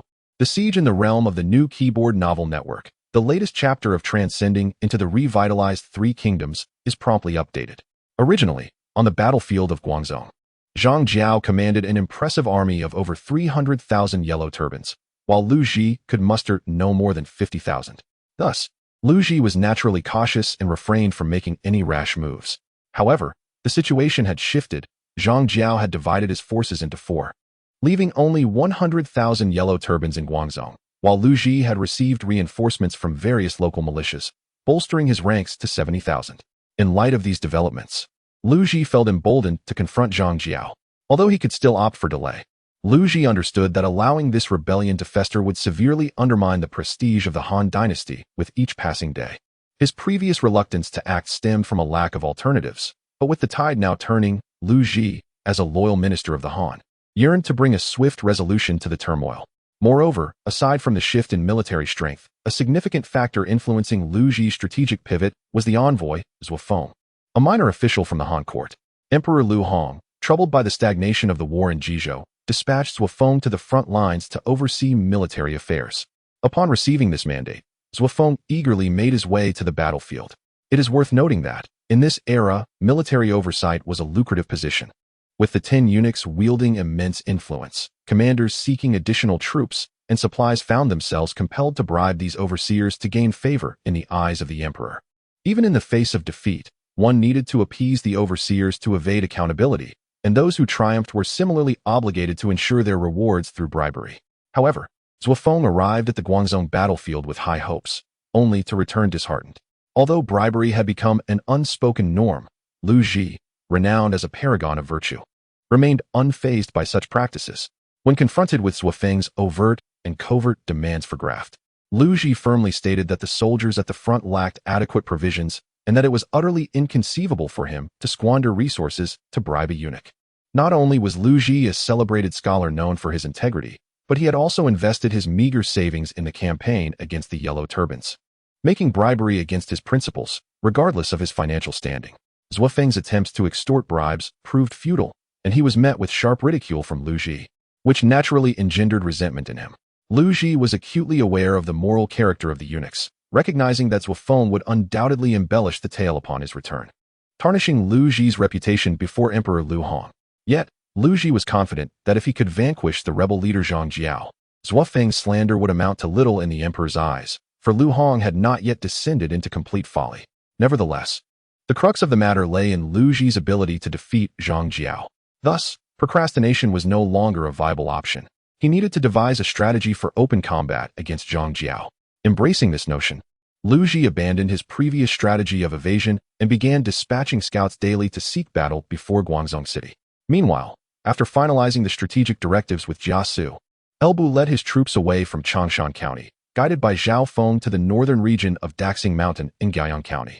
Daxing Mountain, A modest hill situated at the intersection of Yu and Jiuzhou holds significant geographical importance, as it lies directly on the vital thoroughfare between the two regions.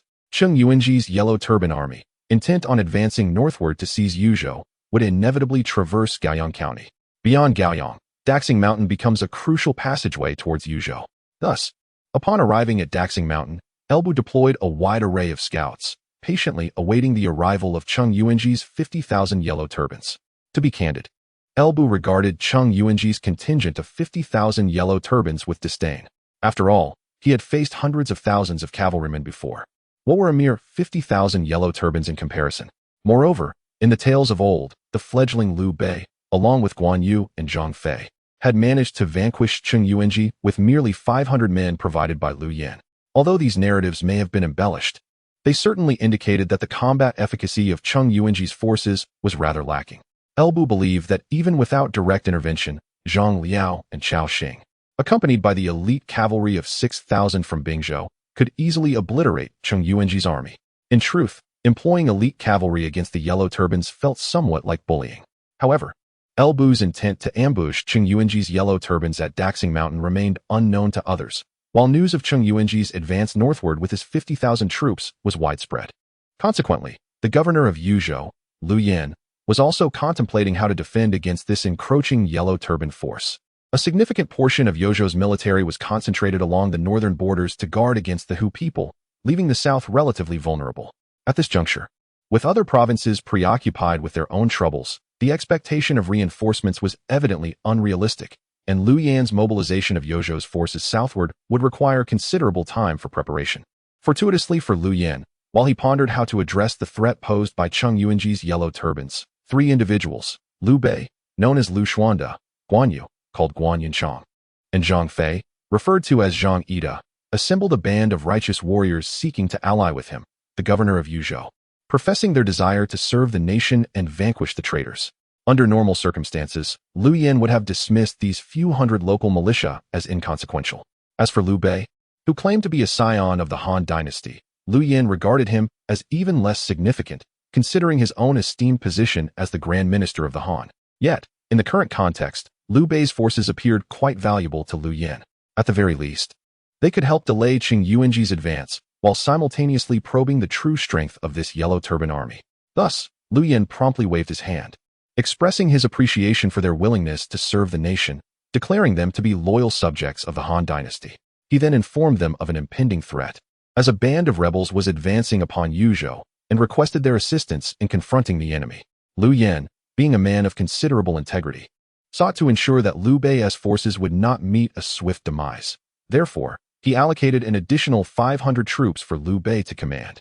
Consequently, with 500 county soldiers alongside the 300 local militia recruited by Liu, Guan, and Zhang, Liu Bei now had a formidable contingent of 800 men at his disposal. In the past, 300 valiant Spartans had successfully held off tens of thousands of Persian forces. Now, with 800 elite soldiers under his command, Liu Bei thought it plausible to confront a mere 50,000 Yellow Turbans. However, Liu Bei remained prudent. Despite the reinforcements, he harbored concerns regarding Liu Yan's orders. The militia he and his brothers had gathered, though well-equipped, lacked formal training, leaving their combat efficacy questionable. Even with Liu Yan's additional 500 troops, their total strength was still only 800 against the formidable force of 50,000 Yellow Turbans led by Cheng Yuanji. Liu Yan's decision to dispatch them against such overwhelming odds seemed rather hasty, bordering on reckless. Nevertheless, military orders must be obeyed. Having chosen to align with Liu Yan, they were bound to follow his commands, regardless of the number of soldiers he provided. Thus, Liu, Guan, and Zhang prepared to lead their troops to the borders of Yu and Ji provinces, ready to intercept Cheng Yuanji's Yellow Turbans. Yet, this course of action inevitably left Liu Bei feeling somewhat disillusioned with Liu Yan, or perhaps more broadly, with the Han dynasty itself. As the Yellow Turban leader Cheng Yuanji advanced northward with his 50,000 troops, he encountered no significant resistance along the way. Thus, despite the Yellow Turban army's lack of mobility, Cheng Yuanji's march was surprisingly swift. Shortly after Elbu arrived at Daxing Mountain, scouts soon detected the presence of Cheng Yuanji's forces. The news quickly reached Elbu's camp, invigorating his spirits. For Elbu, facing an enemy that posed no real threat made the pre-battle waiting all the more tedious. especially since he could not enjoy the company of his wife and daughter as he did in Wuyuan County, even if he felt the urge to practice his skills. Suitable opponents were scarce. Cao Xing was too inexperienced, and Zhang Liao was still too young, neither being worthy sparring partners. However, Elbu found particular interest in Zhao Feng, who was currently accompanying the Bingzhou army, for if he could persuade Zhao Feng to bring Zhao Yun over, he would at least have a worthy contender. The intelligence brought back by the scouts quickly circulated through the camp. Before long, Jia Xu, Zhang Liao, Cao Xing, and Zhao Feng all gathered in Elbu's tent. Driven by a desire for Zhao Yun's prowess, Elbu had taken to including Zhao Feng in every strategic discussion to cultivate a favorable rapport. In the main tent, Elbu, Zhang Liao, and Cao Xing were all visibly excited about the arrival of Cheng Yuanji's yellow turbans. As soon as everyone was assembled, Zhang Liao could hardly contain his eagerness and rose to clasp his fists, inquiring, "My lord, how shall we engage in this battle?" For Zhang Liao, having missed the earlier battle in Shuafang County and being merely a spectator during Elbu's personal display against the northern tribes, the forthcoming confrontation with the yellow turbans was his chance to make his mark. Observing Zhang Liao's enthusiastic demeanor, Elbu chuckled softly, understanding the youthful zeal that drove him. "Since you are so eager, how about you take the lead in this battle?" he suggested. Zhang Liao was momentarily taken aback, but his surprise quickly morphed into elation. "My lord, is that true? Would I jest with you?" Elbu replied with a smile. Zhang Liao was precisely the talented individual Elbu intended to nurture as a trusted general, and with an opportunity to engage the relatively harmless yellow turbans.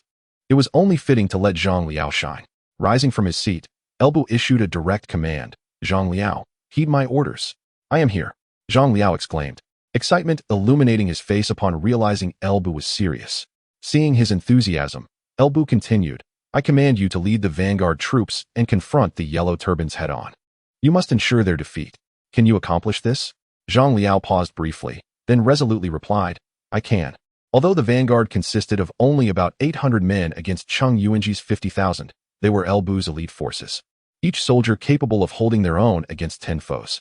Leading such a distinguished group, Zhang Liao felt confident that he could accomplish the task of decisively defeating the yellow turbans. After all, the yellow turban rebels, whose combat capabilities are estimated to be inferior even to those of the organized county troops, could hardly withstand the charge of the vanguard legion. "Excellent." Observing that Zhang Liao did not hesitate to agree, Lu Bu nodded in satisfaction. He continued, "Cao Xing, heed my command. Your subordinate is here." Cao Xing responded promptly. "More content is loading. Please hold on. This site only supports access via mobile browsers. If you see this paragraph, it indicates that the chapter content has failed to load. Please close the reading mode, browsing mode, novel mode, and disable ad blocking features. Or copy the URL to another browser for reading." Lu Bu declared, "I command you to lead 5,000 elite cavalry, dispersing entirely. Await the moment when the yellow turban traitors are defeated, and then swiftly close the net. Allow not a single yellow turban rebel to escape." "Understood." Observing Zhang Liao and Cao Xing standing in the center of the tent, Lu Bu smiled. "Leave 500 elite cavalry to guard the camp. I shall personally lead the remaining 500 to assist your formation." Upon hearing Lu Bu's words, Zhang Liao and Cao Xing acknowledged and withdrew. They understood that Lu Bu was providing them with an opportunity for growth. Otherwise, the mere yellow turban army would likely be vanquished by a single charge from Lu Bu's forces. It was precisely this realization that made them cherish the opportunity. Determined not to disappoint Lu Bu's expectations, Zhang Liao and Cao Xing prepared their troops. After assigning the battle tasks, Lu Bu's tone softened somewhat. He turned to Jia Xu and Zhao Feng, remaining in the tent, and smiled. "Wen He, Sima Zhao, would you care to accompany me to observe how Wuyuan and Bingzhou will break the enemy?" On the official road, a contingent of troops adorned with yellow headbands was advancing slowly. Perhaps due to the lack of significant resistance along the way, Cheng Yuanji's vigilance had diminished considerably. Even the scouts he dispatched were merely symbolic, failing to conduct thorough reconnaissance of the surroundings. Thus, he was wholly unaware that a force of several thousand elite cavalry had unfurled a vast net, encircling his troop within it. Ahead of him, Zhang Liao was already awaiting him with the vanguard legion.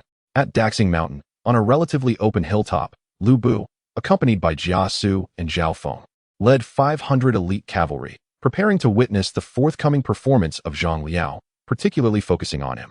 After the yellow turban army had advanced a short distance, the scouts finally reported the presence of Zhang Liao's forces. It was impossible not to notice Zhang Liao's vanguard legion, which had already taken formation on the official road. Anyone who was not blind could see that. In the main formation of the Yellow Turban Army, Zheng Yuanji's spirits were lifted upon hearing the scout's report. Is there a Han army blocking our path? To be honest, the journey thus far had been utterly uneventful, and Zheng Yuanji found it exceedingly dull. He now desperately needed a Han army to invigorate him. How many troops does the Han army have? He inquired with renewed anticipation, looking at the scout. However, suppressing a smile, the scout replied, returning to the general, the Han army numbers only a few hundred. A few hundred? Upon hearing this, not only did Zheng Yuanji chuckle, but the surrounding band of yellow turban leaders could not help but laugh heartily. How audacious for a mere few hundred Han troops to attempt to obstruct their grand army of 50,000. Such a reckless invitation to death was hardly fitting. Shaking his head, Zheng Yuanji sighed. Well, a few hundred is better than not a single shadow in sight. Let us proceed to see what manner of Han soldiers would dare to impede our path. Thus, Zheng Yuanji, accompanied by his mounted yellow turban commanders, made their way directly towards the front lines of the yellow turban army. Before long, they caught sight of the formation of the Han troops stationed squarely in the middle of the official road. Observing the encampment set up along the mountain path, Zheng Yuanji could not contain his laughter, exclaiming, "Ah, so they are cavalry. No wonder they exhibit such audacity. Yet, their commander must be quite foolish. Positioning themselves against the mountains leaves them with no escape should they wish to retreat." Upon hearing Zheng Yuanji's remarks, his fellow yellow turban leaders erupted into laughter, as if the opposing Han troops had already been scattered and routed by their overwhelming might. 34. Charge. It has been repeatedly emphasized that after reading, one should consider saving this for later reference. As is well known, cavalry finds it exceedingly difficult to maneuver during a charge. Thus, in Zheng Yuanji's view, as long as the cavalry stationed on the main road ahead does not retreat, once hostilities commence, he merely needs to obstruct the mountain path, rendering the cavalry trapped and vulnerable, akin to fish in a barrel, destined to be encircled and gradually eliminated by his yellow turban soldiers. In this scenario, the several hundred warhorses across the way would be his for the taking. Contemplating this, Zheng Yuanji's gaze towards the vanguard of the encampment grew increasingly fervent. Although the yellow turban army boasted considerable numbers, it suffered from a severe shortage of military equipment and resources, particularly in terms of the invaluable warhorses. It could be said without hesitation that throughout the entirety of the yellow turban forces, few warhorses could be found. Only the various leaders and commanders might possess a steed, and even those would hardly be of commendable quality. As for cavalry, the yellow turban army had none at all. Even the most elite yellow turban warriors under Jeang Xiao were all foot soldiers. Therefore, for Zheng Yuanji, capturing several hundred warhorses would signify an overnight fortune. Resolute and determined, he made a decisive command. He ordered, "Relay my flag, and let us feign a vulnerability, allowing our soldiers to advance slowly behind us, lest we frighten off this cavalry. However, the moment they dare to charge, send someone to block the mountain path." Upon hearing Zheng Yuanji's words, a young commander beside him could not help but voice his concerns. "My lord, might this be too perilous for us?" "Perilous? Nonsense." Zheng Yuanji shot a glare at the young commander and retorted, "One must take risks to reap rewards. Those are hundreds of fine steeds. If we can acquire them, a little risk is worth it. Besides, if we don't give the enemy some glimmer of hope, will those few hundred soldiers foolishly charge at us? Have faith. We command an army of 50,000. A mere few hundred Han soldiers cannot stir a tempest." With Zheng Yuanji's confidence, the other young commanders dared not protest further. Thus, his orders were disseminated. Under Zheng Yuanji's command, the yellow turban forces ceased their advance and began to maneuver to the flanks, preparing to encircle the vanguard of the encampment. Zheng Yuanji himself, displaying his flag, led a contingent of young commanders, protected by several hundred loyal soldiers, to the forefront. From his perspective, as long as the Han cavalry dared to charge, a slight delay on his part would allow his yellow turban forces to seize control of the mountain pass, making the warhorses his rightful spoils. His only concern was whether the Han cavalry, upon witnessing their overwhelming numbers, might be frightened into retreat. To mitigate this risk, he even positioned himself in a relatively precarious spot to serve as bait. However, Zheng Yuanji could never have anticipated that the cavalry before him, numbering less than 1,000, had come with the sole intention of overwhelming him from the very beginning. At the mountain pass, as he beheld the advancing yellow turban army, Zhang Liao instinctively tightened his grip on the crescent halberd in his hand. This marked his inaugural experience commanding troops independently, leading the elite formation known as the Xianbei. Even someone as composed as Zhang Liao felt a twinge of anxiety at that moment. Thus, when the formation of the yellow turban army came into view, Zhang Liao focused all his energy, seeking a flaw in their ranks to exploit for a charge at an opportune distance. Yet, he was taken aback to witness the grand flag emblazoned with the character for Cheng inexplicably advance to the forefront of the yellow turban troops. Surrounded by merely a few hundred soldiers for protection, seemingly detached from the main force. Instinctively, Zhang Liao sensed treachery. However, this thought lingered in his mind for but a fleeting moment. As the saying goes, opportunities must not be squandered. Should he overlook such a rare chance merely due to suspicion, Zhang Liao would not be worthy of the title of a capable general. Thus, in the next instant, his instincts took over. Xianbei, charge. With Zhang Liao's command, in an instant, over 800 elite cavalry surged forth like a blazing inferno. There was no battle cry nor rallying shout. These horsemen, shrouded in an aura of shadow, followed Zhang Liao silently towards Cheng Yinji, accompanied solely by the rhythmic thudding of hooves. At the front of the yellow turban formation, Cheng Yinji observed the charging cavalry of the Han army. Unable to suppress a slight smile, he gestured for his loyal soldiers to prepare for the encounter, while simultaneously instructing the flanking yellow turban forces to seize the mountain pass. Cheng Yinji envisioned hundreds of fine steeds beckoning to him. However, as Zhang Liao and the Xianbei drew closer, an instinctive sense of unease washed over Cheng Yinji. Though he could not pinpoint the source of his discomfort, moments later, he suddenly realized how eerily quiet the opposing cavalry was. Apart from the sound of hooves in their charge, there was not a whisper of any other noise. Strangely, perhaps due to the crimson attire of the cavalry, as they charged, Cheng Yinji perceived them enveloped in a deep crimson glow. All of this was undeniably peculiar for a military formation. Yet, there was no time for contemplation, for the enemy was upon him. Without the need for Cheng Yinji to issue an order, his valiant general, Deng Mao, emboldened by his personal valor, led his elite troops forward in an attempt to hinder the oncoming charge. Meanwhile, not far behind, the yellow turban army began to surge forward. Sporadic arrows shot from their ranks, descending upon the soldiers of the frontline formation, only to be casually deflected by them. In the next moment, hundreds of yellow turban soldiers, led by Deng Mao, collided with the advancing frontline. Under normal circumstances, one would engage in a tactical clash of infantry and cavalry, employing some degree of strategy. However, for Deng Mao and Cheng Yinji, this was a desperate maneuver. The yellow turban army consisted not solely of infantry. They lacked specific troop types such as archers, swordsmen, or spearmen. Thus, they were utterly incapable of employing conventional infantry tactics against cavalry. For the yellow turban troops, the only means to counter cavalry was to sacrifice lives to slow their momentum, then to surge forward en masse, leveraging their numerical superiority to bridge the gap. Both Cheng Yinji and Deng Mao were genuinely concerned for their soldiers' well-being. Deng Mao spearheaded the charge, hoping to mitigate the casualties among his ranks through his own martial prowess. As he galloped forward, he found himself face-to-face with the foremost Zhang Liao, the only rider among the yellow turban soldiers. Feeling the immense pressure bearing down upon him, Deng Mao inhaled deeply, a layer of earthy light shimmering around him. To his astonishment, he noticed that the young general across from him was also enveloped in a radiant silver-blue aura, even more vibrant than his own. Momentarily taken aback by this sight, Deng Mao swiftly regained his resolve and, without hesitation, swung his large blade down towards Zhang Liao.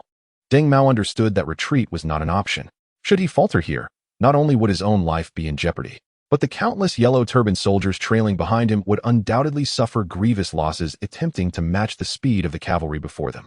Opposite him stood the youthful Zhang Liao, a mere 16 years of age, who regarded the yellow turban commander before him with keen awareness that he was no ordinary soldier. With unwavering determination, Zhang Liao thrust forward with his crescent halberd. The clash of their weapons resonated through the air, and in the next moment, their steeds swept past each other. A narrow wound was etched across Deng Mao's cheek, a mark of his narrow escape from death, prompting a deep sigh of relief within him.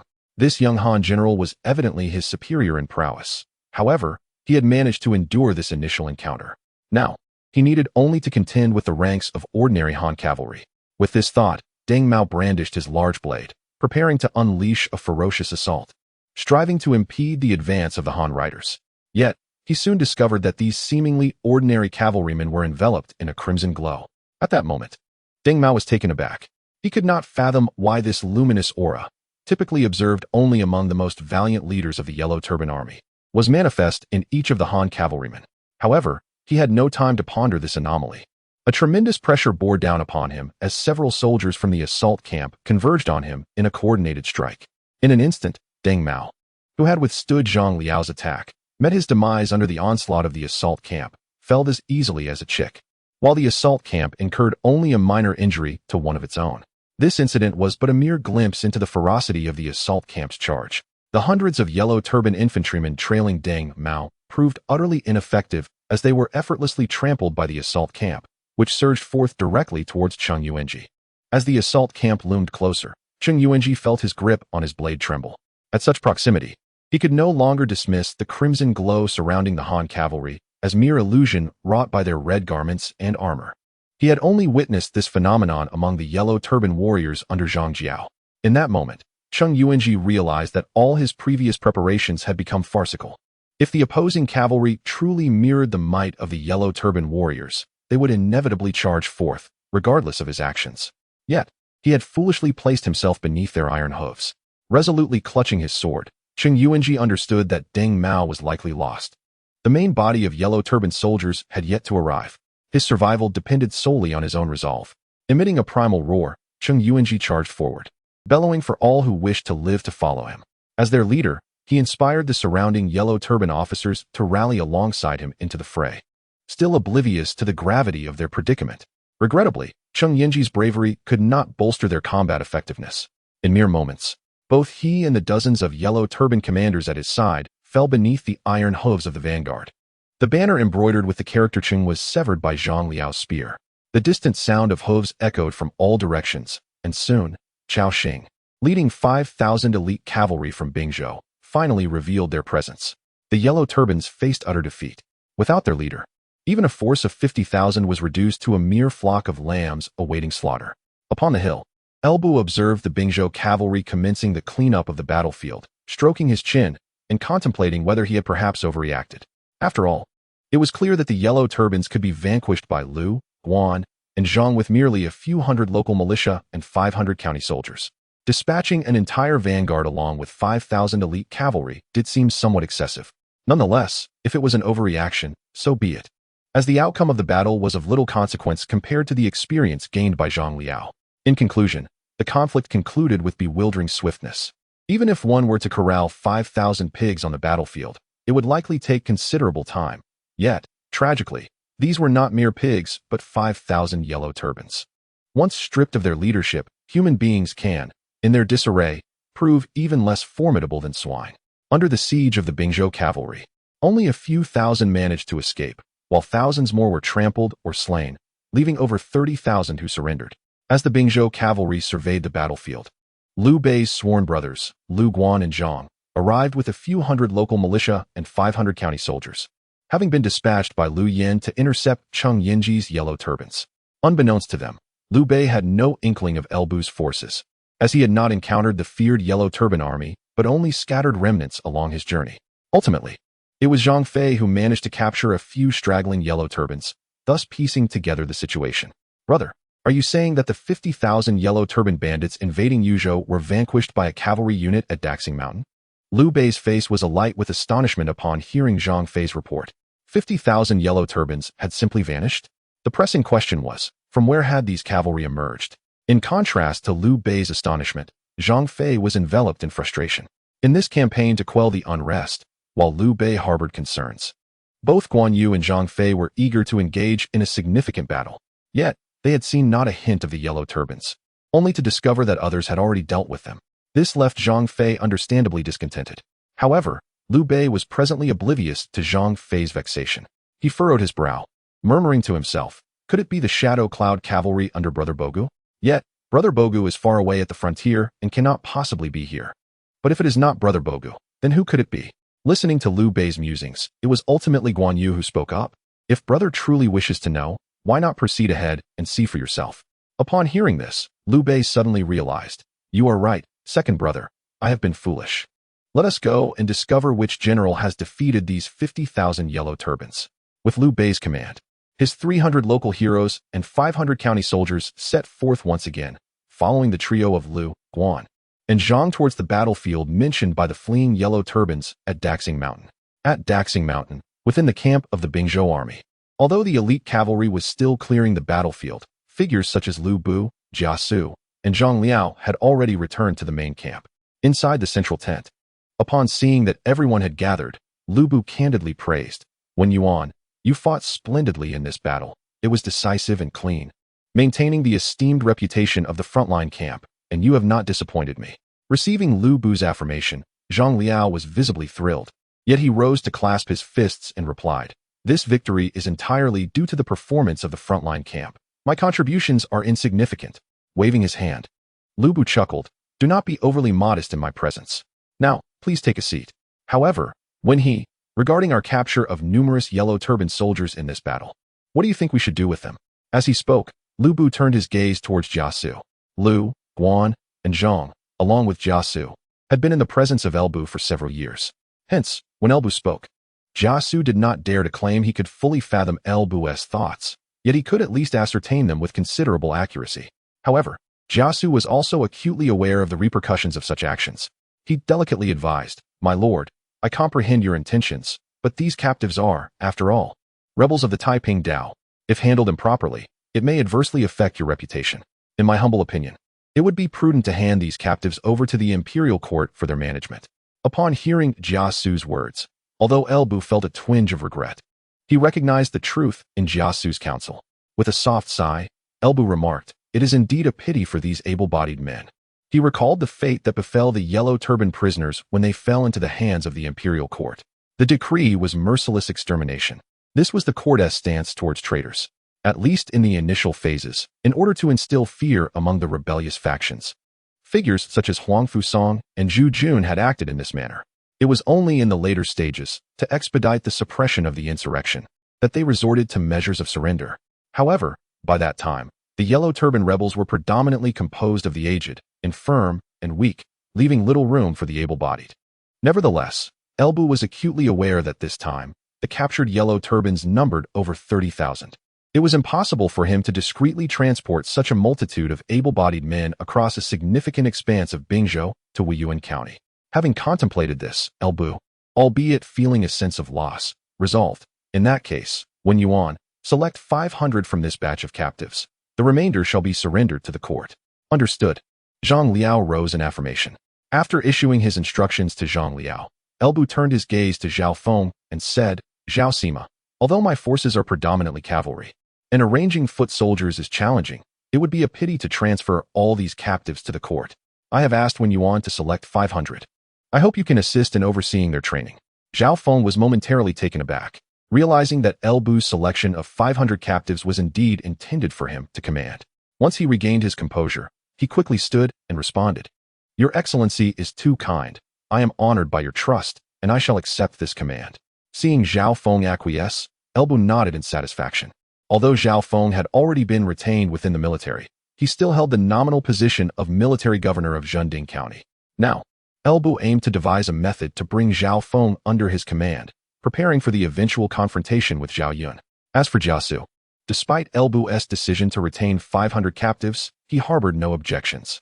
As long as Elbu did not intend to preserve all the captives and discreetly kept 500, no one would take notice. Just as Elbu and Jia Xu reached a consensus regarding the disposition of this group of captives, a scout unexpectedly entered the tent. "Reporting to Your Excellency, a contingent from the direction of Yuzhou approaches our forces. They claim to be dispatched by Lu Yan, the governor of Yuzhou, to intercept the Yellow Turban rebels and seek your command." The mention of a force from Yuzhou piqued Elbu's interest. At this juncture, arriving from Yuzhou under the command of Lu Yan to thwart the Yellow Turban army, it could hardly be Liu Bei, could it? Contemplating this, Elbu promptly commanded, "Bring them to the main camp." "Yes." The scouts responded and departed. After the scouts had left, Jia Xu beside him chuckled lightly. "The one who will assist our lord in dealing with these captives has arrived. Lu Yan, the inspector of Yuzhou and a loyal servant of the Han dynasty, is indeed the best option for handing over these prisoners.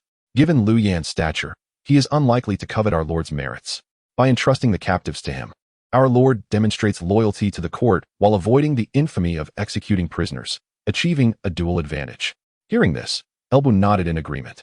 Conversely, for loyal officials like Huang Fuong and Zhu Jun, executing captives was merely a means to an end. However, for Elbu, his reputation held greater significance. After all, if he were to execute these Yellow Turban captives, it would become exceedingly difficult for him to recruit any factions associated with the Yellow Turbans in the future. Meanwhile, having identified the forces that had vanquished the Yellow Turban rebels, Liu Bei felt little apprehension. He ordered his troops to remain stationed while he, accompanied by Guan Yu, Zhang Fei, and a dozen elite cavalry, followed the scouts of the Bingzhou army to El Bu's grand encampment. Although he was aware that this cavalry hailed from the borders of Bingzhou and was seasoned in combat against the Hu people, witnessing them firsthand was an entirely different experience. As Liu Bei observed the vigilant scouts and the Bingzhou elite cavalry clearing the battlefield, he felt an overwhelming sense of envy. In his estimation, the prowess of this cavalry was on par with the elite cavalry under his senior, Gongsun Boguei. He wished he could command such a formidable force. Unfortunately, despite having recruited a few hundred local militia with Guan Yu and Zhang Fei, and acquiring a contingent of warhorses from the prominent horse merchants Jeang Xiao and Su Xuan, he was acutely aware of their actual combat effectiveness. The 500 county soldiers Liu Yan had allocated to him were all infantry, vastly inferior when compared to the elite cavalry of Wuyuan and Bingzhou. Upon arriving at the main camp, the scouts instructed Liu Bei's personal guards to wait outside, only allowing Liu Bei, Guan Yu, and Zhang Fei to enter. Liu Bei bore no resentment towards this arrangement. After all, he was well aware of the identity of the commanding officer, a distinguished regional governor. It was a privilege for the three of them to receive an audience. Although Guan Yu and Zhang Fei expressed some discontent, they refrained from voicing it, knowing Liu Bei had already acquiesced. Thus, the scouts led the trio to El Bu's grand tent. After offering a slight bow, the scout addressed them. "Generals, please wait here for a moment. I will inform the Lord at once." Upon hearing this, Liu Bei responded, "I appreciate your effort." The scout lifted the tent flap and entered. Observing this, Zhang Fei could not help but mutter, "Such grandeur." However, a sharp glance from Liu Bei silenced him. Inside the main tent, Zhang Liao, Chao Xing, and Zhao Feng were already engaged in the task of selecting prisoners, leaving only El Bu and Jia Xu still present. As El Bu listened to the scout's report, a faint smile curved his lips. Although Liu Bei and his companions had yet to arrive, El Bu's formidable presence allowed him to perceive that the three were nearly as tangible as if they stood before him. Thus, he clearly heard Zhang Fei's grievances. Once the scout completed his report, El Bu commanded, "Let them all enter." Yes, the scout promptly returned to the outside of the tent and saluted Liu Bei and his companions, saying, "Generals, my lord requests your presence." "Thank you," Liu Bei replied, nodding to the scout before leading Guan Yu and Zhang Fei into the main tent. The initial impression is that Liu Bei, known as Lu Xuanda, respectfully greeted Lord El upon entering the grand tent. Observing El Bu seated at the head of the table, Liu Bei was the first to pay his respects. As he introduced himself, El Bu's gaze shifted to the imposing figures of Guan Yu and Zhang Fei flanking Liu Bei. A subtle smile graced his lips. "General Liu, please take a seat," El Bu invited. "Thank you, Lord El." Liu Bei expressed his gratitude before settling down, while Guan Yu and Zhang Fei remained steadfast behind him, showing no intention of sitting. At this moment, not only was El Bu observing Liu Bei, but also Jia Xu, who noted the two formidable warriors shadowing Liu Bei, revealing a hint of astonishment in his eyes. Indeed, the world had undergone a great transformation, heralding the return of heroes and legends. Although these two men could not rival El Bu's extraordinary prowess, they were certainly comparable to the likes of Fan Quan, renowned for their battlefield prowess. Once Liu Bei was seated, El Bu spoke directly. "I have heard that General Liu has come at the behest of Governor Liu to quell the Yellow Turban Rebellion. However, the forces of Cheng Yuanji have already been vanquished by my troops, so you may find your journey has been in vain." Liu Bei, upon hearing this, humbly replied, "I dare not presume to take credit. Lord El's long journey to assist the court in suppressing the rebels is a testament to your loyalty and courage. Your victory over this faction of the Yellow Turbans is indeed a blessing for the people of Yuzhou. It is merely my duty," El Bu replied with a smile, subtly shifting the topic. His reluctance to engage in mutual flattery stemmed from the disparity in their statuses. He was already a governor, while Liu Bei remained a mere commoner. Had he not recognized Liu Bei, Guan Yu, and Zhang Fei, Liu Bei would not have even qualified to sit at the table. However, El Bu continued, "Though the Yellow Turban rebels have been defeated, your arrival is quite timely. I have a matter that I must request of you, General Liu." "Please, Lord El, speak freely," Liu Bei responded, though a hint of surprise flickered in his eyes. "You, leading the troops against the Yellow Turban insurgents, are indeed a hero of our Han dynasty. Whatever you require, within my capabilities, I shall never decline." Liu Bei maintained a posture of respect and humility. Despite El Bu's constant reference to him as General Liu, Liu Bei was acutely aware of his own status, not mistakenly placing himself on equal footing with El Bu. Even though he believed that their trio would eventually accomplish great feats, that was a matter for the future. The present reality was that they were still commoners. And despite bearing the title of a Han royal relative, it did not alter that fact. Bu, observing Liu Bei's demeanor, felt a sense of satisfaction. He stated plainly, "In this battle, I led my forces to defeat the yellow turbans advancing from the north, capturing over 30,000. However, my troops are primarily cavalry. And we are soon to depart for the battlefield in Bingzhou. These captives are indeed challenging to manage. Coincidentally, General Liu has come at the behest of Governor Liu to quell the rebellion, and I wish to request that he assist me in transferring these prisoners to the governor." Liu Bei was momentarily taken aback, not expecting such a fortunate turn of events. Initially, he had thought his journey was in vain. Who would have anticipated that Bu would ask him to escort the captives? The primary credit for this victory undoubtedly belongs to Bu. Yet if he could aid in delivering these 30,000 captives to Wuyuan, he would certainly garner a modicum of merit for himself. While this minor achievement may pale in comparison to the grand feat of quelling the Yellow Turban Rebellion, it remains invaluable to Liu Bei, who still lacks a solid reputation. Thus, regaining his composure, Liu Bei rose and clasped his fists in respect towards Bu, affirming, "I am deeply grateful for your trust, my Lord L. I shall ensure that the captives are delivered intact to the governor." Bu nodded slightly and replied, "I appreciate your assistance, General Liu. However, my men are currently engaged in clearing the battlefield, so I ask that you wait a moment. Once we have accounted for the captives, I shall hand them over to you." He was unperturbed by the possibility of Liu Bei claiming undue credit, given Bu's current standing. It would be tantamount to courting death should Liu Bei attempt to usurp his accomplishments. After establishing a tentative time frame for the transfer of the captives, Liu Bei bid farewell, accompanied by Guan Yu and Zhang Fei. After all, he still needed to manage the several hundred local militia and 500 county troops he had brought along. On the way back, Liu Bei could not help but reflect on Bu's character, remarking, "This Lord L is truly a man of loyalty and valor. To expedite our march to the battlefield in Bingzhou, he is willing to let us assist in transferring the captives to the governor.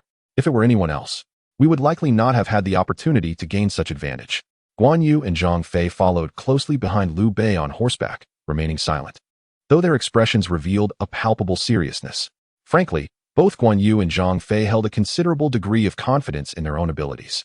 Particularly in recent years, it seemed as though some unseen force had augmented their prowess to an extraordinary degree, further bolstering their self-assurance. Before encountering one another, both had believed themselves invincible in their time. However, upon meeting Bu, they found themselves completely unable to gauge this esteemed figure's true strength. Exchanging glances, Guan Yu and Zhang Fei understood each other's sentiments. It appeared they had underestimated the capabilities of others. This Lord L, merely a common governor of border troops, possessed such unfathomable power, indicating that the ranks of the Han army were likely filled with countless formidable warriors. Henceforth, they resolved to exercise greater caution, ensuring they remained fully alert in the face of any adversary they might encounter. It can only be said that neither Guan Yu nor Zhang Fei were aware that the formidable force they encountered today represented the zenith of martial prowess in this era. Consequently, for a protracted period thereafter, whenever Guan Yu and Zhang Fei faced adversaries, they unleashed their most powerful techniques without hesitation. Naturally, Bu was equally oblivious to the fact that his encounter with the nascent trio of Liu, Guan, and Zhang would instill an unparalleled terror in their future opponents. After Liu Bei and his companions departed, Bu, observing the contemplative expression on Jia Xu's face, inquired, "What troubles you, Wen? You seem particularly invested in these three individuals." In response, Jia Xu could only chuckle in disbelief. It was evident that Bu was the one truly concerned, yet he had the audacity to cast the first stone. Nonetheless, Jia Xu chose not to contest such trivial matters. He merely sighed. The world is undergoing a profound transformation, giving rise to numerous heroes. Those two men, though not comparable to our Lord's overwhelming presence, possessed the bravery akin to Fan Kuai and Long Xia. As for Lu Xuanda, his demeanor and eloquence reveal that he is indeed extraordinary. Upon hearing Jia Xu's remarks, Bu cast a scrutinizing glance at him. It was uncertain whether it was merely his impression, but he felt that Jia Xu seemed to possess extensive knowledge regarding the resurgence of the world's spiritual energies. Heaven has perished, and there have been no further unexpected developments on this side of Mount Daxing, whether it pertains to the transfer of captives or any other matters. Everything proceeds in an orderly fashion.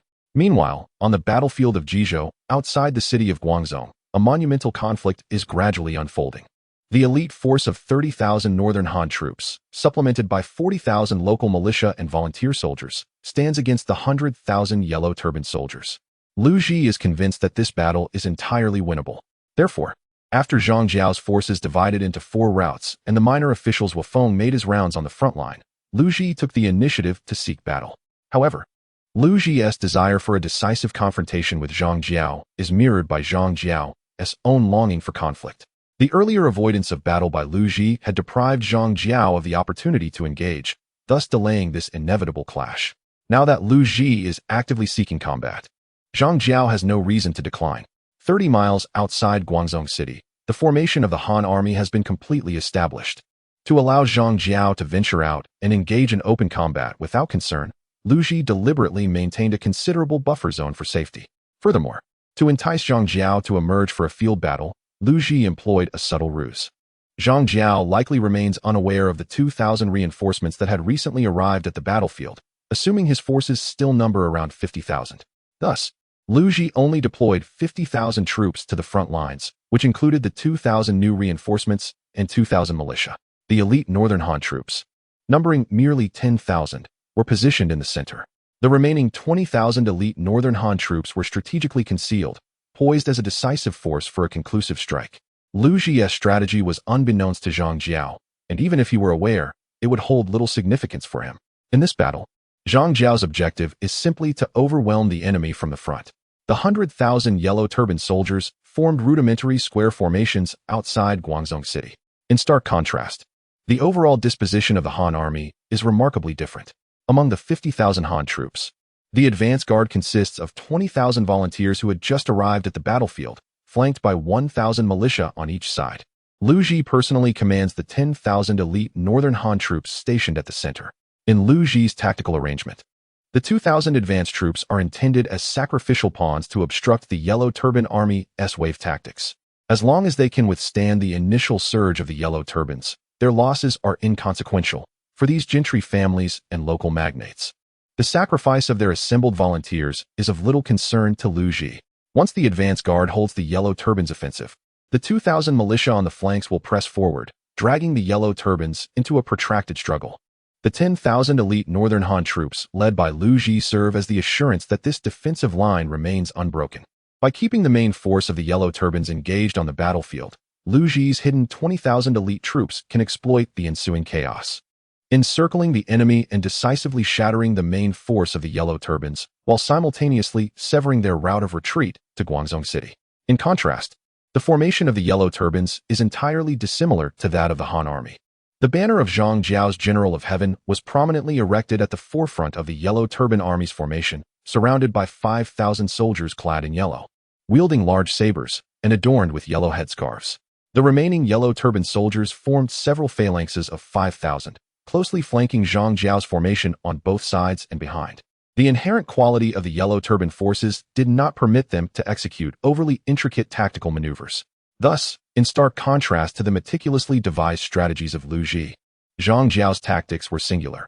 He personally led the charge of 5,000 Yellow Turban warriors, with the remaining phalanxes following closely behind in a relentless advance. As long as the Yellow Turban warriors at the forefront were not impeded, they would inevitably trample over any adversary standing in their way. The formations of both sides had been established. The sound of war drums reverberated simultaneously within the ranks of both armies. And under the command of Lu Ji and Jeang Xiao, the two forces surged forward almost in unison. Step by step, the cadence quickened, and the distance between the two fronts dwindled to 300 paces. The drumming within the ranks transformed into a sound akin to a torrential downpour. In the next moment, a deep, resonant roar arose simultaneously from both sides, with the foremost soldiers on each side breaking into a run, accelerating towards one another. However, unlike the disorganized, chaotic roars emanating from the 20,000 volunteer troops of the Han army, the 5,000 Yellow Turbans rallying beneath the banner of the General of Heaven emitted a remarkably synchronized cry. The heavens have perished. The yellow sky shall rise. The year is the Jiazi. Fortune reigns across the land. A hue of earthy yellow radiated from the banner of the General of Heaven, or rather, from Jeang Xiao himself, enveloping all 5,000 Yellow Turban warriors under his command, as if each warrior were clad in a layer of armor. Simultaneously, as if influenced by the fervor of these warriors, the cries from the other Yellow Turban soldiers on the battlefield transformed from initial disarray into a harmonious chorus. The heavens have perished. The yellow sky shall rise. The year is the Jiazi. Fortune reigns across the land. Over 100,000 voices resounded in unison, accompanied by the rhythm of war drums and the clamor of battle. In the face of such momentum, the 2,000 volunteer troops of the Han army faltered, their charge noticeably slowing, and their battle cries grew increasingly feeble. At that moment, the atmosphere on the battlefield underwent a subtle yet profound shift. Nevertheless, military orders are as steadfast as mountains. Under Lu Ji's command, they were compelled to continue their advance. Otherwise, they would not only fall before the yellow turbans, but also face the wrath of their comrades behind them. Yet, within the heart of the central ranks, a shadow of foreboding began to cast its gloom over Lu Ji. Finally, the vanguards of both armies collided with one another. However, in just a fleeting encounter, the vanguard of the Han army fell like ripe wheat, while the front lines of the Yellow Turban army suffered scarcely any losses. Lu Ji's expression froze. Although within the strategy of this battle, the 2,000 volunteers stationed at the forefront were merely sacrificial pawns, intended to deplete the strength of the Yellow Turbans and to buy time for his true elite forces, the 30,000 North Army of the Han. Even sacrifices must possess some value. Lu Ji could never have anticipated that these volunteers would crumble so easily before the Yellow Turbans. In mere moments, the vanguard of the Han army was breached. These volunteers were utterly incapable of halting the advance of the Yellow Turbans under the banner of General Tiangong. They could not even impede their momentum. Their sole function seemed to be to invigorate the morale of the surrounding Yellow Turban forces. The Yellow Turbans relentlessly surged forward. The entire vanguard of 20,000 Han soldiers resembled fragile tofu, shattering upon the slightest contact. Beneath the banner of General Tiangong, Jeang Xiao remained mounted, his demeanor unchanged. To him, all of this was utterly natural. For the 5,000 warriors at his side were the true elite of the Taiping Dao, crafted with all his dedication. Known as the Yellow Turban Brutes, the Yellow Turban warrior repeatedly urges you, after reading, please save, new keyboard novel network, making subsequent readings more convenient. I command the troops to press forward, ensuring that the enemy does not breach our defenses. Simultaneously, I order General Zhong Yuan to launch an immediate assault. Observing the rapidly collapsing front lines, Lu Ji issued his orders with an impassive expression. Yet, the slight tremor in his hand gripping the sword betrayed his inner turmoil. Before him, the Yellow Turban army, particularly the thousands surrounding Jeang Xiao, exhibited an unnaturally heightened combat prowess. As a scholar of profound lineage, Lu Ji harbored subtle suspicions regarding this anomaly. However, he found himself with no path for retreat. Under normal circumstances, upon sensing the Yellow Turban's irregularities, he could have chosen to preserve his own safety over the troops.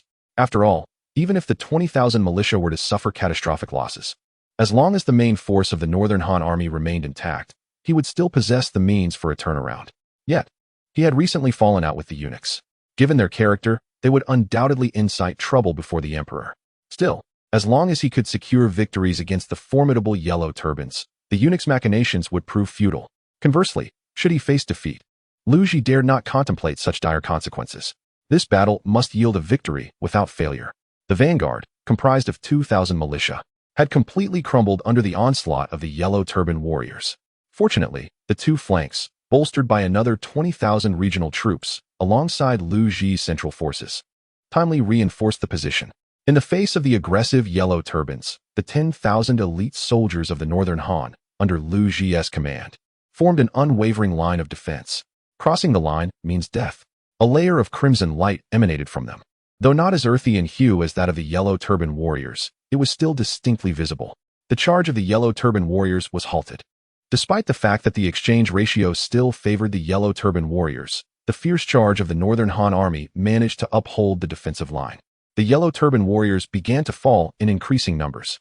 Simultaneously, more of the Northern Han soldiers also perished. However, the Yellow Turban warriors numbered only 5,000, while Lu Ji commanded 10,000 elite troops. Moreover, on the battlefield's flanks, an additional 20,000 elite Northern Han troops, previously ambushed by Lu Ji, emerged under the command of Deputy General Zhong Yuan. The situation seemed to have shifted. Lu Ji silently exhaled a sigh of relief. Under the banner of General Tiangong, Jeang Xiao drew his sword with an impassive demeanor. The heavens have perished. Jeang Xiao's voice resonated across the battlefield, reaching every Yellow Turban soldier's ears. In the next moment, an unprecedented roar erupted across the battlefield. The heavens have perished. The yellow sky shall rise. The yellow sky shall rise. The year is Jiazi. The year is Jiazi. All under heaven shall be auspicious. As more content loads, please hold on. This site is only accessible via mobile browsers. If you encounter this paragraph, it indicates a failure to load the chapter content. Please disable the reading mode, immersive mode, or novel mode in your browser, as well as any ad blocking features. Alternatively, you may copy the URL and read it in another browser. All is well in the world. Under Lu Ji's astonished gaze, the earthy yellow glow that initially enveloped Jeang Xiao and his surrounding thousands of yellow turbans spread at an astonishing speed, engulfing the entire battlefield in its warm embrace. Although the ordinary yellow turban soldiers did not radiate the same luminescence as those near Jeang Xiao, the sight was still alarming. The battlefield transformed into a vast ocean of yellow. The local troops on the flanks of the Han army began to crumble. In terms of combat effectiveness, these local soldiers were not necessarily superior to the rebel forces organized by the eminent families. They had only held their ground thus far because they were facing ordinary yellow turbans. Now, however, these ordinary troops had become formidable, bolstered by a decisive numerical advantage, which caused the flanking local troops to falter and collapse. They could not even endure until the ambush led by Zhong Yuan joined the fray, resulting in a complete rout. The elite Han Northern Army, originally 10,000 strong and steadfast in their defense, now dwindled to only a few thousand, completely encircled and suffering rapid casualties. Observing the rapidly evolving situation on the battlefield, Zhong Yuan gritted his teeth and decided to abandon Lu Ji's earlier directives. There was no longer any hope for a pincer attack or cutting off the Yellow Turban's retreat. Their focus now had to shift to minimizing losses in this battle. Commanding the troops, Zhong Yuan resolutely issued the order. Relay my command to cease the flanking maneuvers. Focus all efforts on creating a breach to rescue Lord Lu. As Zhong Yuan's orders were disseminated, it marked the definitive defeat of the Han army in this battle. Jeang Xiao meticulously orchestrated the movements of his Yellow Turban forces, using Lu Ji as bait to decimate the advancing Han soldiers. He held no interest in Lu Ji's life. His objective was to weaken the main Han army's combat effectiveness on the Bingzhou battlefield as much as possible. Even if Lu Ji were to be rescued, it would matter little as long as more of the Han forces were eliminated. This fierce battle, which began in the morning, persisted throughout the day, only concluding when darkness fell, allowing Zhong Yuan to extract Lu Ji from the clutches of the Yellow Turbans under the cover of night. In this confrontation, the Han army's vanguard of 20,000 rebels suffered a near-total annihilation due to being flanked and encircled, leaving only about 1,000 survivors. The two flanking local armies, totaling 20,000, also incurred heavy losses, with casualties exceeding half.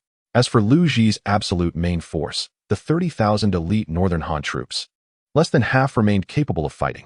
Lu Ji's contingent of 10,000 was nearly obliterated, and to rescue Lu Ji, Zhong Yuan sacrificed several thousand of his own men.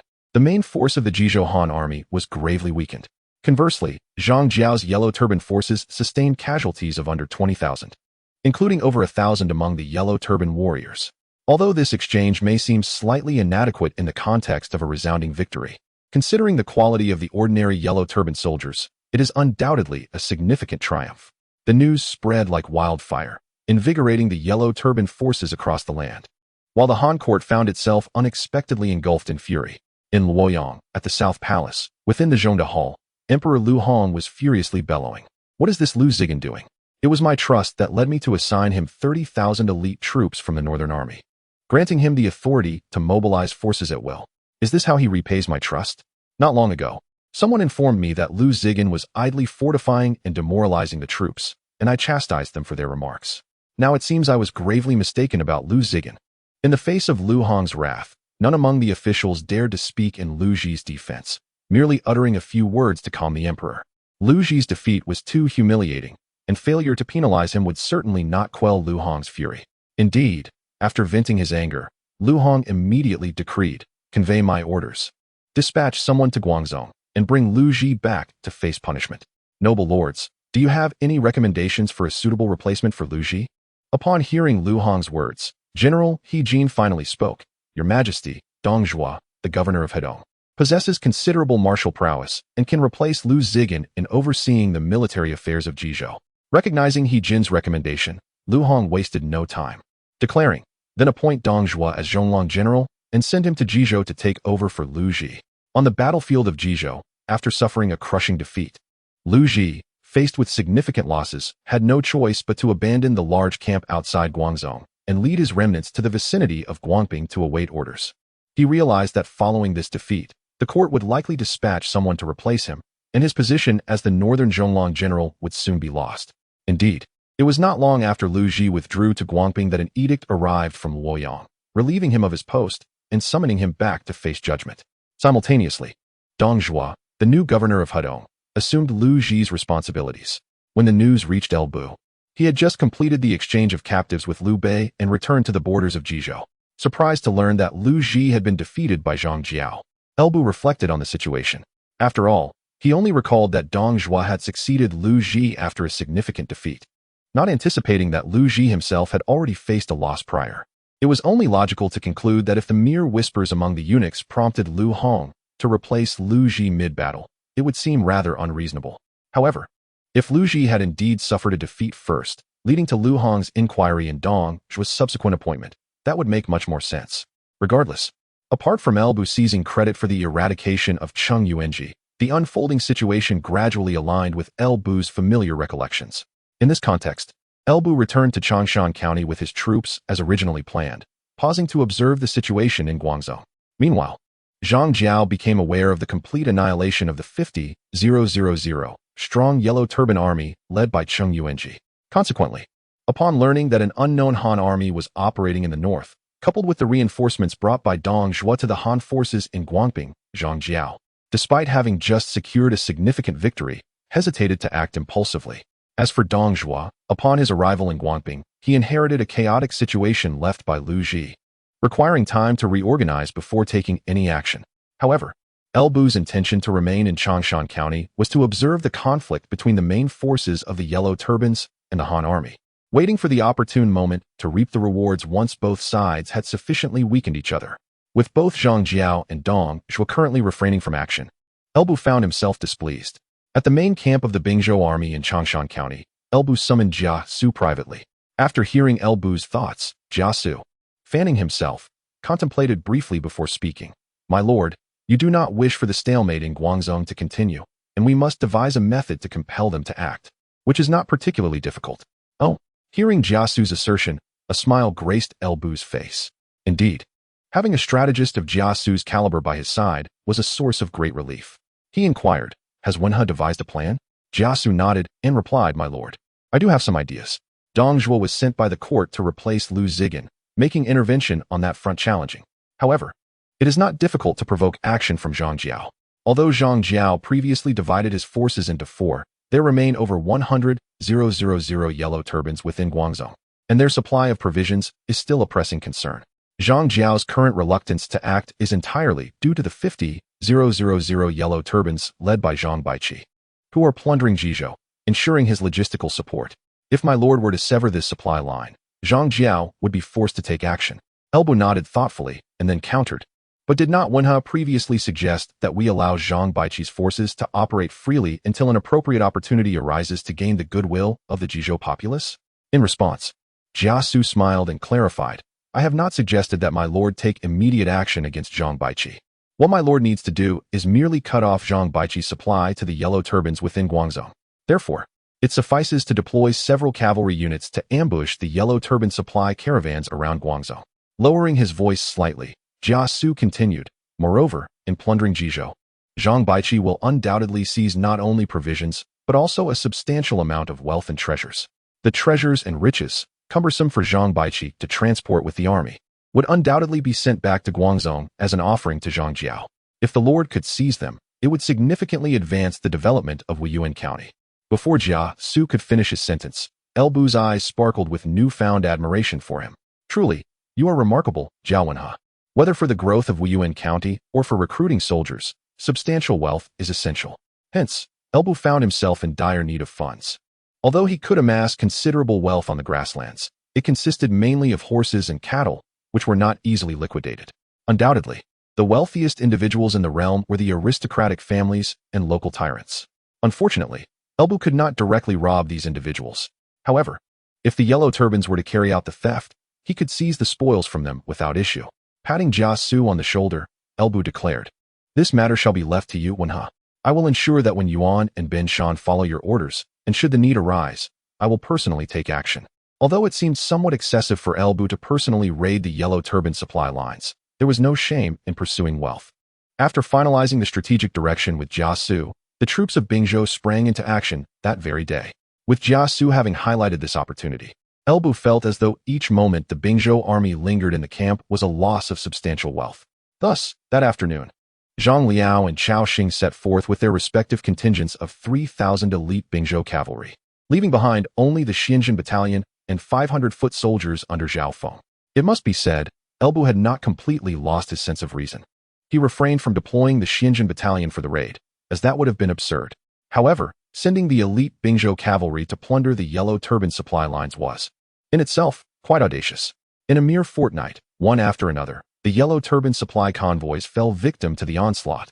Their provisions were incinerated on the spot, while their valuables were swiftly transported away. Consequently, Jeang Xiao soon found himself in a state of unrest. 30 miles west of Guangzhou, a tidal wave of yellow turbans surged forth, yet they could only watch helplessly as hundreds of cavalrymen rode away in the distance. Before them lay only dozens of burning supply carts and the lifeless bodies of hundreds of yellow turbans tasked with escorting them.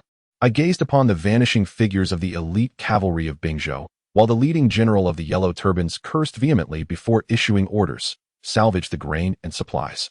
Gather whatever can be salvaged, and then collect the bodies of our fallen brothers. We shall return to the city. In Guangzhou, Jeang Xiao listened to the report from his subordinate, a yellow turban general, and a flicker of fatigue crossed his eyes. I understand, he said. You may leave now. Yes. Great sage. The general replied and departed.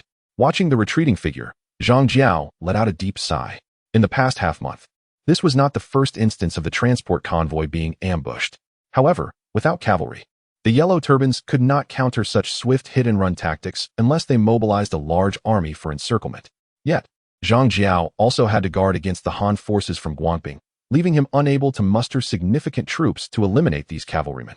Although Guangzhou's supplies remained relatively ample for the time being, and even with the continuous attacks on the transport convoys, they were managing to get by. Prolonged delays would surely worsen the situation. This could not continue. Rising slowly from the mat, a glimmer of resolve shone in Jeang Xiao's eyes.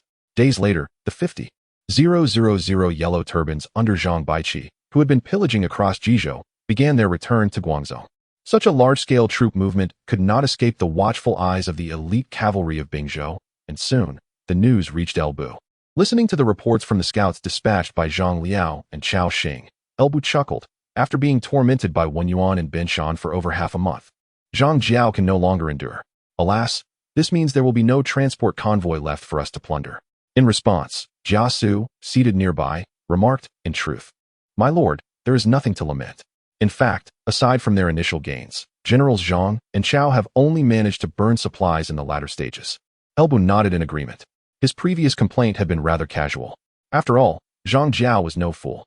He would not allow such small transport convoys to carry wealth and treasures after enduring repeated ambushes. Thus, Zhang Liao and Chao Xing had initially seized several transport convoys laden with riches, but subsequent captures yielded only supplies. Nevertheless, one must acknowledge that the spoils of war have always been plentiful throughout history. Even considering only the initial hauls, a rough estimate would suggest nearly 200 million coins. Naturally, the actual cash was far less, comprising mostly treasures, antiques, and a significant quantity of gold and silver artifacts. It is noteworthy that the annual tax revenue of the Han dynasty amounts to merely several billion coins. Thus, this 200 million coins would suffice for quite some time.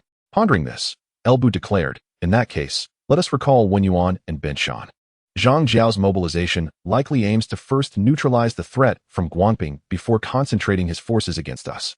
Upon hearing Elbu's words, Jia Xu concurred. Your words are most astute, my lord. Zhang Jiao had previously not recalled the 50,000 yellow turban soldiers from his decisive battle with Lu Zigan. But now he has summoned them back, which undoubtedly signifies a major movement ahead.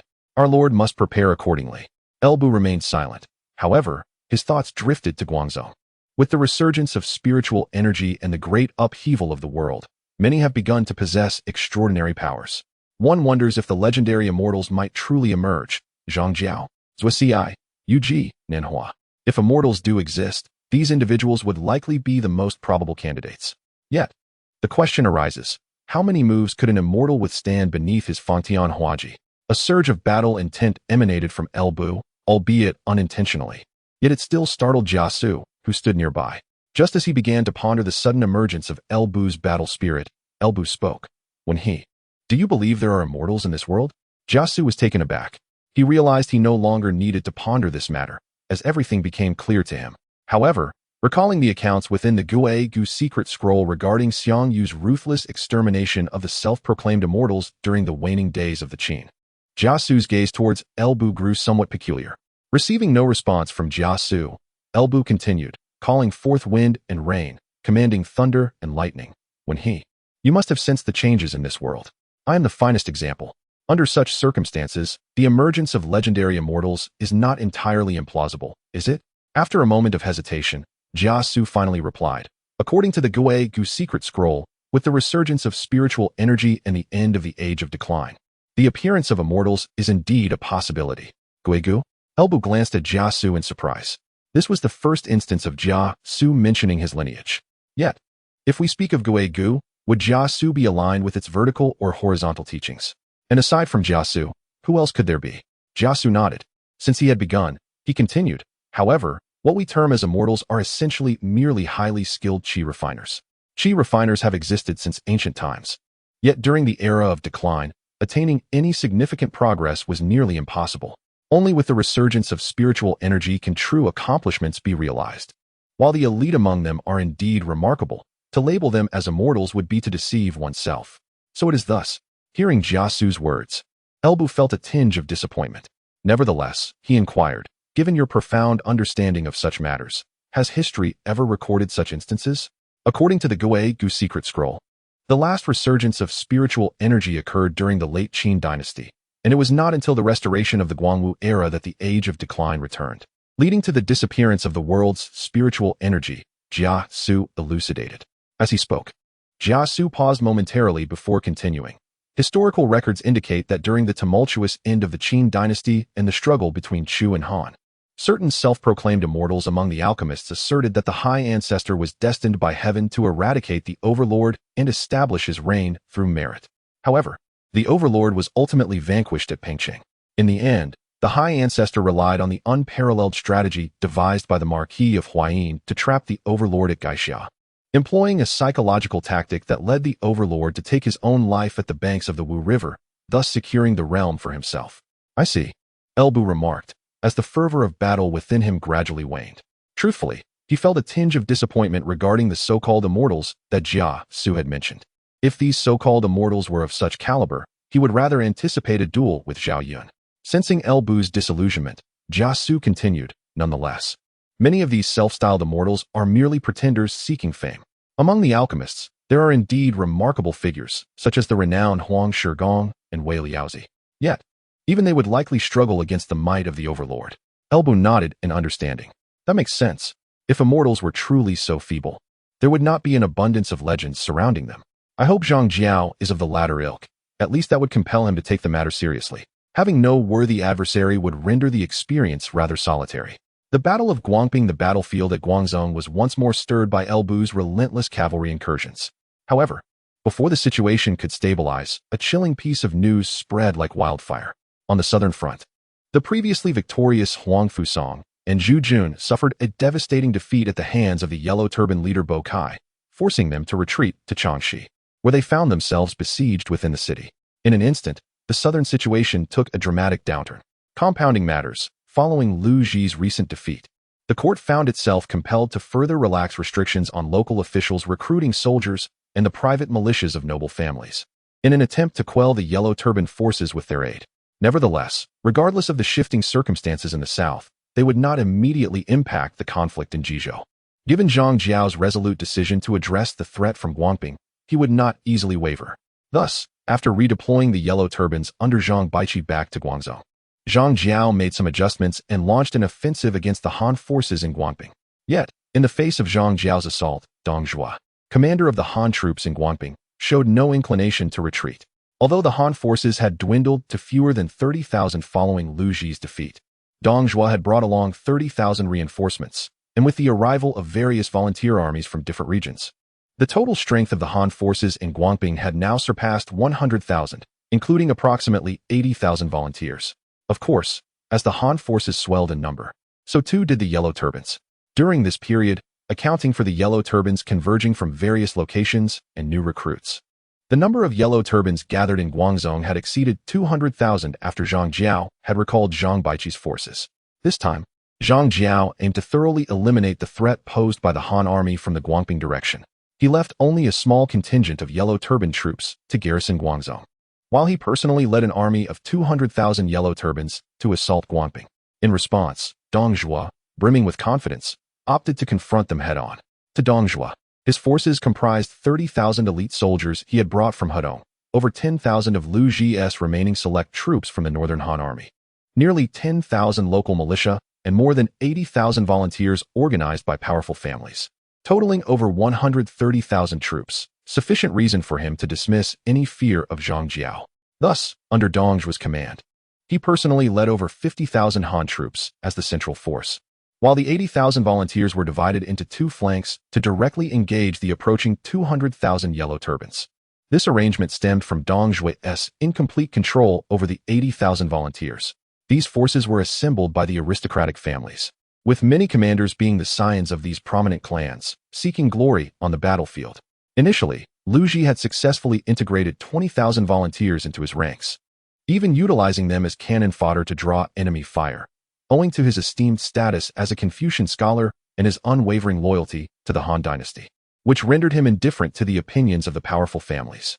However, Dong Zhuo's situation was different. As the current governor of Hedong, he had humble origins and was eager to gain the approval of the aristocracy. Consequently, he dared not assert control over the military powers of these volunteers. In Dong Zhuo's perspective, the true main force of this battle consisted of the 30,000 elite troops from Hedong and the over 20,000 Han soldiers left by Lu Ji. He simply needed the 80,000 volunteers to alleviate some pressure from the yellow turbans, preventing him from being encircled.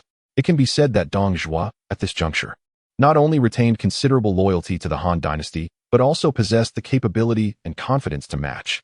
His father, Dong Junya, was merely an ordinary county officer, and Dong Zhuo had ascended to his current position as governor of Hedong purely through his own merit. The Hedong commandery, being one of the few directly governed by the central authority, held significantly more prestige than ordinary governorships. Before assuming the role of Hedong governor, Dong Zhuo had served as the inspector of Bingzhou. Such a capable individual, naturally, would exude confidence. In his eyes, the mere yellow turban rebels were nothing more than stepping stones for his own ambitions. Thus, while Zhang Jiao sought to entirely eradicate the threat of the Han army, Dong Zhuo aimed to leverage the yellow turbans as a platform for furthering his own agenda. The two sides were perfectly aligned, and a great battle unfolded on the plains between Guangzhou and Guangping.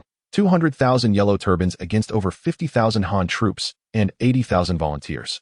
On the surface, this appeared to be an evenly matched confrontation. Despite the yellow turbans' numerical superiority, their lack of armor rendered their combat effectiveness inferior to that of the Han army. Even in their state of disarray, the yellow turban army's combat effectiveness may well have been inferior to that of the righteous forces armed by powerful clans. Thus, to some extent, it could be asserted that Dong Zhuo held a degree of advantage in this battle. Dong Zhuo himself harbored this conviction. It is noteworthy that although Lu Ji's defeat had considerable repercussions, few delved deeply into the reasons behind his downfall. Frankly speaking, in the eyes of many, the Taiping Dao and the yellow turbans, despite their evolution to this extent, remained mere jesters, tools employed to coerce the Han emperor into lifting party restrictions for the sake of personal gain. Once they became obsolete, they could be easily eradicated, serving merely as stepping stones for the ascension of their kin. In summary, regarding this conflict, both Dong Zhuo and the leaders of the righteous armies, scions from various noble families, brimming with confidence. Thus, when Bu, driven by an interest in Zhang Jiao, marched his troops to the Guangping region, he was met with a sight of scattered Han soldiers fleeing and the relentless pursuit of the yellow turbans. Observing the retreating Dong banner and the prominently displayed flag of the General of Heaven among the yellow turbans, Bu found himself momentarily at a loss for words. What a spectacle indeed! Yet, perhaps influenced by the butterfly effect, Bu failed to perceive the absence of Lu, Guan, and Zhang, who were expected to be present. However, this was of little consequence, for after Dong Zhuo's defeat, the one who would rise to stem the tide of chaos and uphold the crumbling edifice could only be him. Without hesitation, he raised his Fangtian Huaji high and coldly commanded, "Kill." In the next instant, his magnificent steed surged forth like an arrow released from a bow. Thousands of elite cavalry suddenly emerged at the flank of the yellow turbans, instantly throwing their formation into disarray. After all, Even the organized ranks of the Yellow Turbans could not withstand the charge of the elite cavalry from Bingzhou, let alone the loosely arranged forces that had become disordered in their pursuit of the Han army. Under the banner of the General of Heaven, Jeang Xiao quickly discerned the presence of Elbu's contingent. Observing the cavalry force, which numbered around 6,000 or 7,000, Jeang Xiao's expression remained impassive. The hidden Han cavalry had finally revealed themselves, which was a positive development, albeit their numbers exceeded his expectations. He had anticipated around 3,000, but the actual count was double that. A flurry of thoughts raced through his mind, and Jeang Xiao decisively commanded, "Sound the retreat." The gains from this battle had already been substantial, and with the Yellow Turban formation rendered exceedingly loose due to their pursuit. The emergence of this cavalry on their flank made further pursuit a perilous endeavor. Jeang Xiao sought to withdraw while the situation remained favorable, yet Elbu had other intentions. The charge of the elite cavalry from Bingzhou did not waver in the face of the Yellow Turban's retreat. Thousands of Bingzhou cavalry, under Elbu's orchestration, formed a vanguard formation, with Elbu at the forefront, directing their onslaught straight toward Jeang Xiao, under the banner of the General of Heaven. Although the loosely organized Yellow Turban army appeared vulnerable under the relentless charge of the elite cavalry from Bingzhou, upon realizing the true intention of this cavalry, the surrounding soldiers of the Yellow Turban army surged forward with reckless abandon. In their hearts, Jeang Xiao represented their faith. They genuinely believed that he could lead them to an era of peace and prosperity, which compelled them to follow him fervently, even to the point of sacrificing their lives. Jeang Xiao, too, noticed the unusual maneuvers of this cavalry. Upon comprehending their objective, his initial intention to retreat subtly shifted. Such a formidable force, numbering in the thousands, posed an insurmountable challenge for the cavalry-less Yellow Turban army, provided they did not act with reckless ambition. Yet, this cavalry seemed intent on launching a surprise assault on his main formation, presenting him with an opportunity to annihilate them. Orders swiftly cascaded down the ranks. The Yellow Turban warriors, who had begun to retreat, halted and formed ranks in place. The ordinary soldiers of the Yellow Turban army blocking the advance of the Bingzhou cavalry began to scatter to the sides, clearing a path towards Jeang Xiao's main formation. Witnessing this scene, a flicker of excitement flashed in Elbu's eyes. Was he prepared to confront the charge of the Bingzhou cavalry head-on? Raising his gaze to the great banner of the heavenly general, Elbu could sense a colossal force gathering beneath it. Moreover, a heavy, earth-like golden light began to emanate from the Yellow Turban soldiers surrounding Jeang Xiao. However, Elbu's steed did not lose any momentum. "Let me be thrilled, Jeang Xiao." Amidst the ranks of the Yellow Turban warriors, Jeang Xiao also caught sight of Elbu, who was charging at the forefront. Sensing the ferocious aura emanating from Elbu, akin to a savage beast of the wild, Jeang Xiao's expression grew grave. As the wielder of the Taiping talisman, he possessed a deeper understanding of the shifts in this realm than most. Thus, he recognized that this general bearing the El banner was far beyond any Han general he had encountered before. Such a figure, upon reaching a certain level of martial prowess, could genuinely threaten those of their kind who practiced Qi refinement. Taking a deep breath, Jeang Xiao slowly closed his eyes, and simultaneously, the talisman's sword in his hand began to move in a rhythmic manner. The winds rose, causing the flags to rustle. Dark clouds began to gather in the sky. In the blink of an eye, Elbu was less than 300 paces from Jeang Xiao's main formation. A golden-red flame surged from Elbu's form, while a blood-red glow enveloped the camp, even casting a faint luminescence around the Bingzhou cavalry following closely behind. Under the great banner of the heavenly general, Jeang Xiao abruptly opened his eyes, pointing his talisman sword towards Elbu, and shouted, "Gather the energy of the heavens, enact the ways of the heavens.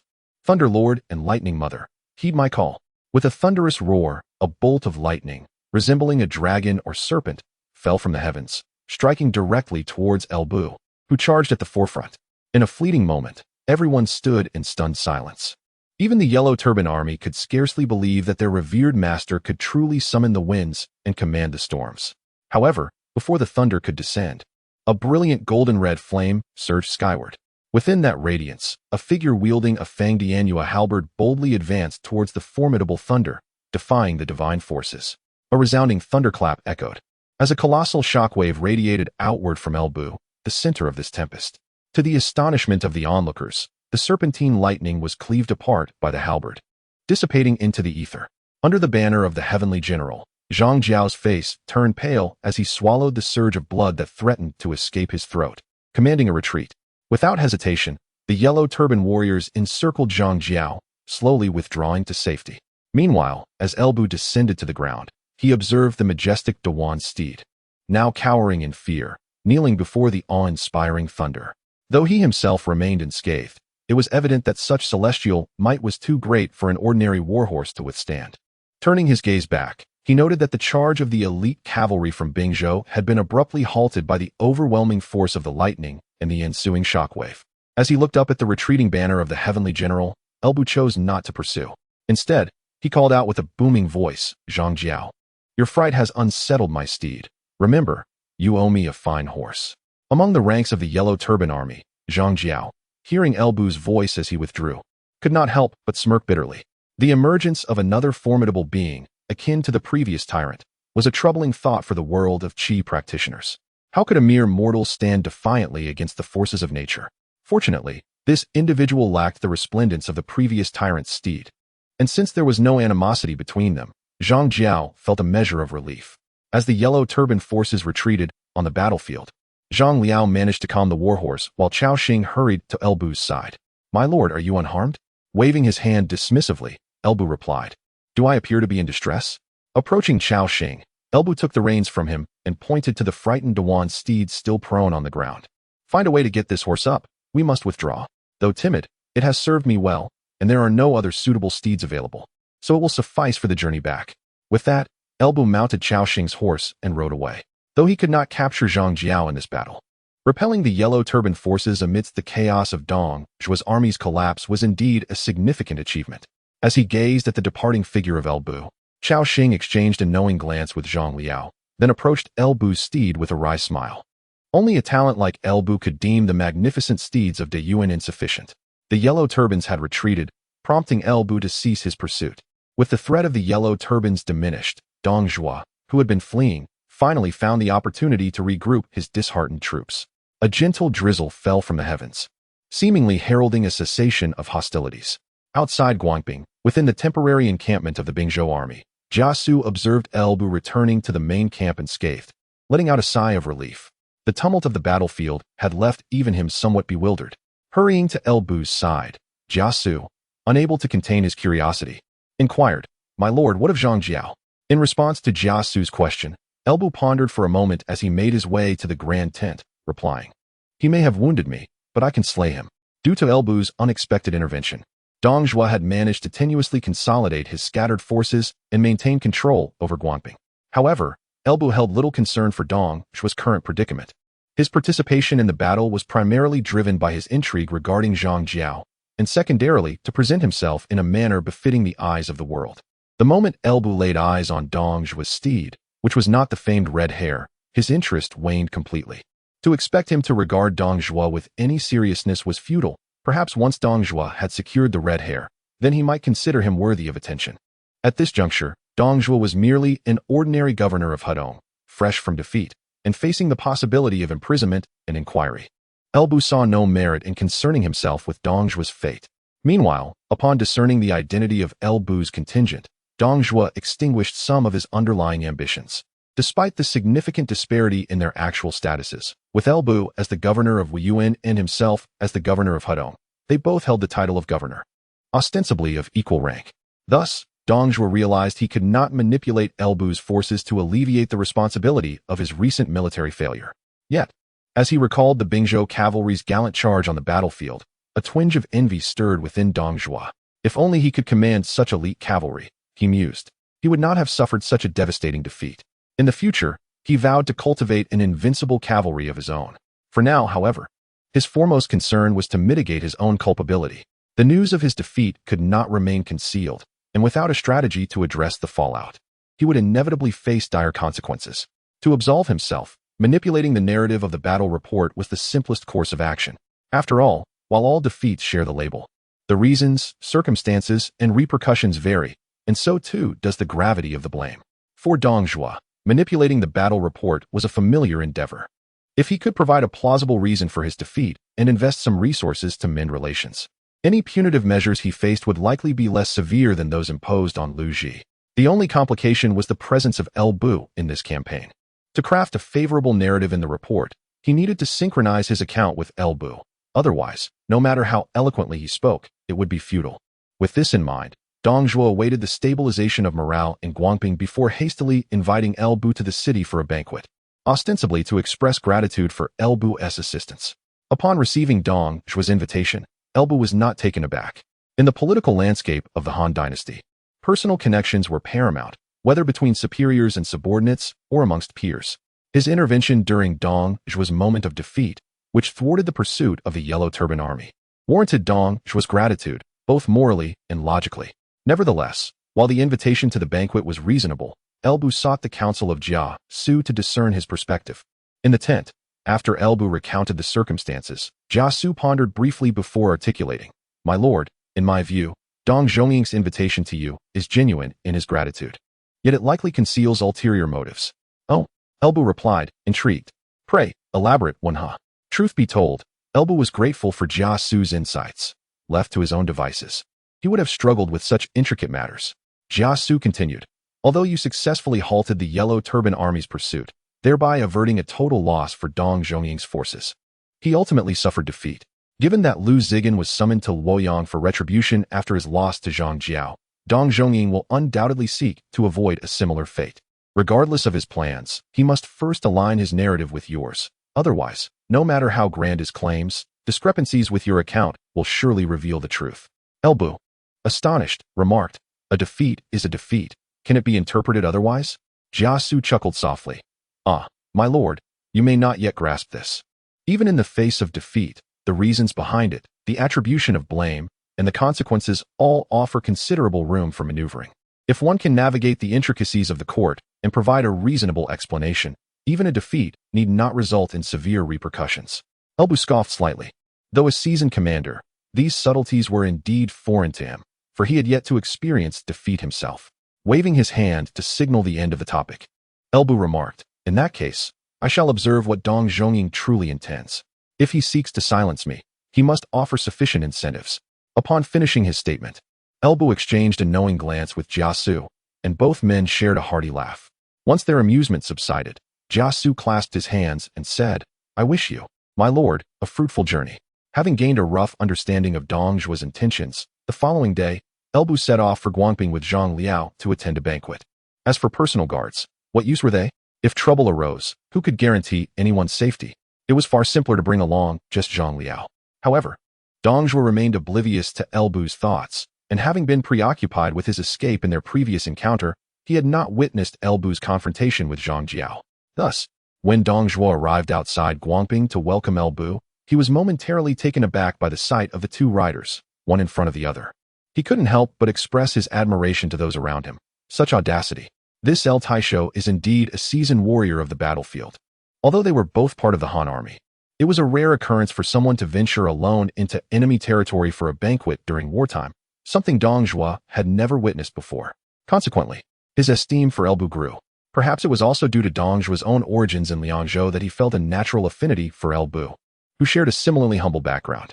While Dong Zhuo praised El Bu to those nearby, El Bu noticed Dong Zhuo approaching to greet him. Having caught a distant glimpse of him on the battlefield, El Bu recognized Dong Zhuo. The man before him was still the valiant hero hailing from Shiliang, his fervor undiminished by a life of indulgence. His tall, robust physique was a far cry from the corpulent figure he would later become. Such a Dong Zhuo was not someone El Bu would easily underestimate.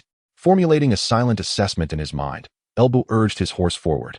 "I am deeply honored that Taisho El could spare time from his busy schedule to attend this banquet," Dong Zhuo stated as he rode forward to greet El Bu with a smile and a gesture of respect. "Taisho Dong is too kind," El Bu replied with a grin. "Your dedication in eradicating traitors for the nation is commendable, a true exemplar for our kind. With your invitation, how could I possibly decline?"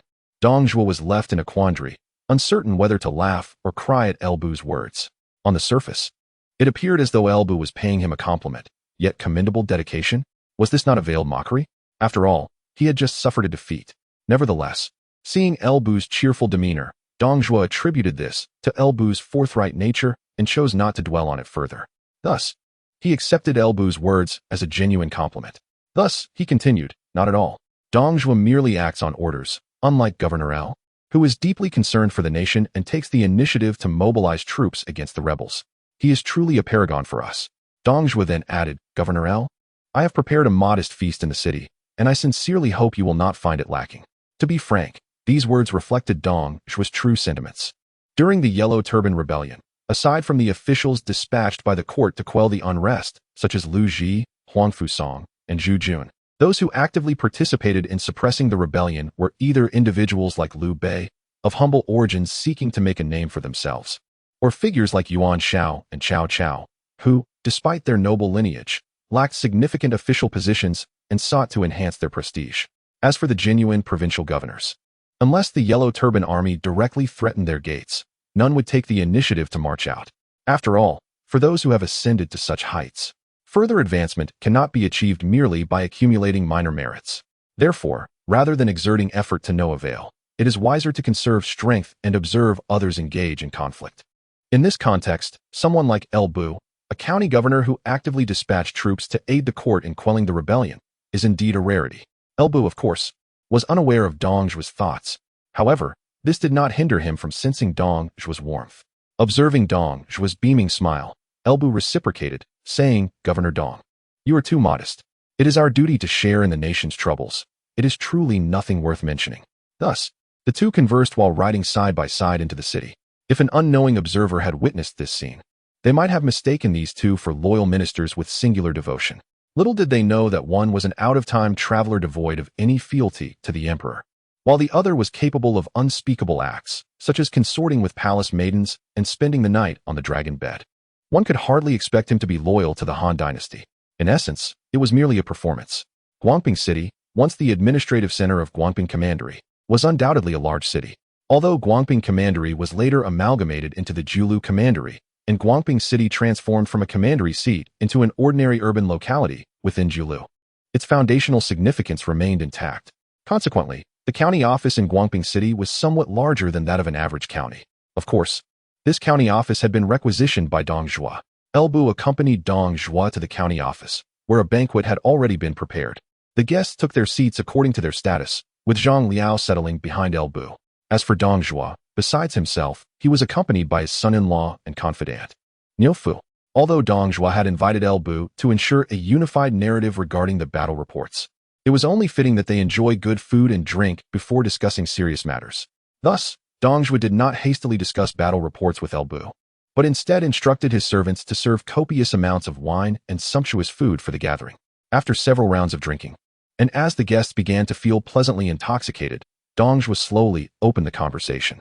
Filling his cup to the brim, he raised it towards Bu, saying, "Virtuous brother Fengxian, even before today, I have long heard of your esteemed name, particularly your remarkable feat of defeating 300,000 Xianbei warriors, which has truly stirred my admiration.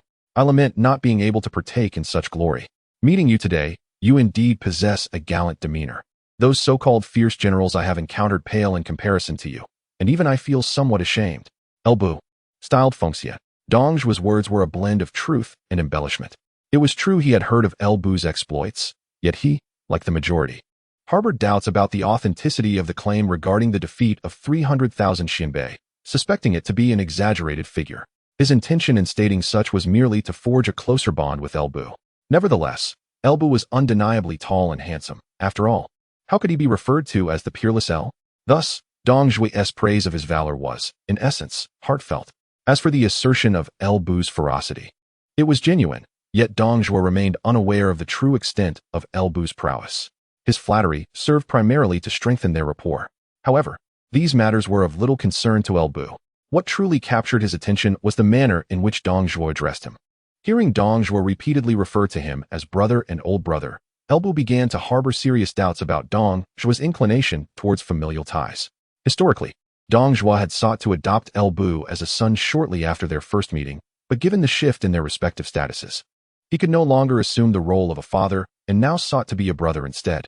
Bu found himself internally scoffing at this notion, realizing that his fixation on such details might be somewhat peculiar.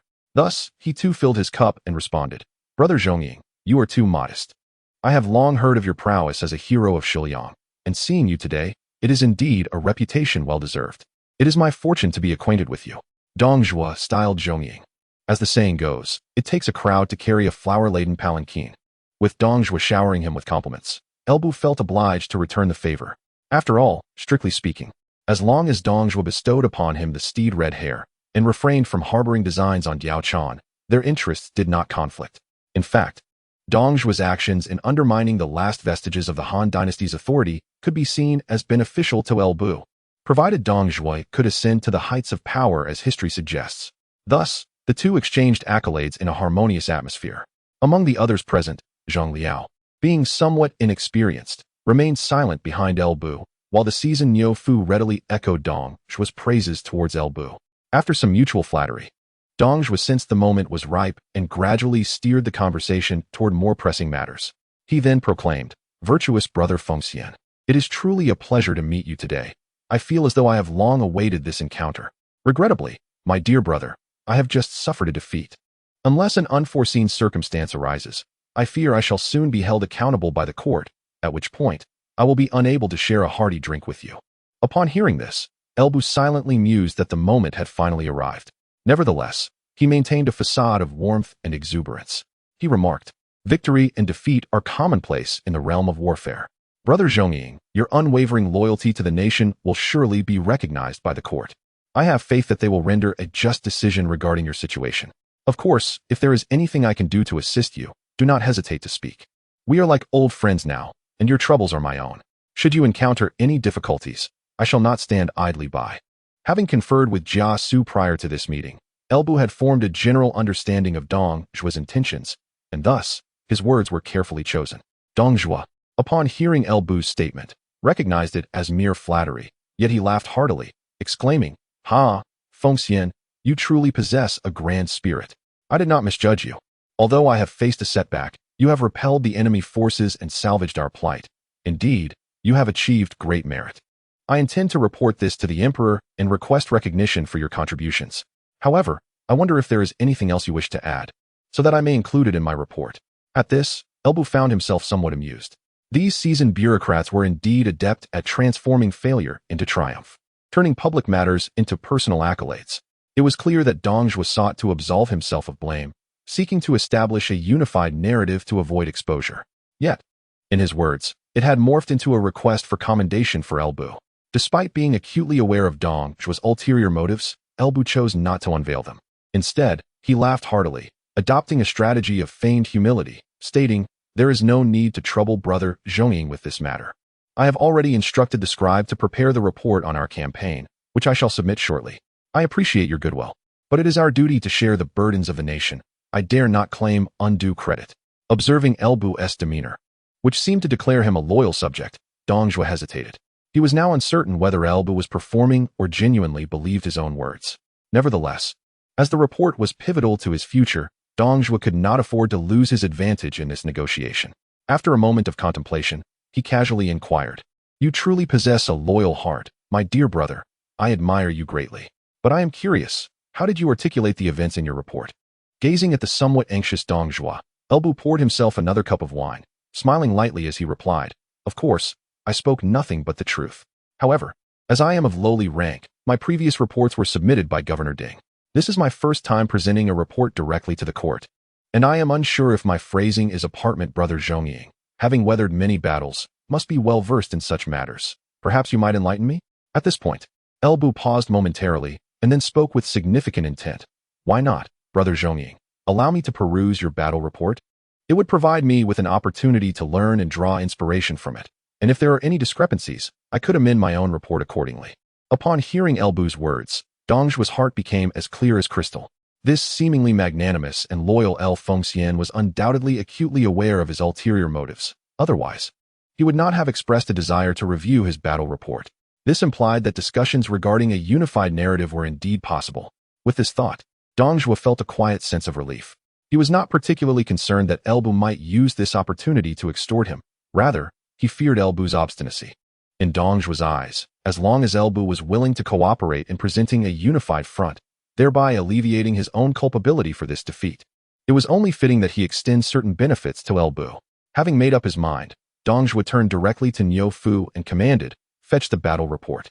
As Dongzhu's trusted confidant and son-in-law, Niu Fu was acutely aware of Dongzhu's intentions in inviting Elbu to the banquet. Thus, upon receiving Dongzhu's order, he did not hesitate in the slightest and promptly went to retrieve the report. After instructing Niu Fu, Dongzhu continued, "My dear brother, Your devotion to the court is commendable. You have traveled great distances from Wuyuan County to Bingzhou to assist in quelling the rebellion. And now you have successfully repelled the bandit forces of Jeang Xiao. Your efforts are truly laudable.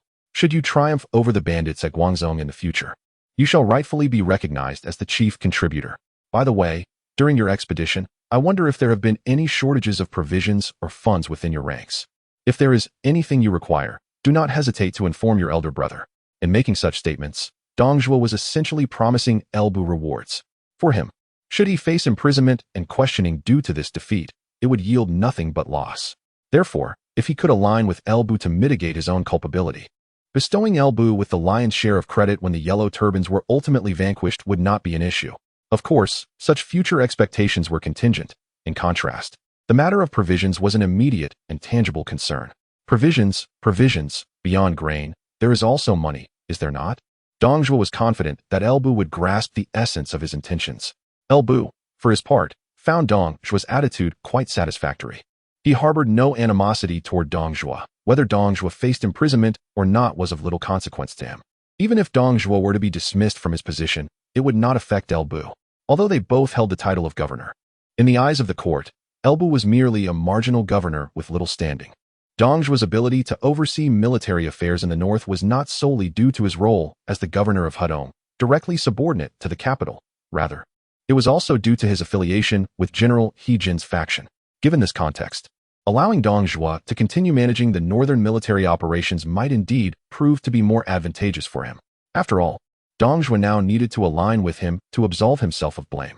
In doing so, Dongzhuo would owe him a favor. Thus, as long as Dongzhuo continued to oversee the military affairs of the north, he would surely turn a blind eye to whatever he intended to undertake. Therefore, when Youfu presented the battle report, Elbu scarcely examined it before addressing Dongzhuo, exclaiming, "Brother Zhongying, you truly are a seasoned veteran on the battlefield. This report is impeccably crafted. I am most impressed. In my view, we shall proceed with this report as it stands. Brother Zhongying, I would like to take this report back for our military scribes to study. I hope you do not mind." Although Elbu's declaration eased Dongzhuo's heart, he couldn't help but feel a twinge of irritation at Elbu for not even pretending to scrutinize the report before speaking. Was it truly acceptable to spout such fabrications with eyes wide open? Nevertheless, as long as Elbu was willing to align his narrative with his, these trifling details became inconsequential. Thus, Dongzhuo readily acquiesced, stating, "A trivial matter. If my esteemed brother desires it, take it back. I shall have another copy prepared for you later." At this juncture, Dongzhuo paused before continuing. "By the way, my esteemed brother, you have been leading troops in Bingzhou for a while now. I presume the supplies are running low. How about this? I shall arrange for a shipment of provisions to be sent to you shortly. Use them for now, and should you require more, do not hesitate to inform me." Upon hearing this, Elbu smiled and clasped his hands in gratitude, saying, "Then I shall thank Brother Zhongying in advance." Observing this, Dongzhuo waved his hand dismissively, replying, "Not at all, my esteemed brother. You are too courteous. Now let us continue to enjoy our wine." Thus, the banquet unfolded with mirth, and the host and guest reveled in delight. After reaching a consensus with Dongzhuo, Elbu saw no reason to linger in Guanping. Consequently, following the conclusion of the feast, he returned to the main camp of the Bingzhou army with Zhang Liao. Once in the camp, upon learning of Elbu's return, Jia Xu approached him. "My lord, what fruits have you gathered from your visit?" In the tent, Elbu, upon seeing Jia Xu enter, smiled and responded, "One, your timing is fortuitous." He produced the battle report he had obtained from Dongzhuo and presented it to Jia Xu, saying, "This is the report that Dong Zhongying has prepared for submission. Please have a look. If all is in order, we shall align our narrative with his." Taking the report from Elbu, Jia Xu did not rush to examine it, but instead smiled and remarked, "It appears that my lord has reached an accord with Dong Zhongying." Nodding, Elbu did not deny it, stating, "In a couple of days, a shipment of provisions will arrive, and as we proceed with our operations in the Bingzhou battlefield, Dong Zhongying will also facilitate our endeavors." Hearing Elbu's words, Jia Xu was not surprised. It was inconceivable that someone like Elbu, who even considered seizing opportunities on the grasslands, would miss the chance to garner some benefits from Dongzhuo. He began to analyze the situation. "It is quite reasonable for our lord to act in this manner. There is no conflict of interest between us and Dong Zhongying. Thus, assisting him poses no harm. Should he manage to evade disaster and continue overseeing the northern campaigns, it would certainly facilitate our future endeavors. Even if he were ultimately investigated by the court, we could still profit from the grain and resources, and moreover, Dong Zhongying would owe us a favor in the future. Upon hearing this, Elbu was momentarily taken aback. Indeed, in matters like these, it was individuals like Jia Xu who possessed foresight. To be frank, he had not even considered the possibility of Dong Zhuo facing removal or investigation. One could say that while his status as a transmigrator granted him exceptional insight into the grand trends of the world, he still fell short in the nuances. Unlike a top strategist such as Jia Xu, after contemplating for a moment, Elbu approached Jia Xu, placing a hand on his shoulder, and said, "Wenhe, I have a task I wish for you to undertake. Please speak, my lord." Jia Xu inclined slightly, adopting an attentive posture. Recognizing this, Elbu did not beat around the bush and stated plainly, "Wenhe, although I have reached a consensus with Dong Zhongying to avoid suspicion, the battle reports must be sent separately. Most importantly, once the Yellow Turban Rebellion is quelled, it is likely that rewards will be distributed, and we will need to navigate some connections within the court. Previously, these matters were handled by Ding Jinyang, but as I am no longer his subordinate, I must rely on myself. Hence, I would like to request that you travel to the capital to manage this affair. You are well aware of our situation. While rewards are significant, should the court whimsically decide to transfer me from Wuyuan County, it would create complications. Therefore, only you can grasp the nuances of this matter. As for financial concerns, you need not worry. Recently, we have confiscated substantial wealth from the Yellow Turban Army, which I entrust to your discretion. And you will also have access to the grain and resources that Dong Zhongying sends." Upon hearing Elbu's words, Jia Xu felt a mix of emotions. Elbu's request for him to undertake this task indicated his considerable trust in him. It was important to note that the majority of matters involved were typically reserved for Elbu's most trusted confidants. Furthermore, Elbu was entrusting him with a significant sum of money for his free use. Setting aside the potential contributions from Dong Zhongying, the wealth they had seized from the Yellow Turban Army amounted to nearly 200 million coins. However, Jia Xu did not desire such importance placed upon him. He merely wished to coast along. Yet, he understood that Elbu would not allow him to take it easy. This individual was adept at extracting every ounce of labor from him, just as he had once abandoned him alone on the grasslands. Silently admonishing Elbu for being a demanding lord, Jia Xu ultimately conceded, "Since my lord places such trust in me, I shall make a trip to Luoyang. Rest assured, my lord, I have spent some time in Luoyang in my earlier years and am not unfamiliar with its circumstances. I shall not disappoint your earnest efforts." Upon hearing this, Elbu smiled and replied, "With your assurance, Wenhe, I am at ease." Sighing internally, Jia Xu felt a heavy weight in his heart. To speak candidly, had it not been for Elbu's undeniable potential in this era of revived spiritual energy, he would have long since absconded. More content is loading. Please wait. This site only supports browsing via mobile browsers. If you see this paragraph, it indicates that the chapter content failed to load. Please disable reading mode, browsing mode, novel mode, and ad blocking features, or copy the URL to another browser for reading. Is there a boss so oppressive towards employees? It appears he must devise a means to enlist assistance to alleviate his burdens. Shadows flitted through Jia Xu's mind, until one image gradually crystallized. Among those he knew, there seemed to be a workaholic fitting the description. This was the very individual who had relentlessly pursued him in the past, insisting on competing in both skill and fate, which had left Jia Xu quite exasperated, prompting him to avoid this person for quite some time. Should they cross paths again, he wondered if this individual would rush at him with sword drawn. Never mind, being slain is preferable to being worn out. Upon his return from Luoyang, he would attempt to entice this person to assist him.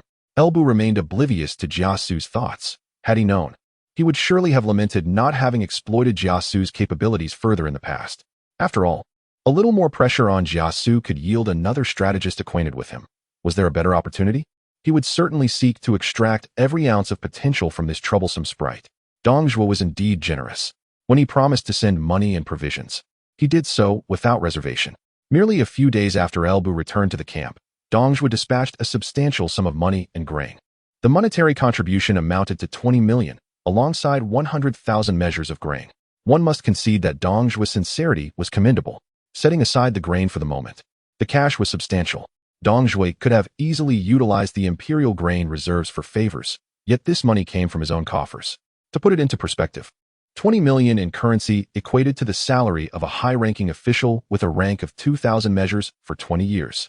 A rank of 2,000 measures entails a monthly salary of 120 measures of grain. Given current market prices, one measure of grain could fetch around 700 to 800 coins. Consequently, an annual salary would approximate 1 million coins. Of course, due to the practices of Emperor Lu Hong selling offices and titles, many officials currently receive no salary at all. Ahem. What more could be said? Dong Zhuo is indeed extravagant.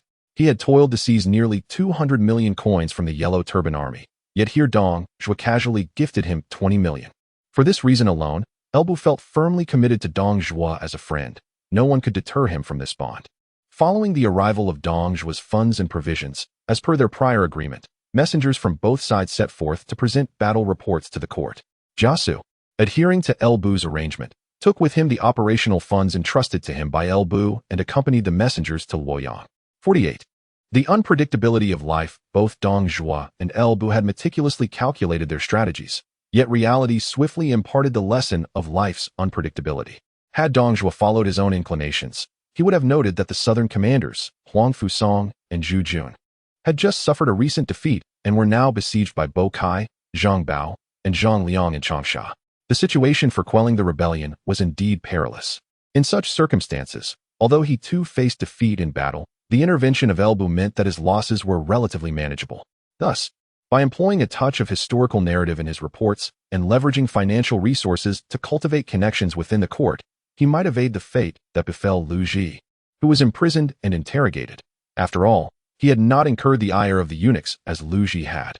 Therefore, with a little effort, he still had the opportunity to redeem himself. However, who could have anticipated that shortly after his report was dispatched, the tide of battle would turn in the south? Huang Fuong and Zhu Jun managed to reverse their fortunes. A great fire engulfed Changsha, obliterating the main forces of the Yellow Turbans under Bo Kai and Zhang Bao, further bolstered by various rebel factions. Consequently, the situation for the Yellow Turbans in the south deteriorated rapidly, leaving them to cling to survival. The news reached the court, and Emperor Lu Hong was elated, promptly ordering Zhu Jun to remain in the south to continue eradicating the remnants of the Yellow Turbans, while Huang Fuong was commanded to lead the main forces north to support the ongoing campaign. Thus, Dong Zhuo found himself in an awkward position. Had it not been for the resounding victory of Huang Fuong and Zhu Jun, his defeat might have been glossed over. However, their triumph rendered his failure glaringly conspicuous. Consequently, when Dong Zhuo and Elbu's battle reports reached the court, although Emperor Lu Hong did not display the same outrage as he had towards Lu Ji's defeat, he decisively relieved Dong Zhuo of his post and ordered his return to Luoyang for questioning, simultaneously assigning Huang Fuong to take over all affairs concerning the northern theater of war. There was no alternative. Had Huang Fuong remained trapped in the south, Lu Hong may have been inclined to tolerate Dong Zhuo's continued service, but now that he had Huang Fuong at his disposal, there was no reason to retain a commander who had suffered defeat. Of course, Elbu, who had timely arrived on the battlefield to halt the pursuit of the Yellow Turbans, significantly reducing the casualties among the Han forces, received commendation from the emperor. Yet, in the eyes of many of the court's dignitaries, Elbu remained an inconspicuous figure, and few paid him much heed. As the imperial decree reached the battlefield in Bingzhou, Dong Zhuo was left to accept his misfortune. He had considered every angle, yet he had failed to foresee how swiftly Huang Fuong and Zhu Jun would resolve the Yellow Turban threat in the south. Nevertheless, Dong Zhuo did not succumb to despair. Although Lu Hong intended to bring him back to Luoyang for questioning, he had not offended anyone in particular, and with the support of the Grand General He Lian, he believed that by investing in his own rescue, he would not face severe punishment, leaving the door open for a future resurgence. As for Elbu, after receiving the envoys sent by the court to commend him, he could not help but reflect on Jia Xu's foresight. Indeed, Dong Zhuo had been dismissed and subjected to investigation. However, Lu Hong's frugality was somewhat disheartening. Although he proclaimed a reward, it bore little tangible benefit. A reward of 1,000 gold pieces may sound generous, yet in reality, it was far from substantial. In the current monetary system, 1 gold unit is equivalent to 10,000 coins. However, due to the scarcity of gold, its actual value exceeds this figure. Viewed from this perspective, 1,000 gold units translates to 10 million coins, which constitutes a substantial fortune. Yet, in reality, the gold bestowed by the emperor is fundamentally different from conventional gold. The significance of the emperor's gifts far outweighs their material value. Typically, recipients of such honors cherish the prestige more than the monetary aspect, as they are not in dire need of these funds. Thus, the emperor's gold is essentially a beautifully crafted copper coin, specifically minted for the occasion. While such awards may serve as a means to flaunt among peers, their actual worth is rather modest. Therefore, when Elbu was rewarded with 1,000 gold units for his achievements, It amounted to merely 1,000 copper coins. Considering the expenses incurred in befriending influential figures, Elbu ultimately found himself at a financial loss. This situation does not reflect Elbu's lack of loyalty to the emperor. Rather, it highlights the stinginess of Lu Hong, the emperor, who offers such meager rewards. In stark contrast, Dongzhuo presented gifts worth a staggering 20 million coins. It is simply inconceivable for a revered emperor of the Han dynasty to bestow a reward upon his subjects that results in a net loss. Nonetheless, despite the financial setback, Elbu would not skimp on necessary expenditures. He had learned from Lu Ji's misfortunes. Although these eunuchs may not hold high status, they are close attendants of Emperor Lu Hong. If Elbu fails to appease them, they could speak ill of him before the emperor, leading to his own detriment. After seeing off the influential figures, Elbu began contemplating the forthcoming events. With Dongzhuo dismissed and investigated, Huang Fuong would take command of the northern military affairs. While this effectively nullified Elbu's alliance with Dongzhuo, Huang Fuong, a seasoned general loyal to the Han, would not deliberately create obstacles for him, allowing Elbu to continue his responsibilities. Meanwhile, following Dongzhuo's defeat, Jeang Xiao has been consolidating the Yellow Turban forces across various regions, with the numbers within Guangzhou City steadily increasing. In light of this, even if Huang Fuong were to lead the Han army into the battlefield of Bingzhou, it may not guarantee an advantage. As long as Jeang Xiao, the figurehead of the Yellow Turbans, remains alive, their fighting spirit endures, making it implausible for the Han army to quell the Yellow Turbans in the near future. Nevertheless, Elbu was acutely aware that Jeang Xiao's time was limited. Historically, Jeang Xiao had succumbed to illness mere months after the uprising, and even the current Jeang Xiao likely has little time left. In their previous encounter, Elbu observed Jeang Xiao wielding the powers of thunder and lightning, showcasing an impressive strength that was formidable indeed. It can be said without hesitation that had Jeang Xiao faced not Elbu, but rather Guan Yu or Zhang Fei, he might have been severely wounded on the spot. However, Elbu sensed that beneath Jeang Xiao's formidable exterior lay a core that had long since decayed. Presently, Jeang Xiao was but a waning force, sustained solely by a flicker of will. Once this breath faltered, his end would inevitably follow. Upon Jeang Xiao's demise, the remaining Yellow Turbans would be nothing more than a rabble, easily vanquished before the Han court and the prominent families of the realm.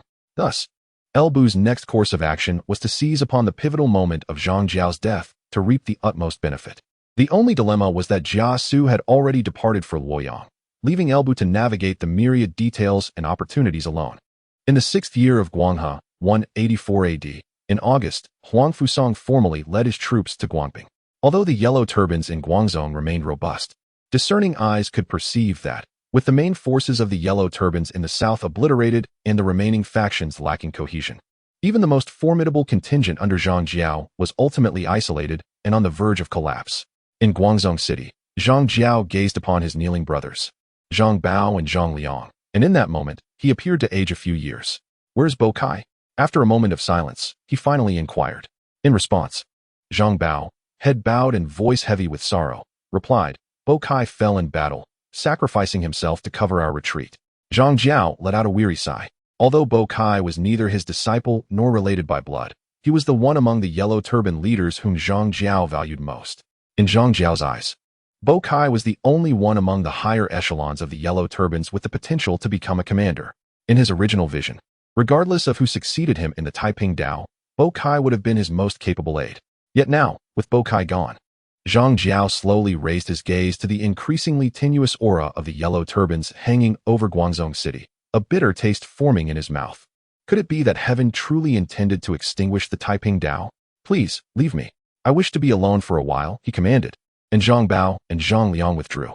Left alone in the chamber, Jeang Xiao's expression darkened with an inexplicable gloom. His time was running short. The Han's destiny was not yet fulfilled, and his insurrection was indeed an affront to the heavens. He had hoped that, through his spiritual cultivation and the doctrines of Taiping, he could carve out a sliver of hope for the common people. However, it now seemed that fate was inescapable.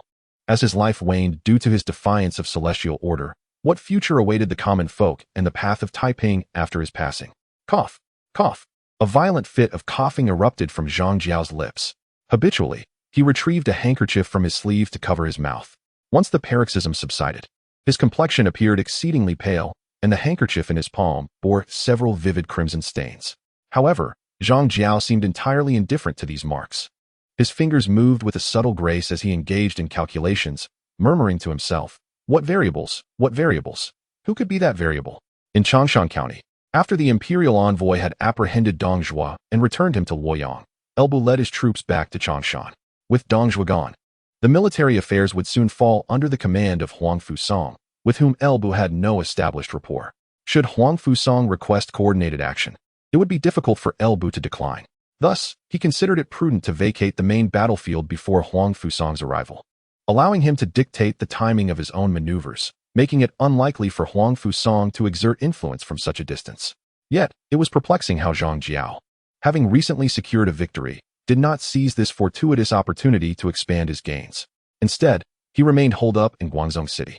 Logically, a man like Jeang Xiao, who was nearing his end, should strive to carve out a path for the Taiping Dao while he still had breath. Or perhaps, his condition was no longer sufficient to sustain his command in battle. Elbu was uncertain.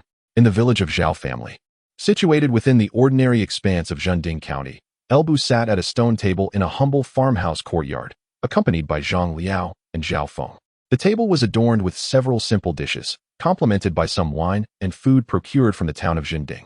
After sipping some wine, Elbu picked up a piece of green vegetable and remarked to Zhao Feng, "Sima Zhao, I never anticipated your sister's culinary skills to be so remarkable. It is truly astonishing." Upon hearing this, Zhao Feng silently took a piece of the same vegetable, confirming that it still bore that familiar, overly salty taste. Before quietly setting down his chopsticks, he was uncertain whether it was his own palate that had faltered or if it was the taste of Elbu that had gone awry. His sister, Zhao Yu, indeed possessed some innate talent for martial arts. After all, the elder who once took Zhao Yun as a disciple had lamented that had Zhao Yu been born a male, her future achievements would surely rival those of Zhao Yun. Even though the elderly gentleman did not formally accept Zhao Yu as his disciple, he still imparted a set of martial techniques to Zhao Yu out of admiration for her talent when he took Zhao Yun away. Setting aside other matters, Zhao Feng had long since acknowledged that he could no longer best his sister in combat. However, when it comes to other talents, particularly in the culinary arts, Zhao Feng could only conclude that his sister's cooking was unlikely to be lethal. Consequently, when at home, he typically took to the kitchen himself. Although it is said that a gentleman should keep his distance from the kitchen, Zhao Feng believed that, for the sake of his own well-being, such considerations were trivial. However, since the esteemed Governor L expressed a desire for home-cooked meals after his initial visit, he has surprisingly returned at regular intervals. To be fair, during that first visit, knowing Zhao Yu's culinary skills, Zhao Feng had no intention of allowing her to cook. He intended to showcase his own abilities in the kitchen. After all, Governor L had been quite amiable towards him and appeared to be the type who does not concern himself with trifles. So preparing a few homely dishes for him seemed inconsequential. Yet, upon arriving home, Governor L insisted on sharing drinks and casual conversation, leaving Zhao Feng no choice but to have Zhao Yu prepare several simple dishes. Initially, Zhao Feng thought that as long as Zhao Yu's cooking was not fatal, it could be deemed a success. To his astonishment, after tasting Zhao Yu's dishes, Governor L exclaimed how delicious they were, utterly shattering Zhao Feng's preconceived notions. Admittedly, while she was his own sister, he found it hard to even bring himself to eat her cooking. Observing the esteemed Elbu seated before him, Zhao Feng felt a tumult of emotions. Could it be that Governor L had taken a fancy to his sister? Otherwise, there seemed to be no justification for such praise. Of course, Elbu was oblivious to Zhao Feng's inner turmoil. Truth be told, had it not been for the recent letter from Zhao Yun indicating her imminent return, Zhao Feng would not have willingly subjected himself to this culinary torment. Did anyone genuinely believe his sister's cooking was palatable? To be candid, when he first tasted her food, Elbu nearly crushed his chopsticks in disbelief. It was his first encounter with such atrocious cuisine. Thankfully, he could utilize his spiritual energy to pulverize the unpalatable food in his mouth, or else he would have been unable to feign enjoyment. Sighing, he placed a blackened, unidentifiable morsel, reminiscent of charred meat, into his mouth, expertly using his spiritual energy to grind it into a fine powder. He washed it down with a gulp of wine, devoid of any flavor, and then, seemingly in passing, inquired, "Zhao Sima, did you not receive a letter from your younger brother recently? Is he not back yet?" Zhao Feng, steeling himself, followed Elbu's lead and took a bite of his sister's cooking, subsequently gulping down several large sips of wine to rid his mouth of the unpleasant taste before responding, "I am not entirely sure." When Yun departed to pursue her studies, she did not disclose her exact destination. In her last letter, she merely mentioned that she would be returning soon, without specifying a time frame. As Zhao Feng uttered these words, The muscles in his face twitched slightly, clearly indicating that merely consuming alcohol could not entirely wash away the lingering taste of food in his mouth. To speak candidly, the one who suffered the most from Elbu's visit was Xiao Feng himself. Typically, when Xiao Feng was at home, he would be the sole chef, never allowing Xiao Yu to set foot in the kitchen. However, now that he had to accompany Elbu, he had no choice but to let Xiao Yu take over the culinary duties. The dilemma was that Elbu could use his spiritual energy to completely pulverize the food, rendering its flavor inconsequential. Taking another sip of wine felt akin to swallowing a mouthful of flour, yet Xiao Feng lacked such prowess. Moreover, Elbu, as a guest, did not express any disdain for the subpar fare. Being the host and now somewhat of a subordinate to Elbu, Xiao Feng had no choice but to partake in the meal as well.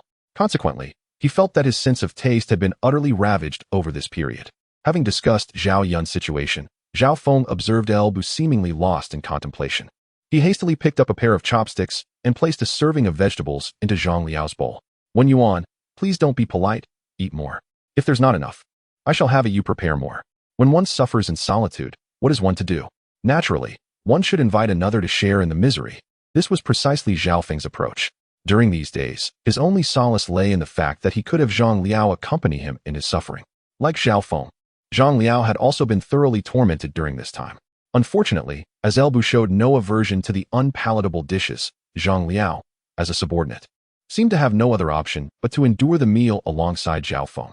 Zhang Liao cast a resentful glance at Xiao Feng. Zhao Sima, are you not aware of your sister's culinary skills? We are all victims here. Why must we make things difficult for one another? Yet with Elbu present, he felt unable to voice his thoughts and could only grit his teeth and eat, followed by gulping down a hefty bowl of wine. After subjecting Zhang Liao to this culinary torment, Xiao Feng turned his gaze towards Elbu, hesitating for a long while. Ultimately, unable to bear further suffering, he finally voiced his thoughts, cautiously glancing towards the kitchen to confirm that Xiao Yu was still preoccupied and unlikely to return soon. He leaned closer to Elbu and whispered, "My lord, you seem quite concerned about matters at my home, even inquiring multiple times about my younger brother's letter. Forgive my candor, but could it be that you..."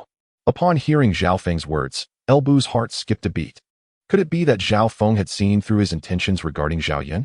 However, before he could respond, Xiao Feng continued, "Could it be that you have designs on my sister?" At this point, Xiao Feng cast a sidelong glance towards the kitchen before continuing, "My lord, there is no need for you to feign ignorance. If you truly harbor intentions towards my younger sister, I could facilitate a union between you. To speak candidly, my sister has been practicing martial arts since childhood and possesses quite a fiery temperament. The young men from the neighboring villages have largely been bested by her. At times, I find myself troubled by the prospect of her future marriage. If you were to take a liking to her, it would indeed be her fortune." Observing the earnest expression on Xiao Feng's face, Elbu couldn't help but feel a hint of peculiarity. To be frank, he held no particular interest in Xiao Yu.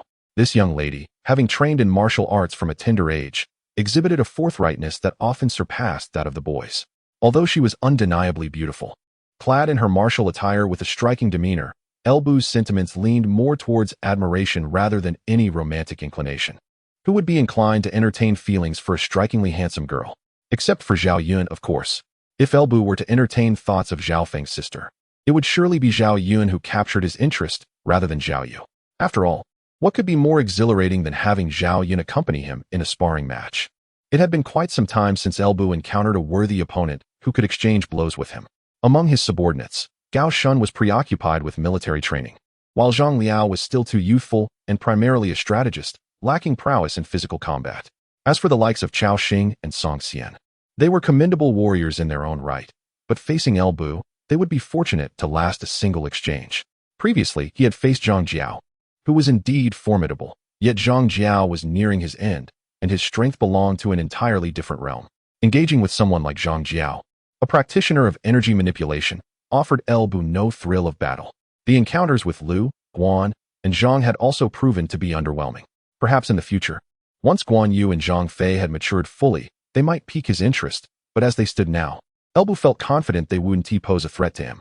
Thus, contemplating his current circumstances, Elbu realized that the only potential sparring partner available to him was Xiao Yun.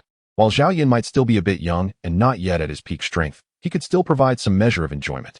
Furthermore, unlike the already established martial talents like Guan Yu and Zhang Fei, Xiao Yun's youth indicated a greater potential for development. Elbu believed that with his guidance, Zhao Yun might surpass his former self, at the very least becoming more resilient in combat. Consequently, the prospect of securing Zhao Yun's allegiance was a matter of great significance for Elbu's future happiness, demanding his utmost attention. Hence, he endured Zhao Yu's culinary experiments and made it a point to visit Zhao Feng's household regularly. However, it appeared that Zhao Feng had entirely misconstrued the situation. Just as Elbu pondered how to clarify this misunderstanding, the sound of footsteps echoed from within, prompting both Elbu and Zhao Feng to revert to their usual demeanor. A tall girl with a single ponytail, dressed in a fitted outfit, approached holding a plate and plopped down onto an empty seat at the table, forcefully dropping the plate onto the surface. "Here it is, the final dish. I am utterly exhausted," she remarked, as she picked up her chopsticks and began to feast on the delicacies brought back by Zhao Feng from the city of Jinding. Completely disregarding the dishes she had prepared herself, it was evident that she was fully aware of her culinary skills. "Hey," Zhao Yu inquired, casting a curious glance at Zhang Liao after sampling a few bites of the food Zhao Feng had purchased. "It's one thing for them to eat my cooking, but why are you joining in as well?" Zhang Liao was taken aback by Zhao Yu's unexpected question and momentarily found himself at a loss for words. Stealing a glance at the impassive Lu Bu, he mustered a somewhat hesitant reply. "If the Lord can eat it, then I certainly can too." However, upon hearing Zhang Liao's response, Zhao Yu scoffed dismissively. "Keep telling yourself that. It's not that I think ill of you, but you probably couldn't even defeat me, let alone compete with someone like him. I suspect he hasn't even tasted the food. He likely neutralized its flavors with his spirit energy." At this revelation from Zhao Yu, both Zhao Feng and Zhang Liao exchanged bewildered glances towards Lu Bu.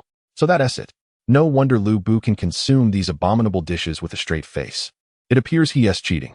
With Zhao Yu exposing his little trick, Lu Bu felt no embarrassment. He poured himself another bowl of wine and, with an unperturbed demeanor, proceeded to sample a piece of what appeared to be a cucumber, freshly prepared by Zhao Yu, before stating, "Wuyuan, look at you. You can't even surpass a young girl. You better double your training upon returning."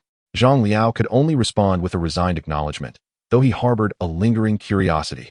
Thus, he inquired, "Miss Zhao, you mentioned that the Lord neutralizes the food's unpleasant flavors with his spirit energy.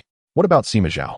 He consumes it as well, and he surely does not possess such profound spirit power." "Of course he doesn't," Zhao Yu replied casually, glancing at her elder brother. "But he has his own issues. Are you really going to take cues from him?"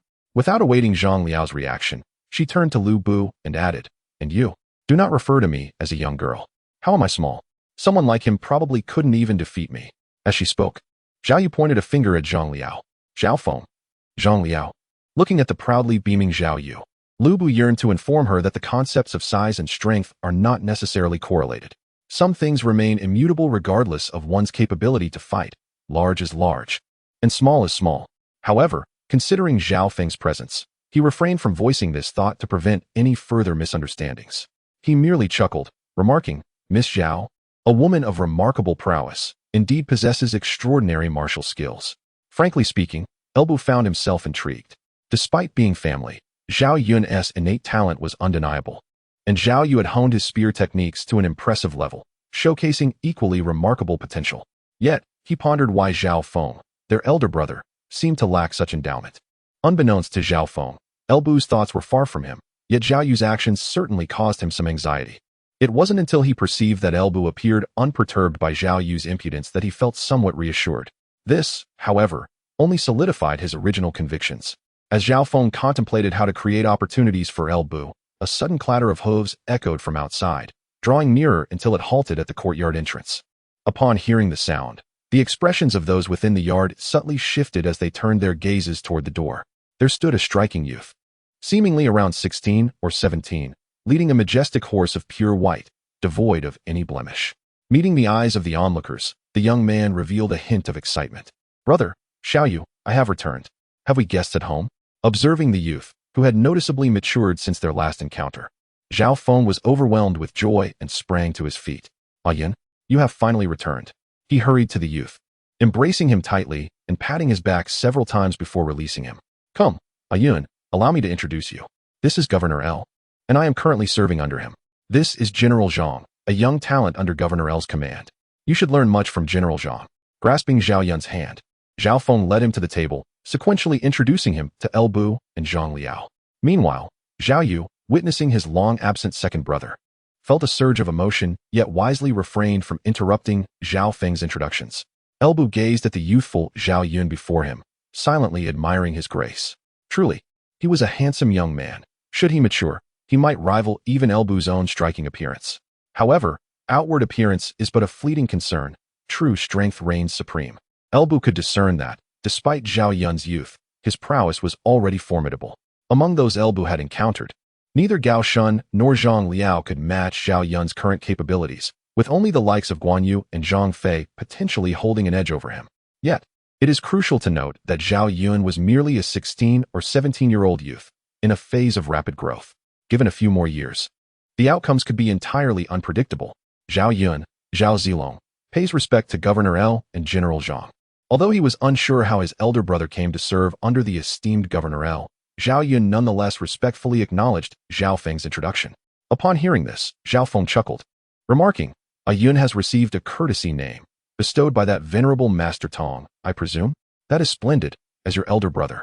I possess little scholarly aptitude, and would hardly conceive of a fitting name myself.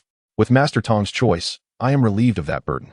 Afterward, Xiao Feng continued to introduce Zhao Yun to Elbu, saying, "My lord, this is my younger brother, Zhao Yun, whom I previously mentioned to you." Nodding slightly, Elbu replied with a smile, "No wonder Sima Zhao frequently speaks of your brother. Upon meeting him today, it is evident he is indeed a youthful prodigy." Hearing Elbu's praise, Xiao Feng could not suppress his joy. For him, his greatest pride resided in this brother, and any commendation directed towards Zhao Yun brought him unparalleled happiness. With his gaze fixed on Zhao Yun, Elbu instinctively licked his lips and inquired cautiously, "Zilong, I recall Sima Zhao mentioning you had gone to apprentice in martial arts. Have you returned with your skills honed?" Confronted by Elbu's inscrutable gaze, Zhao Yun sensed an underlying danger. He carefully considered his words before responding.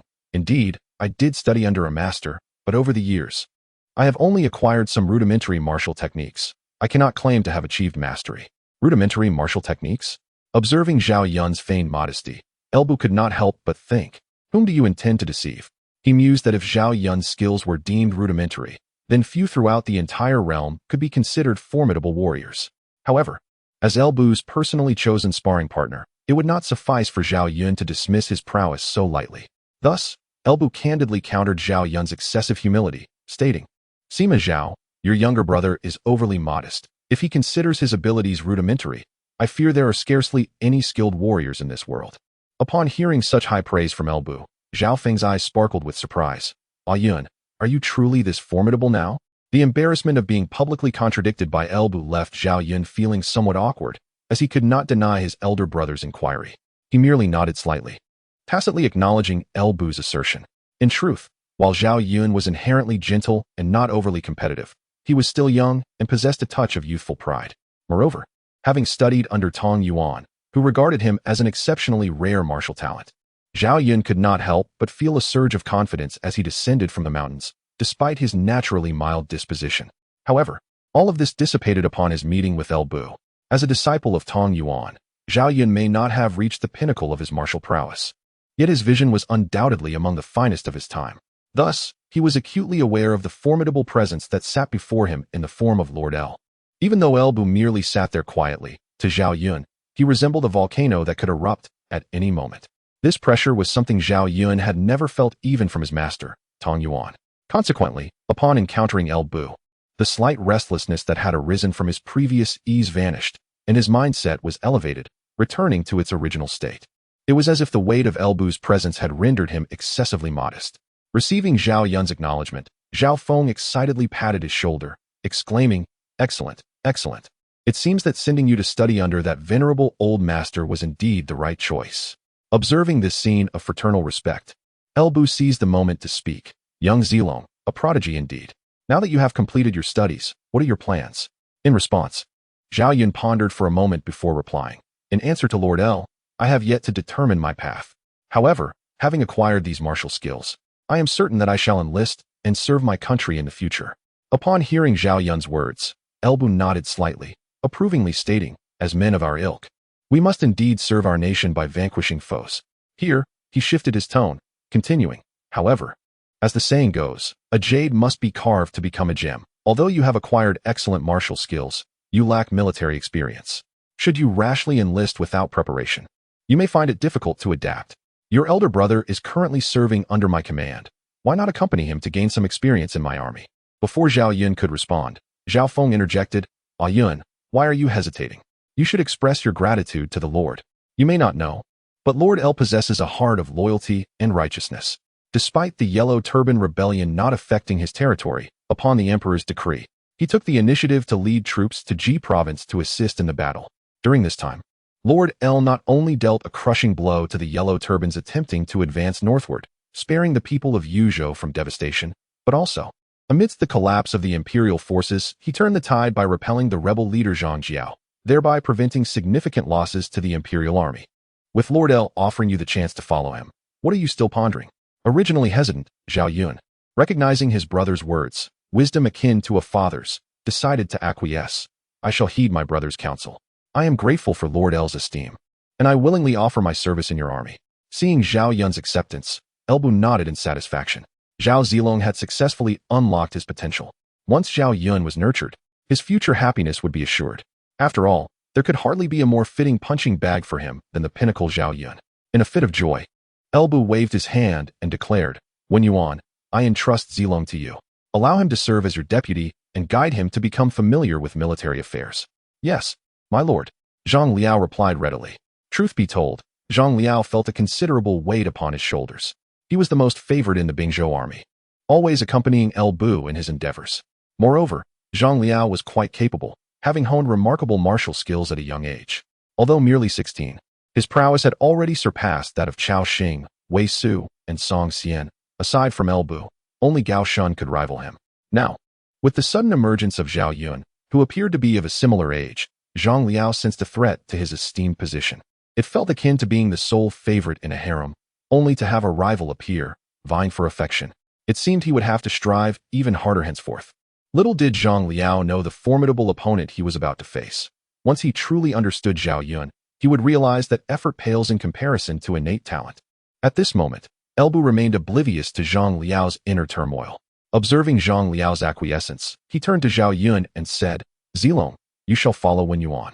He has been with me for some time and is well-versed in military matters, so you should learn from him. Likewise, if you encounter any difficulties in your training, feel free to consult me. I believe I can offer some guidance. You may also engage in friendly sparring with each other. For the pursuit of martial arts thrives on exchange, solitary practice offers little room for progress. Having resolved to join Elbu's forces, Zhao Yun was unreserved in his acceptance. Replying, yes, my lord. He then clasped his fists towards Zhang Liao and said, I shall rely on General Zhang in the future. Observing his cordial demeanor, despite his concerns about Zhao Yun competing for favor, Zhang Liao felt it inappropriate to maintain a stern countenance. Thus, he returned the gesture, stating, It is merely the command of our lord, and henceforth, you may call me Wuyuan. As for the Yellow Turbans, their situation had recently worsened. Although Jeang Xiao had previously defeated Dongzhua, Elbu's intervention had mitigated significant losses for the Han forces. Now, having just secured a resounding victory in the south, Huang Fuong led his troops to Jizhou, greatly bolstering the Han military strength. The tide of battle had shifted, and upon arriving in Jizhou, the Han forces adopted a more aggressive stance, beginning to tighten the noose around the Yellow Turbans in Guangzhou.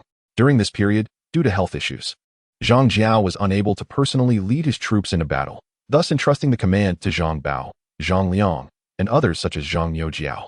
Unfortunately, their efforts resulted in consecutive defeats, leaving the entire northern Yellow Turban army constrained by Huang Fuong around the Guangzhou region, unable to advance.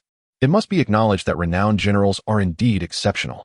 Although Lu Ji and Dong Zhuo possess commendable military skills, they pale in comparison to seasoned veterans like Huang Fuong. In terms of commanding large formations, Huang Fuong undoubtedly excels beyond them. Moreover, akin to the peak individual combat prowess of Elbu, which has reached extraordinary levels following the resurgence of spiritual energy, Huang Fuong, as the last esteemed general of the Han dynasty, has also discovered strategies applicable on the battlefield in this new era. In the context of the revival of spiritual energy, while the enhancement of individual combat strength may rely on innate talent, the advancement of an army, which inherently requires a systematic approach, hinges primarily on heritage. After all, it is rather unrealistic for an individual to establish an effective system in a short span of time. Thus, those with established legacies hold a significant advantage in this regard, as this is not the first instance of spiritual energy revival in history. For factions with long-standing traditions, individuals have frameworks from which to draw insights. Huang Fuong is not only a contemporary military luminary, but also a successor of military doctrine. Naturally, within this lineage, there exist genuine strategies for warfare relevant to the age of spiritual energy revival. Therefore, aside from Jeang Xiao, who possesses the secrets of peace, Huang Fuong may well be the sole individual adept in the authentic military tactics suited for the era of spiritual energy revival. It is no exaggeration to assert that Huang Fuong, in engagements against ordinary armies, essentially executes a dimensional strike, even with equivalent numbers and quality, under Huang Fuong's command. Once the formation is established and morale solidified, they would be overwhelmed with ease. In summary, since Huang Fuong's arrival, the situation in Guangzhou has markedly improved for the Han army. In stark contrast, the circumstances for the Yellow Turban Army have become increasingly dire. In the conference hall of Guangzhou, military leaders such as General Zhang Bao, General He Lian, Zhang Jiao, and Zhang Baiqi were present. Yet General Zhang Jiao was conspicuously absent. Observing that everyone had gathered, Zhang Jiao was the first to voice his concern, asking, General Zhang Bao, General Zhang Lian, why has our esteemed leader not yet appeared? In recent days, Huang Fuong has pressed us relentlessly, and our brothers have suffered numerous defeats. If our esteemed leader does not show himself soon, it may lead to unrest among the ranks. Upon hearing Zhang Jiao's remarks, the other Yellow Turban commanders echoed their agreement. There is no denying that the quality of the Yellow Turban Army has always been variable. In the past, under the inspiring leadership of Zhang Xiao, coupled with a string of victories, the morale of the Yellow Turban forces remained relatively high. However, with Zhang Xiao absent for an extended period and the army suffering consecutive defeats at the hands of Huang Fuong, their spirits inevitably waned. Confronted by the inquiries of Zhang Jiao, Zhang Bao's expression darkened as he sternly declared, I have stated that my elder brother is preoccupied and cannot make an appearance. For the time being, all military matters will be decided by me and my third brother. Did you not hear me clearly? Nevertheless, the Taiping Dao had always been a domain dominated by Zhang Jiao's singular voice. Despite being Zhang Jiao's brothers, Zhang Bao and Zhang Liang lacked genuine authority, and having just returned from a defeat in the south, few had faith in their leadership. Thus, as soon as Zhang Bao concluded his statement, Chu Yan, standing beside Zhang Jiao, retorted, General of the Earth, I simply cannot comprehend what could be more critical than the peril facing our great army. The absence of our revered master has led to rampant speculation among the troops, suggesting that something may have befallen him. It is not that we doubt your capabilities, but without our great master's presence, how can we justify our actions to our brothers? Indeed, we must see our great master. We cannot continue without him. Chu Yan's words struck a chord with the other leaders of the Yellow Turban Army, and as soon as he finished speaking, a chorus of agreement erupted around him. For the entirety of Taiping Dao, Zhang Jiao represented their unwavering faith. As long as he remained, they feared no setback. However, should he vanish, it would not be an exaggeration to say that Taiping Dao would be reduced to mere scattered sand. Seeing the agitation among the crowd, Zhang Bao and Zhang Liang exchanged glances, ultimately resigned to the situation.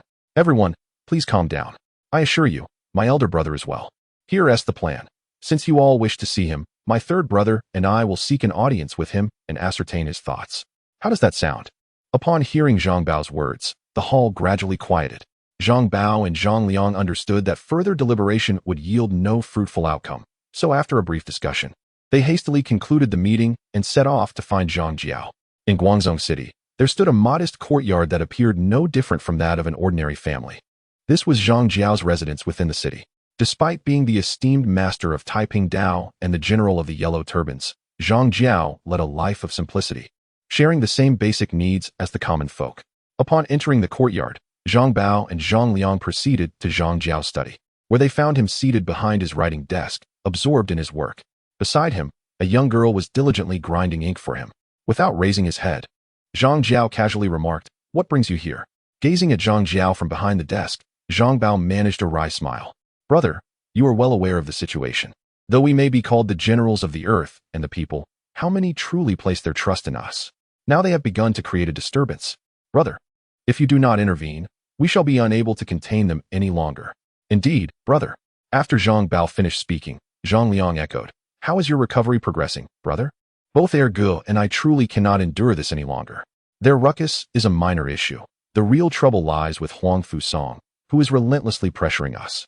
We are no match for him." "Ahem. Hearing the lamentations of Zhang Bao and Zhang Liang, Jeang Xiao behind the writing desk coughed twice, his complexion growing increasingly pallid. Please, cease your lamentations, Jeang Xiao gently interjected. You may return for now. I will find a way to resolve this matter. Upon hearing Jeang Xiao's words, although Zhang Bao and Zhang Liang had more to say, they swallowed their words upon seeing Jeang Xiao's frail appearance and obediently withdrew. As he watched Zhang Bao and Zhang Liang depart, Jeang Xiao sighed helplessly. Change indeed. Though his time was drawing near. Had it not been for the previous confrontation with Elbu, he might have endured a little longer. Now, having sustained injuries from Elbu that had further weakened his already fragile constitution, he could barely hold on. He cared little for his own life or death. But if he were to perish now, what would become of the Taiping Dao? What future awaited his young daughter? Cough, cough, cough. With these thoughts, Jeang Xiao could not suppress another fit of coughing, a trace of blood trickling from the corner of his mouth, his visage growing ever more ashen. Seeing this, the young girl beside him, who was grinding ink, became alarmed. Father, why are you coughing up blood? Observing her flustered attempts to wipe away the blood with a handkerchief, Jeang Xiao grasped her hand gently and shook his head, forcing a smile. Do not worry, dear. Ninger, please fetch Yuanfu for me. I have matters to discuss with him. Though concerned for Jeang Xiao's condition, the girl nodded in understanding. I will go find brother Yuanfu right away. With that, she hurriedly exited without delay. Watching her retreating figure, Jeang Xiao sighed once more. Perhaps he was regarded as a great sage by countless followers of the Taiping Dao, yet he was undeniably not a good father. As a father, he ought to have accompanied his daughter through her upbringing, finding her a suitable partner to ensure her happiness throughout life. Instead, he had exhausted his own fortune and lifespan for the cause of Taiping Dao. He could not even bequeath the final worth of his frail body to his daughter. Father, brother Yuanfu has arrived. Just as Jeang Xiao was engulfed in guilt, the girl returned with a young man following closely behind. Upon seeing the young man enter, Jeang Xiao managed to force a smile. Yuanfu, welcome. Please, take a seat. Ninger, I have matters to discuss with Yuanfu. You may step outside for a moment. Upon hearing this, the young girl, though somewhat concerned for Jeang Xiao, obediently replied, Very well, father, you may converse. I shall prepare some refreshments. With that, she turned and gracefully exited the room, gently closing the door behind her. Thus, the chamber was left with only Jeang Xiao and the young man. Great and wise teacher. Observing the solemn expression of the young man, Jeang Xiao waved his hand dismissively, saying, There is no need for excessive courtesy. Yuanfu, I have summoned you today for a matter of utmost importance that requires your assistance. Upon hearing Jeang Xiao's words, the young man, with a serious demeanor, clasped his fists and said, Great and wise teacher, please give your orders. This life of mine is a gift from you, and for your sake, I would willingly brave fire and water without hesitation. Zhou Tsang, with the courtesy named Yuanfu. Acknowledging Zhou Tsang's declaration, Jeang Xiao nodded. Yuanfu, I have always known of your loyalty. Otherwise, I would not have sought you today. I need you to quietly prepare some men, ensuring that no one is alerted, and escort me out of the city. I must meet someone and attend to a matter. Once this task is completed, I wish for you to take Ninger and leave Guangzhou, living in obscurity. Can you agree to this? Zhou Tsang was taken aback. Jeang Xiao's words felt akin to a final testament. He opened his mouth, uncertain of how to respond. Great and wise teacher you. Seeing Zhou Tsang's astonishment, Jeang Xiao sighed. My time is drawing near. I am nearly at the end. Throughout my life, I have prided myself on not wronging anyone. Yet I have failed Ninger and her mother. Now that her mother is no longer with us, I must find a way to ensure her safety. Yuanfu, you are inherently loyal and devoid of ambition, making you the only one I can entrust with this matter. Having stated his case, Jeang Xiao awaited Zhou Tsang's response, who ultimately declared, Great and wise teacher, please rest assured. As long as I draw breath, I shall protect the young lady with all my might. With Zhou Tsang's agreement, Jeang Xiao finally felt a sense of relief. Yuanfu, indeed, I did not misjudge you. Prepare yourself to escort me out of the city. Although my end is imminent, I must strive for a chance of survival for the Taiping Dao. Remember, this matter must remain undisclosed to anyone, absolutely no one. Understood, Zhou Tsang affirmed as he withdrew. That night, unbeknownst to all, Jeang Xiao, under Zhou Tsang's escort, quietly departed Guangzhou City, traveling north in a carriage. In Changshan County, at the main camp of the Bingzhou army, a cluster of soldiers formed a large circle in the open ground. Within the circle, Zhang Liao, wielding a crescent halberd, stared intently at the person opposite him. Are we truly to engage in combat? Gazing at the gleaming silver spear in the opponent's hand, which had cast countless shadows over him in recent times, Zhang Liao could not help but speak, fully aware that his words might be futile. Meanwhile, the soldiers of the Bingzhou army gathered nearby were whispering among themselves. How many rounds do you think General Jeang can last this time? I bet 30 rounds, no more. Come on, you underestimate General Jeang too much. Last time he was careless. I believe he can last longer this time. I'll wager 20 rounds. The murmurs around him did not distract Zhang Liao.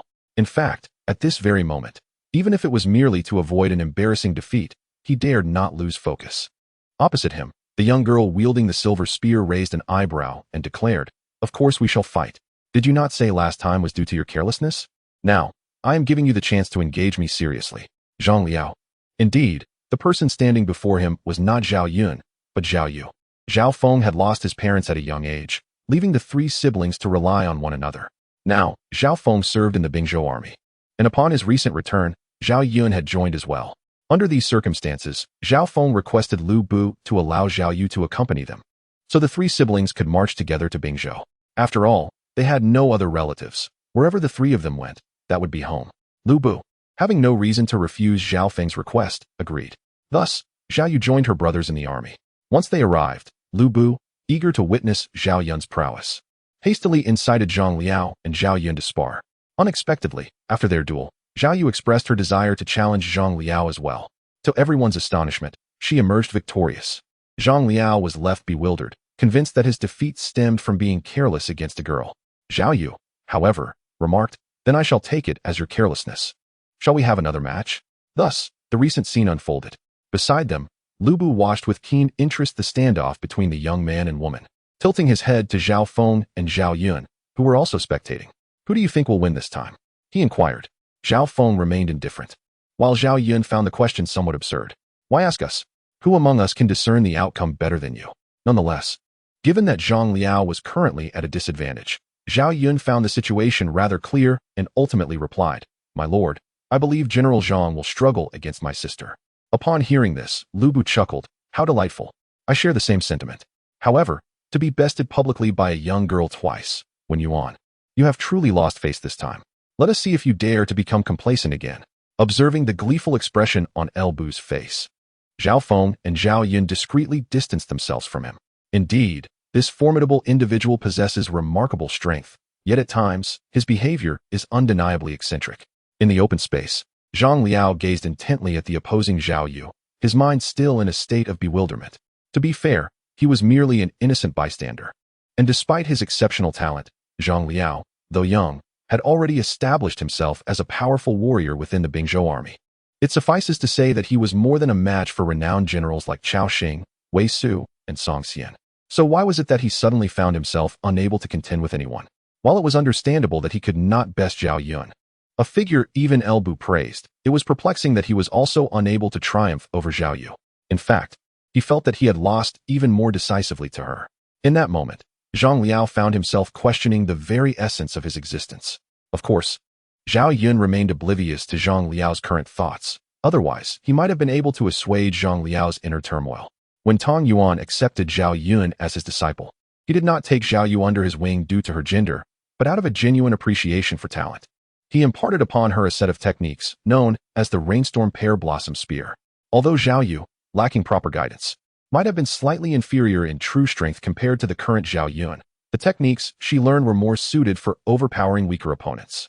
Thus, although Zhao Yun was slightly superior, Zhang Liao found facing Zhao Yu to be more challenging than confronting Zhao Yun, simply because he was the one at a disadvantage. It can be said that while Zhang Liao was not weak, his late-blooming talent leaned more towards leadership and strategy. In contrast, he was truly outmatched by the martial prowess of the Zhao siblings. Taking a deep breath, Zhang Liao concluded that he must have been careless and failed to evade. After all, he was Zhang Liao. It was one thing to be unable to defeat Zhao Yun, but how could he possibly falter against a young girl? There must be an explanation for this. With this thought in mind, he looked at Zhao Yu across from him, inhaling deeply and tightening his grip on the crescent halberd. "Come on, you want me to strike first?" Zhao Yu blinked, perplexed by his request. She wondered if Zhang Wuyuan had lost his senses by allowing her to initiate the attack. If he were to strike first, perhaps he could hold out for a while. But if she were to go first, it would be akin to handing him victory. Indeed, Zhang Liao solemnly nodded. "This time, I shall not be careless." Upon hearing this, El Bu exaggeratedly shielded his eyes, as if he could not bear to witness the impending scene. Of course, It would have been even more perfect had he not secretly opened a small gap with his fingers. Beside elbow, Zhao Yun let out a faint sigh. Loading more content. Please wait. This site only supports mobile browser access. If you see this paragraph, it indicates that the chapter content failed to load. Please disable reading mode, immersive mode, and ad blocking features in your browser, or copy the URL to read in another browser. Zhao Yu's Rainstorm Pear Blossom Spear is already formidable against the weak, and now, facing an oblivious opponent, what suspense could possibly remain? In the open space, Zhao Yu pouted slightly, feeling a touch of disdain directed at her. She twisted her neck and flexed her wrists, and in the next moment, the sleek silver spear in her hand, similar to Zhao Yun's but slightly smaller, thrust towards Zhang Liao with the ferocity of a tempest.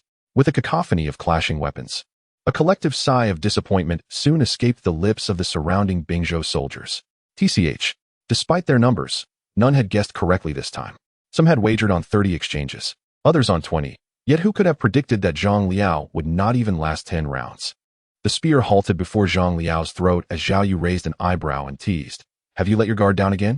Observing Zhang Liao's despondent expression, Lu Bu feared that the young man might become disheartened. He approached Zhang Liao, patting his shoulder in a gesture of comfort. Wuyuan, strive harder in the future. I believe in you. It's not that you're weak. It's simply that Miss Zhao's skills are extraordinarily formidable.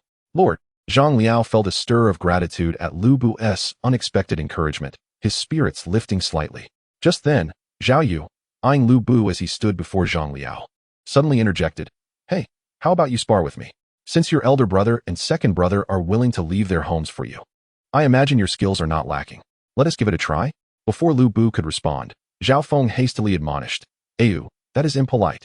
However, Lu Bu halted Zhao Feng from continuing his reprimand. Looking at the eager young woman before him, he replied with a light chuckle, Sure, let us go. Seeing Lu Bu's demeanor, Zhao Yu furrowed her brow. What about your weapon? Lu Bu smiled, I don't need a weapon. Upon hearing this, Zhao Yu's frown deepened. No weapon?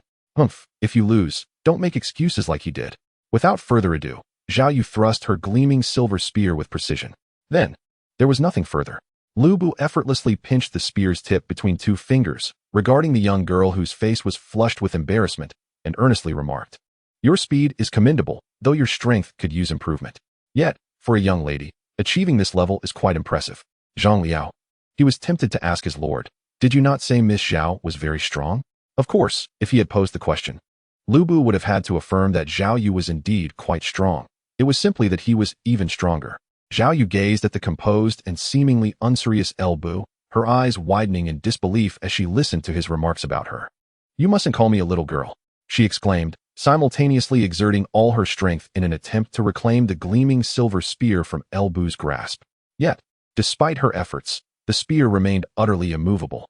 Noticing this, El Bu smirked, realizing that Zhao Yu still bore a grudge from the last time he had referred to her as a little girl. Such a strong sense of pride for a little girl, he muttered, loosening his grip on the spear's tip. Suddenly, a loud thud echoed as Zhao Yu, having overexerted herself, tumbled unceremoniously to the ground. To be frank, the grimace on her face was quite painful to behold. Nearby, Zhao Yun observed Zhao Yu's unfortunate predicament, his mind swirling with uncertainty. This was his first encounter with El Bu's prowess. Although he was aware of El Bu's formidable strength, this display was beyond comprehension. Zhao Yu, though a year younger than him, was not significantly weaker. Her Rainstorm Pear Blossom Spear technique was on par with the renowned 100 birds facing the phoenix. The only difference lay in Zhao Yu's lack of formal guidance, leading to a deficiency in experience. From Zhao Yun's perspective, he doubted he could easily best Zhao Yu. After all, his own style was quite specific. If Zhao Yu's practice of the Rainstorm Pear Blossom Spear rendered her invincible against the weak, Zhao Yun was the type who could contend with those stronger than himself and still hold his own against those slightly weaker. The shocking outcome was that Zhao Yu was swiftly defeated by El Bu. Even his master, the legendary spear god Tong Yuan, had never exhibited such overwhelming prowess. To be more precise, it seemed that Tong Yuan paled in comparison to El Bu. Zhao Yun believed that in a few years, he might well surpass Tong Yuan.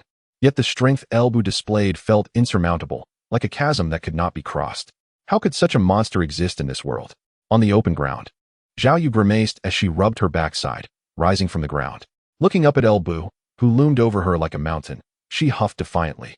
I may be small now, but when I grow up, I will surely defeat you. El Bu, taken aback, recalled that someone had just insisted he refrain from calling her a little girl. However, Zhao Yu, after making her declaration, had no intention of awaiting Elbu's response and promptly dragged the gleaming spear away. As Elbu watched her tall, spirited figure depart, a smile crept onto his face. For reasons unknown, he felt as if he were glimpsing a grown-up Lingqi.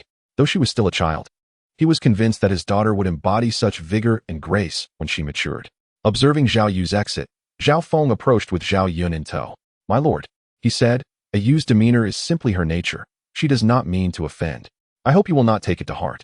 Upon hearing this, Elbu waved his hand and smiled, saying, "No need for concern. Your sister possesses a forthright character, free from any pretense. I greatly admire her genuine nature. How could I possibly hold it against her?" Huang Fuong, upon hearing Elbu's words, felt a particular conjecture in his heart solidify further.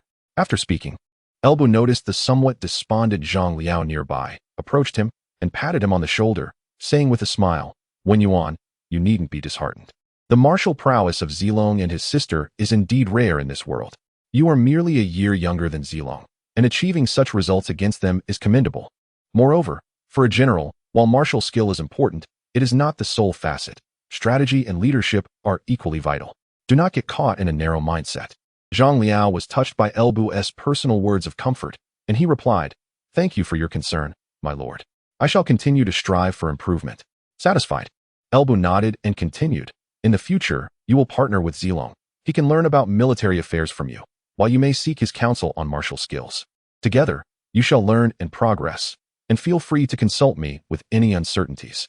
After giving his instructions, Elbu turned and departed. The soldiers of the Bingzhou army, seeing that the excitement had dissipated, also began to disperse. A few days later, in Changshan County, a humble cart traversed the official road, surrounded by several dozen men dressed as servants. At the driver's seat, a young man surveyed the surroundings with vigilance, lowering his voice to address the interior of the cart. "Great master, where exactly are we headed?"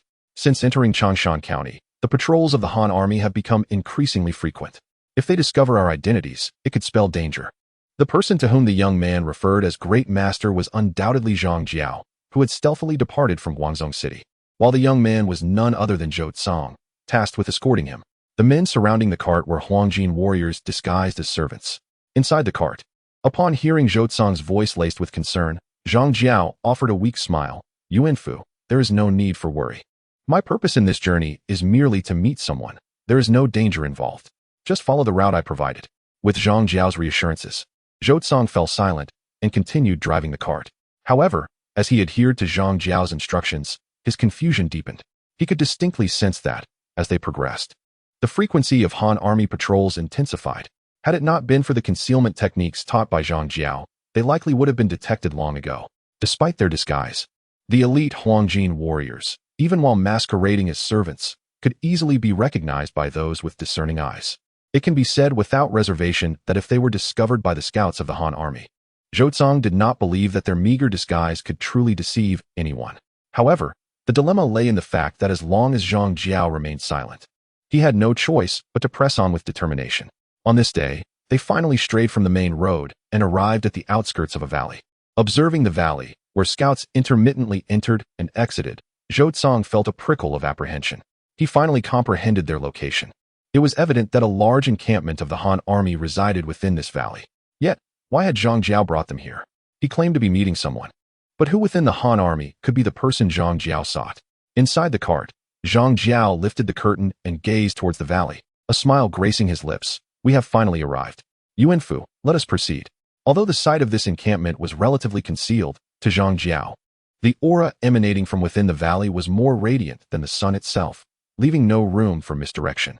Heeding Jeang Xiao's command, Zhou Tsang, despite his confusion, steered the cart towards the valley.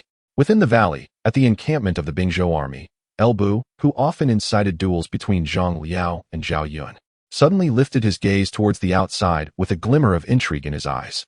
"Interesting," he remarked, addressing Zhang Liao and Zhao Yun, who were engaged in their sparring. "All right, Wuyuan, that will be all for today. We have guests arriving. Please go and welcome them."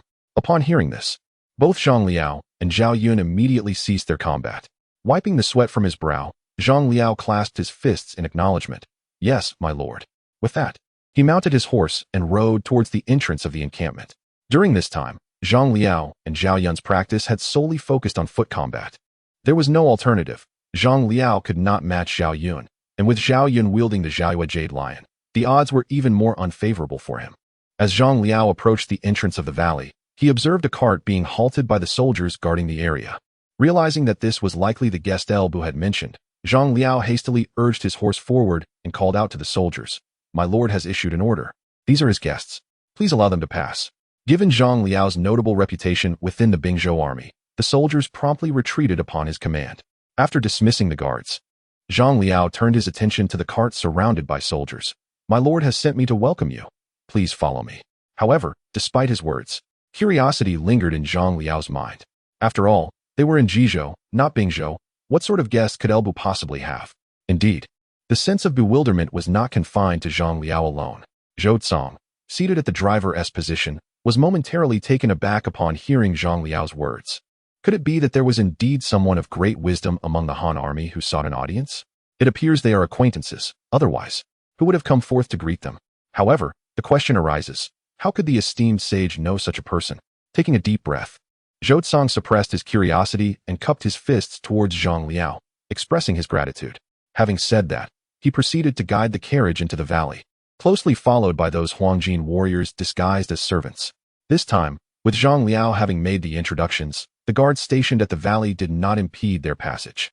Thus, under Zhang Liao's guidance, the group arrived smoothly at the main camp of the Bingzhou army. Upon entering the camp, Zhang Liao was somewhat displeased to find that the individual in the carriage showed no intention of alighting.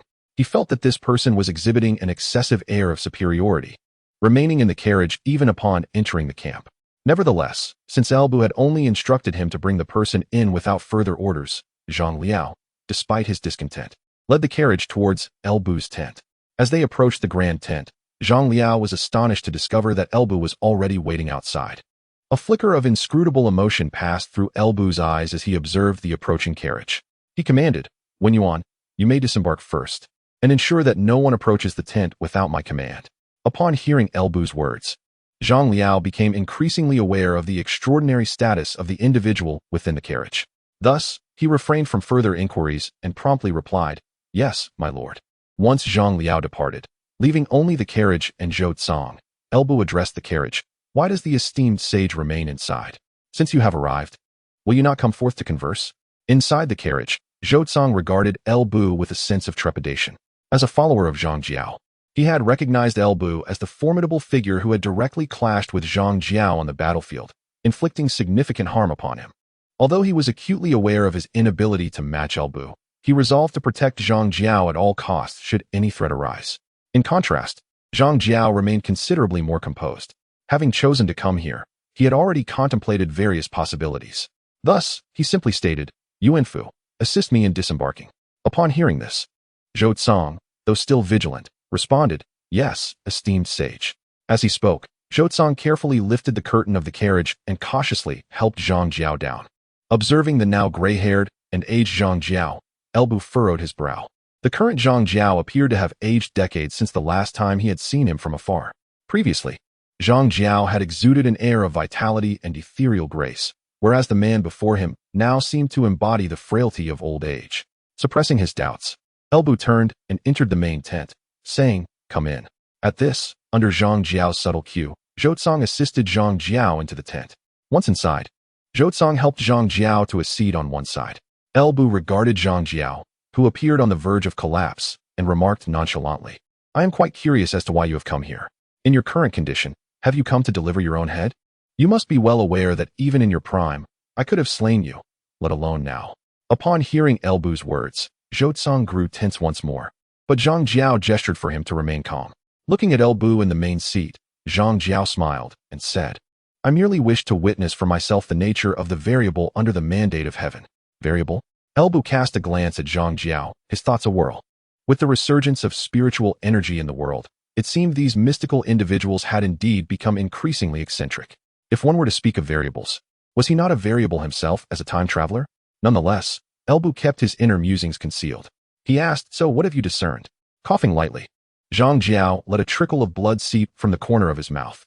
He shook his head slightly and sighed. "I cannot see through it, cannot fathom it. However, one thing I can ascertain is that you are destined not to be a minister of the Han, which is why I have come to meet you." "On what grounds do you conclude this?" Elbu inquired. To this, Jeang Xiao responded with a smile. If your heart belonged to the Han court, how could the fate of the Han dynasty have waned to such an extent? Elbu chuckled. You overestimate me, great sage. Do you truly believe that I alone could alter the course of destiny? Had the overlord heeded counsel, fate would have shifted long ago. Jeang Xiao replied slowly. Yet you are not a stubbornly obstinate individual. Elbu chose not to counter Jeang Xiao's assertion further. Instead, he stated, but I am still a governor of the Han. While you are a traitor, your head would indeed be a significant prize. Jeang Xiao nodded, refraining from disputing Elbu's words. I have come here not only to witness this variable firsthand, but also to forge a benevolent connection with you. A benevolent connection? Elbu laughed lightly. With what? He continued. You are on the brink of death. Jeang Xiao smiled as well.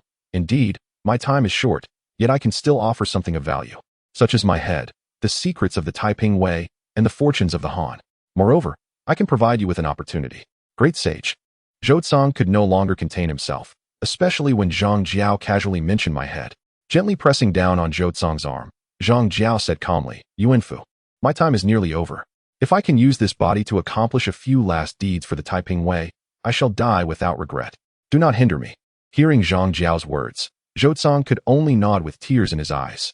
58. The agreement observing Jeang Xiao, who appeared serene and had cast aside all thoughts of life and death. Elbu's eyes revealed a glimmer of admiration. As a time traveler, he possesses the unique ability to view issues from a more detached perspective. Undoubtedly, Jeang Xiao can be regarded as a remarkable figure of his time. However, there is something peculiar about Elbu. With Jeang Xiao now before him, he inquired directly. During our last encounter, I found it rather strange. Logically, with the resurgence of the spiritual energy of heaven and earth, individuals like us should have extended lifespans. Yet, you appear to be on the brink of exhaustion. With your lifespan dwindling, I am eager to understand how you have fallen to such a state. Jeang Xiao had come to negotiate with Elbu, so there was little to conceal regarding his predicament. In response to Elbu's curiosity, he elucidated, the fate of the Han dynasty still endures, and the Taiping Dao struggles to gain a foothold. If unforeseen circumstances do not arise, the Taiping Dao requires considerable time to develop before it poses a threat to the Han. However, with the secrets of the Tang and Zhou leaking, the situation is on the verge of eruption. In my quest to secure a glimmer of hope for the Taiping Dao, I utilized the esoteric methods recorded in the sacred texts of Taiping to transfer my personal fortune to that of the Taiping Dao. In losing my fortune, my lifespan diminishes as well. Furthermore, this method is inherently a defiance of the heavens, which shortens life. Thus, my remaining days are indeed few. Listening to Jeang Xiao's explanation, Elbu couldn't help but be astonished. After the resurgence of spiritual energy, many phenomena had indeed transcended scientific explanation. The capacity to transfer something as ethereal as fortune was remarkable. Nevertheless, Jeang Xiao's ability to accomplish such feats piqued Elbu's interest in his intentions. He candidly remarked, it appears that your capabilities extend beyond my initial assumptions. Speak plainly. What can you offer me, and what do you desire in return? If it aligns with my interests, I would not be opposed to such a transaction. Upon hearing Elbu's proposition, a flush of unusual color graced Jeang Xiao's face. He smiled. That is splendid. With my imminent demise, I perceive more than ever before. I sense that if I were to perish, although the Taiping Dao's yellow turbans might rise through the remnants of my fortune, they would ultimately be suppressed and reduced to the dust of history. Having witnessed this, I am compelled to alter the course. All things must break to be rebuilt. Rather than allowing the Taiping Dao's yellow turbans to languish on the remnants of my fortune until obliteration, I prefer to make a desperate stand, perhaps securing a sliver of hope for them. This endeavor will also benefit you. Elaborate, Elbu replied noncommittally. I wish to expend my final life and the fortune of the Taiping Dao to deplete the Han dynasty's remaining vitality, hastening the arrival of chaos. If the order of the Han court persists, the Taiping Dao's yellow turbans will face no chance of survival. However, should the world descend into turmoil, the yellow turbans would find a sliver of opportunity. The Han is already gravely ill. Each day it endures inflicts greater harm upon the common populace. I aim to escort it on its final journey, a conclusion I believe you would also welcome. Jeang Xiao's invocation of fortune and other mystical concepts left Elbu feeling somewhat overwhelmed. However, Jeang Xiao's mention of the Taiping Dao and the yellow turbans still holds several opportunities for resurgence, though ultimately they have all been suppressed, which has led to an increase in Elbu's trust in him. In Elbu's recollection, after the Yellow Turban Rebellion, there were indeed sporadic uprisings by remnants of the Yellow Turbans, some of which gained considerable momentum, but in the end, they were quelled or pacified. From this perspective, Jeang Xiao does not seem to be deceiving him. Furthermore, if Jeang Xiao could indeed push the waning Han dynasty toward its grave, Elbu would find great satisfaction in such an outcome. Amidst the chaos of the world, where would they find the space to manifest their ambitions? Nonetheless, Elbu does not believe that Jeang Xiao's actions are motivated by concern for him. He stated, "You are striving desperately for the survival of the Taiping Dao, and even if it benefits me, that is merely a secondary outcome. If all you can offer me is this, I believe there is no need to continue our discussion." Upon hearing this, Jeang Xiao chuckled softly. That is certainly not the case. Exhausting the last breaths of the Han is a task I must accomplish regardless. Beyond that, my head, along with the essential texts of the Taiping Dao, should still hold some value, would it not? The essential texts are akin to celestial scriptures. Their origins remain a mystery. When they first emerged, I exerted considerable effort to obtain them from Nanhua and Yuji. Now that my time is drawing near, retaining them serves little purpose, and I can offer them to you. As for my head, should chaos reign, the court will undoubtedly seek to pacify the realm, and my head would symbolize immense merit. If you can procure it, the court will surely reward you handsomely, if only to gain the trust of the people. This is my sincerity. If you can accept it, I can also provide you with an additional opportunity. The temptation was indeed hard to resist. Elbu remarked, however, "For such a significant price, what is it that you wish for me to do?" "You are the variable," Jeang Xiao replied. "Though I have chosen to fight to the death, I cannot predict the future of the Taiping Dao. However, if I can truly secure a chance for the Taiping Dao, that chance will certainly be linked to you, the variable. I do not require you to act with intention, I merely wish for your promise. Should an opportunity arise in the future, I hope you will allow the Taiping Dao a path to survival, whether for your own use or otherwise." It sounded quite advantageous. Elbu countered, "But if I were to present your head as a trophy, how would the Taiping Dao ever align with me?"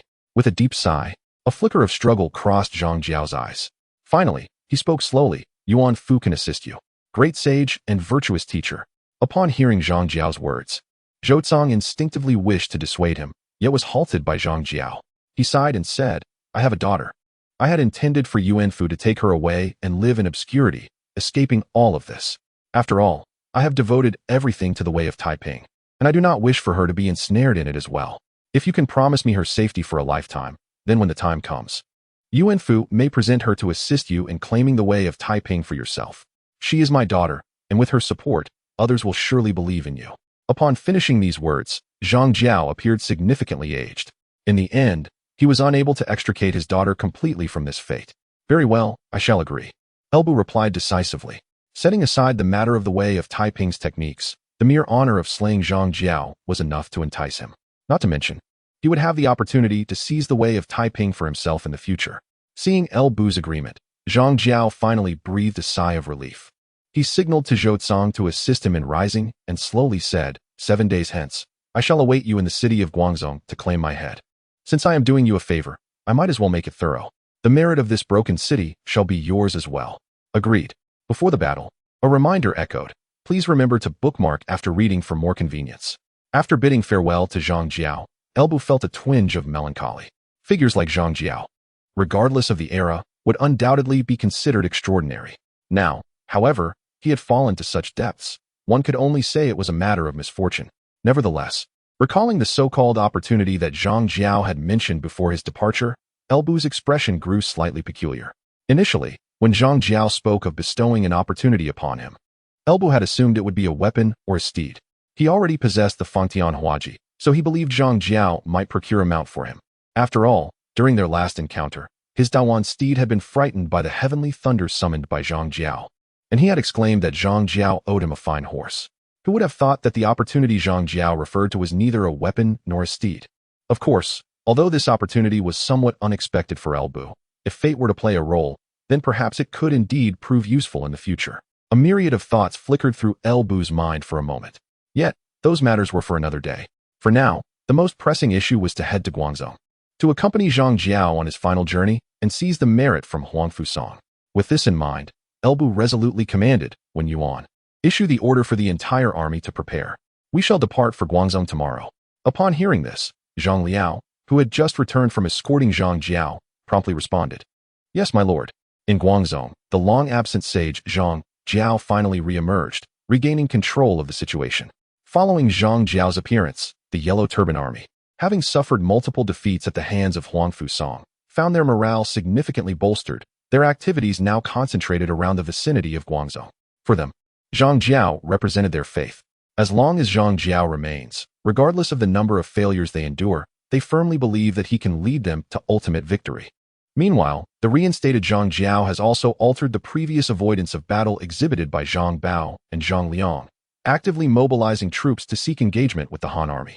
In light of this situation, Huang Fuong, who was prepared to achieve a decisive victory in Guangzhou, had no reason to retreat. Thus, within a mere few days, numerous skirmishes erupted between the Han army and the Yellow Turban forces. Perhaps due to Zhang Jiao's resurgence, the previously retreating Yellow Turban army was invigorated, fiercely battling the Han forces with remarkable tenacity. Furthermore, as clashes continued, both sides were incessantly repositioning their troops, indicating a looming decisive confrontation. As the Han and Yellow Turban forces engaged in tentative skirmishes, Elbu quietly arrived with the Bingzhou army to the north of Guangzhou, patiently awaiting an opportunity. In the council chamber of Guangzhou, Zhang Jiao occupied the principal seat, surrounded by Zhang Bao, Zhang Liang, Zhang Jiao, Zhang Baiqi, and numerous other Yellow Turban leaders. At this moment, Zhang Jiao radiated vitality, entirely devoid of any semblance of weakness, as if the exhausted figure of before was an entirely different person. He gradually surveyed the hall and spoke. Tomorrow, we shall engage the Han army in battle outside the city. Second brother, the Yellow Turban warriors shall be under your command. Upon hearing this, Zhang Bao momentarily froze. What about you, elder brother?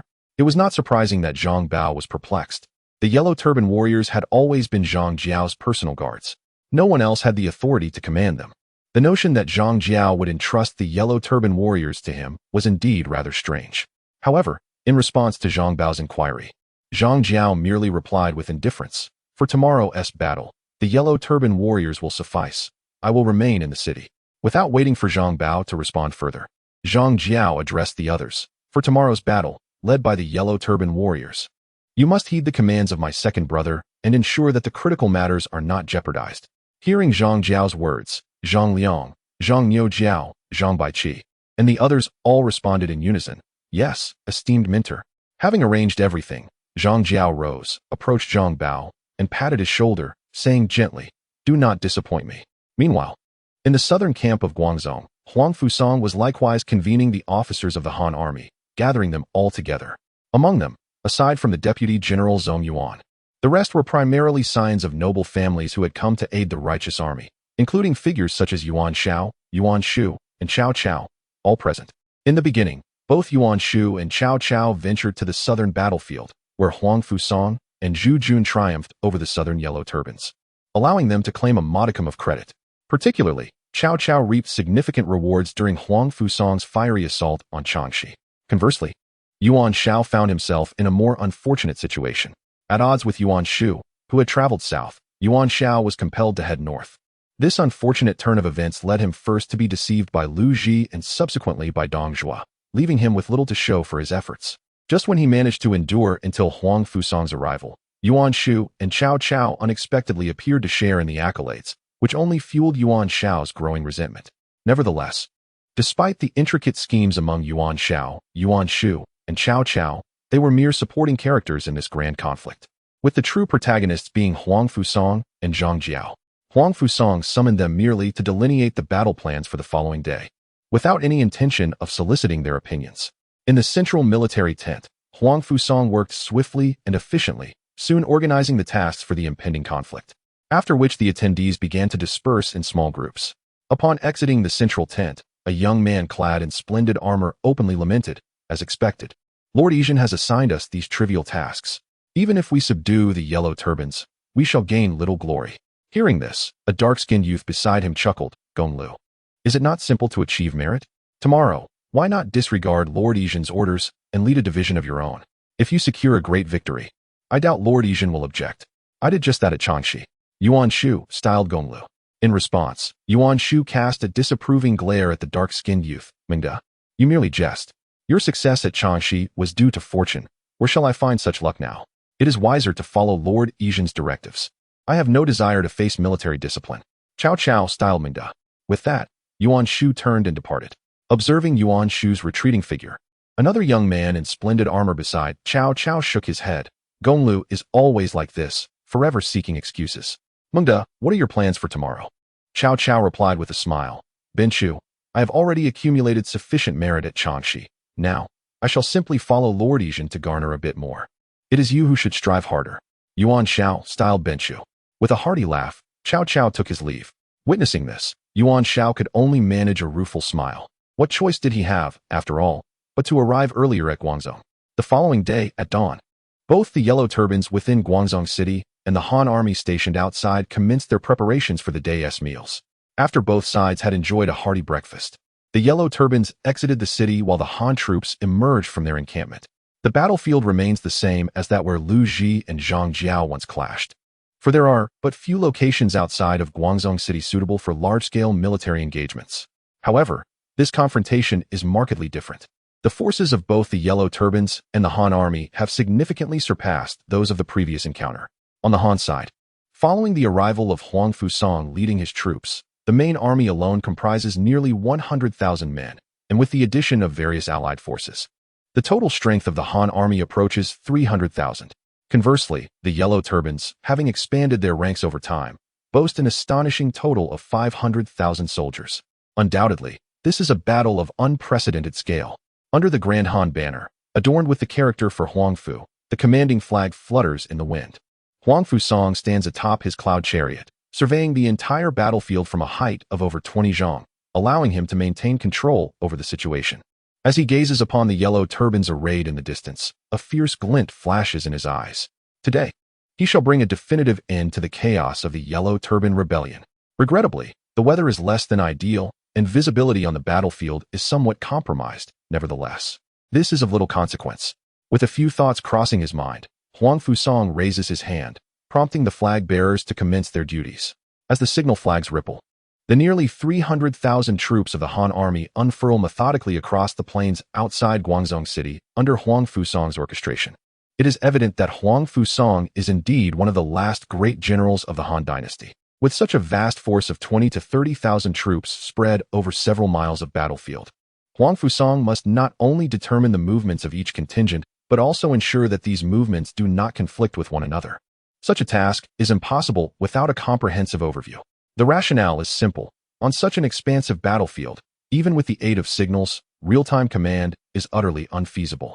Therefore, to achieve the effect of real-time command, one must engage in preemptive command, issuing orders before events unfold so that they are conveyed precisely when needed.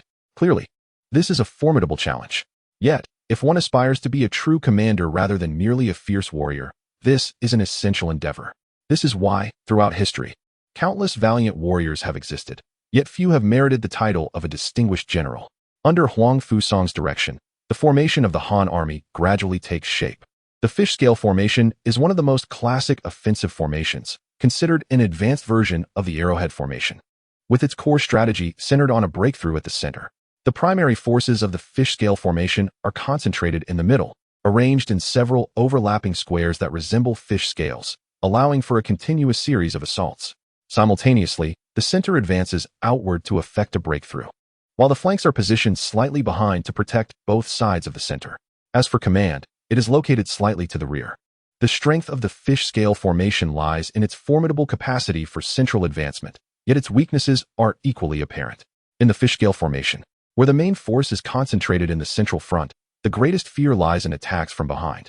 This trepidation arises not only from the vulnerability of the rear, but also due to the commander's position being situated there. However, the Han army now faces the immobile yellow turbans, who are incapable of deploying cavalry to launch a surprise attack from the rear. Thus, the fish-scale formation devised by Huang Fuong under such circumstances can be deemed near perfection. Moreover, with fewer than 300,000 Han troops engaging 50,000 yellow turbans, Huang Fuong's confidence in this battle is evident. Outside Guangzhou City, in stark contrast to the Han army, the formation of the yellow turbans appears simplistic, squares upon squares. This disparity is not solely attributed to the difference in troop quality, but more so to the absence of a commanding figure akin to Huang Fuong among the yellow turbans. Given the capabilities of Xianbei and Zhang Liang, merely managing these squares is already commendable. It can be stated without hesitation that disregarding other factors, the command level alone renders this battle exceedingly lopsided. Nevertheless, the yellow turbans have no retreat to contemplate. Upon the cloud chariot, Huang Fuong gazes indifferently at the opposing yellow turbans, who have formed their rudimentary squares, and with a mere wave of his hand, the resounding war drums echo through the Han ranks, signaling the advance of the entire formation. As the Han army progresses, ethereal streams of light, reminiscent of drifting clouds, gradually materialize around them, enveloping all Han soldiers within. This scene had previously manifested among the yellow turbans during Jeang Xiao's victory over Lu Ji. However, it was only achievable due to the presence of the yellow turban warriors, who served as a binding force. In contrast, for Huang Fuong, any army under his command can attain the same effect, as this is the essence of military prowess in the era of spiritual revival, a manifestation of military spirit. It is precisely this military spirit that allows an ordinary army to possess the capability to contend with the mightiest of generals. Within the ranks of the yellow turbans, beneath the banner of General Digong, Xianbei, among the yellow turban warriors, gazes in astonishment at the radiant glow emanating from the Han army. Due to his affiliation with the yellow turban warriors, he comprehends the implications of such a phenomenon. The yellow turbans can achieve this effect precisely because of the yellow turban warriors' existence. In comparison, Lu Ji, in his prime, could only muster a mere 30,000 elite troops of the northern Han army to create such a spectacle. Yet this time, Huang Fuong has enabled all Han soldiers to reach this extraordinary state. With no time to ponder how Huang Fuong accomplished this, Xianbei bellows, "Yellow turban warriors." Without further prompting, the yellow turban warriors, who have followed Jeang Xiao into battle, respond in unison. Over 4,000 yellow turban warriors surge forward, their battle cry echoing from the depths of their souls. The heavens have perished. The yellow sky shall rise.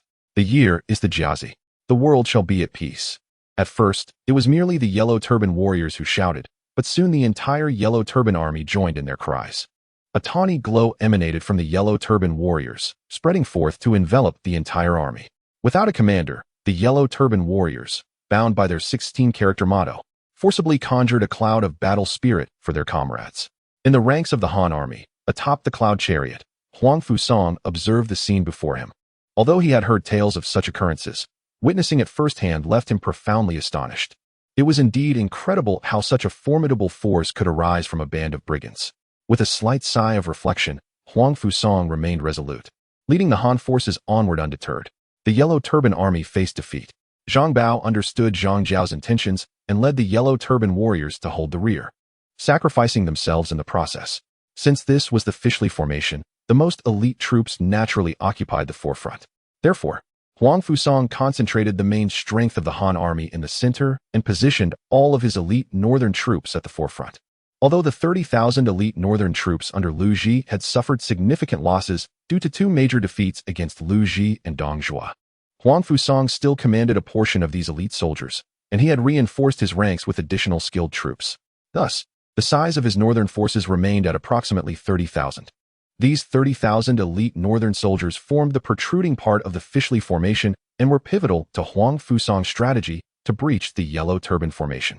Opposing them were the yellow turban warriors. Initially, the yellow turban formation consisted of countless squares forming a massive array, but with the reunion of the yellow turban warriors, their square naturally protruded, transforming the formation into a formidable spearhead led by the yellow turban warriors. Consequently, the spearhead formation faced the Fischli formation, akin to the tip of a needle against a grain of wheat. After a rain of arrows, it was the most elite troops on both sides that first engaged in close combat. In an instant, many soldiers from both sides fell. Yet it was evident that the casualties among the northern soldiers far exceeded those of the yellow turban warriors. However, despite the mere 4,000 yellow turban warriors, the northern troops held a significant numerical advantage, allowing reinforcements to surge forth and secure the battle line. As the spearhead of the yellow turban warriors clashed with the northern soldiers, the battle lines on both flanks soon met. This confrontation favored the Han army, as the mixed elite core of Han forces and righteous soldiers clearly outmatched the yellow turban army in terms of troop quality and equipment.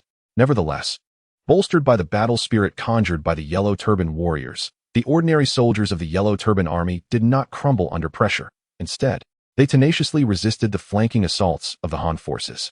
In this peculiar circumstance, a strange phenomenon emerged on the battlefield. The central army, which Huang Fuong had placed great hopes upon, was firmly suppressed by the yellow turban warriors, while the flanks, initially intended to shield the central forces, unexpectedly gained the upper hand.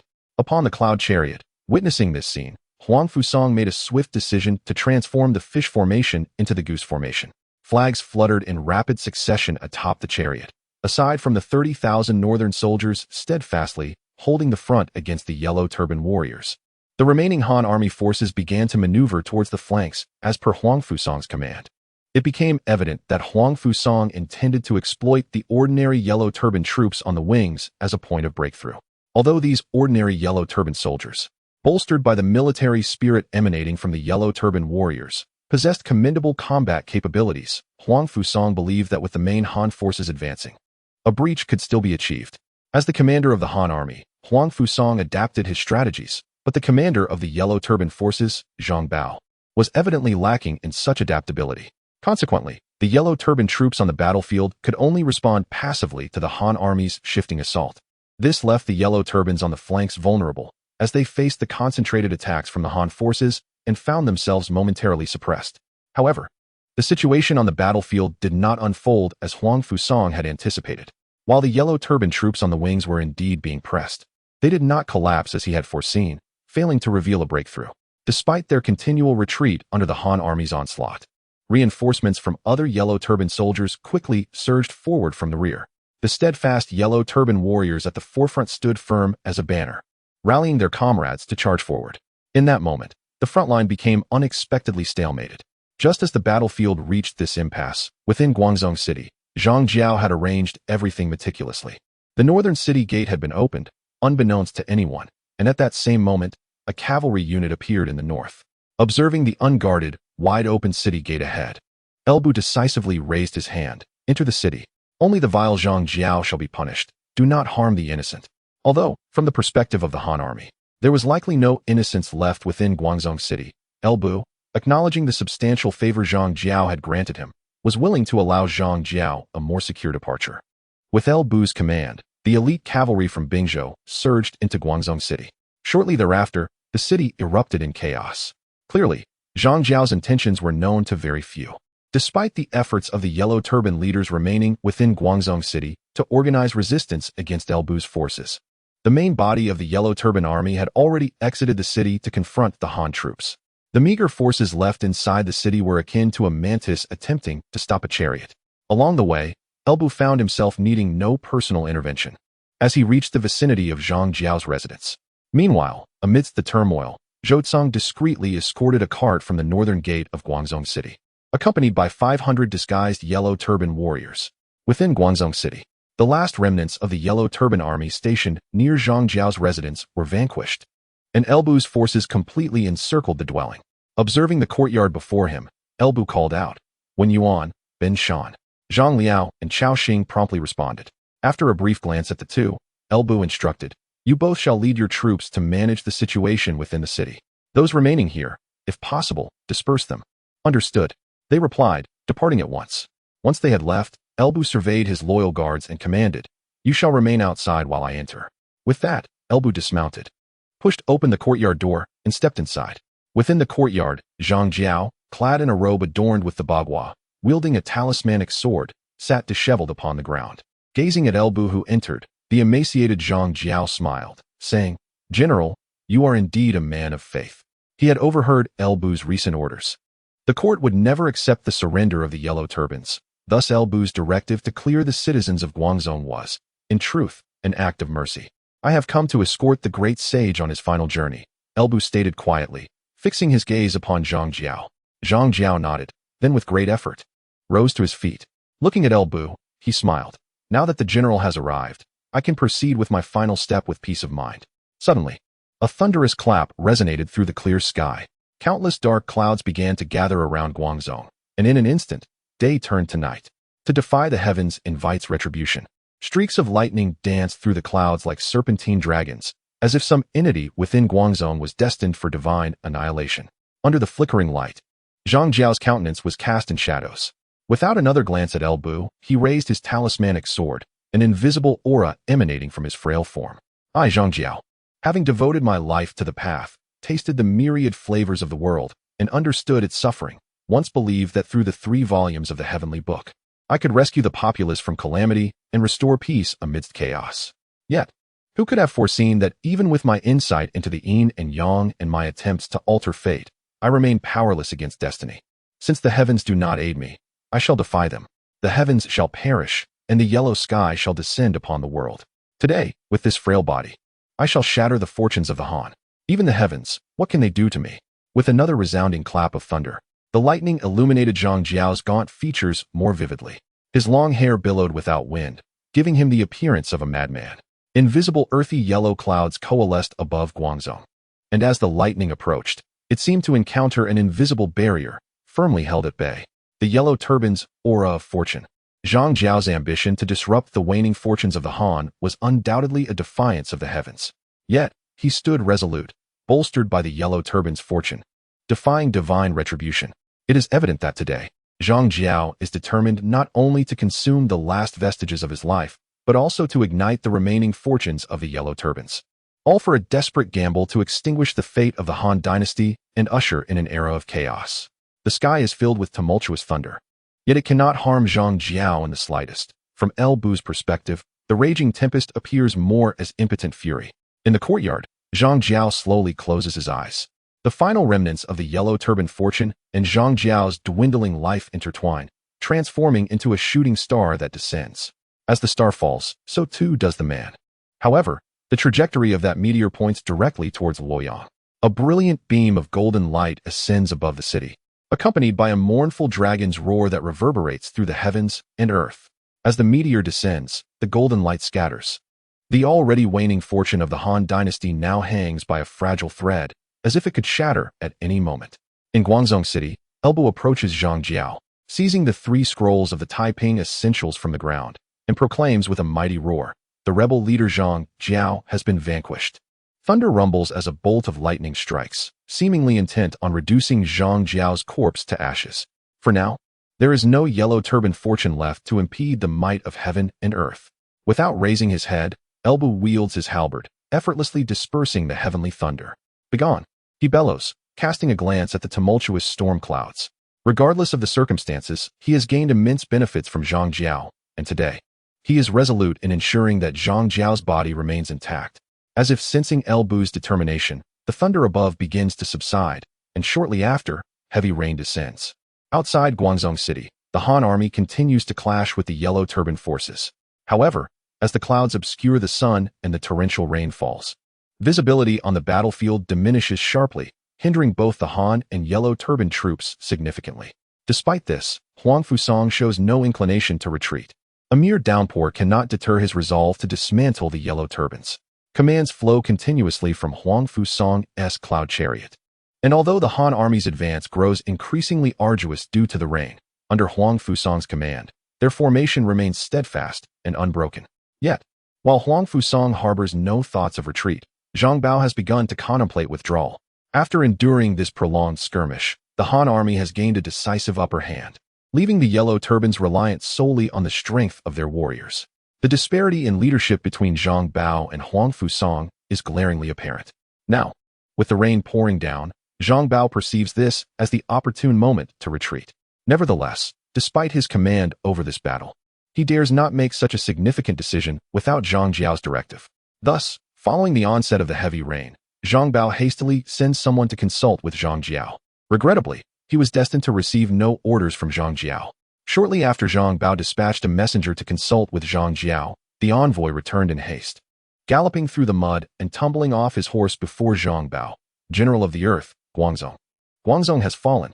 The simplicity of those words thundered in Zhang Bao's ears like a clap of lightning. He had never anticipated such dire news. In the hearts of all within the Taiping Dao, Jeang Xiao was a deity. Even Zhang Bao and Zhang Liang held an unwavering faith in their elder brother. Thus, in Zhang Bao's eyes, Zhang Xiao was invincible, despite Zhang Bao's stronghold in Guangzhou, which should have been impregnable even with the main forces engaged in battle with the Han army. It had now succumbed. For a moment, Zhang Bao found himself engulfed in confusion. One thought consumed his mind.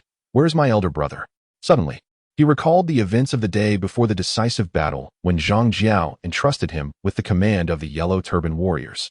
Patting his shoulder and urging him not to disappoint him, Zhang Bao also remembered the preceding period when Zhang Xiao, due to health concerns, had been unable to take charge. Yet on the eve of the battle, he had re-emerged, radiant and showing no signs of frailty.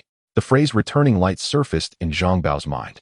In that instant, everything became clear. He comprehended why Guangzong had fallen and why Jeang Xiao had entrusted the yellow turban warriors to him that day, imploring him not to let him down. Jeang Xiao, his elder brother, the esteemed sage of the Taiping Dao, had passed away, clenching his fists so tightly that his nails pierced his palms. Zhang Bao was oblivious to the pain. Then, he almost bellowed his command. Relay the order. The entire army shall retreat under the cover of the heavy rain, leaving Guangzong. Yellow turban warriors, follow me in the rear. As he issued this order, Zhang Bao seemed to glimpse Zhang Jiao smiling at him. Elder brother, I shall not disappoint you. Zhang Bao silently vowed.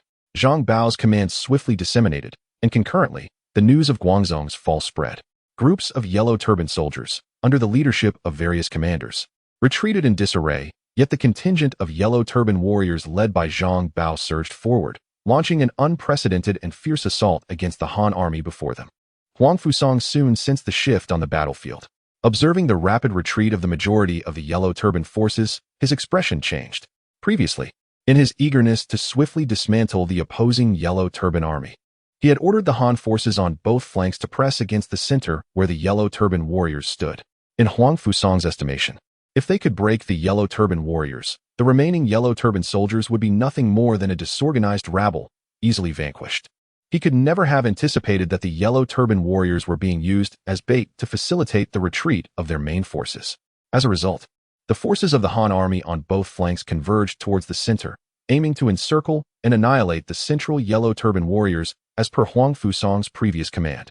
However, this left them with insufficient strength to pursue the retreating yellow turban forces. Orders were dispatched to halt the advance towards the central army and instead focus entirely on pursuing the withdrawing yellow turbans. In that moment, Huang Fuong felt an urge to utter curses. Who was the commander on the opposing side? Could the elite yellow turban warriors simply be abandoned at will? Most importantly, the banner of the opposing commander still flew amongst the yellow turban warriors. Was it even possible for them to act so irrationally? Huang Fuong's response had been swift. Yet, a sudden downpour complicated the troop movements, and coupled with his prior orders to encircle the central yellow turban warriors. By the time his new orders reached the various divisions of the Han army, the yellow turbans had already retreated a considerable distance. In such dim conditions, with heavy rain obscuring visibility, once a gap was created, it became exceedingly difficult to pursue. On the cloud chariot, Huang Fuong struck the railing beside him in frustration. This day had presented the perfect opportunity for him to annihilate the main force of the yellow turbans. Yet it was thwarted by the torrential rain and the enemy's utterly illogical command. Recognizing that further pursuit was impractical and could even lead to an ambush, Huang Fuong could only order the army to cease the chase. Relay my command. Encircle the yellow turban warriors. Not a single one must escape, he declared resolutely, gazing at the thousands of yellow turban warriors fighting to the last. Although the retreat of the main yellow turban forces left Huang Fuong feeling somewhat frustrated, he could still accept that if he could eliminate the yellow turban warriors here, it would be a partial consolation. The battle was finally approaching its conclusion. As news of the fall of Guangzong spread, the retreating main forces of the yellow turbans did not return there, but scattered under the leadership of various commanders. Meanwhile, Huang Fuong learned of Guangzong's capture. To be honest, when Huang Fuong heard that Lu Bu had taken advantage of his confrontation with the main yellow turban forces to not only seize Guangzong, but also slay Zhang Xiao, he felt a twinge of anger. The reason was simple. He had painstakingly organized a major battle, yet had only succeeded in exterminating a contingent of yellow turban warriors, suffering significant losses among the Han forces in the process.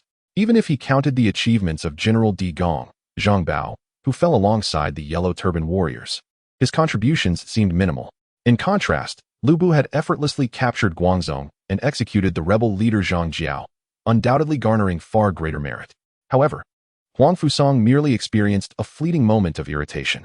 Unlike others who might harbor resentment over Lu Bu's accolades, Huang Fuong was a loyal minister solely dedicated to the Han dynasty. For him, as long as Zhang Xiao, the greatest threat to the Han dynasty, was eliminated, the question of whose merit it was mattered little.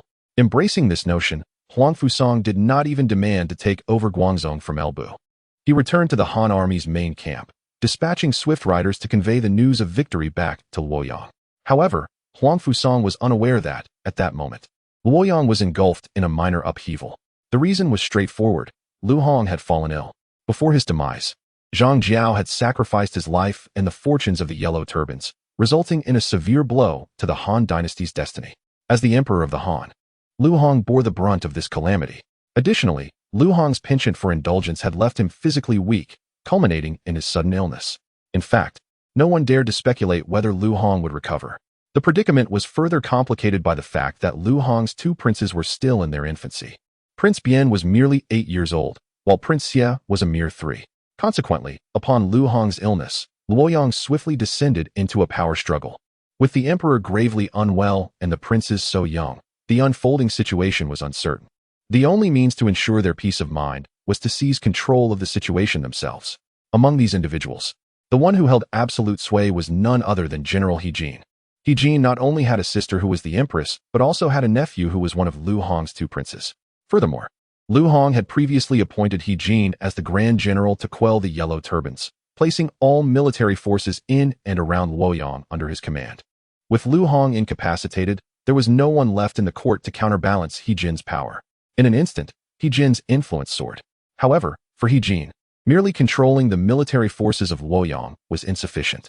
After all, to quell the Yellow Turbans, nearly half of the Han's elite troops had been entrusted to Huang Fuong and Zhu Jun. Should Huang Fuong and Zhu Jun be swayed by others, they could pose a genuine threat to him. With this consideration in mind, He Lian, upon seizing the reins of power, issued 12 imperial edicts as Grand General, commanding Huang Fuong and Zhu Jun to return to the capital alone, while their respective armies were strictly ordered to remain inactive, awaiting new commanders from the court. At the time He Lian issued this command, he was oblivious to the fact that Guangzhong had already fallen and Jeang Xiao had been vanquished. In other words, in the face of the power struggle, even the monumental task of quelling the rebellion was secondary in He Lian's eyes. Thus, a rather ludicrous situation unfolded in Guangzhou. Just after Huang Fuong had defeated the main forces of the Yellow Turbans and sent a messenger to Luoyang to report his triumph, the order from He Lian arrived at the army. In essence, despite having recently achieved a great victory, Huang Fuong not only received no rewards, but was also stripped of his military authority and ordered to return to the capital shortly. It can be said that, aside from not being escorted back, Huang Fuong's treatment was not markedly different from that of the defeated Lu Ji and Dong Zhuo. Frankly speaking, had another individual been subjected to such treatment, they might have erupted in protest.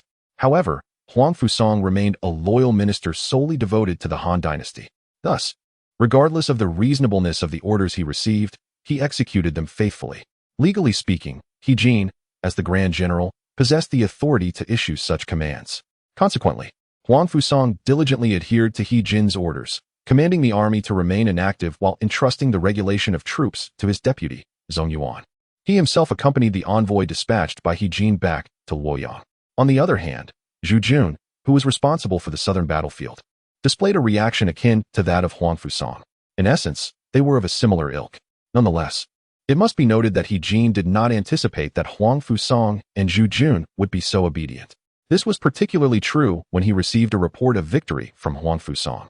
Upon learning that Huang Fuong had just defeated the main forces of the Yellow Turban Army and intended to pursue and expand upon his success, He Lian felt a twinge of concern that the envoy he sent might be met with hostility from Huang Fuong.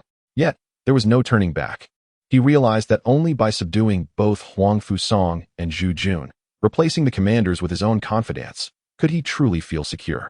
As for how to manage Huang Fuong and Zhu Jun, He Lian had begun to formulate some thoughts upon reviewing the battle report. While it was unwise to act against those who had rendered great service, the report indicated that though Huang Fuong had defeated the main forces of the Yellow Turbans, it was the governor of Wuyuan, Elbu, who had breached Guangzhou and executed the rebel leader, Jeang Xiao. Therefore, by amplifying Elbu's contributions in this battle while diminishing Huang Fuong's influence, He Lian could find it considerably easier to deal with Huang Fuong later. Of course, this notion was not solely derived from the battle report, as He Lian recalled that Elbu's subordinate, Jiao Wenhe, had been notably generous in his dealings. The adage rings true, money makes the world go round, a principle particularly applicable in the court of the Han dynasty. As the saying goes, what the superior does, the subordinate follows. The Emperor Lu Hong led the way in selling offices and titles, hence it is no wonder that the officials below would also covet wealth. The only difference was that Lu Hong's greed was somewhat more pronounced, while theirs was comparatively subdued. Among them, Grand General He Lian was, naturally, the most avaricious aside from Lu Hong. Upon arriving in Luoyang per Elbu's instructions, Jia Xu did not spare any expense in greasing palms, funneling money not only to the 10 regular attendants, but also generously to He Lian. Thus, Elbu left a favorable impression on He Lian. It can be said that had it not been for Jia Xu's networking, Elbu would merely be a border prefect, and He Lian would hardly have recognized him. Now, as He Lian sought ways to suppress Huang Fuong, Elbu, who had also achieved significant merit in Guangzhou and was known for his lavish expenditures, naturally captured his attention. However, all of this remains unknown to Elbu, who currently finds himself in Guangzhou, preoccupied with amassing wealth. Once impoverished, he had relied on the court and Dingyuan to provide provisions for his troops. The reason Jia Xu could venture to Luoyang with substantial funds was not solely due to the generous sponsorship of 20 million coins from Dongjua, but also because Elbu had plundered numerous caravans transporting riches for the Yellow Turbans. The question arises, Elbu previously amassed a fortune merely by robbing the Yellow Turbans' convoys. Yet now he has directly seized Guangzhou. The main forces of the Yellow Turbans, having engaged in battle with the Han army outside the city, were utterly routed and scattered, leaving no opportunity to transport the wealth accumulated within Guangzhou. Most crucially, Huang Fuong had been summoned back to Luoyang by He Lian, leaving no one in the Bingzhou battlefield qualified to contest Elbu for the spoils. Thus, Elbu's fortune was solidified. Preliminary and incomplete calculations suggest that the wealth plundered from the aristocratic families by the Yellow Turbans within Guangzhou could rival the annual tax revenue of the Eastern Han Court, over 6 billion coins. This figure does not even account for the grain and provisions stockpiled by the Yellow Turbans in the city. It is reasonable to assert that no one could remain indifferent in the face of such wealth. Not even Elbu could do so. If he could transport this bounty back to Wuyuan County, he would be capable of sustaining an army of tens of thousands, even if the court and Dingyuan ceased their supply of provisions. Consequently, during this period, Elbu focused solely on recruiting laborers to transport the grain and wealth. It must be said that Jeang Xiao was exceedingly generous. Elbu initially believed he had received ample support, yet he was astonished to discover such a magnificent surprise awaiting him within Guangzhou. It could be stated without reservation that in comparison to this wealth, Elbu felt that his contributions were of little consequence. The transportation of grain and wealth continued for several days. During this time, Elbu received word from Jia Xu, relayed from Luoyang. Among the most significant news was the grave illness of Emperor Lu Hong, with General He Lian seizing control of the government. Furthermore, Jia Xu informed Elbu that He Lian intended to undermine Huang Fuong, asserting that as long as sufficient funds were provided, the credit for the victory at Guangzhou would be Elbu's. In response, the affluent Elbu promptly conveyed his willingness to provide whatever financial support was necessary. Stating that money was no object, he encouraged he to spend freely, promising to send additional billions if needed. The prospect of Jia Xu enriching himself did not even cross Elbu's mind. After all, wasn't Jia Xu worth several billion? However, Elbu ultimately could not transport all the wealth and provisions from Guangzhou, as He Lian's trusted confidant, Wu Kuang, had already arrived to take command of the army. There is no way around it. The wealth within Guangzhou City is manageable, as it is relatively easy to transport.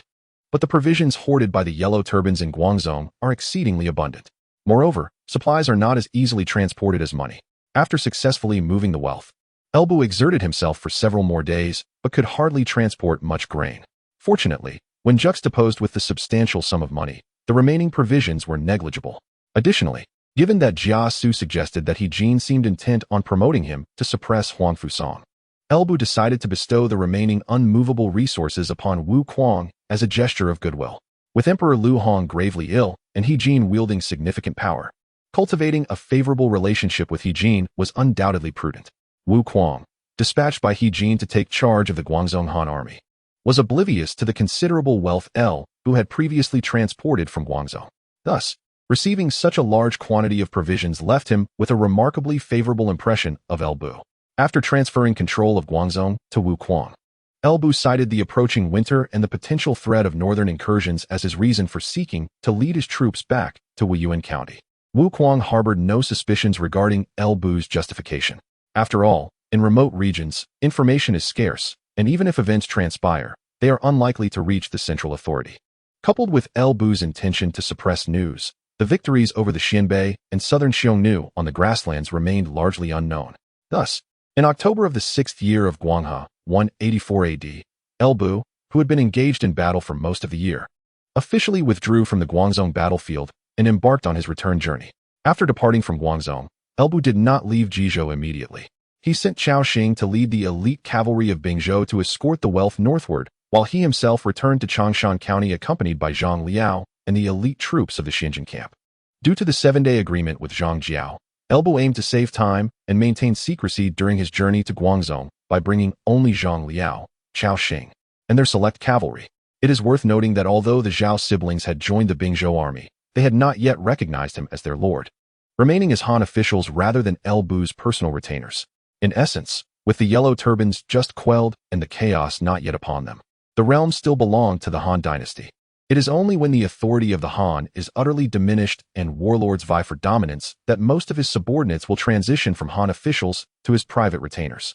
Therefore, to avoid any semblance of impropriety, Elbu had previously left the Zhao siblings and the 500 newly recruited foot soldiers from the Yellow Turbans in the Bingzhou Army's camp at Changshan County.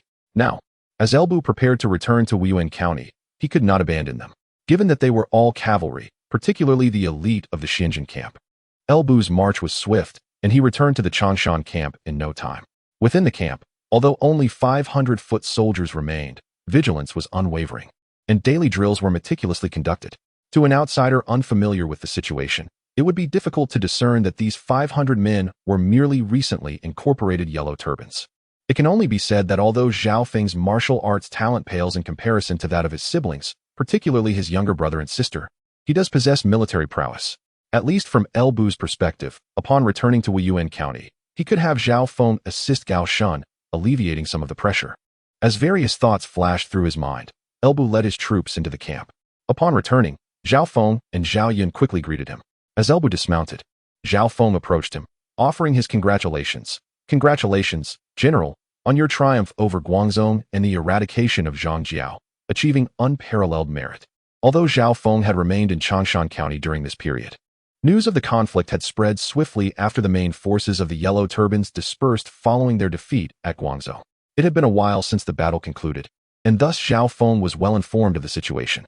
Listening to Zhao Feng's commendation and glancing at Zhao Yun, who stood behind him, Elbu smiled and replied, "Eliminating traitors for the nation is our duty. It cannot be deemed a remarkable achievement. However, it is now October, and with the Guangzhou conflict resolved, I shall return to Wuyuan County. If there are no objections, you may accompany me." Upon hearing this, admiration flickered in Zhao Yun's eyes. At his age, filled with youthful aspirations, Elbu's nonchalant delivery of such imposing words easily captured his heart, especially since Elbu was a far superior warrior. It can be said without reservation that at this moment, Elbu was Zhao Yun's idol. His current ambition was to become a man like Elbu. In contrast to Zhao Yun, Zhao Feng exhibited a greater sense of rationality. Nonetheless, this did not diminish his admiration for Elbu. Thus, in response to Elbu's invitation, Zhao Feng readily clasped his fists and said, "General, you are a hero of our time. It is our fortune that you hold us in such regard. We are willing to follow you." Elbu patted Zhao Feng on the shoulder, refraining from any further sentimental remarks. He directly commanded, "Issue an order for the soldiers to rest for the night. We shall break camp tomorrow morning. I have already led my troops ahead. Your men are infantry and must expedite preparations." "Understood." Zhao Feng replied affirmatively, earning a satisfied nod from Elbu. Turning his gaze to Zhao Yun, he said, "Zilong, it is still early. Come, let me see if you have made any progress during this time. Wuyuan, you should join us as well." Upon hearing Elbu's words, both Zhao Yun and Zhang Liao donned expressions of trepidation. While the guidance from such a formidable figure was undoubtedly beneficial, they were not eager to endure a rigorous training session. Why could they not simply engage in verbal sparring instead of resorting to physical exertion? Nevertheless, regardless of their thoughts, they had no choice but to follow Elbu towards the training grounds. The subsequent scenes were too gruesome to recount, so we shall omit them for now. After engaging in some physical activity, Elbu decided to spare Zhao Yun and Zhang Liao. It must be noted that the 16-year-old Zhang Liao and the 17-year-old Zhao Yun were still quite young. Although their martial skills might appear impressive to the casual observer, they were merely a means for Elbu to stretch his limbs, barely prompting him to take them seriously. Setting aside Zhang Liao's talents that extended beyond mere martial prowess, Elbu resolved to diligently train Zhao Yun to expedite his development into a suitable sparring partner. In truth, had Zhao Yun not been a girl, it would have been advantageous to include her in the training. After all, being only a year younger than Zhao Yun and of the same age as Zhang Liao, Zhao Yu possessed comparable strength, making her a potential candidate for a sparring partner. Unfortunately, Elbu refrained from striking women, thus rendering this notion moot. Shortly after Elbu departed from the training grounds, a bruised and battered Zhao Yun and Zhang Liao emerged, leaning on each other for support. They exchanged glances filled with mutual understanding and shared suffering, both managing a wry smile. Ultimately, it was Zhang Liao who broke the silence. "Let us go. It is nearly time for a meal. After enduring such a beating, we must not neglect the proper feast." In response, Zhao Yun followed Zhang Liao towards the dining area. Quipping, "It seems you are quite experienced in such matters." Zhang Liao chuckled without further comment. Indeed, despite his martial skills being inferior to Zhao Yun's, Elbu showed little regard for such distinctions when hungry. Before encountering Zhao Yun, he had also endured his fair share of training under Elbu's demanding regimen. It must be said that shared hardships can forge stronger bonds, as was evident in the newfound camaraderie between Zhao Yun and Zhang Liao after enduring several rounds of Elbu's rigorous training. Thus, the group rested at the camp in Changshan for a night. At the break of dawn the following day, they set about preparing food, fortifying themselves before embarking on their journey towards Wuyuan County. Due to the presence of the Taihang Mountains, the most convenient route from Changshan County to Wuyuan County was to head north, entering Yanmen County, and then traversing through Yuncheng County into Wuyuan. However, after breaking camp, Elbu had no intention of proceeding northward. Instead, he began to march eastward. Observing this development, Huang Fuong, who had been commanding 500-foot soldiers at the rear, hastily rode up to Elbu. Upon reaching Elbu's side, Huang Fuong clasped his fists in salute and inquired, "General, are we not heading in the wrong direction?" The army of Bingzhou was stationed near Zhending in Changshan County, and to return to Wuyuan County, they should be traveling northward, even slightly westward. What could possibly justify their eastward march? Hearing Zhao Feng's question, both Zhang Liao and Zhao Yun, who were riding beside Elbu, turned their attention to him, having noted the same discrepancy, but refraining from voicing their concerns. Now that Zhao Feng has posed this question, he is equally curious about why Elbu intends to head east. After all, journeying east from Zhending leads directly to the territory of the state of Zhongshan. Beyond Zhongshan, to the north lies the domain of Yuzhou, rather than Bingzhou. In response to Zhao Feng's inquiry, Elbu candidly explained, "I have a matter to attend to in the state of Zhongshan. Once I return to Wuyuan County, it will be inconvenient for me to visit again, so I must take care of this now to avoid future complications." Upon hearing Elbu's words, Zhao Feng ceased to inquire further. His only concern was to ascertain that Elbu was not misdirected. As for Elbu's intentions, that was his own affair. Zhao Feng needed only to execute Elbu's commands. After bowing respectfully to Elbu, Zhao Feng returned to lead the 500 soldiers. Once Zhao Feng departed, Elbu remained on horseback, lost in contemplation. His journey to Zhongshan was not for trivial reasons. It was to pursue the opportunities spoken of by Jeang Xiao. To be frank, Elbu had not initially planned to address this matter so soon, as the Han dynasty's rule was expected to endure for several more years, and the realm was not yet on the brink of chaos. Under such circumstances, this opportunity seemed temporarily superfluous. However, news from Luoyang indicated that Lu Hong was gravely ill, and considering Zhang Jiao's prior actions, Elbu had ample reason to believe that turmoil might be imminent. In light of this, he resolved to adapt to the situation and resolve this issue proactively. From Zhending County, heading eastward and crossing Jimen County, one reaches the borders of the state of Zhongshan. Upon entering Zhongshan, the nearest county town is Wujixian, which is also Elbu's destination. Although Wujixian is not the capital of Zhongshan, it is a renowned county within the state, primarily due to the illustrious merchant family known as the Zhen clan of Wujixian. Elbu's visit to Wujixian is specifically aimed at the Zhen family because the opportunity bestowed upon him by Zhang Jiao pertains to them.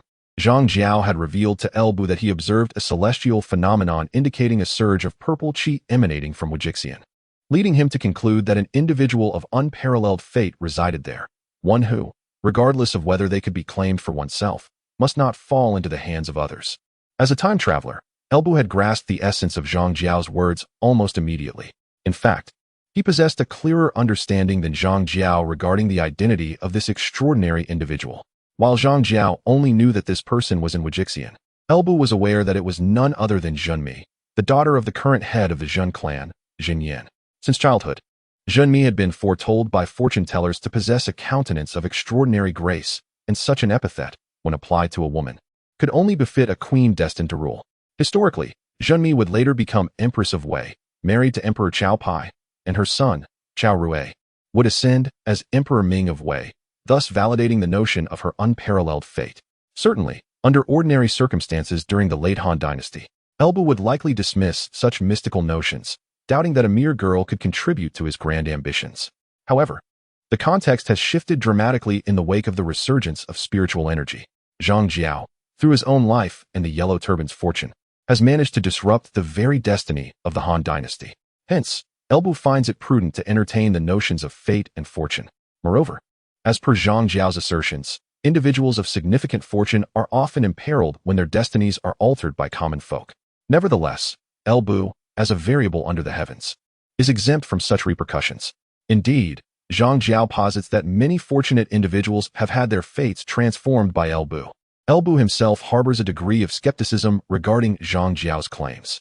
After all, he has altered the fates of numerous individuals, the first being Liu Bao, whom he castrated, thereby preventing him from bringing harm to Kai Xiaoji. This act not only shifted Liu Bao's destiny, but also altered that of Kai Xiaoji.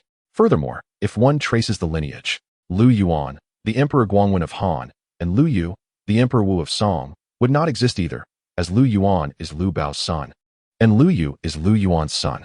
Additionally, there is the matter of Liu Bei, Guan Yu, and Zhang Fei. The destruction of Cheng Yuanji's Yellow Turban army eradicated their initial achievements, inevitably influencing the trajectory of these three brothers. Not to mention, with Jeang Xiao's demise, Elbu has yet to hear of any notable accomplishments from Liu Bei, Guan Yu, or Zhang Fei. Other figures, such as Zhao Yun, Jia Xu, Zhang Liao, and Gao Shun, have also seen their destinies inexorably altered by his actions. Thus, according to Jeang Xiao's reasoning, Elbu's interference with so many fates should have significantly enhanced his own fortune. Yet, in reality, Elbu feels no such change. What, after all, is fortune? As for the usefulness of the Fangtian Huaji he wields, nonetheless, since Jeang Xiao has assured him of immunity from backlash, it seems wise to explore this seemingly harmless endeavor. Most crucially, the Wujijin clan represents a formidable commercial power. Even setting aside Jinmi, their value is substantial. Firstly, consider the realm of commerce. Elbu acquired immense wealth from the Yellow Turban raids in Guangzhou, yet Wuyuan County is a remote and harsh locale where spending such riches proves futile. Therefore, if Elbu wishes to convert this wealth into necessary resources, collaboration with a prominent merchant is an inevitable course of action. The Wujijin clan, being one of the foremost commercial entities and relatively close to Bingzhou, naturally stands out as his preferred partner. Moreover, Elbu, anchored in Bingzhou, recognized that if he aspired to expand into the heart of the Central Plains, then Jizhou would be his foremost target. The Wujijin clan, a prominent family in Jizhou, could offer immense assistance if he could establish a rapport with them. Ultimately, although Elbu was not particularly swayed by notions of fate or fortune, nor did he believe that Zhenmi could genuinely aid him, the name Zhenmi held an undeniable allure for a man, especially a time traveler. Even if she bore no tangible benefit, having her as a symbol of good fortune would suffice. To put it plainly, in traversing the three kingdoms, who wouldn't desire to collect treasures, be they renowned generals or exquisite beauties? Naturally, Elbu initially intended to postpone these endeavors for several years. After all, the realm had yet to descend into chaos, and it was not a time for reckless abandon. Furthermore, Zhenmi was still quite young. Even if she were to be entrusted to him, he would need to nurture her gradually. It would be wiser to allow the Zhan family to care for her for a few more years. However, with Lu Hong's illness and He Jin's rise to power, Elbu found his resolve shifting. The letter from Jia Xu subtly conveyed the notion that Lu Hong might not endure much longer. Should Lu Hong pass, with the young prince in his infancy, a great turmoil would be nearly inevitable. Given that this chaotic era might arrive sooner than expected, Elbu recognized the necessity to expedite his preparations. He could only hope that the Wujijin clan would not be ungrateful. With the current turmoil in Jizhou, rife with Yellow Turban rebels, any misstep could lead to dire consequences, and he would be left to mourn the Wujijin clan. Outside Wujixian, despite the Han army's significant victory at the Guangzhou battlefield, the core of the Yellow Turban forces had not been entirely vanquished, and thus the counties of Jizhou remained vigilant. Consequently, as Elbu's contingent approached Wujixian, the local garrison heightened their defenses. However, once Elbu revealed his identity, the misunderstanding dissipated, and both the magistrate Li Ran and the county captain Jeang Xiao personally came forth to welcome him. Elbu had become somewhat of a celebrity in Jizhou. His long journey from Wuyuan County, leading troops to quell unrest and rescue the populace from peril, vanquishing Cheng Yuanji, breaching Guangzhou City, and executing the rebel leader Zhang Xiao. Each of these feats had contributed to his illustrious reputation. It was evident that Elbu's aura shone brightly in these tumultuous times. Under such circumstances, how could Li Ran and Jeang Xiao afford to be remiss? Outside Wujixien, the magistrate Li Ran, upon seeing Elbu approach, hastily bowed and said, I, Li Ran of Wujixien, have the honor of meeting Governor L. May I inquire if there is a matter of importance that has brought you to our county? Should there be anything within my humble capacity to assist, please do not hesitate to speak, and I shall exert my utmost effort. Setting aside Elbu's recent fame, it was essential to note that Elbu held the position of a prefect, while Li Ran was merely a county magistrate, hence his demeanor was one of utmost deference. On horseback, Elbu glanced at Li Ran and remarked indifferently, You are the county magistrate Li, correct? I have come to Wuji County for personal matters, not official business. So I shan't trouble you any further. However, despite Elbu's dismissal, Li Ran, as the local magistrate, felt compelled to ascertain the situation, especially with Elbu arriving with over 1,000 troops. Thus, he cautiously inquired, Might I ask if it would be convenient for you to share your personal matters with me? As the magistrate of Wuji, I may be able to assist you. Upon hearing this, Elbu chuckled lightly and candidly replied, It is nothing of great significance. I have a business transaction to conduct and have heard that the Zhen family in Wuji is renowned across the land, hence my visit. His intention in sharing this information was not to solicit Li Ran's assistance, but rather to signal his intentions to the Zhen family, knowing well the common collusion between local officials and prominent families. Given that the Zhen family was a major clan in Wuji, Elbu found it improbable that Li Ran was unconnected to them. Indeed, upon hearing Elbu's words, Li Ran's demeanor grew more cordial. I see. To be candid, I have some acquaintance with the head of the Zhen family, Zhen Yi, known as Luan. If it pleases you, I could introduce you to him. As Li Ran spoke, a servant behind him stealthily slipped into the city, likely to relay the news. Elbu noticed the servant's furtive movements, but chose not to reveal his awareness. Addressing the enthusiastic Li Ran, Elbu replied, In that case, I must trouble you. He then urged his horse towards the interior of Wuji County, with his elite troops, including the 500 infantry under Huang Fuong, closely following. Witnessing this, Li Ran did not dare to obstruct them. Given that these were the regular forces of the Han army, he deemed it prudent to allow them entry for rest. Thus, Elbu and his retinue entered Wuji County smoothly. Meanwhile, Li Ran mounted his horse and hastily followed. Simultaneously, within the city of Wuji, at the Zhen residence, the servant who had accompanied Li Ran hurriedly made his way to the Zhen family estate. Without delay, he knocked on the door, breathlessly informing the doorman, Quickly, inform the head of the Zhen family that Elbu, the governor of Wuyuan, has entered Wuji County, seeking to conduct business with the Zhen family. Recognizing the servant as one affiliated with Li Ran, the doorman promptly rushed to notify Zhen Yi, the current head of the family. Upon receiving this news, Zhen Yi was left utterly perplexed. The prefect of Wuyuan, Elbu, seeks to engage in commerce? What an intriguing maneuver. Setting aside the considerable distance between Wuyuan County and Wuji County, one must ponder the prevailing societal disdain for merchants. Here stands a dignified prefect, approaching a family of merchants for business dealings? Does El Fengxian not feel he is diminishing his own stature? Nevertheless, amidst the confusion, it must be acknowledged that Elbu is indeed a distinguished prefect, while the Zhen family, despite their ancestral wealth, remains a merchant lineage, albeit once prosperous. Even if their coffers overflow with riches rivaling nations, it does not alter the current lowly status of merchants. Thus, upon Elbu's arrival, Zhen Yi dared not show any hint of negligence. He promptly instructed the household to prepare for the esteemed guest, while he personally awaited Elbu's arrival outside the Zhen residence, accompanied by his two sons, Jin Yin and Jeang Xiao. Meanwhile, upon entering the city, Elbu, guided by Li Ran, made his way directly toward the Zhen estate. From a distance, Elbu spotted Zhen Yi and his sons waiting at the entrance. Observing this, Elbu inwardly nodded, recognizing the Zhen family's understanding of the situation. However, as Zhen Yi beheld Elbu and Li Ran approaching on horseback, more specifically the imposing cavalry of the Xuanjin camp and the 500 infantry behind them, his expression soured considerably. Are you certain you come to engage in business and not to extort us? Yet, faced with the reality of the situation, Zhen Yi dared not show any displeasure toward Elbu. Despite a myriad of thoughts swirling in his mind, he maintained a cordial demeanor and greeted, I am Zhen Yi, head of the Wujixin family. It is an honor to meet you, Prefect L. Your esteemed presence graces our humble abode, truly illuminating our home. I have arranged for modest refreshments to welcome you. I hope you find them satisfactory. Dismounting from his horse, Elbu replied with a smile, You honor me. Zhen family head, my unannounced visit is a bold intrusion. I trust you will not take offense. As Elbu dismounted, The soldiers of the Xuanjin camp followed suit, forming a line alongside the 500 infantry under Zhao Feng's command, which might lead an unknowing observer to believe the Zhen family was being subjected to a raid. Witnessing this spectacle, Zhen Yi's expression became somewhat rigid. Nevertheless, he continued to feign a smile, saying, "What are you saying, Prefect L? Your visit brings me great joy. How could I ever harbor ill feelings? Attendants, prepare food and drink to reward these valiant soldiers of Prefect L." Afterward, Zhen Yi gestured to El Bu, "Please, Prefect L. Step inside. The banquet is ready. We can discuss matters while we dine." Nodding in agreement, El Bu did not decline the invitation and, alongside Zhang Liao, followed Zhen Yi into the residence. Zhao Feng and Zhao Yun remained outside to oversee their troops. Once inside, Zhen Yi observed El Bu striding confidently ahead, entirely oblivious to the decorum expected of a guest, and could not help but pull Li Ran closer, lowering his voice to inquire, "County Magistrate Li, what is the meaning of this?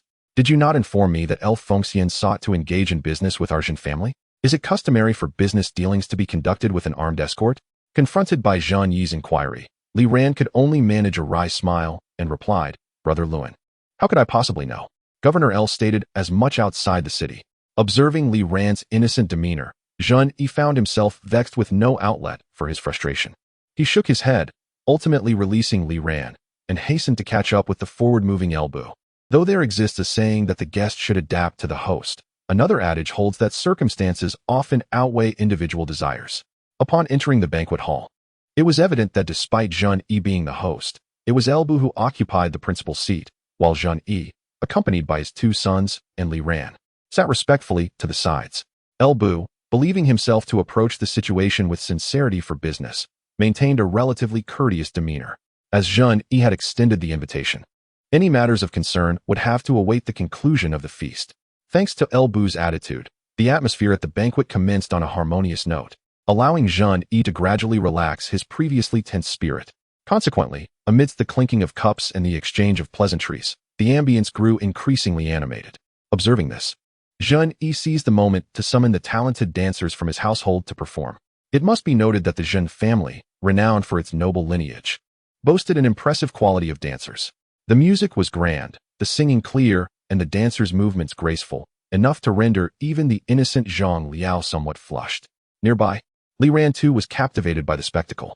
After all, few are granted the privilege of witnessing such an exquisite performance, a testament to Zhen Yi's hospitality, which could be attributed to El Bu's presence. Seeing El Bu and Zhang Liao in high spirits, Zhen Yi suggested, "If Governor L and General Zhang take a fancy to any dancers, feel free to select a couple to attend to you this evening." Upon hearing Zhen Yi's offer, Li Ran's expression turned envious, while Zhang Liao appeared increasingly flustered. However, El Bu calmly waved his hand and said, "There is no rush, Jia Xu.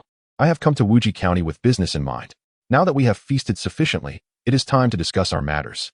At this, Zhen Yi felt a sudden seriousness wash over him. He gestured for the dancers and servants to withdraw before inquiring, "Might I ask what business Governor L wishes to conduct with the Jin family?" Rather than directly addressing Zhen Yi's query, El Bu turned to Zhang Liao and instructed, "Wuyuan, please have the items brought in." Understood. Zhang Liao responded affirmatively and exited. Once Zhang Liao had departed, El Bu turned back to Zhen Yi and remarked, "There is no need for haste, Jia Xu. Let us first display my sincerity before we engage in discussion." Observing El Bu's enigmatic demeanor, Zhen Yi furrowed his brow but replied, "Since Governor L insists, I shall await your demonstration." El Bu smiled, lifted his cup, and took a sip, refraining from further commentary. Fortunately, Zhang Liao did not keep them waiting long. Shortly thereafter, he returned with a contingent of elite soldiers carrying several large chests. Upon seeing this, El Bu commanded, "Set the items down, and you may leave." "Yes," came the soldiers' reply. The soldiers of the assault camp acknowledged with a nod, placed the boxes they held on the ground, and then retreated. Zhen Yi glanced at the numerous large boxes arranged in the banquet hall, then turned to Lu Bu, inquiring, "Governor Lu, what is this?" "Perhaps the head of the Jin family should open one and see for himself," Lu Bu replied with a smile. Zhen Yi furrowed his brow. But since Lu Bu had suggested it, he approached one of the boxes, tore open the seal, and lifted the lid. The moment the box was opened, Zhen Yi could not suppress a gasp of astonishment. Meanwhile, Li Ran, the commander of Wuji, stood by, his eyes widening in disbelief as he beheld the contents of the box. It was filled to the brim with exquisite jewels and precious artifacts, each item likely worth a fortune. And this was merely one among several boxes. As he closed the lid, Jean steadied the box with one hand and looked up at Lu Bu, asking, "What does this mean, Governor Lu? Is the head of the Zhen family not interested in opening a few more boxes?" Lu Bu chuckled, observing Zhen Yi's serious demeanor. Zhen Yi shook his head. "No need. Since you, Governor Lu, have the confidence to present these, I can only assume the contents are similar. I shall not inspect them all." Such boldness. Head of the Zhen family. Lu Bu clapped his hands in delight. To be candid, these boxes do not contain anything rare, merely a few boxes of gold and silver. Some filled with jewels and artifacts, and others with ancient paintings and calligraphy, totaling a few 100 million in value. As for the meaning, since I mentioned I came to do business with the Zhen family, it is only fitting that I bring along some capital.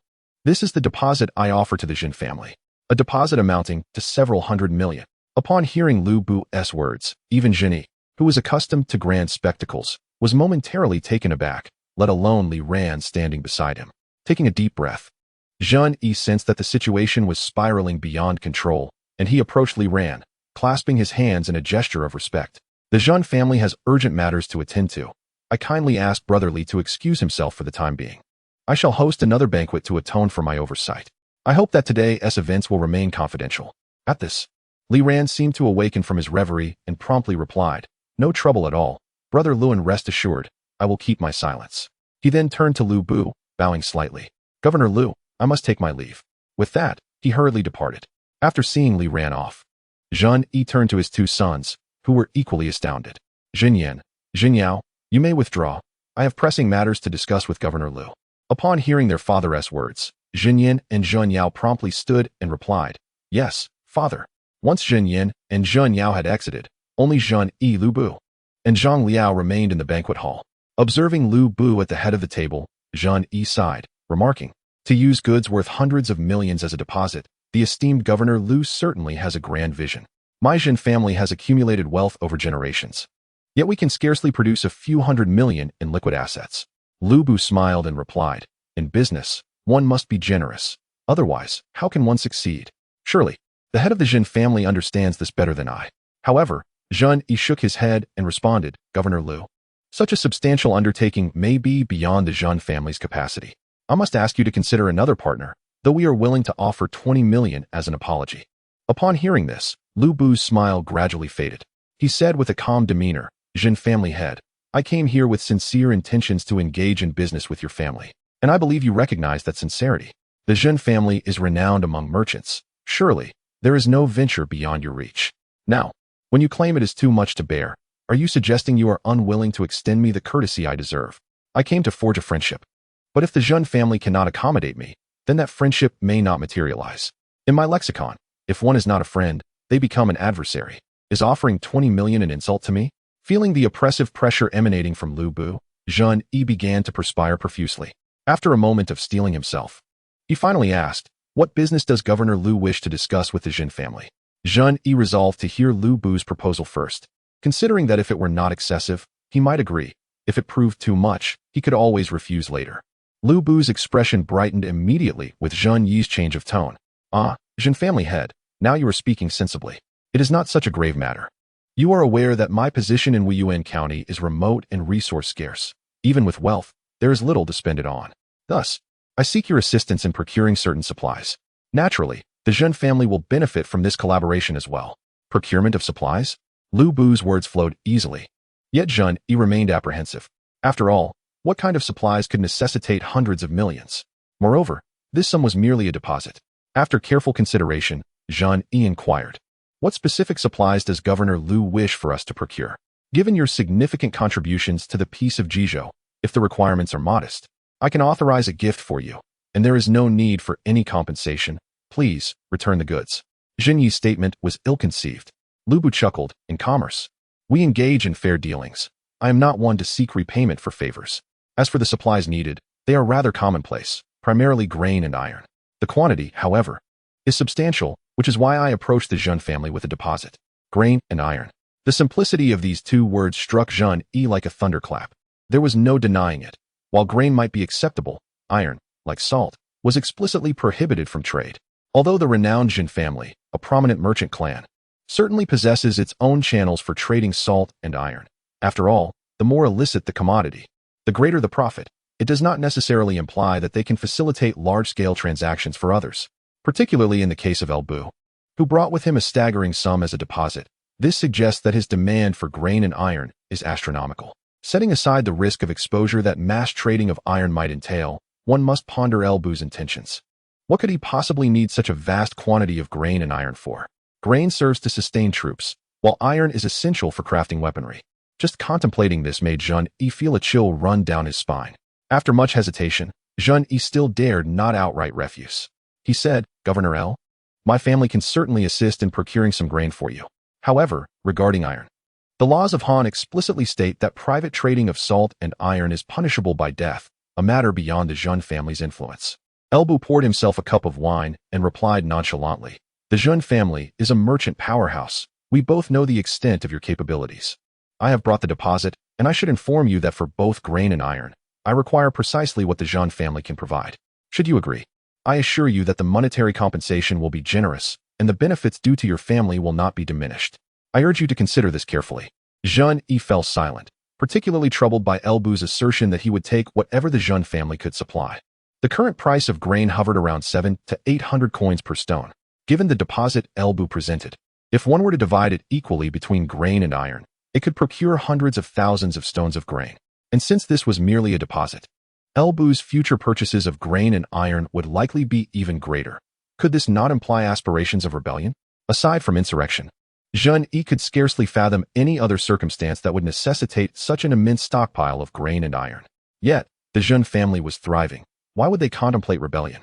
The troubling fact remained that Elbu had confided his intentions to amass a substantial reserve of grain and iron to him. Could he afford to refuse? Would Elbu let him off the hook? Most importantly, even if Jean Yi were to align himself with Elbu, what guarantees existed for Elbu's success? If Elbu were to fail, would the Jean family not find themselves devoid of refuge? Observing Jean Yi's prolonged silence, Elbu smiled and said, "Jean family head, do you know where a mere border governor like myself could possibly acquire such wealth to purchase grain and iron?" At this, Jean Yi's heart stirred with curiosity. This was indeed a perplexing question. Logically, a border governor like Elbu should not possess such substantial funds. Could it be that someone was supporting Elbu from behind the scenes? Then he heard Elbu continue. The answer is quite simple. The Yellow Turban Army plundered numerous noble families, amassing vast riches. After I captured Guangzhou, those riches naturally fell into my possession. It is fortunate for the Jean family to have escaped the ravages of the Yellow Turban Army. However, Jean's head, it would be prudent to exercise caution, for the Yellow Turban rebels are rampant everywhere. Should any of these unruly factions set their sights on the Jean family, it would spell disaster. Jeanne, though Lubu's tone seemed to express concern for their family, could not shake the feeling that this was indeed a veiled threat. The image of Lubu's elite troops flashed through his mind, causing Jean Yi to instinctively swallow hard. Yet, the thought of sacrificing the Jean family for a future that seemed uncertain under Lubu was deeply unsettling to him. After all, if even the formidable Yellow Turban Army could be subdued, what future could rebellion possibly hold? Observing Jean Yi's indecision, Lubu realized that he needed to escalate his approach. In dealing with a local noble family like the Jean, mere threats would not suffice. He needed to illustrate the benefits of following him. Only with a balance of benevolence and intimidation could he secure their allegiance. With this in mind, Lubu spoke candidly. Jean family head, there is a piece of news you may not be aware of, and I feel compelled to bring it to your attention. As Jean Yi's gaze was drawn to him, Lubu continued nonchalantly, the emperor's health is failing, and he may not endure much longer. Presently, the two princes are still quite young, and the grand general wields power. Should the emperor pass away, chaos will surely ensue in the court. Although the leader of the rebels, Jeang Xiao, is dead, the main force of the Yellow Turban remains intact. General Huang Fuong has been summoned back to Wuyuan, and it is unlikely that anyone will be able to quell the remaining Yellow Turban forces in the near future. In such a dire situation, if the emperor were to die, the court would descend into turmoil, and with the Yellow Turbans lurking outside, the world may indeed undergo a profound transformation. Upon hearing Lubu's words, Jean Yi's eyes widened in astonishment. He had been unaware of the Emperor Lu Hong's critical condition. However, Lubu's reasoning appeared sound and devoid of deceit. Most notably, he was indeed aware of General Huang Fu's recall to Luoyang. It seemed plausible that in the wake of Lu Hong's illness, He Jin had taken steps to consolidate power. Yet, amid his astonishment, a glimmer of unbidden joy flickered in Jean Yi's eyes. Should the chaos unfold as Lubu predicted, It might bode well for the Zhen family. Before Zhen Yi could ponder further, he heard Lu Bu's voice again, calm and deliberate. Zhen family head. Do not say I have not afforded you a choice. In times of great disorder, opportunities abound for all. However, should one lose their life, no matter how esteemed one may have been, it becomes naught but an empty phrase. At this, Zhen Yi could no longer contain himself. He looked up at Lu Bu. Disbelief etched across his face. How could Lu Bu possibly know the Zhen family's greatest secret? I cannot comprehend what Lord Lu Bu is insinuating. He forced himself to remain composed. My family has been engaged in commerce for generations. If indeed the world descends into chaos, it would be a stroke of fortune for the Zhen family to ensure our survival, let alone aspire for more. Now, Zhen Yi could only gamble on the outcome. The mention of Elbu was merely a casual remark. After all, that matter was the greatest secret of the Zhen family. Even within the Zhen household, only a select few were privy to it, and he had even concealed it from his own sons, Xinyan and Zhenyao. How could an outsider like Elbu possibly be aware of such a thing? However, observing Zhen Yi's strained demeanor, Elbu could not help but shake his head slightly. Why deceive oneself, Master Zhen? Since I am here, it is evident that I am informed about such matters. But rest assured, my intentions in approaching the Zhen family are purely commercial. I have no desire to meddle in other affairs. If you agree to this business proposition, we shall be friends. And as friends, it is only natural to assist in keeping certain matters confidential. Therefore, I hope you will consider this carefully. Upon hearing Elbu's words, Zhen Yi felt a chill run through him. Although he was uncertain how Elbu had come to know of this matter, his demeanor suggested that Elbu was indeed aware of it. Consequently, the Zhen family's leverage had fallen into Elbu's hands. With such leverage, even if Elbu were to annihilate the Zhen family, he could easily justify his actions by claiming that the Zhen family harbored treasonous intentions, likely incurring no repercussions. In truth, the fate of his youngest daughter was of little significance. The crux of the issue lay in the Zhen family's concealment of this matter. After all, such a destiny, if not reported to the court, could only be interpreted as treasonous in the eyes of the emperor. When the time came, should they all perish, Elbu, with his ambitious heart, would find no one to disclose his intentions of seeking the Zhen family's assistance in the trade of grain and iron. Realizing this, Zhen Yi understood Elbu's audacity in boldly requesting assistance with the grain and iron trade. His family's leverage had indeed fallen into Elbu's grasp. Observing Zhen Yi's bitter expression, Elbu continued to apply pressure. Master Zhen, if you truly cannot comprehend, I shall take my leave. However, in these tumultuous times, you must exercise caution. With that, Elbu downed his drink and rose as if to depart. Faced with this, Zhen Yi had no choice but to call out, Lord El, please wait. Oh, Elbu paused, a smirk playing on his lips as he regarded Zhen Yi. Does Master Zhen have more to say? Zhen Yi forced a bitter smile. It is not that I have something to discuss, but if you were to walk out that door, I fear not a single soul in the Zhen residence would remain alive. Taking a deep breath, a resolve began to form within Zhen Yi. He clasped his hands together and said, Lord El, may I request that General Zhang step outside? I have matters to discuss with you. At this, a smile graced Elbu's face. When Wuyuan, you may leave. Understood. With that, Zhang Liao exited, leaving only Elbu and Zhen Yi in the banquet hall. With a long sigh, Zhen Yi helplessly remarked, Governor El has truly seized the lifeblood of my Zhen family. In light of this, I shall speak frankly with Governor El. If he desires to utilize my Zhen family, it is not out of the question, provided that he demonstrates his potential to us. Otherwise, should my family board Governor El's ship only to face eventual destruction, what difference would it make whether we perish sooner or later? At present, although Governor El holds the title of a regional governor, the Wuyuan district is a remote and inhospitable land, and I see no promise in him. Promise? Elbu chuckled softly. To be honest, I do not believe the Zhen family is in a position to demand explanations. However, since you are my first chosen partner, I shall exhibit a modicum of patience. Do you, the head of the Zhen family, know why I was appointed as the governor of Wuyuan? Zhen Yi's expression shifted slightly as he replied, I have heard some whispers. The state of Zhongshan borders Yuzhou and is merely separated from Bingzhou by the Changshan County. Consequently, it is better informed about frontier matters. Moreover, given that the Zhen family thrives on commerce, we are naturally more attuned to current events, including the recent military engagements against the Hu in Shuafang County. Seeing this, Elbu continued nonchalantly. Are you aware that the 30,000 Hu cavalry mentioned in that battle report were no exaggeration? Gulp.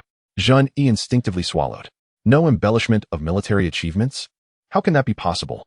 If indeed there were 30,000 Hu cavalry descending southward, how could the fewer than 20,000 elite cavalry of Bingzhou possibly hold them back? Then he heard Elbu's calm voice. Of course, I do not intend to boast. After all, during the Battle of Pengcheng, Xiang Wang managed to defeat 560,000 Han troops with merely 30,000 men. A mere 30,000 Hu warriors are hardly formidable.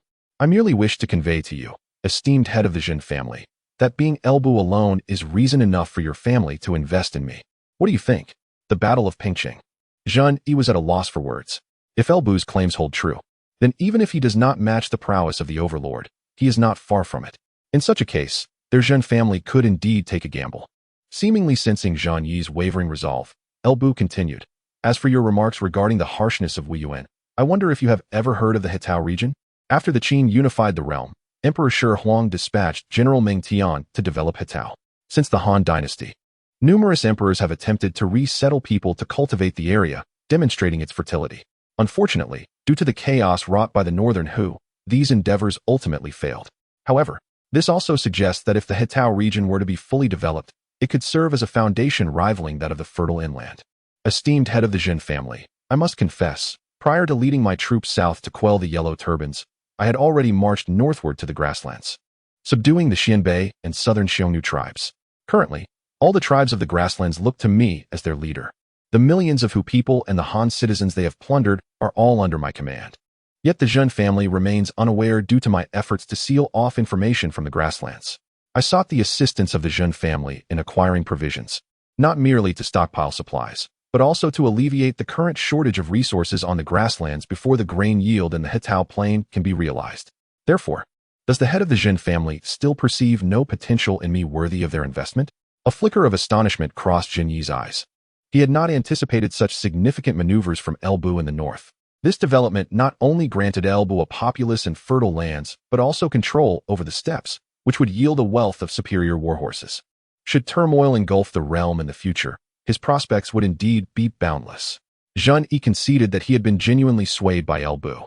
Who could have imagined that this ostensibly loyal and valiant governor, who journeyed southward to quell unrest for the court, was clandestinely orchestrating such extensive undertakings? He cast a complex glance at Elbu and remarked, Today, having heard so many of your secrets, if I were to refuse your proposal, I fear I may not survive the day. Elbu smiled in silence. Was this not self-evident? The only beings capable of keeping secrets are the dead or those sharing the same vessel. If Zhang Yi chose not to align himself with Elbu, he would have no choice but to become a mere specter. Zhang Yi smiled as well. He patted the chest filled with treasures beside him and stated, I accept this deposit on behalf of the Zhen family, Governor L. However, even the Zhen family cannot procure a substantial amount of iron in the short term. So our primary focus will have to be on acquiring provisions for now. I hope you are prepared for this. That is of no concern, Elbu replied, settling back into his seat with a grin. At present, what I lack most is food. Iron can come gradually. That is not urgent. Zhang Yi nodded in agreement.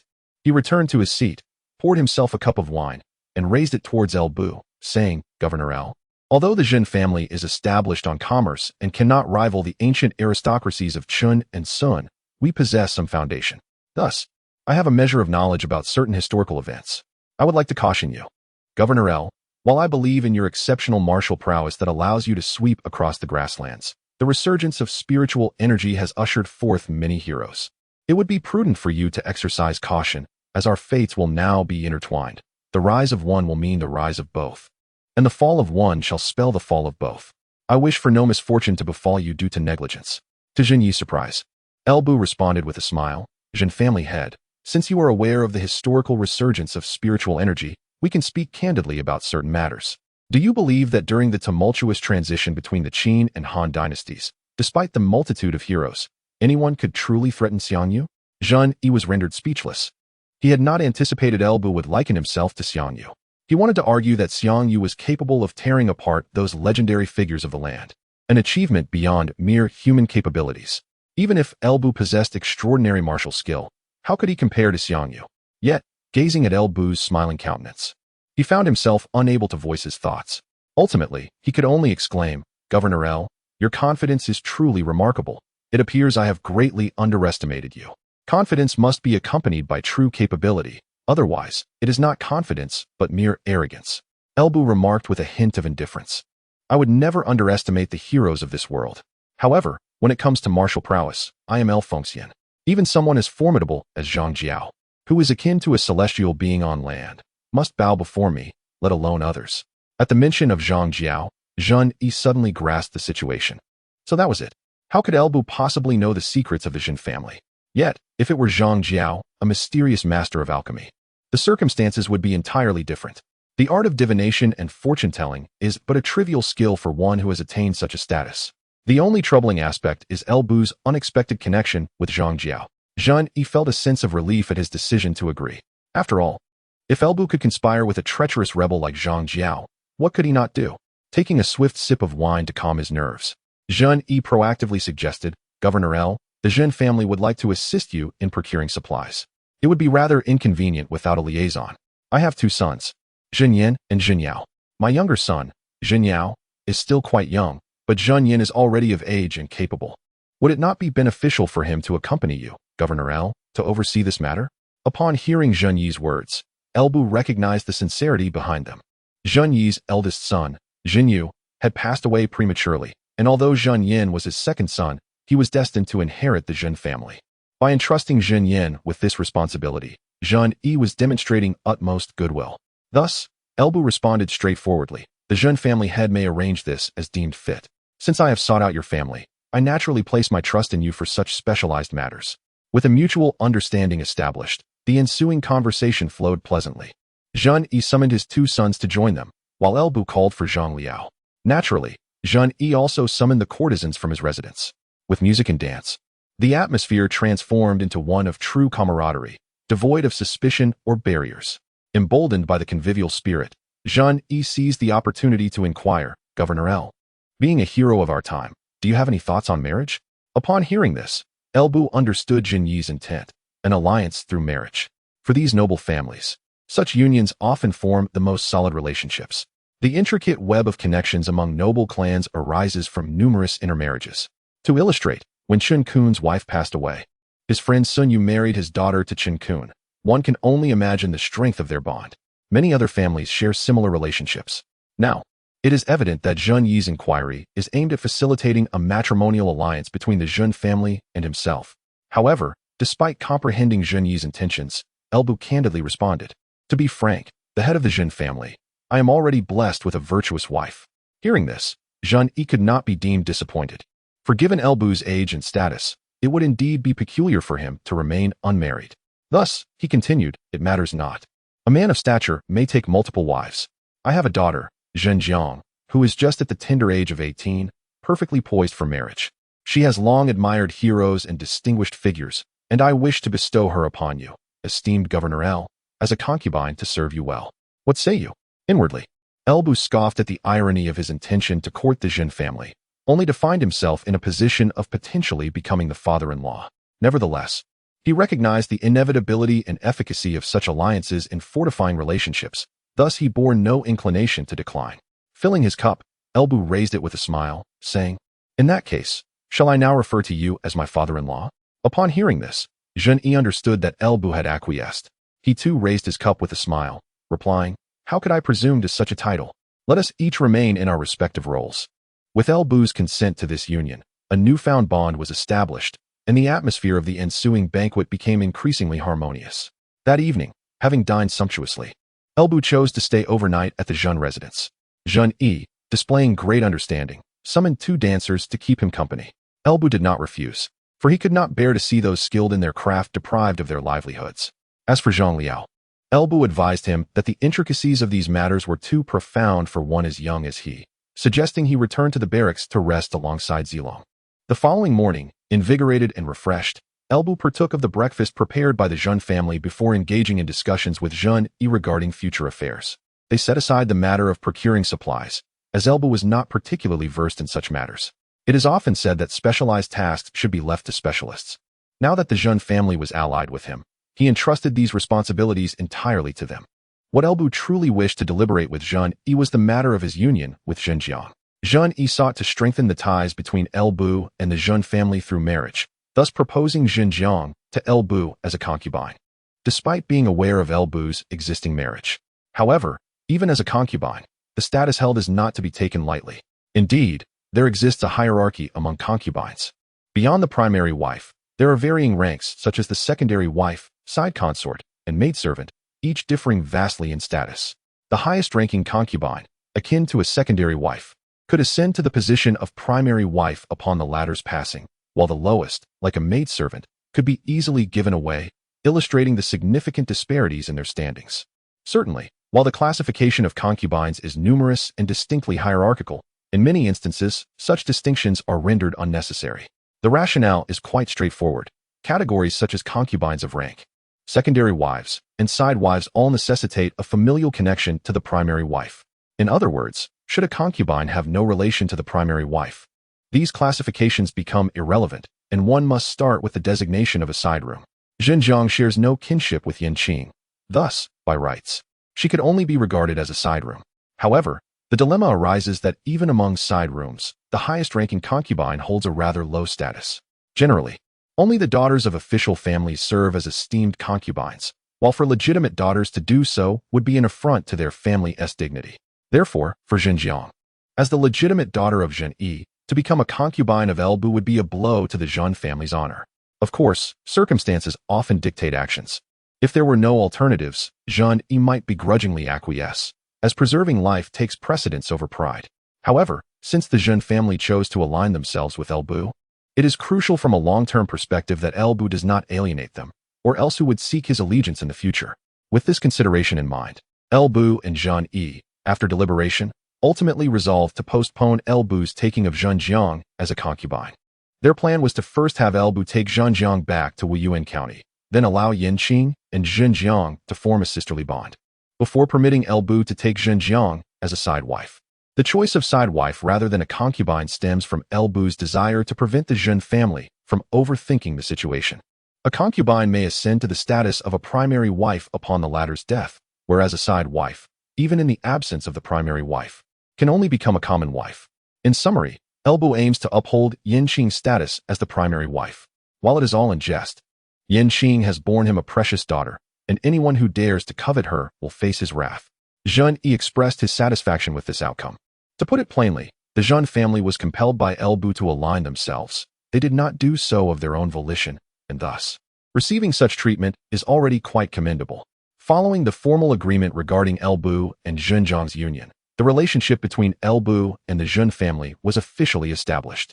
That day, Zhen Yi summoned all members of the Zhen family to announce this development. During this process, Elbu finally met the other members of the Zhen family. Zhen Yi has 3 sons and 5 daughters. His eldest son, Xinyu, passed away young, while the second son, Xinyan, and the third son, Xianyao, were also present at the banquet. Among Zhen Yi's 5 daughters, the eldest, Xinjiang, who is destined to become Elbu's side wife, had already reached maturity and was of marrying age.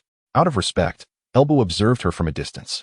She indeed embodied the grace and beauty of a refined young lady, perfectly aligning with the idealized image of a noblewoman held by many.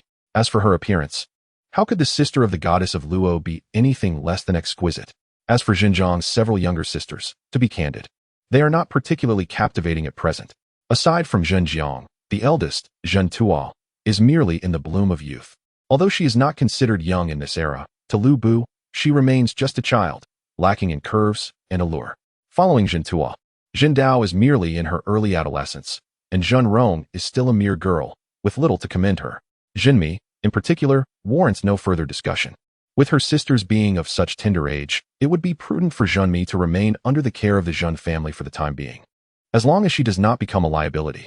Naturally, Zhen Yi's intention to lead the Zhen family in allegiance to Lu Bu will likely evoke dissent within the family.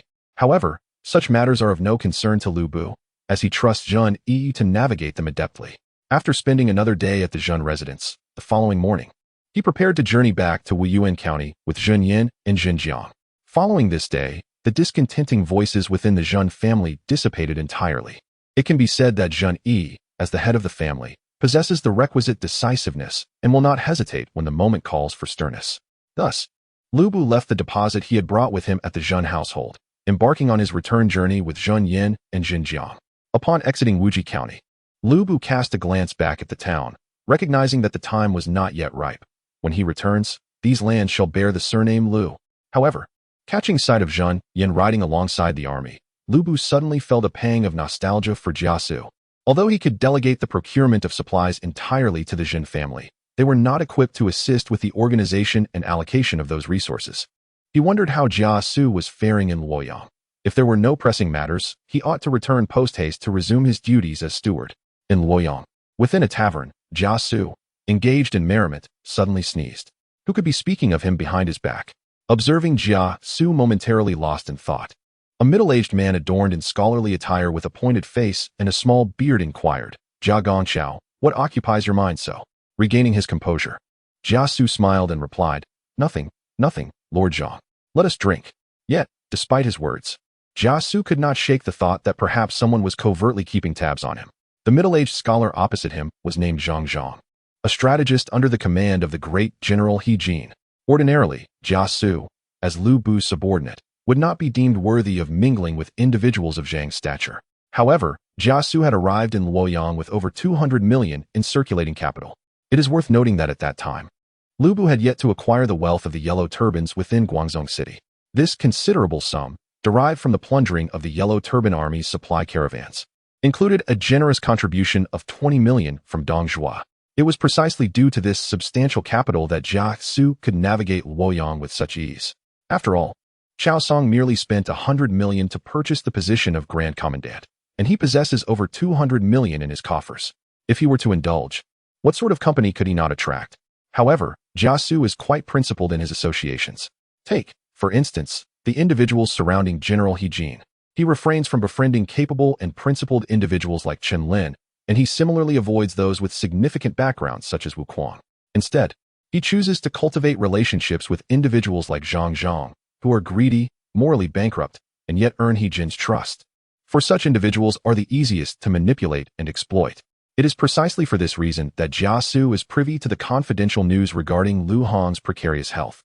Raising his goblet, Jia Xu clinked it with Zhang Zhang's, and while sipping he inquired, My Lord Zhang, how have you fared with the matter I previously entrusted to you? The battles ahead have temporarily ceased, and even the pursuit of the defeated Yellow Turbans will not occur until next year. Our governor has already led his troops back to Bingzhou, yet I wonder when the court will bestow its rewards? Without these rewards, it would be difficult for me to report back to my governor. As he spoke, Jia Xu discreetly slipped a piece of exquisite jade into Zhang Zhang's hand. Concealing the jade in his sleeve, Zhang Zhang's face broke into a broad smile. He replied, Why the urgency, Master Jia? As I mentioned earlier, the Grand General is inclined to reassign Governor L. Given our rapport, would I deceive you? However, due to certain matters within the court, the bestowal of military honors is presently inconvenient. Rest assured, Master Jia, it will come soon. But do prepare your funds for the purchase of an office. Of course, Jia Xu responded with a smile. As long as the rewards are forthcoming, I shall not spare a single coin. Yet, unbeknownst to Zhang Zhang, a glint of mockery flickered in Jia Xu's eyes. This Zhang Zhang was entirely oblivious to the nature of the information he had unwittingly revealed. The Emperor Lu Hong's demise was imminent. At present, Lu Hong lay bedridden, incapable of enacting any rewards, and Zhang Zhang's assurances of promptness only indicated the Emperor's dwindling time. This is why Jia Xu favored forging connections with individuals like Zhang Zhang. After all, certain pieces of information cannot be purchased, no matter the sum, nor can they be inquired about directly. However, the unintentional revelations from someone like Zhang Zhang are often sufficient for him to deduce the truths he seeks. The news of Lu Hong's severe illness was acquired in this manner, and now the knowledge of his impending death follows the same pattern. With a smile, Jia Xu toasted Zhang Zhang again, saying, Nevertheless, my Lord Zhang, when the time comes, I hope you might speak favorably of my governor before the Grand General. To which Zhang Zhang replied with a grin, Of course, in the 11th month of the 7th year of Guanghe, 184 AD, Emperor Lu Hong passed away. Having been gravely ill and in a state of coma, he scarcely had the opportunity to leave behind any edict. With Lu Hong's death, the throne became vacant. Theoretically, both the emperor's son, Bian, born of Empress He, and the son of concubine Wang, Xia, were potential heirs to the throne. However, this remained merely a theoretical consideration. In truth, the most promising heir to the throne is undoubtedly Prince Bian. His biological mother is the current Empress He. His uncle is General He Lian of the present dynasty, both of which bestow upon Prince Bian significant advantages in the struggle for the throne. Of course, Prince Xia is not entirely without opportunities, as Dowager Empress Dong holds a favorable view of him. Her support inevitably implies that General Dong Zhong will also advocate for Prince Xia. Furthermore, the influential families, led by the Yang and Yuan clans, are unwilling to see Prince Bian ascend to power. The rationale is straightforward. Previously, they collaborated with He Jin to counter the 10 regular attendants. However, now that Lu Hong has passed and the young prince is still in his infancy, the influence of the 10 regular attendants has dissipated. General He Jin, already wielding immense power, would become unassailable if Prince Bian were to inherit the throne. No noble family would welcome such an outcome. Thus, those who once allied with He Jin against the 10 regular attendants unhesitatingly rallied behind General Dong Zhong. In this precarious situation, even though He Jin is a general and has the support of Empress He must proceed with utmost caution. The atmosphere in Luoyang is fraught with uncertainty. In the general's residence, within the conference hall, He Jin gazes at the assembly before him and speaks with measured calm. Gentlemen, the late emperor has passed, and as the legitimate eldest son, Lord Shi should rightfully inherit the throne. However, the domineering women of the harem meddle in governance, and that scoundrel Dong Zhong acts as their accomplice. Even those noble families oppose me. What do you suggest I do? As soon as He Jin's words fell, a person rose boldly from the assembly, declaring, "This matter is simple. General, Lord Shi's ascension is wholly justified. The military forces within and outside Luoyang are under your control. You need only lead a troop into the palace, support Lord Shi before the late emperor's coffin, and who would dare to oppose?" Upon hearing this, He Jin furrowed his brow and rebuked. What does a youth know of court affairs? If I were to mobilize troops before the late emperor's coffin, how could I command the hearts of the court? Withdraw. When He Jin spoke thus, the individual was about to retort, but was restrained by a friend beside him. Turning to look, he saw his companion shaking his head in counsel. Mingda, let it go. Taking a deep breath, Cao Cao eventually took his seat again. He lowered his voice to the young man beside him, saying, Bu Chu, the general's indecisiveness is concerning. Alas. Yuan Shao merely shook his head. In truth, compared to Cao Cao, he found himself in an even more awkward position. Initially, he had aligned himself with He Jin upon returning from the battlefield at Guangzhou to pursue a grand endeavor, yet now, the Yuan family stood opposed to He Jin, leaving him in a precarious position. To put it plainly, the Yuan family pertains to Yuan Shu and has little to do with him. However, he expressed his willingness to continue serving He Jin rather than returning to the Yuan family, but it requires someone to believe in him. Although Cao Cao did not possess such a distinguished background, he at least had the unwavering support of his family. The Yuan family, despite their illustrious heritage as 3 generations of dukes, drew their splendor from Yuan Shu alone. Truth be told, at times, Yuan Shao felt that he was inferior even to Cao Cao.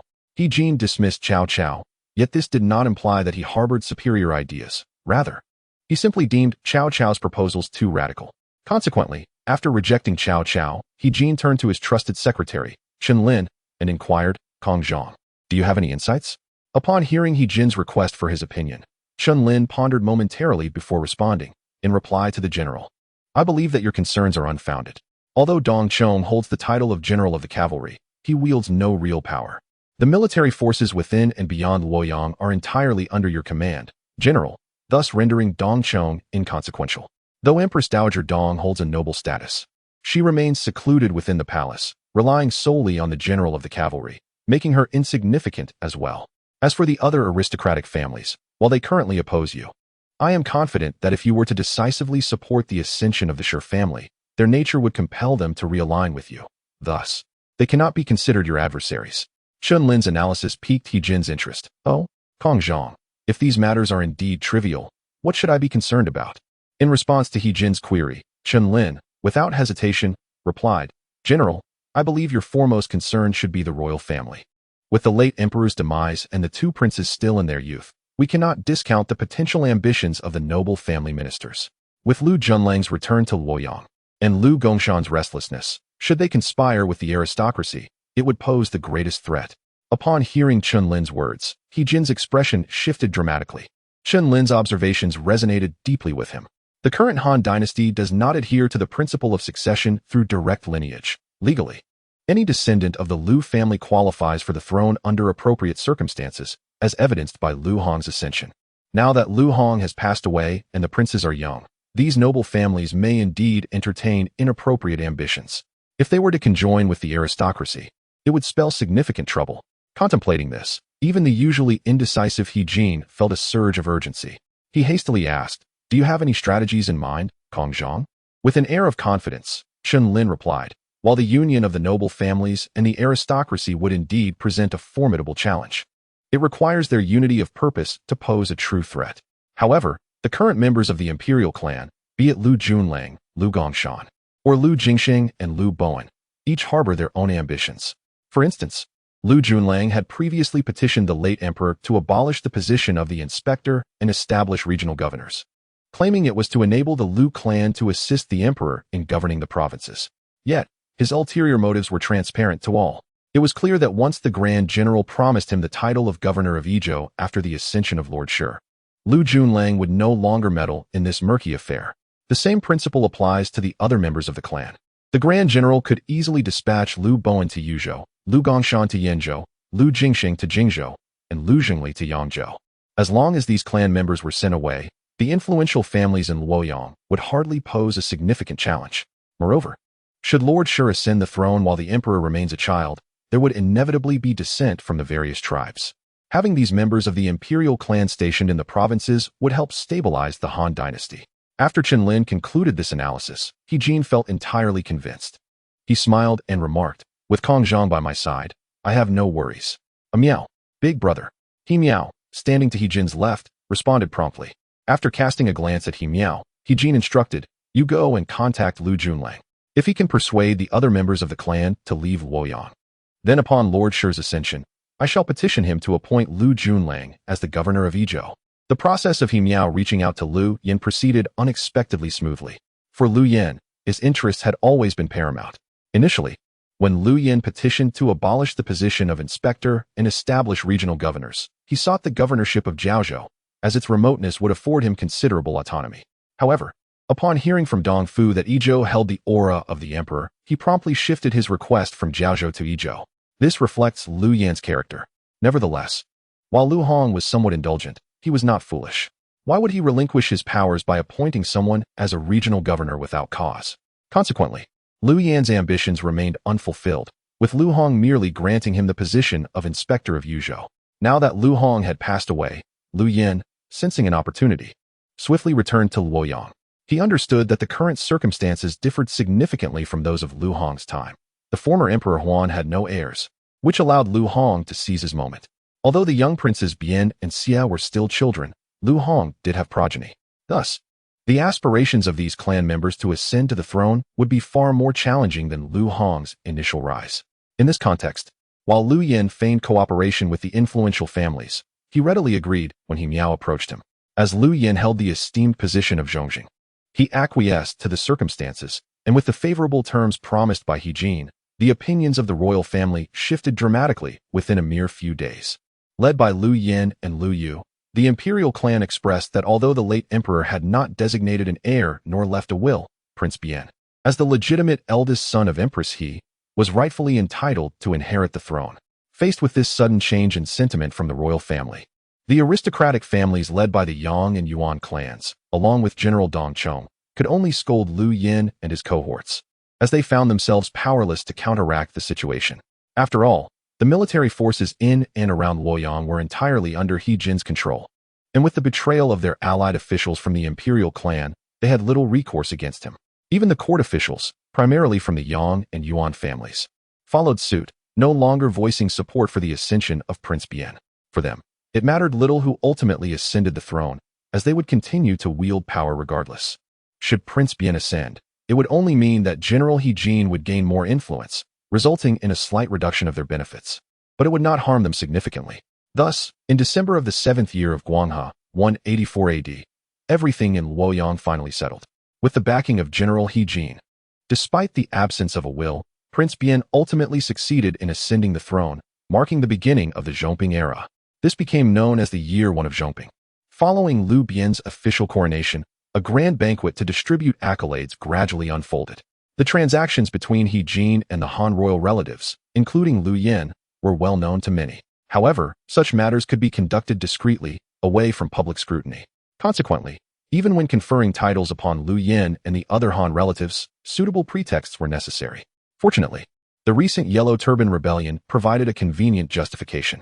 General He Jin submitted a memorial stating that the former inspector of Yuzhou, Lu Yan, had rendered meritorious service in suppressing the rebellion and thus proposed to appoint Lu Yan as the governor of Yizhou, serving the emperor in that capacity. The manner in which Liu Yan had accomplished this was linked to the prisoners that Liu Bu had handed over to Liu Yan after defeating Cheng Yuanji. Nevertheless, Liu Yan, known for his integrity, publicly praised Liu Bu for the substantial benefit he had received. Following Liu Yan, several other members of the royal family were also honored for their various contributions. Among them, Liu Yu succeeded Liu Yan as Zhongjing and was concurrently appointed inspector of Yuzhou. Liu Dai was appointed inspector of Yanzhou, Liu Biao as inspector of Jingzhou, and Liu Yao as inspector of Yangzhou. Moreover, although He Jin intended to suppress the influence of Huang Fuong and Zhu Jun, he ultimately conferred titles upon them due to their achievements during the Yellow Turban Rebellion, appointing Huang Fuong as general of the chariots and cavalry and Zhu Jun as right general of the chariots and cavalry, bestowing upon them these nominal positions to quell public discontent. As He Jin sought to diminish Huang Fuong's contributions, Liu Bu, who had fought alongside him on the battlefield, naturally gained an advantage. From the moment He Jin spoke, it was as if Bu were the main force on the battlefield of Guangzhou, while Huang Fuong merely played a supporting role. Furthermore, Liu Yan had praised Bu, and Jia Xu had offered substantial support. Ultimately, the court issued an edict summoning Ding Yuan, the governor of Bingzhou, to the capital, promoting him to the position of chief of the imperial guards, while elevating Bu, the Marquis of Wuyuan, to the governorship of Bingzhou and granting him the title of general against the Xianbei.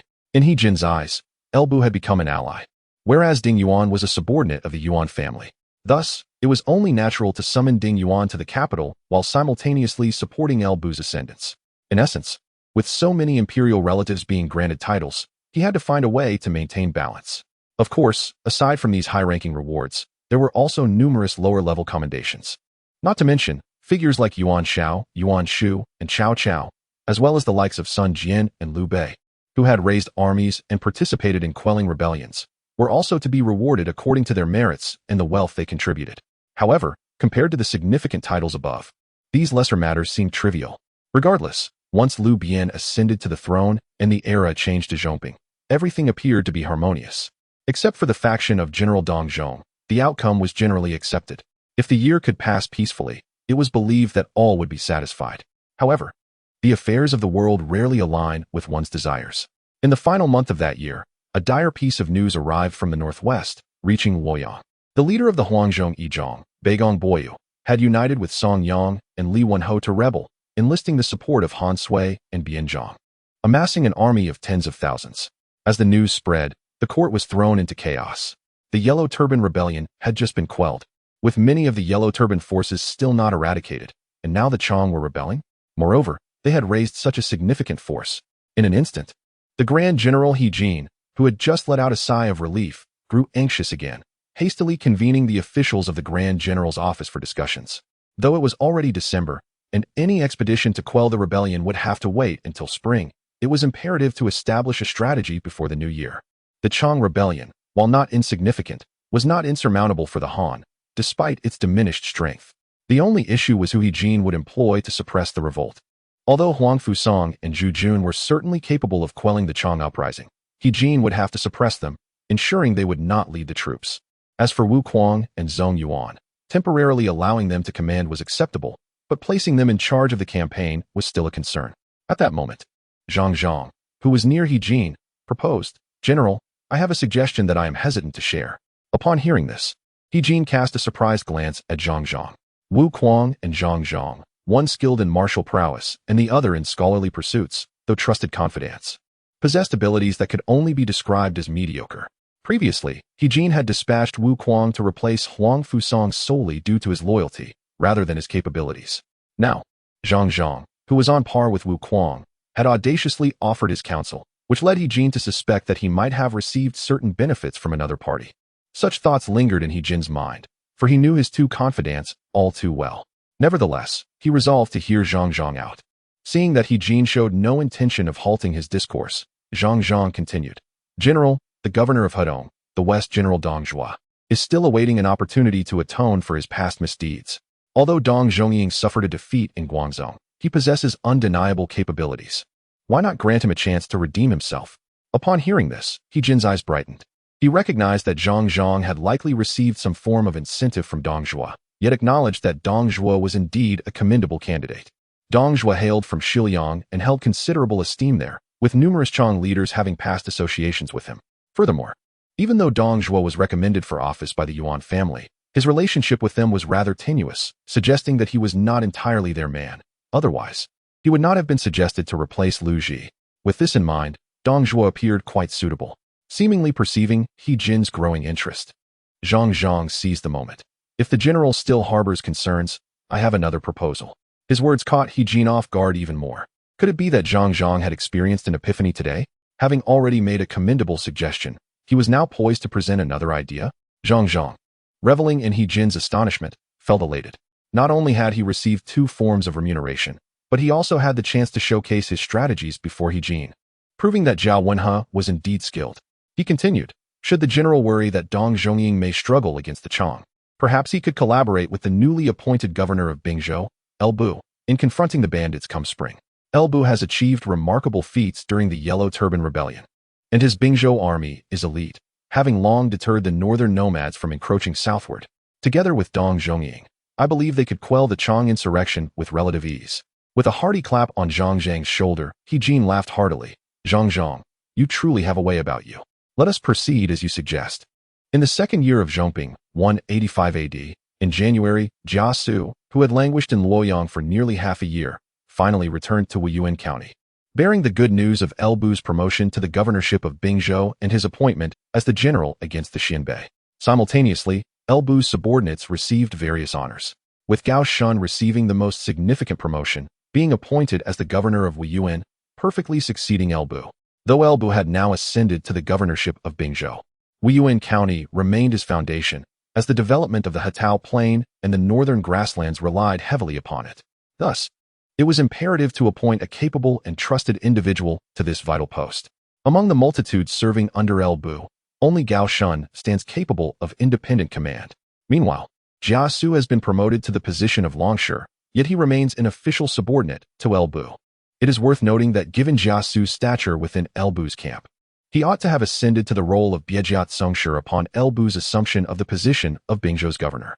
However, despite the previous Bingzhou governor Ding Yuan being summoned to the capital, the existing bureaucratic framework in Bingzhou persists, and another individual currently occupies the position of Biejiat Songshir, thus relegating Jia Xu to serve as longsher for the time being.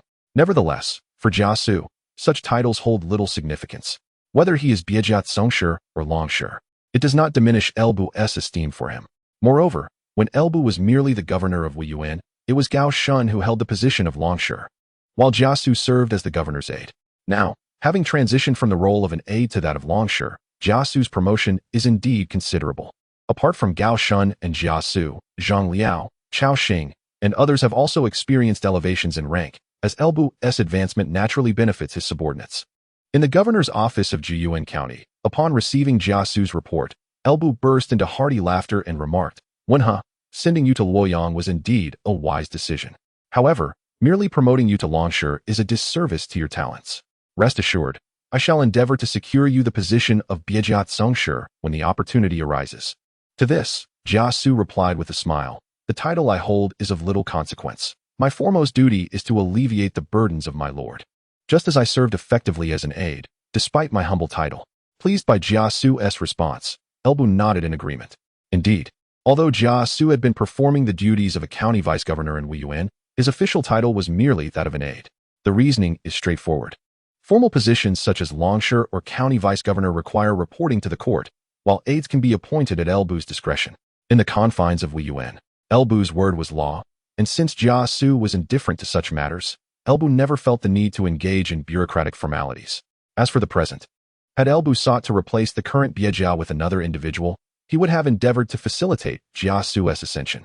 However, the existing Biejiao is Yin Xiang, the patriarch of the esteemed Yin family of Taiyuan, complicating Bu's predicament. It is not that Bu fears the Yin family. Rather, Yin Xiang is no stranger. He is Bu's father-in-law. Yin Qing is indeed Yin Xiang's cherished daughter. This complicates Bu's intentions. Should he oust Yin Xiang to place Jia Xu in that position, what hope would he have of maintaining his relationship with Yin Qing? Thus, Jia Xu's willingness to be flexible is a source of relief for Bu. Content loaded. Please wait. A glance of approval was cast towards Jia Xu, who, by never placing his superior in a difficult position, exemplifies the true essence of workplace acumen. Setting aside the previous topic, Elbu prepared to engage in a deeper discussion with Jia Xu. The current circumstances had altered significantly since Jia Xu's departure to Wuyuan. The Emperor Lu Hong had passed away, and Lu Bian had ascended the throne, with General He Lian now wielding power over the court. Elbu himself had transitioned from the governor of Wuyuan to the inspector of Bingzhou. Given this context, it was inevitable that their future plans would undergo modifications. Thus, he inquired directly, "Wenhe, upon your return from Luoyang, do you have any thoughts regarding our forthcoming developments?" Upon hearing Elbu's question, Jia Xu smiled and replied, "In truth, my lord, you have performed admirably thus far. Merely seizing the opportunity to win over the Zhen family amidst the chaos has not only enabled us to procure essential supplies through them, but also facilitated the sale of livestock from the steppes to the inland markets. Moreover, should you choose to conquer Bingzhou in the future, the Zhen family could provide significant assistance. This is indeed a case of achieving threefold benefits. Even when I was by your side previously, I doubt we could have executed this better. You are overly modest, Wenhe," Elbu chuckled. "So, do you believe we should now focus on developing our ties with the Zhen family, patiently awaiting the right moment?" "Certainly," Jia Xu affirmed. "Having acquired a substantial fortune from Guangzhou, and with the Zhen family discreetly supporting us, we must accumulate resources and forge weapons and armor. Furthermore, I have managed to secure a favorable task from the general for you." "Oh, pray, enlighten me," Wenhe, Elbu urged. "During my time in Luoyang, I endeavored to curry favor with the general in various ways, and with the financial support you provided. It appears that the general has come to regard you as one of his own," Jia Xu explained. "Before I left Luoyang, news of the unrest in the northwest among the Chang had just reached the capital. Consequently, it is certain that the court will dispatch someone to quell the disturbances in the spring. Thus, I sought to procure this assignment for you. The general has already decreed that come spring, you shall collaborate with the governor of Hedong, Dongzhua, to quell the Chang unrest." The Chang unrest. Elbu pondered deeply upon hearing Jia Xu's words. If memory served him correctly, the task of suppressing the Chang was initially to be undertaken by Huang Fuong and Dongzhua. However, with Lu Hong's untimely death, He Lian would undoubtedly suppress Huang Fuong, thus denying him any opportunity for merit. It was unexpected that Jia Xu had managed to secure this plan for him. After a brief contemplation, Elbu queried, "What do you think our course of action should be once spring arrives?" With a subtle smile, Jia Xu replied, "It is quite simple. Engage without exerting effort. Nurture the bandits while maintaining dignity, and utilize the court's provisions to sustain the troops of Bingzhou, all while awaiting upheaval in the realm." At this, Elbu and Jia Xu exchanged knowing glances, both breaking into a mutual, unspoken laughter. "As a preliminary note, I anticipate the release to take place next Friday. Without further ado, I believe your primary concern lies with the release day details. As a humble author without a backlog, I will ensure that additional content is provided on the day of release. Initially, there will be 2 foundational chapters, and by next Friday, I expect to have approximately 20,000 words, allowing for an additional 2 chapters to be added. Furthermore, during this period, there has been a considerable amount of support through donations, albeit modest, which I believe justifies the addition of another chapter. Thus, on the day of release, I anticipate there will be 5 updates.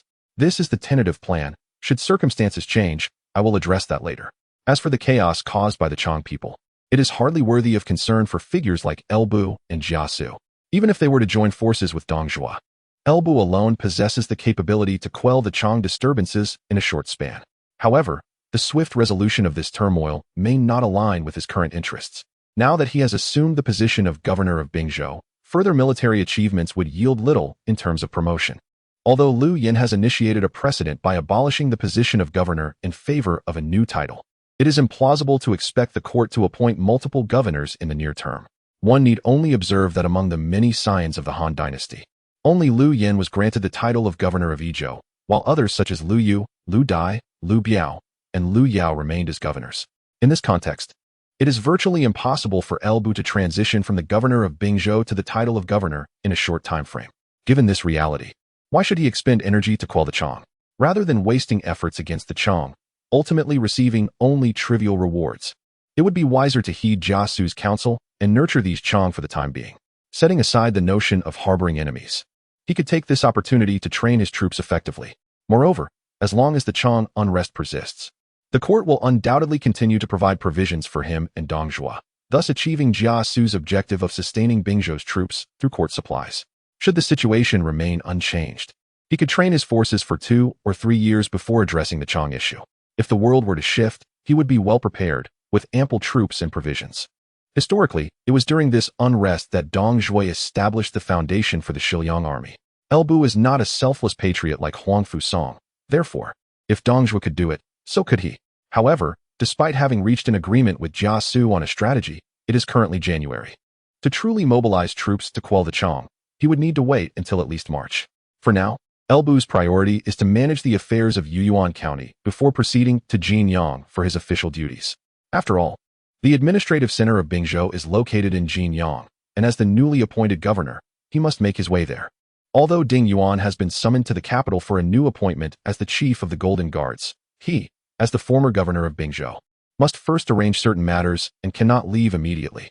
Therefore, Elbu should not rush to take up his position.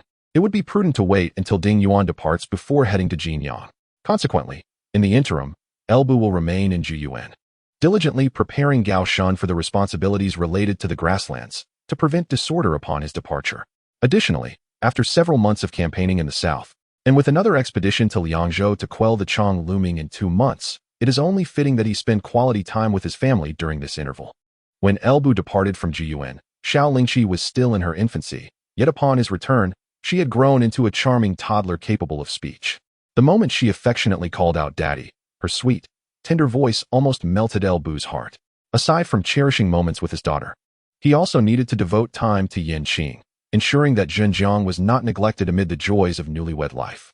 Upon returning to Wuyuan, Elbu formally took Zhenjiang as a secondary consort, and naturally, he could not overlook the feelings of his beloved during this blissful period. It is worth noting that Yanqing exhibited remarkable generosity regarding Zhenjiang. After Elbu brought Zhenjiang home, Yanqing readily agreed to treat her as a sister, fostering a harmonious relationship that alleviated many of Elbu's worries. In addition to formally accepting Zhenjiang as a concubine, Elbu also took in a young Xiongnu noblewoman named Luan de Suzhou, sent by Hu Chuqian to secure the goodwill of the nomadic tribes. Ultimately, if the acceptance of a single woman could bring stability to the entire grassland, it was undoubtedly a prudent transaction, especially considering the young lady's exquisite beauty. However, despite both being consorts, Luan de Suzhou's status was far inferior to that of Zhenjiang, as she would be a mere maid while Zhenjiang was recognized as a secondary consort. Yanqing also displayed great magnanimity regarding Luan de Suzhou. After all, the young maiden had served as her maid for quite some time prior to becoming Elbu's concubine. Upon learning of Luan de Suzhou's background and the reasons for her being sent to Elbu, the kind-hearted Yanqing felt compassion for the gentle girl, resulting in her happiness for Luan de Suzhou's new position. Thus, Elbu spent his days in the delightful company of his precious daughter and nights with beautiful companions, while also taking time to mentor Gao Shun. Before long, the end of January arrived, and Ding Yuan finally set off for Luoyang. Upon receiving the news, Elbu gathered his family and loyal guards to journey to Jinyang. For this trip, Elbu decided to bring along Jia Xu, Zhang Liao, and Zhao Yun, while Zhao Feng was appointed as Gao Shun's chief clerk. Regarding military affairs, aside from the elite soldiers of the Xiangjin camp accompanying him, the rest of the troops remained in Wuyuan County to prevent any unrest from the grasslands. Thus, generals such as Cao Xing and Wei Su were also left behind in Wuyuan. Although he would soon be required to quell disturbances in Liangzhou after taking office, Elbu had already coordinated with Jia Xu to proceed without exerting much effort, ensuring that his finest troops would remain unengaged. After Ding Yuan's transfer to Luoyang as the chief of the Golden Guards, he, in his capacity as the governor of Bingzhou and under the command of General He Lian, was fully justified in mobilizing troops from various prefectures of Bingzhou to quell the disturbances in Liangzhou.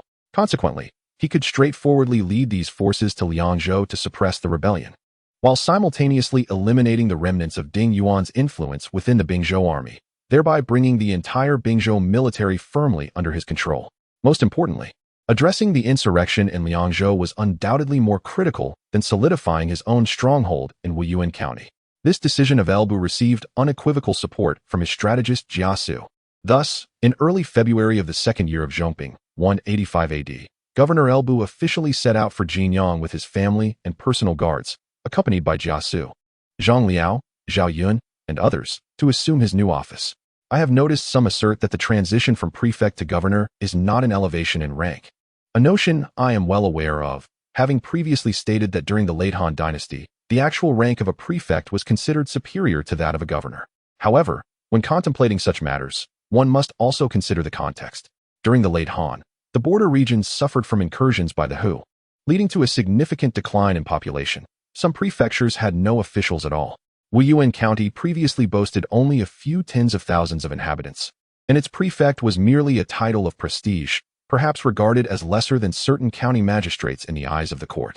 It was precisely because of this situation that Gao Shun could smoothly ascend to the position of Wuyuan prefect. Otherwise, it would not be so simple for a typical prefect to attain such a role. Under these circumstances, Elbu's elevation from Wuyuan prefect to governor of Bingzhou is undoubtedly a promotion. Furthermore, many governors later, while nominally holding the title of governor, effectively performed the duties of regional leaders. To clarify for some readers who might find this perplexing, allow me to elaborate slightly. As the seat of Bingzhou, Taiyuan County, where Jinyang is located, could hardly be compared to the desolation of Wuyuan County. In reality, the entire population of Taiyuan County exceeded 200,000, nearly tenfold that of the former Wuyuan County. As the seat of Bingzhou, Jinyang boasted a permanent population of over 100,000, making it one of the few large cities in the region. The illustrious Wang family of Taiyuan originated from Jinyang, and Elbu's wife, Yanqing, also hailed from a prominent family in Jinyang. Having served as a trusted confidant to the former Bingzhou governor Ding Yuan, Elbu was not unfamiliar with Jinyang. However, it is fair to say that he held a certain disdain for the city. In Elbu's perspective, a province like Bingzhou, which had long endured the scourge of the Hu, ought to have officials who were enterprising and soldiers who were valiant in battle. While one may not be loyal to the emperor or patriotic, one should at least strive to protect one's home and people. Yet, perhaps due to Jinyang's proximity to the central plain and its distance from the borders, the local political scene was imbued with a nauseatingly oily demeanor. The majority of officials were preoccupied with their own petty interests, showing little regard for the border civilians suffering from the Hu incursions. Even the elite troops, which should have been guarding the borders, had become mere instruments for the officials to protect their own interests.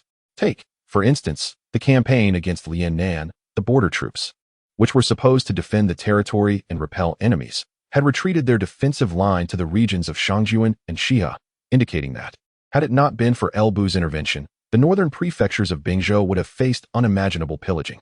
Initially, Elbu departed from Jinyang with a contingent of troops, discontented with the prevailing circumstances.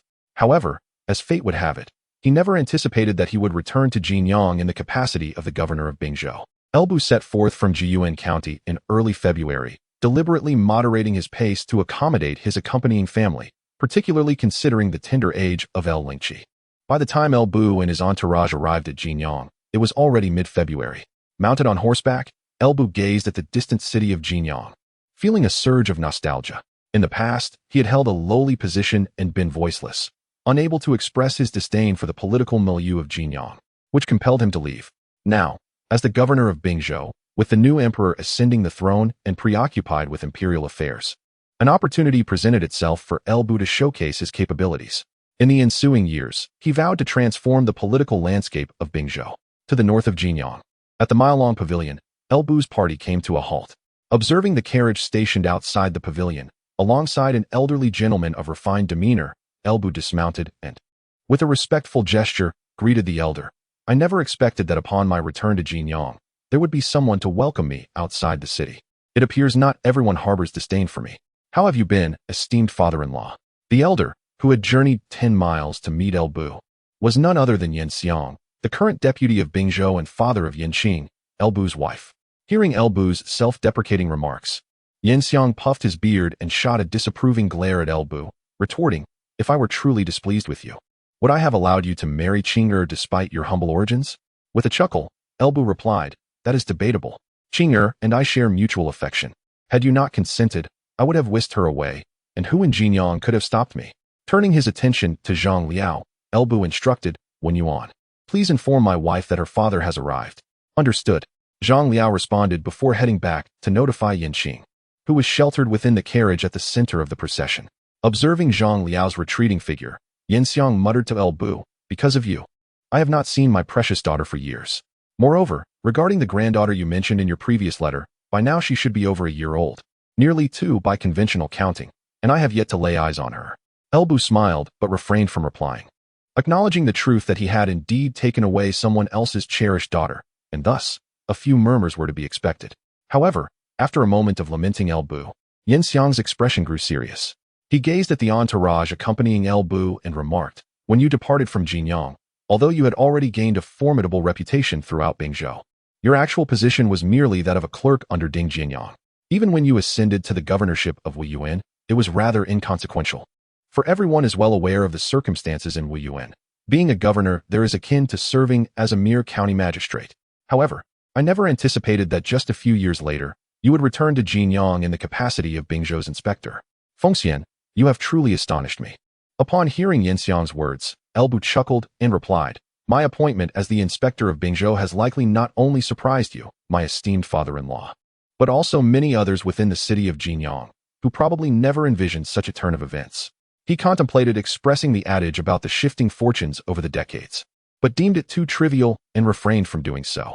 Yin Xiang nodded slightly and sighed. Indeed, many were caught off guard. Yet this only affirms that I did not misjudge you. Nevertheless, Fengxian, heed my counsel. Even though you are now the inspector of Bingzhou, do not act rashly upon your return to Jinyang. I understand your disdain for the local bureaucracy, but the depths of this arena are profound. Merely changing the inspector will not alter its nature. In response to Yin Xiang's advice, Elbu was tempted to assert, father-in-law, times have changed. However, he ultimately chose silence and simply stated, rest assured, my esteemed father-in-law. The Grand General has commanded me to lead an expedition alongside the governor of Hedong and General Dong Zhua to quell the Chang disturbances. We shall be mobilizing shortly. I only hope that some individuals grasp the gravity of their duty. The frontier troops are to fight for the nation, not to safeguard the wealth of a select few. I merely wish that they do not hinder my efforts. Hearing this, Yin Xiang felt a measure of relief.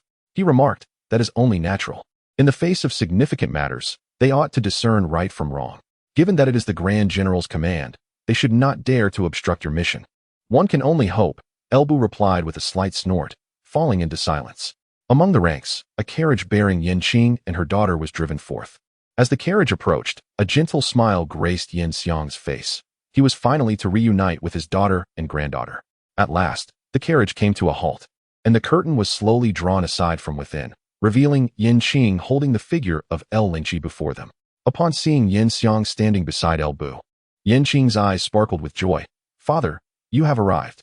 Yin Xiang nodded, though his gaze lingered only momentarily on Yin Qing before swiftly shifting to El Lingqi in her arms. Is this little Lingqi? Come, let your grandfather have a look. Once Yin Qing joined them, the serious matters of discussion dissipated between Elbu and Yin Xiang. Yet it was evident that while Yin Xiang adored his granddaughter, little Lingqi did not share the same affection for her grandfather. On the journey back to the city, the spirited Xia Lingqi, inheriting the combative lineage of Elbu, displayed a remarkable fearlessness, even managing to pluck several hairs from Yin Xiang's beard. Although Yin Xiang grimaced in pain throughout the journey, he continued to laugh heartily, only reluctantly returning Xia Lingqi to Yin Qing upon entering the city. Gently caressing his own beard, Yin Xiang observed as Yin Qing took Xia Lingqi back to the carriage. Before turning to Elbu and inquiring whether he intended to reside directly in the governor's mansion or spend a few days at the Yin residence first. Without hesitation, Elbu declared, as the governor of Bingzhou, I shall, of course, reside in the governor's mansion. Nodding in agreement, Yin Xiang was not surprised by Elbu's decision. He remarked, Ding Jinyang has already gone to the capital, and the governor's mansion has been vacated, leaving only a few servants behind. You may move in directly. Should you require anything, do not hesitate to seek out the old man. Also, make sure to let Qingger take Xia Lingqi back to the Yin residence for a few days, so that I may have a good look at my precious granddaughter. There will be an opportunity, Elbu replied with a smile. Once I lead my troops into battle, I shall have Qingger take Xia Lingqi to the Yin residence to stay for as long as I am away. Yin Xiang shot Elbu a disapproving glance, eventually shaking his head. Very well, I shall take my leave now. Do remember, do not act recklessly. With that, Yin Xiang climbed into his carriage and departed. After bidding farewell to Yin Xiang, Elbu waved his hand and commanded, let us proceed to the governor's mansion. As Elbu returned to Jinyang in his capacity as the governor of Bingzhou, he was met by only Yin Xiang outside the city. However, it was evident that others were not oblivious to his arrival. That very evening, numerous individuals discreetly visited the Yin residence, only to leave quietly thereafter. Clearly, they sought to ascertain the sentiments of Elbu, the newly appointed governor, through Yin Xiang. The information provided by Yin Xiang undoubtedly brought a sense of relief to many. Thus, early the next morning, as Elbu emerged from the chambers of Zhanjiang and Luandezhu, having not yet partaken of breakfast, Jia Xu arrived bearing several invitation cards. Among them were the most significant ones from Huang Fuong, the head of the Huang family in Taiyuan, and Qianwu, the general in charge of the Bingzhou frontier troops. Elbu chuckled upon selecting the two most noteworthy invitations. These individuals seem rather eager. The Huang family of Taiyuan needed no introduction. Although Huang Fu, the family head, was not particularly renowned, his brother was none other than Wuyuan, the former imperial attendant, recently promoted to governor of Yuzhou amidst the turmoil of the Yellow Turban Rebellion. Furthermore, the Huang family, a prominent clan in Taiyuan, had long held positions of power in both the court and local governance, wielding considerable influence in Jinyang and the entire Taiyuan region. As for Qianwu, he was responsible for commanding the military forces stationed at the Bingzhou frontier. Casting aside the invitation casually, Elbu replied to the Huang family, stating that I shall visit them on a later date.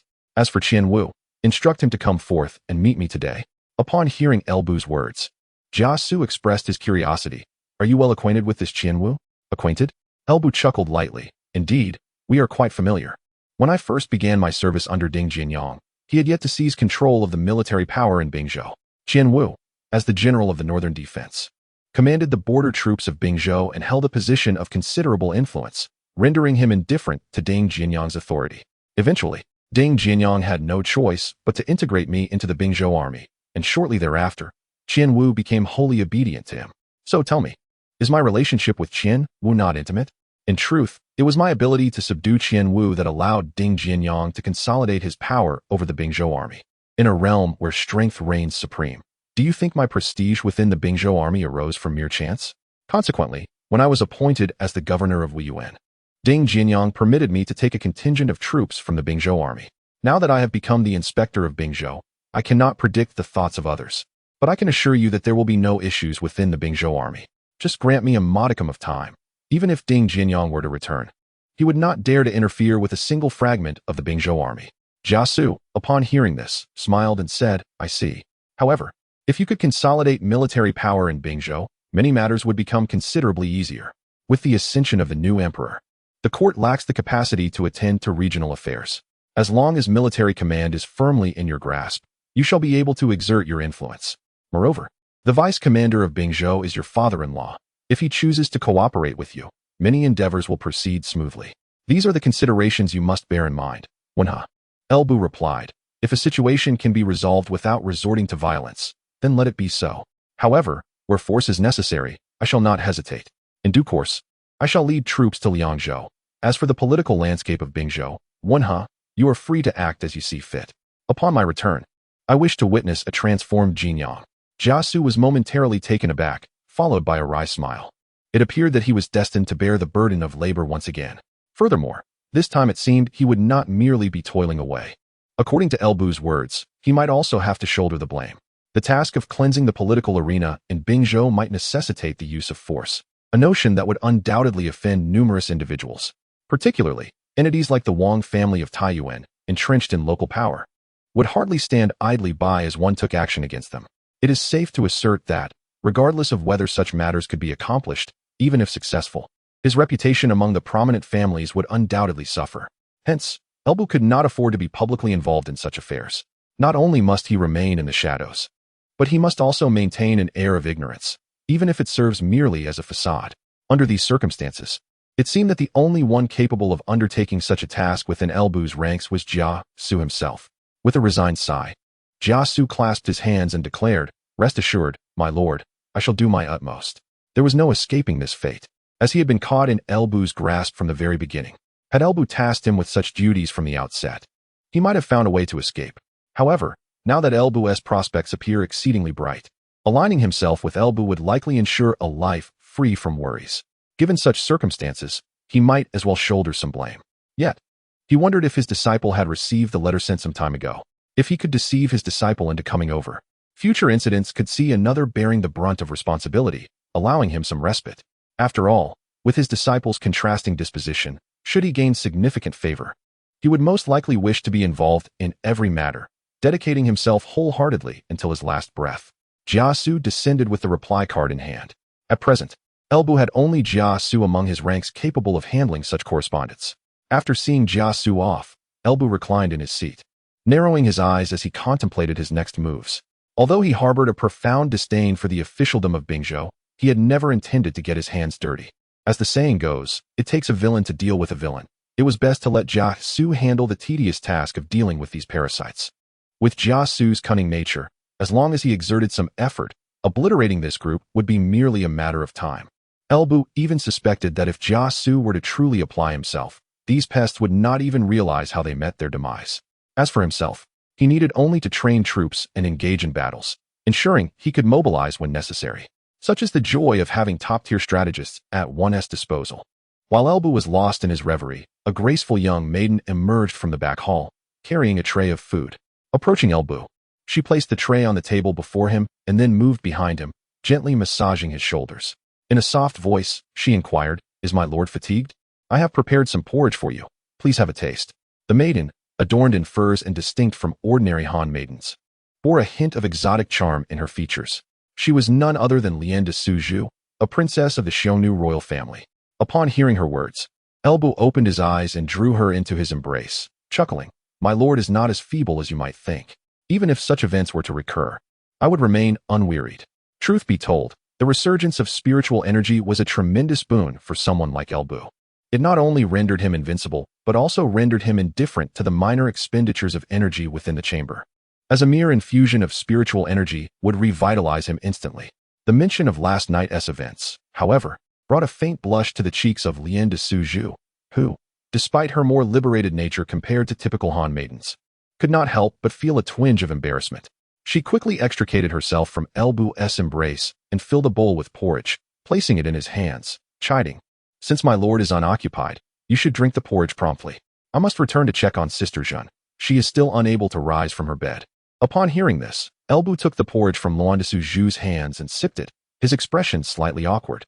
A lady of noble birth like Jeang Xiao indeed lacked the robust constitution of a girl from the grasslands like Lian de Suzhou.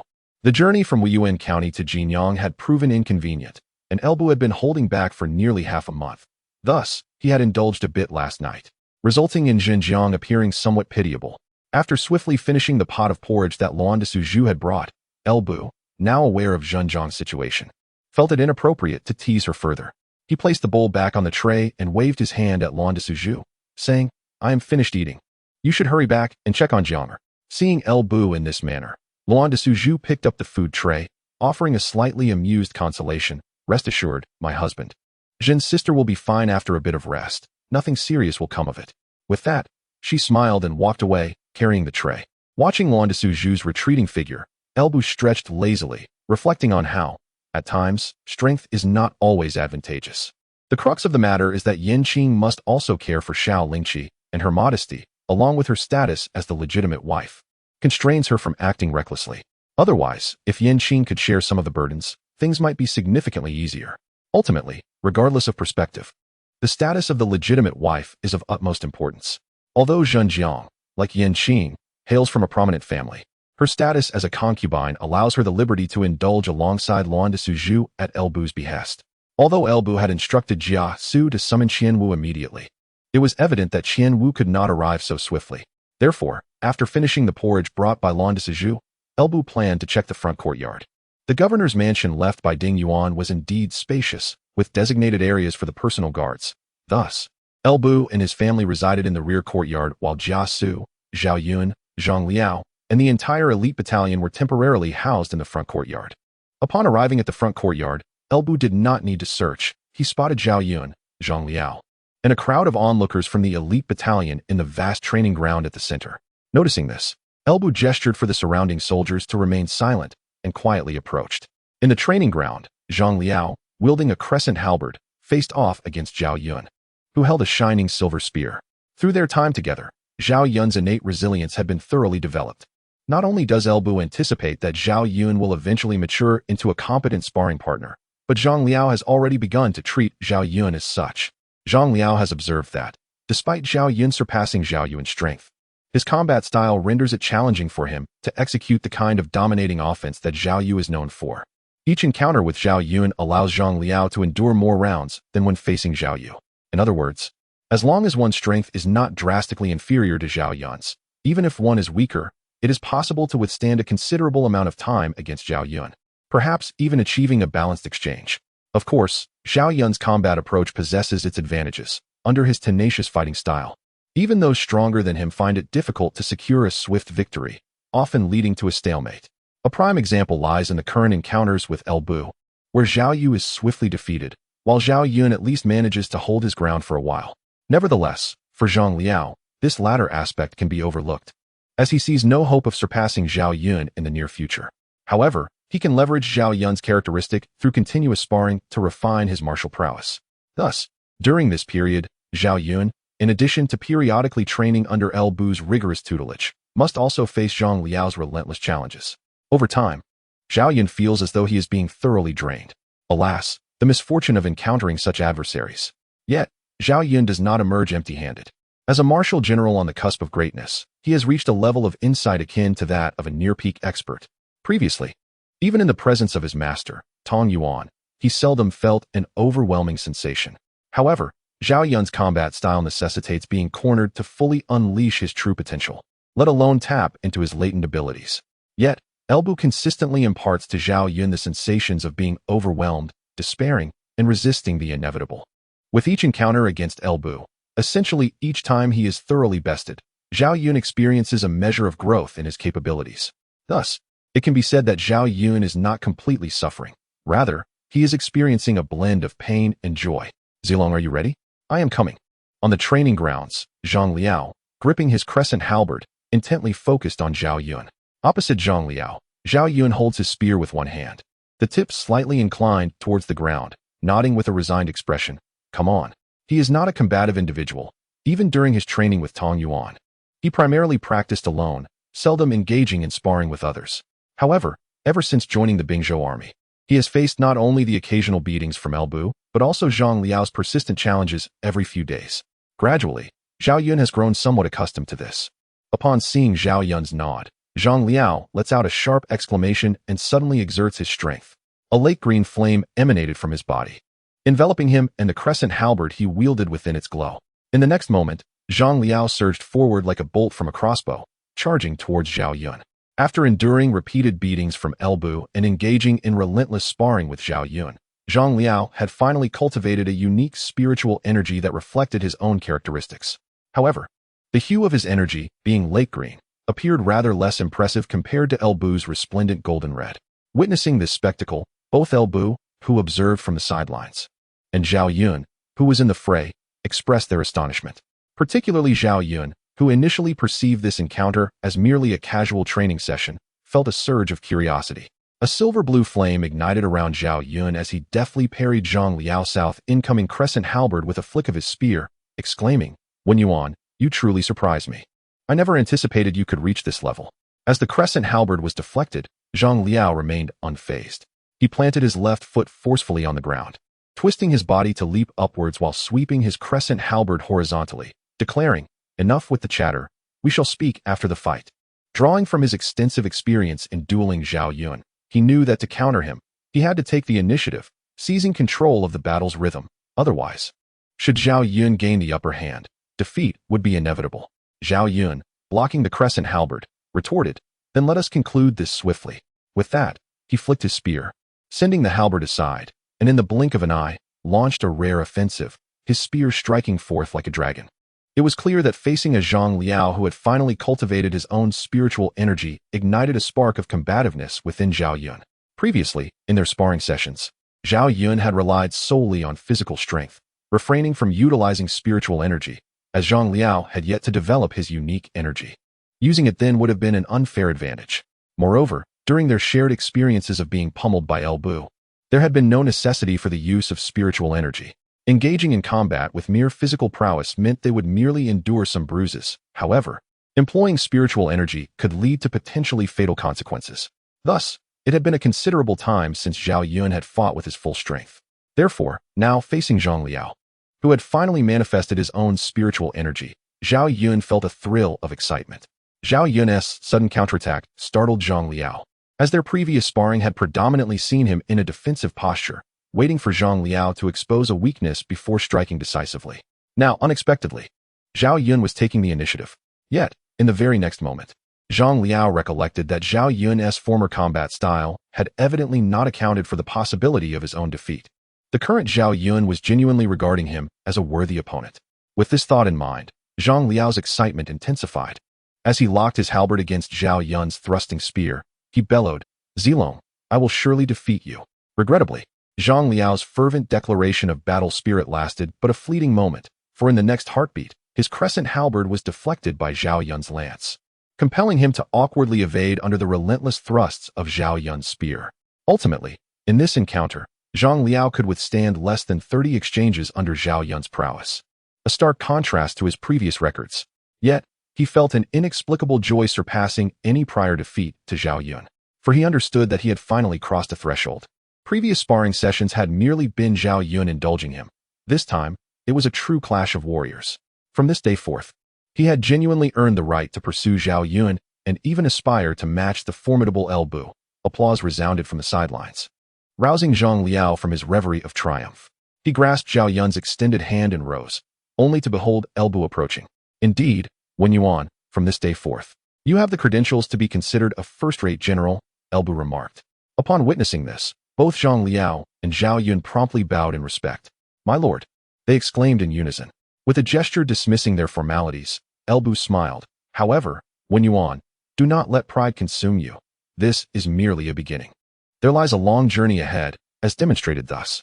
As he spoke, El Bu flicked his finger, unleashing a stream of golden-red spiritual energy that obliterated a target on the opposite end of the training ground. Observing this spectacle, Zhang Liao's eyes sparkled with admiration. He quickly inquired, "My lord, is it true that your sweeping strikes on the battlefield produced such radiant blades of light?" With a nod, El Bu replied, albeit somewhat irately, "Indeed, it is the same principle, but you have yet to learn to walk, and you already dream of running? Moreover, even if you could channel your spiritual energy outward, with the meager reserves within you, how many attacks could you possibly sustain?" At this, Zhang Liao could only manage an embarrassed smile. Indeed, he had only just begun to cultivate his spiritual energy. Even in a standard combat scenario, he could not maintain it for long, let alone project it outward. Yet, he quickly adjusted his mindset. After all, how young was he? El Bu was considerably older. With a few more years of diligent training, he too would surely achieve such feats. However, just as Zhang Liao finished reassuring himself, he suddenly heard El Bu pose a question. "Zilong, can you project your spiritual energy outward at this moment?" Upon hearing this inquiry, Zhang Liao instinctively felt it was an impossible feat. Zhao Yun was only a year his senior. Even if he had begun his training earlier, surely he could not yet project his energy outward? Then, he heard Zhao Yun respond. In reply to the general, "I generally refrain from such techniques, as my master has advised me that at my young age, my total reserves of spiritual energy are limited. In this condition, it is unwise to squander energy on projection."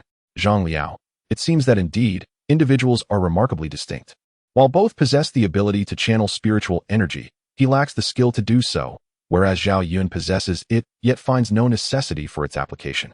In an instant, Zhang Liao, who had felt a sense of pride from cultivating his spiritual energy, fell into a state of despondency. Upon hearing Zhao Yun's words, Lu Bu was not taken aback. The innate talent for martial cultivation is undoubtedly significant, yet one must not overlook the factor of age. Being excessively youthful, to the point where one's body has yet to reach its zenith, creates a considerable disparity in combat prowess. The resurgence of spiritual energy merely extends one's peak period. Yet for those like Zhang Liao and Zhao Yun who have not yet attained their pinnacle, one can only assert that the future is promising. From Lu Bu's perspective, regardless of one's genius, it is essential to wait until one is in their 20s to genuinely realize their potential. Individuals like Zhao Yun and Zhang Liao, at the tender ages of 18 and 17 respectively, are still far from fully developing their combat capabilities. It is not to say that Lu Bu could not easily overpower them now. Even the formidable Guan Yu and Zhang Fei, whom Lu Bu had encountered previously, could likely best them without difficulty. However, witnessing Zhang Liao's evident discouragement following Zhao Yun's remarks, Lu Bu placed a reassuring hand on his shoulder, saying, "Wuyuan, do not be disheartened. Martial practitioners first sense the spiritual energy of the heavens and the earth, then draw that energy into their bodies for personal use, subsequently cultivating their own spiritual power, and finally, unleashing that power to vanquish foes. Many at your age have yet to even achieve the drawing of energy into their bodies. At merely 17, you have already cultivated your own spiritual power. I believe that once you reach maturity, you will undoubtedly be capable of externalizing that power." Listening to Lu Bu's encouragement, Zhao Yun nodded in silent agreement. The stages of cultivation that Lu Bu described aligned closely with what his master, Tong Yuan, had mentioned regarding the realms of martial cultivation. The first realm involves sensing the spiritual energy of the universe, for only through this awareness can one proceed with further cultivation. The second realm encompasses drawing spiritual energy into oneself, transforming it for personal use. A martial artist at this stage can already harness spiritual energy. Thus, their combat prowess significantly surpasses that of an ordinary person, making them a valiant warrior on the battlefield. The third realm, akin to Jeang Xiao's situation, involves transforming the spiritual energy of the heavens and earth into a unique spiritual power that embodies one's own characteristics. Lu Bu's crimson golden power, his own silver blue energy, and Jeang Xiao's lake green spiritual force exemplify this diversity. In formal cultivation, this specialized form of spiritual energy is referred to as Gang Qi. This realm is known as refining Qi into Gang, given that the quality of Gang Qi far exceeds that of ordinary spiritual energy. Achieving this level classifies one as a proficient expert, even on the battlefield, marking them as a first-rate warrior. As for the fourth realm, the official designation should be externalizing Gang Qi. The martial artist of this realm can now unleash their astral energy to vanquish foes, exhibiting a destructive power that has grown exponentially compared to those of the third realm. The notion of a single individual standing as an army is no longer a jest. After some contemplation, Zhao Yun articulated these thoughts.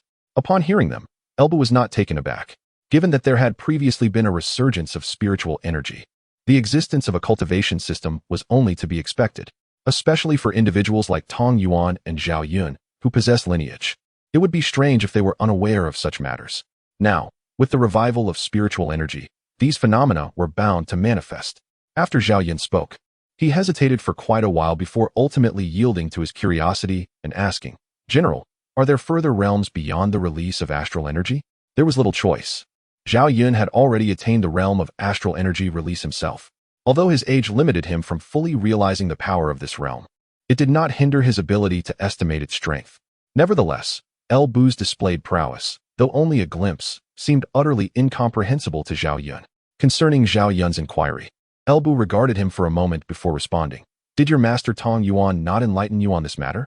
Zhao Yun shook his head. He had indeed posed this question to Tong Yuan, but received no definitive answer. Observing this, Elbu chuckled, "Your master's silence is prudent. I can only inform you that the release of astral energy is not the ultimate limit. As for the specifics, you must experience them for yourself in the future." Upon hearing Elbu's words, Zhao Yun nodded thoughtfully, refraining from further questioning. Meanwhile, Zhang Liao, witnessing the discussion between Elbu and Zhao Yun regarding the realms beyond astral energy release, found himself at a loss for words. "Do you both treat me as if I were invisible? Have you truly not considered my feelings at all?" Perhaps sensing Zhang Liao's unspoken sentiments, Elbu, after addressing Zhao Yun's confusion, shifted his focus to both men. He declared, "Wuyuan, according to Zilong's words, you have achieved the mastery of Qi, thus deeming you a first-rate expert. Now, join Zilong and train with me, allowing me to observe the differences from before, and I shall offer you some guidance." Zhang Liao could only think, this is even worse than being overlooked entirely. When Xianwu received the message relayed by Jia Xu, he arrived at Elbu's residence as requested, only to witness the scene of Zhang Liao and Zhao Yun being thoroughly outmatched by Elbu, who was unarmed and in full combat. Observing on the training grounds the figures of Zhao Yun and Zhang Liao, enveloped in shimmering silver blue and lake green auras respectively, Qianwu couldn't help but swallow hard as he cast a glance at the bare-handed Lu Bu, who had not even summoned his aura. After years of absence, it seemed that this ancestral figure had become even more formidable than before. However, in contrast to the intimidated Qianwu, it was Zhao Yun and Zhang Liao who truly felt the weight of their predicament. They had previously believed Lu Bu to be exceptionally powerful, but after this bout, they realized how little they understood him. To be fair, when they relied solely on physical strength, it was somewhat acceptable for them to be easily overpowered by Lu Bu. But now that they had unleashed their own auras, why was it that Lu Bu could still best them using nothing but his physical prowess? On the training grounds, Lu Bu regarded the two, who were grappling with their disbelief, and felt a sense of satisfaction within.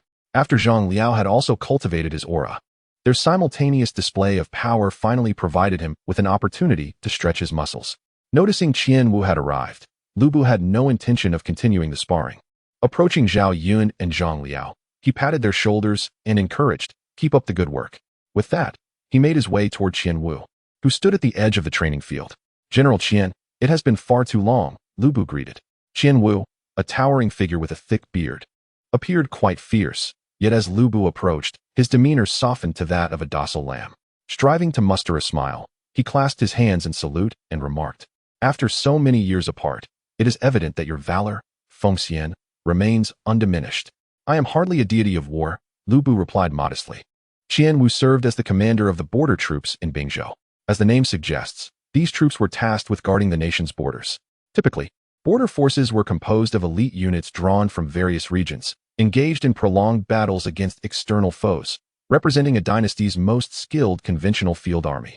Of course, the once formidable 80,000 Bingzhou army was not solely comprised of border troops. It also included local militia and recruits gathered by Ding Yuan and Lu Bu himself.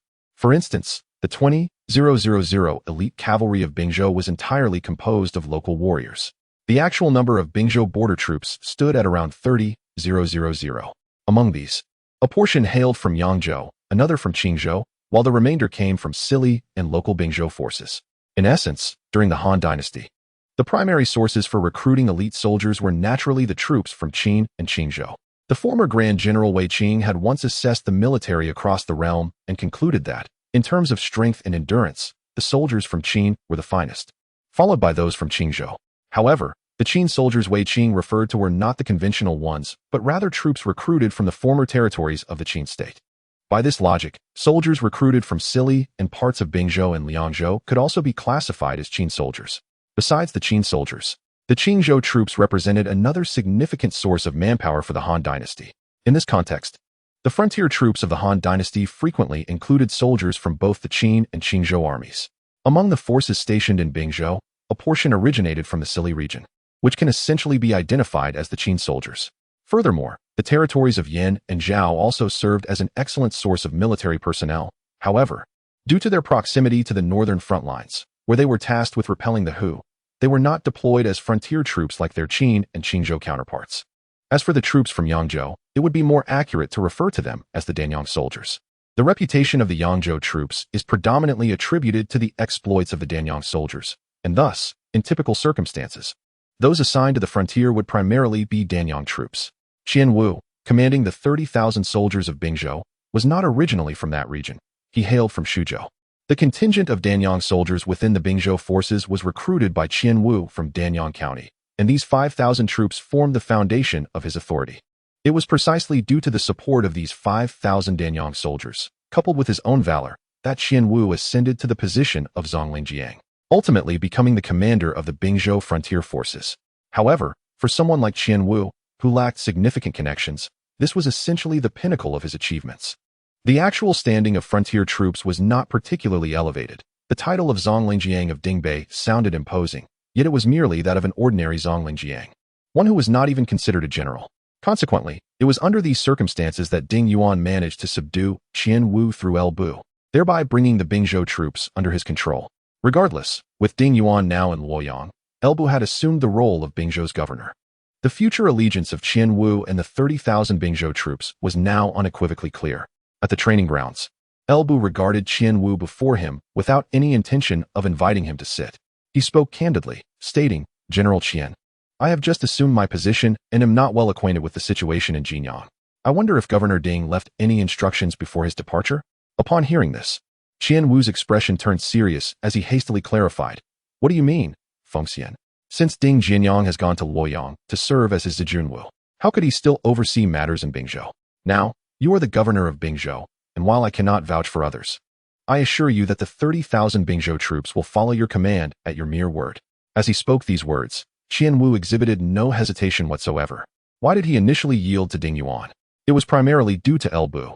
Now that Elbu stood before him, there was no further discussion needed. Seeing Qian Wu's assertion, Elbu nodded in satisfaction.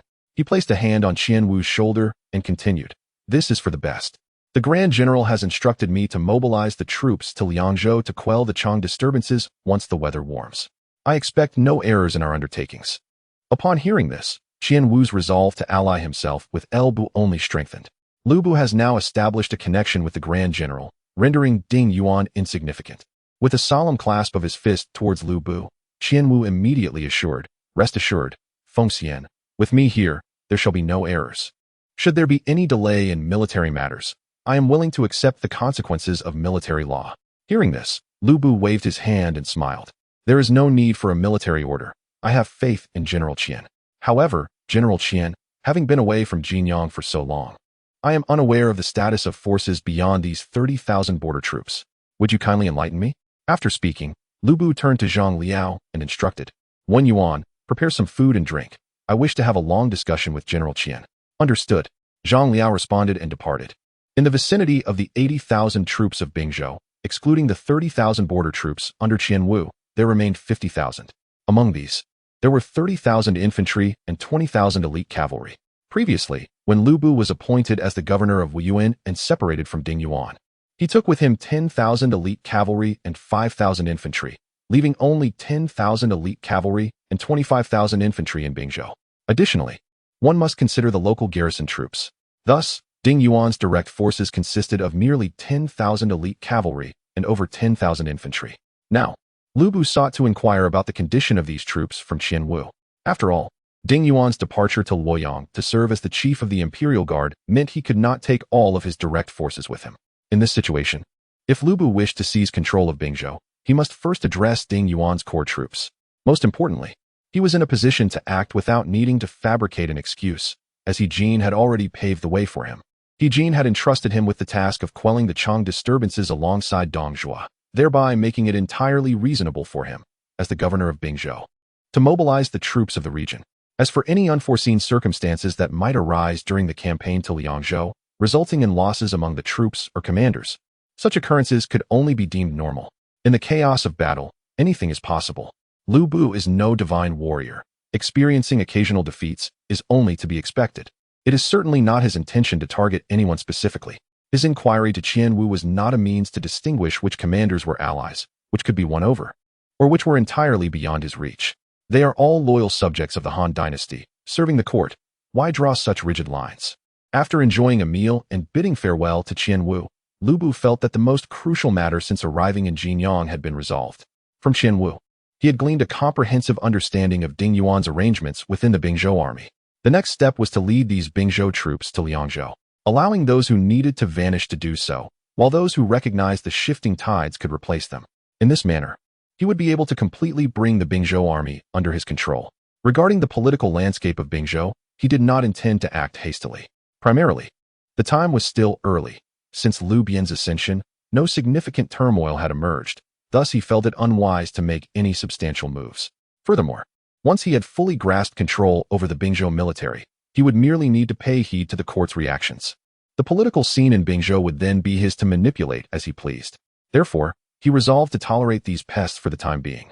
Planning to visit the Wang family in a couple of days to witness the illustrious lineage of the Wang family in Taiyuan, made famous by Wang Yuan, as a gesture of respect towards his father-in-law, Yin Xiang.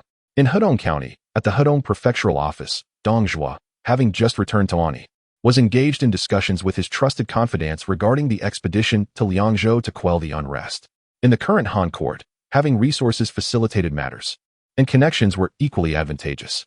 Dongzhou, possessing both wealth and influential allies, managed to regain his former position as the Hedong prefect despite his earlier imprisonment and subsequent inquiry following his defeat at Guangzhou. Moreover, He Jin had tasked him with leading troops alongside El Bu to suppress the Chang disturbances in Liangzhou, thus presenting him with yet another opportunity for merit. In the conference hall, Dongzhou occupied the seat of honor, flanked by his loyal aides, including Niu Fu, Li Ru, Li Ju, and Guisi. Wenyu, we truly owe you for your efforts outside. Otherwise, it would have been challenging for us to regain our position, let alone acquire the task of restoring order, Dongzhou remarked, turning to Li Ru as the assembly gathered.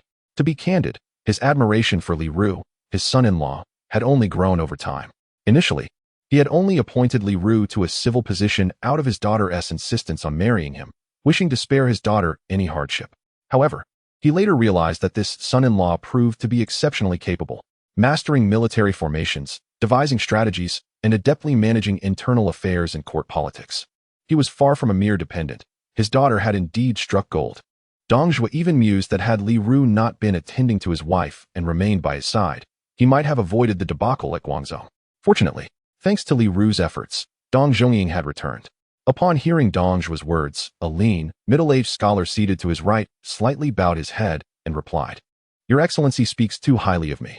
The defeat at Guangzhou was merely a miscalculation on my part. I merely seek to atone for my errors, not to claim credit. However, upon hearing Li Ru's humble response, Dong Zhuo's expression soured. When you do not speak in such a manner. The defeat stemmed from our own overreach. You were not present at the time, so you bear no fault. Such sentiments should not be voiced again. Li Ru nodded slightly, refraining from further argument. Perhaps this was why he was willing to support Dong Zhuo. Although initially he remained under Dong Zhuo's command solely due to his wife, over time, Dong Zhuo's remarkable boldness, unwavering trust in his close associates, and his generous spirit of sharing both fortune and adversity truly captivated him. It can only be said that Dong Zhuo, as a hero from He Lian, possesses a unique personal charm.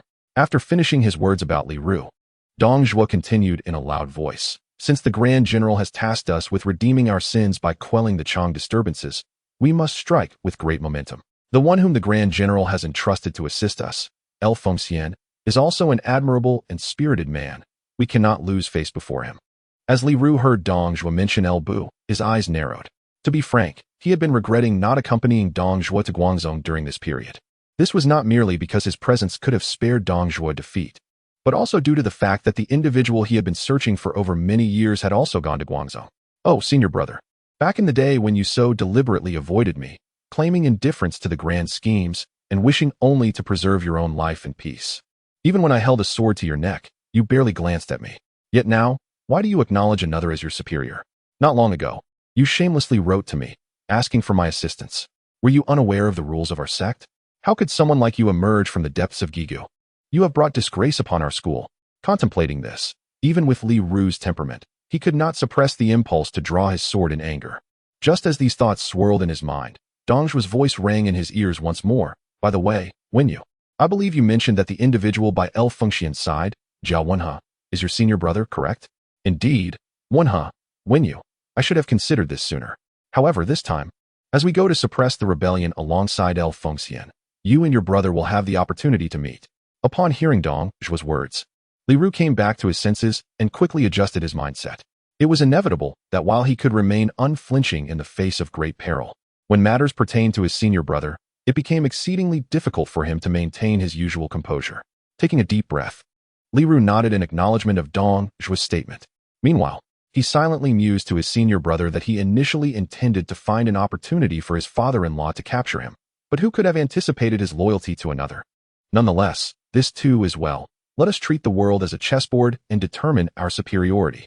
Ultimately, this era's contest of wits must yield a conclusion. With this thought, Li Ru steadied his resolve and began wholeheartedly planning the next steps for Dong Zhuo. Taiyuan Commandery, Jinyang. At this moment, Jia Xu, who was preoccupied with arranging the upcoming schedule for Bu, remained unaware of Li Ru's grievances. Even if he were to learn of them, he would likely dismiss them with indifference. After all, what was the fuss about? Was it not merely a matter of aiding a fellow in his duties? Who decreed that disciples of the Gigu school could not work together under a single master? Regulations? Do such rules extend one's lifespan? Yet, aligning oneself with Bu would at least ensure that one would not fall victim to the brutish fists of mere warriors. It can only be said that, in Jia Xu's eyes, his juniors sometimes exhibited an overly idealistic perspective. However, in the grand tapestry of life, one must contend with the mundane realities of existence. Bowing to the necessities of life is not disgraceful. After Qian Wu's departure, Bu enjoyed a few days of relative tranquility. The political atmosphere in Jinyang was unusually serene, with not a single official daring to visit Bu, as though the newly appointed governor of Bingzhou did not exist. If one were to insist, only a few lieutenants from the elite cavalry Bu once commanded, later handed over to Ding Yuan, sent some gifts, though they did not dare to visit in person, merely promising to come by when time permitted. Bu was not surprised by this state of affairs. Although Yanxiang had previously discussed the matter with him, many must have gleaned his stance from Yan. Yet, he had yet to pay a visit to the Wang family.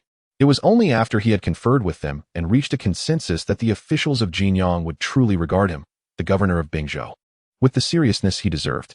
After all, within Jinyang and the broader Taiyuan region, the Wang family was the true power, and even during Ding Yuan's tenure as governor, he had to yield to their influence. In such circumstances, without the Wang family's endorsement, no official would dare approach him. The few lieutenants from Ding Yuan's former elite cavalry who quietly delivered gifts owed their actions to Bu's earlier reputation within the Bingzhou army. Indeed, Bu found some enjoyment in these leisurely days, for soon he would be leading troops into battle again, and a little relaxation was quite welcome. Thus, the time arrived for Elbu's scheduled visit to the Huang family. Early that day, Elbu roused Jia Xu from his slumber, eschewing any entourage, and together they rode to the Huang residence. The Huang estate was the grandest in all of Jinyang, though Ding Yuan's former governor's residence was substantial. It paled in comparison to the Huang family's opulence. As Elbu gazed at the imposing gates of the Huang estate, he abruptly turned to Jia Xu and remarked, I just recalled that when I wed Qing heir, I offered no dowry. Rather, my father-in-law provided a significant portion of the bridal gifts. What do you think of me acquiring this magnificent estate as a gift for my father-in-law?" Upon hearing Elbu's words, the nearby Jia Xu, also mounted, trembled in fear. "My lord, did we not agree on our course of action? We shall refrain from meddling in the affairs of the officials in Bingzhou for the time being, and instead, focus on resolving other matters before seeking an opportunity to settle accounts. Why, then, have you suddenly turned your attention to the Huang family estate? Although the Huang residence in Jinyang does not hold the same significance as their ancestral home in Xixian, it nevertheless serves as the family's facade. Unless you bring the Huang family to ruin, how could they possibly relinquish this property to you?" As Jia Xu pondered how to dissuade Elbu from this notion, the two men and their steeds halted before the entrance of the Huang residence, drawing the attention of the family's attendants. One of the attendants stepped forward, admonishing them. "Who dares to linger here? Are you unaware that riding is forbidden before the Huang residence? Depart at once, or we shall be compelled to escort you away." Upon hearing this, Elbu chuckled, finding the situation rather amusing. He had heard of places where riding was prohibited on city thoroughfares and within military camps, but this was his first encounter with a household that forbade it before their door. Is this truly the Huang family of Taiyuan? How delightful. Surely, this is no different from the imperial gates. Disregarding the attendant's admonition, Elbu casually addressed Jia Xu, Understanding the cue, Jia Xu promptly dismounted and retrieved an item from his sleeve, stepping forward to speak. "I kindly request that you inform the head of the Huang family that the Bingzhou inspector, Elbu, also known as El Fengxian, has come to pay a visit. Here is my invitation." The attendant, taken aback by Jia Xu's formal introduction, glanced between him and the still-mounted Elbu, astonished that such a prominent official would come to the Huang family accompanied by only one person. However, with the invitation in hand, there could be no doubt of their legitimacy. Thus, despite his surprise, the attendant swiftly altered his demeanor, accepting the invitation with a bow. It is indeed El Inspector. My apologies for any offense. Please wait here while I inform the master of the house."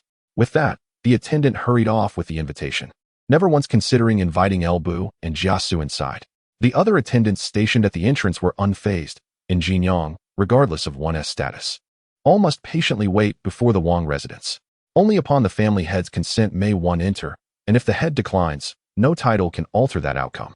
Observing the scene, Elbu turned to Jia Xu with a smile, remarking, "The Huang family truly lives up to their reputation as a prestigious clan of Taiyuan." Jia Xu smiled in return, remaining silent, yet silently mourned the fate of the Huang family in his heart. Based on his understanding of Elbu, although Elbu outwardly displayed no signs of displeasure, the audacity of a mere servant from the Huang family to treat them with such disregard undoubtedly placed the Huang family on Elbu's blacklist. He had not forgotten the manner in which he was once taken by Elbu to Jiyuan. However, what relevance did that hold for him? The Huang family of Taiyuan was merely insignificant. Both Elbu and he himself regarded the Huang family with disdain. Once the opportune moment arose, the Huang family would merely be akin to meat awaiting the butcher's knife. Should the Huang family recognize the situation, perhaps they could be spared. Otherwise, they might serve as a warning to others. Thus, Elbu and Jia Xu calmly waited outside for quite some time until a steward, clad in the attire of a housekeeper, emerged from the Huang residence, accompanied by the earlier mentioned servant.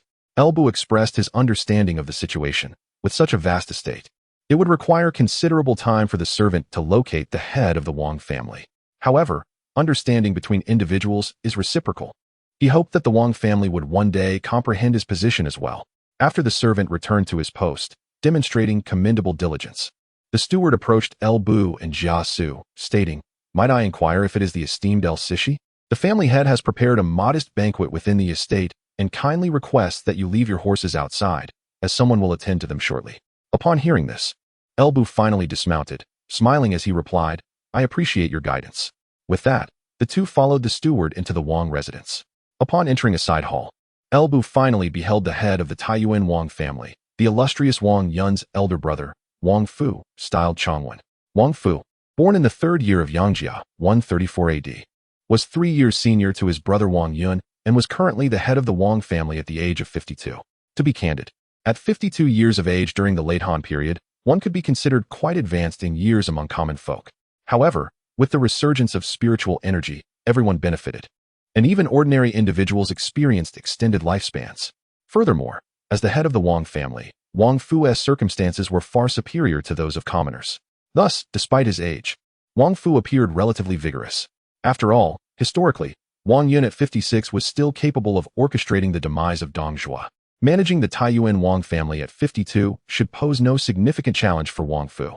In the side hall, upon seeing El Bu and Jia Xu brought in by the steward, Huang Fu rose from his seat and approached with a warm smile, saying, "I was unaware of your visit, esteemed El Sishi. I regret not welcoming you properly, and I hope you will not take offense." Upon hearing this, El Bu regarded Huang Fu's approach with skepticism, contemplating, "How can you claim ignorance of my visit when we exchanged formal invitations days prior?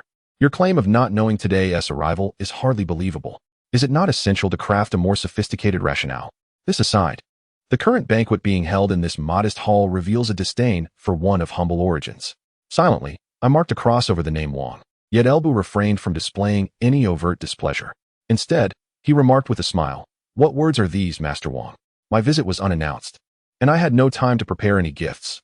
I hope you will not hold it against me." Upon hearing El Bu's words, Huang Fu was about to offer some polite remarks, only to realize that El Bu, or El Fengxian, was not merely being courteous. He genuinely had no gifts prepared. Internally, he mused on El Bu's lack of refinement, but his composure allowed him to maintain a smile as he replied, "You are being too formal. As the landlord of Jinyang, it is only natural for me to host a banquet for the newly appointed Governor L. How could I possibly accept gifts? Please, take your seat." El Bu found amusement in Huang Fu's self-proclaimed status as Jinyang's leading landlord. However, he was not there to create trouble, so he chose to remain silent and took his seat alongside Jia Xu. Following their seating, Huang Fu returned to his position and began instructing the servants to serve food and drink. Yet, as El Bu observed the dishes presented by the Wang household, he lost all desire for further conversation. The quality of these offerings was so inferior that they barely matched half of what had been served during his initial banquet at the Zhen family in Wujia. Who was he trying to fool? While it was true that Jizhou was more affluent than Bingzhou, how could the Wang family, as the foremost clan in Jinyang, present such a meager display? After being greeted by the steward, ushered into a modest hall, and now served such subpar fare, El Bu poured himself a cup of wine, a faint smile gracing his lips. Was this the arrogance of the noble houses? It seemed that a person of his lowly origin was indeed beneath their notice. At the head table, Huang Fu poured himself a cup of wine and raised it, saying, "Governor L, time is of the essence. I have prepared a humble offering. Should there be any shortcomings in my hospitality, I hope you will forgive me." "Such words are unnecessary, Master Wang," El Bu replied, twirling the wine cup in his hand with a smile. "You have gone to great lengths to host this banquet. How could I harbor any discontent? Remember Master Wang's generous invitation." Beside El Bu, Jia Xu nodded with a congenial smile. Since El Bu asked him to remember, he would do so. After all, Jia Wenhe, was not one to hold grudges. Observing this exchange, a trace of disdain flickered in Huang Fu's eyes. Indeed, it was apparent that El Bu was an unsophisticated man of war, yet he maintained his facade of cordiality, saying, "Governor L is being too modest. This humble wine is nothing of note. Come, allow me to toast to you." With a light chuckle, El Bu drained his cup of wine and casually remarked, "Master Wang, having wine without a beautiful woman is rather dull. Why not summon a dancer from your household to perform a piece for us?" Unbeknownst to El Bu, Huang Fu set down his wine cup and replied with a smile, "Our Wang family upholds simplicity. We do not keep dancers, which may indeed disappoint you, El Chancellor." "I see," El Bu said, shaking his head in amusement. "Without a beauty, this wine lacks flavor. In that case, Master Wang, let us discuss matters of importance." Upon hearing this, Huang Fu felt a cold smirk form within him. Could he not contain himself? Truly, a crude warrior. Though their noble families did keep dancers to entertain distinguished guests, not everyone was deserving of such hospitality. Pouring himself another cup of wine, Huang Fu said, "El Chancellor, please speak freely. I am all ears." Lightly tapping his fingers on the table, El Bu continued, "Master Wang, after my arrival in Jinyang, my esteemed father-in-law has spoken with me, so I will be direct. I am a man of measure. I will only take over what Governor Ding has left behind. Everything else shall remain unchanged. What do you think, Master Wang? Hearing Elbu's words, Huang Fu nodded in satisfaction. It seemed this crude warrior was not entirely lacking in merit. He understood the importance of respecting the noble families. Of course, as the head of the Wang family, he had to mind his own demeanor. Thus, he merely smiled and said, "What you say, El Chancellor, is quite the opposite. It is I who should assist you in your endeavors." Elbu chuckled. "In that case, Master Wang, let us agree upon this. After a while, I will march to Liangzhou under the orders of the general to quell the Chang disturbances, and I hope for your support then. I thank you for your hospitality today, and I shall take my leave." "Of course," Huang Fu replied with a smile. "But will you not stay for another drink, El Chancellor? Your kindness is appreciated. But I shall pass. In the future, I hope you will visit my residence, and I will host you then," Elbu said. When he let us depart, Huang Fu was merely being polite and had no intention of detaining him. As Elbu and Jia Xu exited the side hall, Huang Fu's smile vanished in an instant. Watching their receding figures, he scoffed derisively, muttering, "A crude fellow." He then glanced at the untouched food and wine on the table and commanded, "Take all this away and feed it to the dogs." After retrieving their horses from the servants of the Wang residence, Elbu and Jia Xu left the estate. Upon arriving outside the Wang residence, Jia Xu maintained a cheerful demeanor, while Lu Bu's face was marked solely by a sardonic smile. Perched upon his steed, Lu Bu cast a sidelong glance at Jia Xu and remarked, "Wenhe, do you not find it curious that Wang Changwen, who harbors a deep-seated disdain for me, feigns a facade of warm hospitality? Is he not weary? If he is not, I certainly feel his fatigue on his behalf." In response to Lu Bu's observation, Jia Xu chuckled and said, "Ah, my lord, as the head of the Wang family in Taiyuan, Wang Changwen bears the weight of a vast lineage and numerous affairs. He is undoubtedly burdened. However, his lavish reception of you today presents an opportunity for you to alleviate some of his burdens in the future. I am confident that Wang Changwen would be most appreciative of your assistance." Seeing Jia Xu's beaming smile, Lu Bu, who had initially worn a stern expression, could not help but chuckle as well. "Wenhe, you truly possess a remarkable insight. Very well, I shall entrust this matter to you. After all, you too have felt the warmth of Wang's hospitality today, have you not?" To this, Jia Xu gladly accepted. Though he was, in many respects, a mere figure of leisure, he was nonetheless eager to undertake such tasks. After all, it is essential to recognize and repay kindness. Given Wang Changwen's generous demeanor, how could Jia Wenhe, a man of gratitude, fail to respond appropriately? It is worth noting that the Wang family indeed merits its status as a prominent clan in Taiyuan. Huang Fu's self-identification as a landlord of Jinyang is justified. Following Lu Bu's visit to the Wang family and the mutual understanding reached with Huang Fu, the next day, officials of all ranks from the Jinyang political landscape came to pay their respects to the newly appointed governor of Bingzhou. However, Lu Bu had little desire to engage with these matters, delegating everything to Jia Xu. His primary focus lay solely on the forthcoming military campaign in Liangzhou. Currently, the Bingzhou forces under his command, aside from the elite Xianjing battalion, remain stationed in Wuyuan County and would not be dispatched to quell the unrest in Bingzhou. Among the remaining Bingzhou army, the 30,000 border troops, bolstered by their resources, were unlikely to encounter any issues. The local garrison troops, constrained by their duty to defend their territories and possessing mediocre combat capabilities, were likewise incapable of venturing to Liangzhou to restore order. Thus, Lu Bu's attention would primarily center on the more than 20,000 elite troops left by Dingyuan. Although Taiyuan County, being the seat of Bingzhou's administration in Jinyang, lacked a governor due to Ding Yuan's previous role as a hands-on administrator, it did have a chief clerk overseeing the affairs. The elite troops left by Ding Yuan were thus under the command of this chief clerk. In essence, this was a clever maneuver orchestrated by Ding Yuan. Under normal circumstances, a provincial governor would have a designated military commander, a position typically held by a military officer. However, Ding Yuan was acutely aware that if a military officer were to assume command, upon his departure, Lu Bu, with his esteemed reputation among the Bingzhou forces, would likely render the troops no longer under his purview. Conversely, if the chief clerk were to command the troops, the situation would unfold quite differently. According to the established hierarchy, the chief clerk of the governor is merely a subordinate of the governor, and although the provincial inspector possesses supervisory authority, it does not extend to the chief clerk. Therefore, as long as the operations are conducted skillfully, he can indeed preserve this loyal faction. To achieve this objective, the current chief clerk of the Taiyuan commandery has been assigned by Ding Yuan, a trusted confidant named Zhang Yang. Zhang Yang, originally a valiant officer under Ding Yuan, has now been maneuvered into the role of chief clerk, remaining firmly within Ding Yuan's circle, allowing Ding Yuan to continue to exert influence over him. However, Elbu, as the provincial inspector of Bingzhou, cannot legitimately command Zhang Yang. It must be said that Ding Yuan is indeed a seasoned veteran in the bureaucratic realm, under normal circumstances. As long as Elbu does not cause an upheaval, he would find it difficult to exert control over Zhang Yang. Unfortunately for Ding Yuan, he did not anticipate that the Grand General He Lian would order Elbu and Dong Zhuo to march together to quell the unrest in Liangzhou.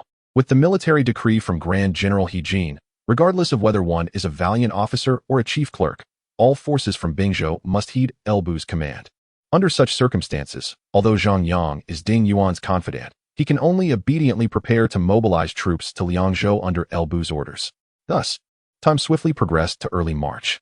According to He Lian's command, Dong Zhuo and Elbu were to lead their troops to garrison Zhuofengyi and Yufufeng, respectively, to prevent the chaotic forces of Liangzhou from invading the Sanfu region. While the situation on Dong Zhuo's side remains unknown, Elbu has already assembled over 20,000 Bingzhou troops under Chief Clerk Zhang Yang and drawn an additional 5,000 from Qian Wu's command, totaling 30,000 infantry and cavalry to advance towards Liangzhou. Elbu's rationale for this troop allocation was straightforward. The forces in various commanderies lack combat effectiveness and must also defend their territories. Thus, it is unwise to draw too many from Qian Wu's 30,000 border troops, making Zhang Yang's forces the primary contingent. Although Zhang Yang is acutely aware that Elbu is acting with ulterior motives, he finds himself powerless to resist. As Elbu holds the military order from Grand General He Lian and can only comply with Elbu's directive to march towards Liangzhou. At the Bingzhou governor's office, Elbu stood on the training grounds of the front courtyard, flanked by Jia Xu, Zhang Liao, and Zhao Yun, while a multitude of soldiers from the elite battalion stood at attention. His gaze gradually traversed the assembly, ultimately resting upon Jia Xu as Elbu spoke. This time, I am commanded by the Grand General to march to Liangzhou. Wenhe, I entrust all matters of Bingzhou to you. I hope that upon my return, you will present me with a satisfactory outcome. Upon hearing Elbu's words, Jia Xu understood precisely what was expected. With a slight smile, he replied, "Rest assured, my lord. Xu shall not let you down." Seeing Jia Xu's affirmation, Elbu nodded slightly, confident in Jia Xu's capabilities. Although the Wang family is a prominent clan in Taiyuan, if Jia Xu cannot outsmart even a single member of the Wang family, he would cease to be the Jia Xu we know. After issuing his instructions to Jia Xu, Elbu turned his attention to Zhao Yun, saying, "Zilong, you shall remain here with Wenhe. I will also leave the Xianzhen camp in your care. My only request is that you ensure the safety of the governor's residence both inside and out. Should any issues arise, consult Wenhe." Upon hearing this, Zhao Yun responded with a respectful bow. Understood. Nodding at Zhao Yun, Elbu felt considerably reassured.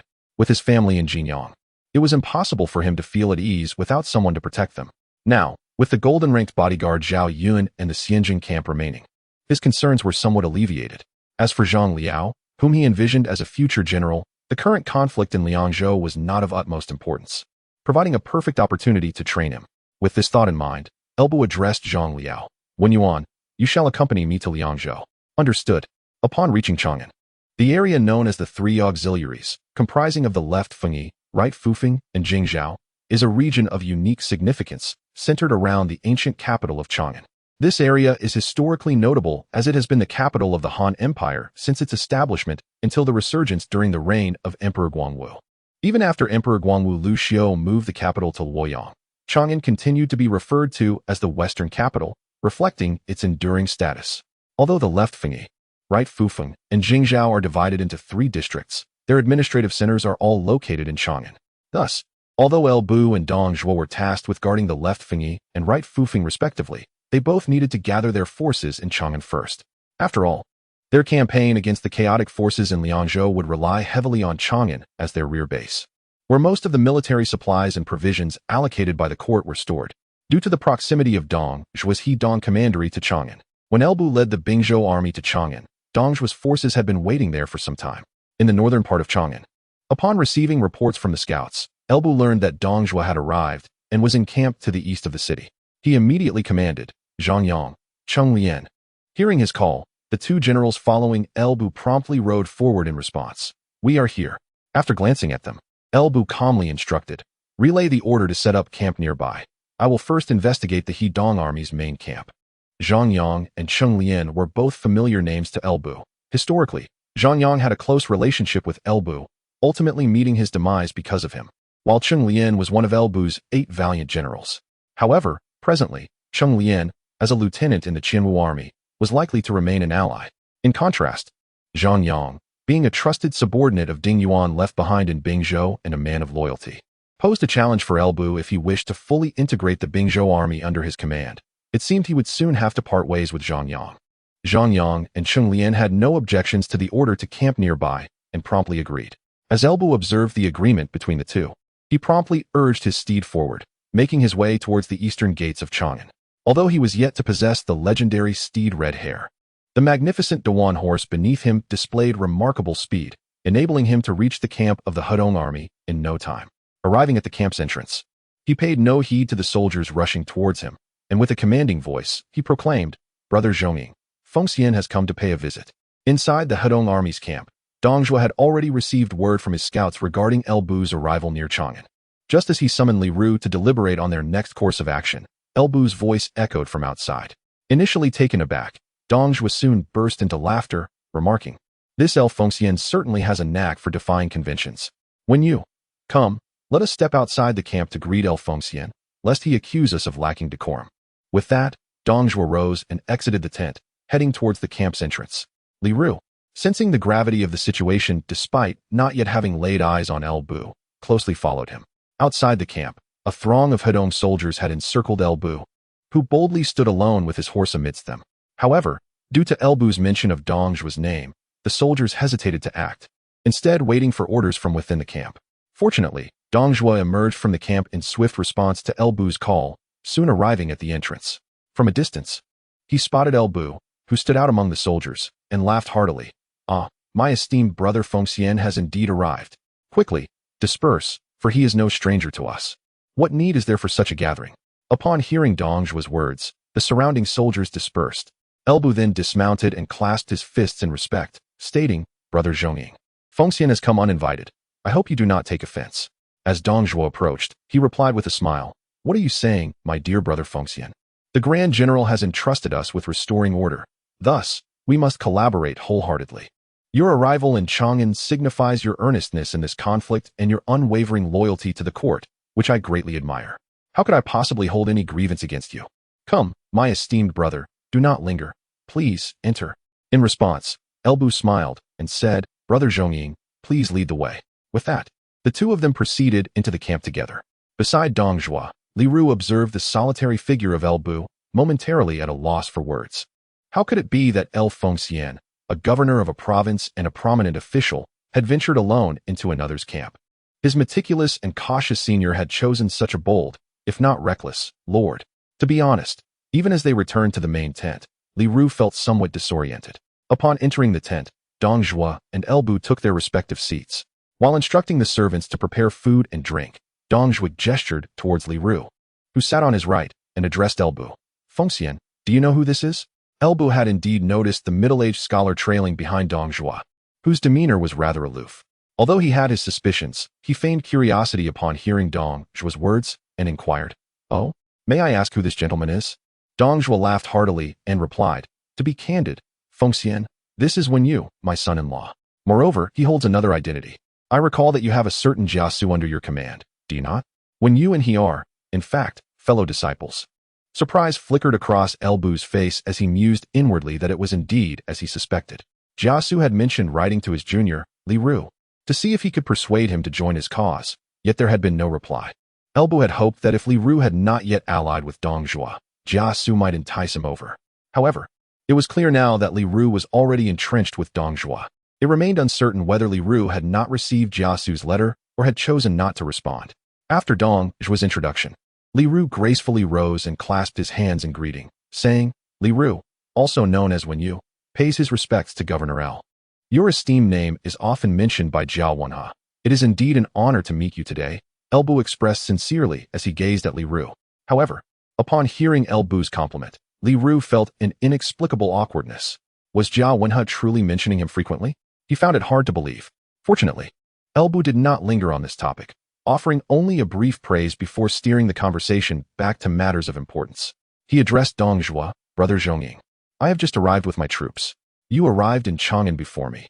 Could you enlighten me on the current situation? In response, Dong Zhuo said, to be honest, Feng Xian, I have not been here long myself. However, we have heard that in recent years, many official positions in the three auxiliaries have remained vacant, and currently, it is the county magistrate of Chang'an, known as Yang Dang, who governs the affairs of the city. The 5,000 troops guarding Chang'an are also under his command. If we wish to secure military supplies and provisions from Chang'an, we must first deal with this Yang Dang. Oh, Elbu inquired with curiosity, Brother Zhongying. What is the background of this Yang Dang? Under the command of the great general, we are tasked with eliminating the bandits. Can a mere magistrate of Chang'an dare to scheme against us from behind? This is not so easily said. Dong Zhuo chuckled softly and remarked, my dear Feng, let me speak candidly. Although Yang Gang is but a minor magistrate, he is the son of the court eunuch Yang Xian. These eunuchs, despite their inability to father children, place great importance on their adopted sons, which allows Yang Gang to roam freely in Chang'an. Moreover, these eunuchs are currently at odds with the great general, and as we serve him, it is inevitable that some may seek to undermine us in the shadows. Eunuch faction? Elbu furrowed his brow, slightly taken aback. He inquired. The current emperor is the great general's own nephew. Although the eunuchs previously opposed the general with the backing of the late emperor, one would think they should now be occupied with their own survival, lacking the audacity to stand against the general. My dear Feng, you underestimate the situation, Dong Zhuo replied, shaking his head with a smile.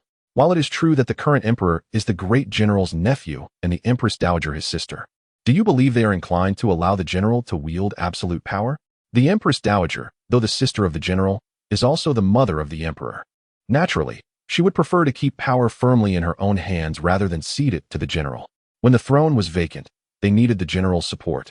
But now that the situation is settled, they must consider their future. Not to mention that when the emperor ascended, the general sought to eliminate the 10 eunuchs to avert future troubles, yet he was thwarted by the empress dowager. Now, both she and the emperor not only favor the 10 eunuchs, but have also allied with the aristocratic officials who do not wish to see the general monopolize power, causing him considerable distress of late. Observing Dong Zhuo's somewhat nostalgic demeanor, Elbu began to recall certain events. After Emperor Liu Bian's ascension, it seemed that Empress Dowager he truly allied with the 10 eunuchs, even orchestrating the invitation of He Lian to the palace, which ultimately led to his demise at their hands. This serves as a stark reminder that familial bonds can crumble in the face of ambition and power. Perhaps, subjectively, Empress Dowager he did not genuinely wish for He Lian's death, yet it was indeed her actions that led to his downfall. Contemplating further, Elbu asked, so, are you suggesting that Yang Gang will intentionally create obstacles for us in our logistics? Shaking his head, Dong Zhuo replied, not to that extent. While these eunuchs may oppose the general at every turn, they would not dare overstep their bounds in matters of national significance. Without concealing from you, my esteemed brother, prior to your arrival, we had already sought out the Yang faction. Their stance was clear, provided we offer sufficient benefits. We could access the armaments of the Chang'an arsenal and the provisions from Huatsong. After all, Huatsong, once the granary supplying the entire capital region, could effortlessly furnish provisions for our modest forces. Thus, there was no need for the Yang faction to personally gather supplies for us. Otherwise, they might not be so accommodating. So, has Brother Zhongying acquiesced to the Yang faction? Upon hearing Dong Zhuo's words, Elbu inquired. Not at all, replied Dong Zhuo with a smile. My dear brother, you had not yet arrived. Such matters must be approached jointly. How could I have committed to anything in your absence? Upon hearing this, Elbu chuckled. It is good that you have not. Brother Zhongying, you have stated that matters of state cannot be left to these eunuchs. If we were to offer benefits to the Yang faction, would we not be fostering their arrogance? I propose we directly inform the Yang faction that no benefits will be provided, and they must comply by supplying provisions and armaments. Otherwise, should we encounter delays in our campaigns, they shall bear the consequences. This, Elbu's forthrightness took Dong Zhuo by surprise, leaving him momentarily uncertain. To be candid, although he was a general aligned with He Lian, his loyalty to He Lian was tenuous at best. In the past, when the 10 eunuchs held power, he had not hesitated to bribe them. Now, witnessing the resurgence of the eunuchs, he was reluctant to offend them. However, with Elbu expressing such conviction, opposing him now would seem rather inappropriate. Just as Dong Zhuo wrestled with his thoughts, Li Ru, seated beside him, suddenly interjected, your insight, Inspector L, is commendable. In fact, my lord had previously conveyed similar sentiments to me. It appears that true heroes share a vision. Upon hearing Li Ru's endorsement, Dong Zhuo immediately grasped the situation and laughed heartily. Indeed, true heroes share a vision. Esteemed brother, I wholeheartedly agree with your perspective. Let us proceed as you suggest. Though he was unaware of why Li Ru aligned with Elbu's viewpoint, he resolved to support the notion for now and would inquire further in private later. As Elbu and Dong Zhuo engaged in their conversation, the food and wine that Dong Zhuo had ordered earlier were prepared. Seeing this, Elbu thought that since there was little to feast upon back at camp, it would be ungrateful not to indulge in the sumptuous offerings before him. After all, enjoying a warm meal was far preferable to gnawing on rations. Thus, he settled back down, having initially intended to take his leave. With both parties having reached a consensus regarding the Yang faction, the atmosphere at the banquet became notably harmonious. Elbu remained until he was fully satisfied before bidding farewell and departing.